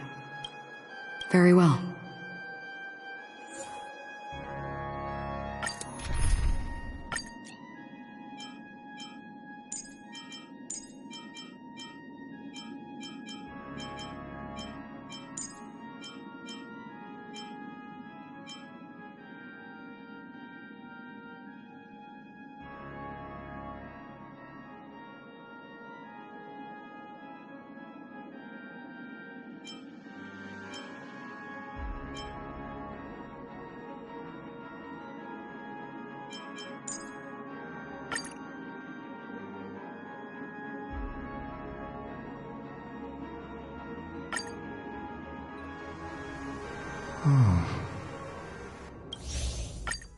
Welcome.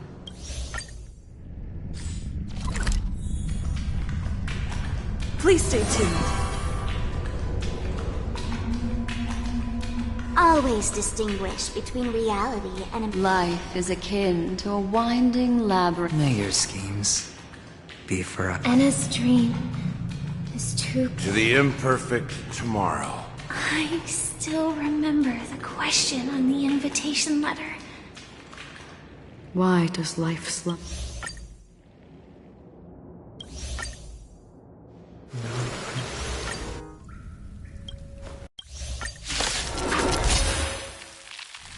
Have you broken free from the dream of order? We've done enough sleeping already. Let's show them a wake-up call.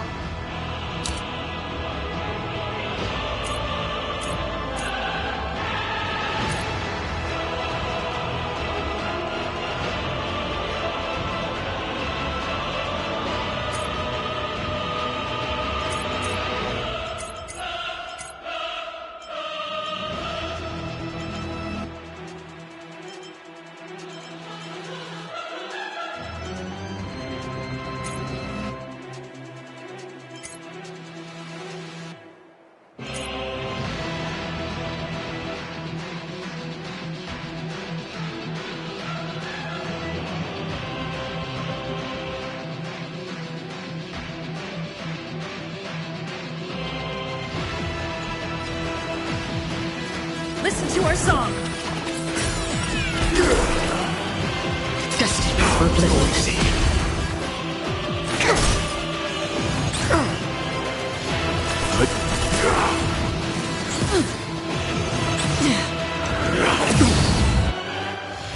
Not order. How can the weak be righteous?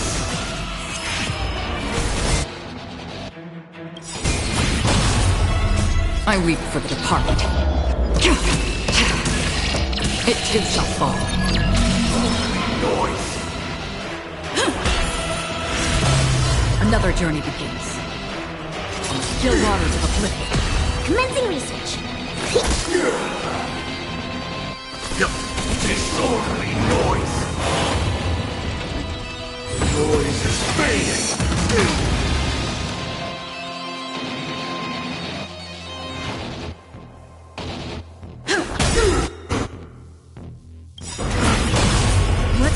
Let the show begin.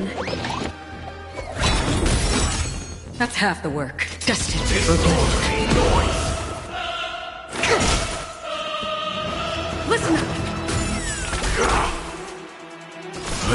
Disorderly noise!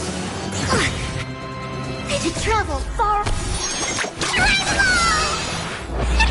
Great teamwork. Free will, or was it fate? Wake up! Disorderly noise! Again? Enjoy eternal peace!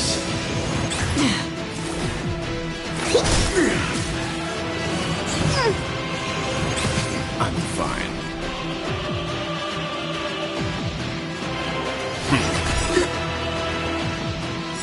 You know nothing. Survive or be destroyed. There is no other choice.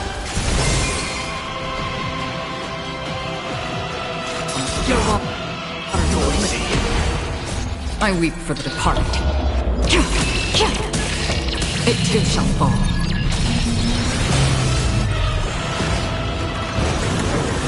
7,336 notes. I solemnly invite you to join the glorious chorus and ascend to the heavens! Time to retreat. Again? Uphold the truth, and you will. Stand down.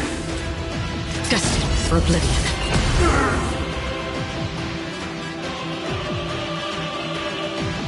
Listen up! Let the show begin. Noise is fading. The dreamscape is indistinct.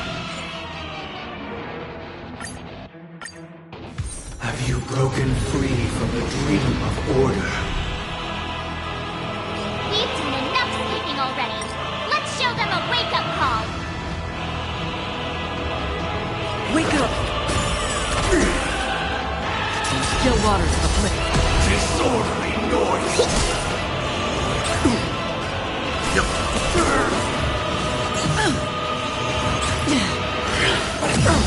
Without order, how can the weak be righteous?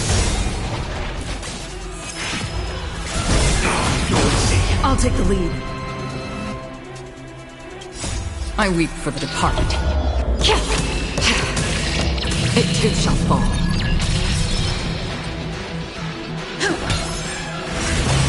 Another journey begins. Destined for oblivion. Specimen sighted. Let's begin. Disorderly noise! All things are part of the melody! Keep up with me.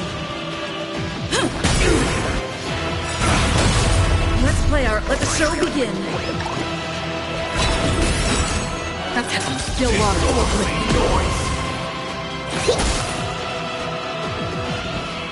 Listen up. Disorderly noise!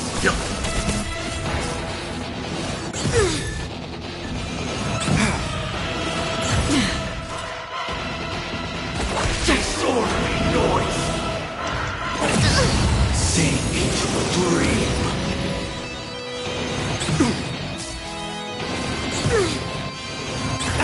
Commencing research. To travel far... Time to retreatment. Deeper! Time to retreatment. Stand down. Another journey begins. Destined for oblivion. I'm fine. You know not survive or be destroyed. There is no other choice. I'll take the lead.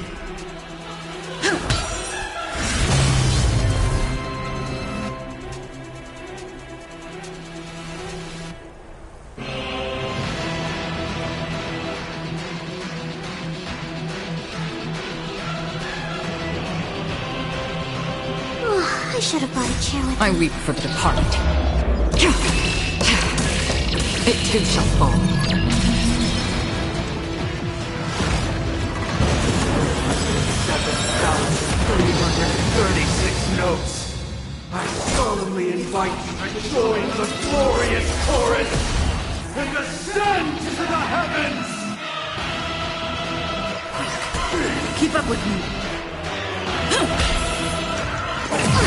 Uphold Specimen sighted.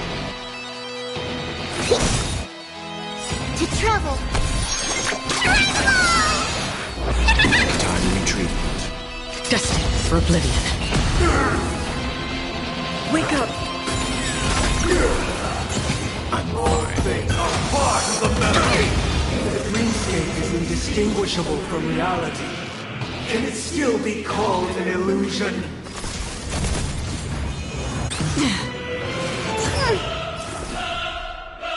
Here, try this! Don't worry, it's just a scream. Still waters. Oblivion.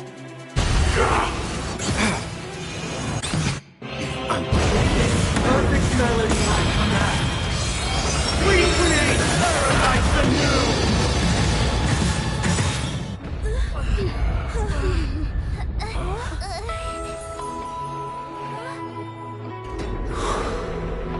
Music.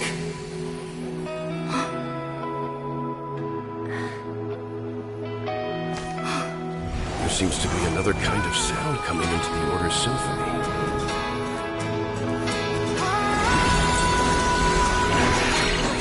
Penacony's first and last disharmony.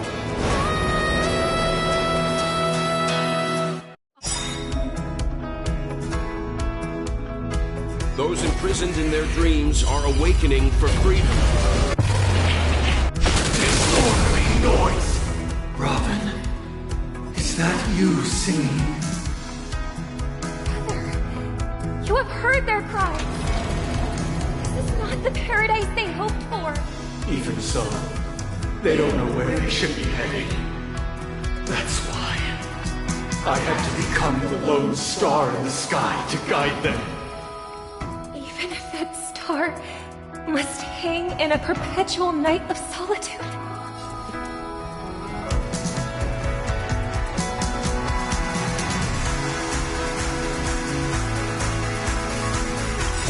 I weep for the departed. It too shall fall.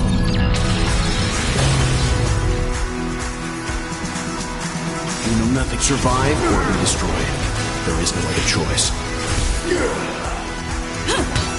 Leave it to me. Stand down. Free will, or was it destined for oblivion?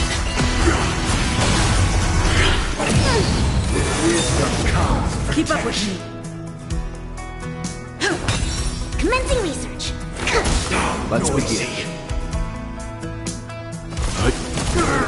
All things are part of the melody. Sink into a dream. Another journey begins. On still waters of oblivion. Witness the will of the weak! Disorderly noise. Noise is fading. Trouble. Time to retreat. Wait for good tidings. I'll take the lead. Listen up! Still the same moment. Free will, or was it destiny? Oblivion. Disorderly I weep for the departed. It too shall fall. Specimen sighted. Gods awaken! You know nothing of survive or be destroyed. There is no other choice. Let's play our... let the show begin. Weakness is not defined by you. Another journey begins on the still waters of oblivion. I'm fine. Disorderly noise.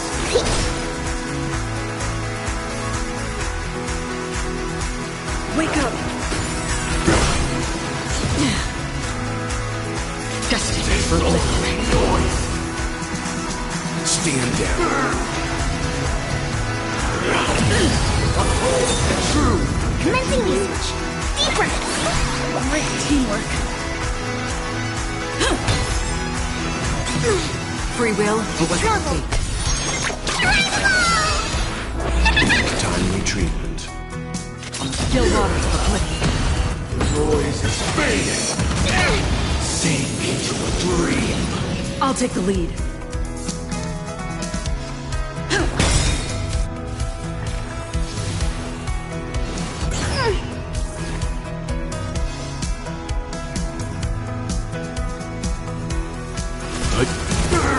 Specimen sighted.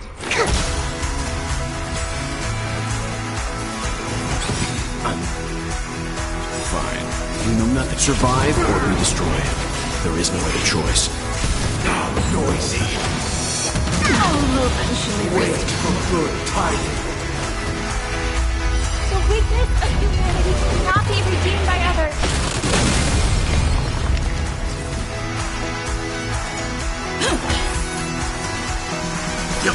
Disorderly noise.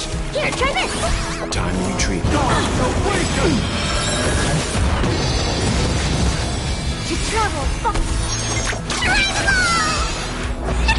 Great teamwork. Wake up.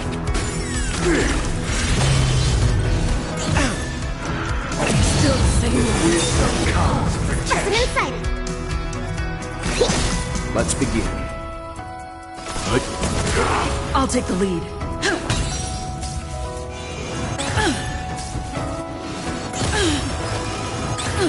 The noise is fading. Enjoy eternal peace.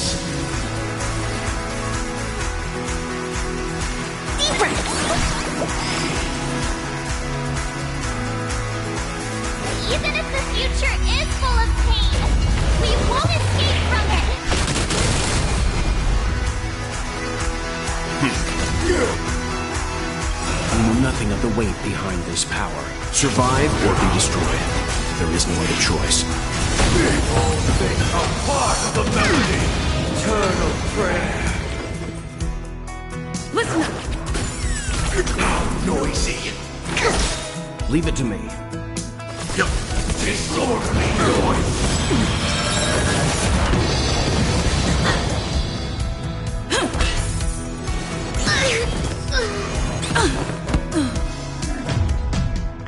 Have you broken free from the dream of order? We've done enough sleeping already. Let's show them a wake-up call.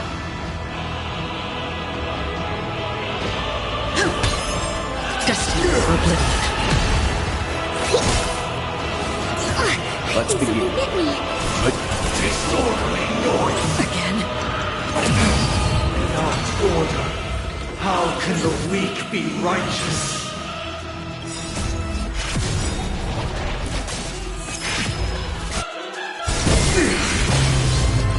I weep for the departed.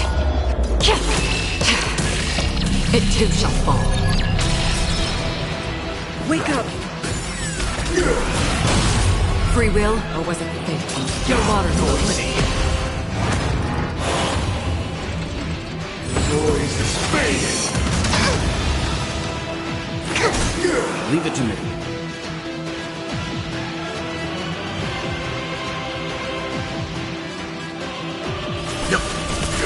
I'll take the lead. That's half the destiny for oblivion. Keep up with me. To travel. Great teamwork. Let's play our own. Let the show begin.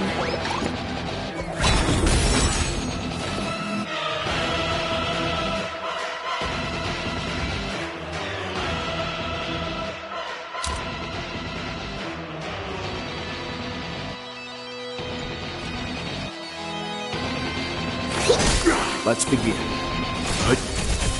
Another journey begins on the still waters of oblivion. Again? Sink into a dream.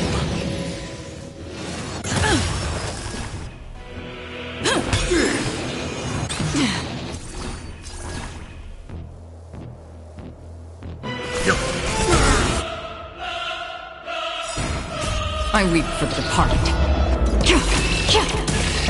It too shall fall.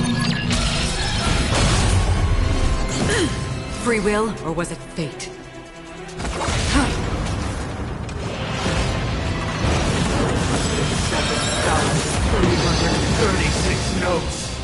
I solemnly invite you to join the glorious chorus and ascend to the heavens!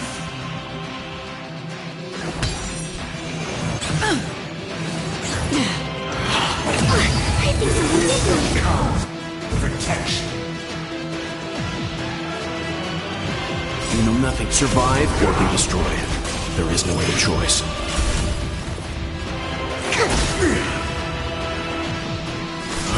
Disorderly noise! Destined for oblivion.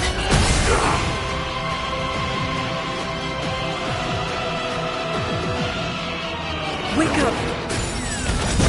Noise is fading! Oh, eventually. Let's play our own. Let the show begin. The dreamscape is indistinguishable from reality. Can it still be called an illusion? Leave it to me. Stand down. With this perfect melody like command, recreate paradise anew!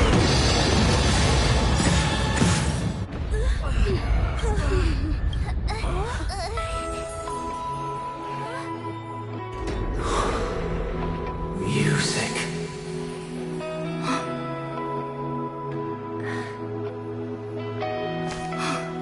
There seems to be another kind of sound coming into the Order's symphony.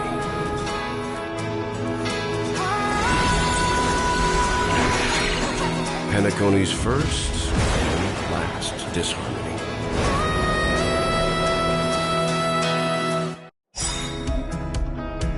Those imprisoned in their dreams are awakening for freedom. Disorderly noise! Robin, is that you? You have heard their cry. Even so, they don't know where they should be heading. Even if that star must hang in a perpetual night of solitude. Let's play our own. Let the show begin. You know nothing. Survive or be destroyed. There is no other choice. How noisy! Disorderly noise! Listen up! All things are part of the melody! Enjoy eternal peace! Wake up! Let's begin. Noise is fading! Wait for good timing! To travel. Great teamwork. Listen up! Specimen sighted. The weakness of humanity cannot be redeemed by others. Leave it to me. Let's play our. Let the show begin.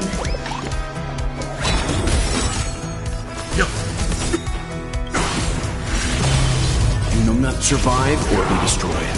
There is no other choice. Awaken!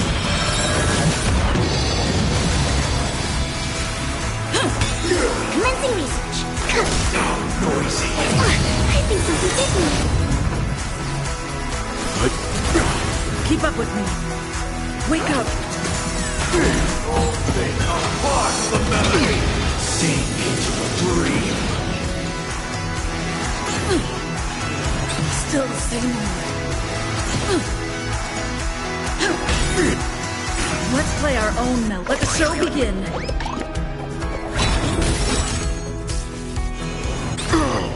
Noise is fading! Have you broken free from the dream of order? We've done enough sleeping already. Let's show them a wake-up call.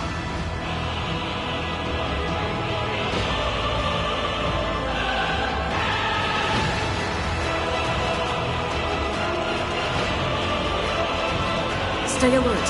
Don't let his tune distract you. Listen up! Free will, or was it fate? Destined for oblivion. some insight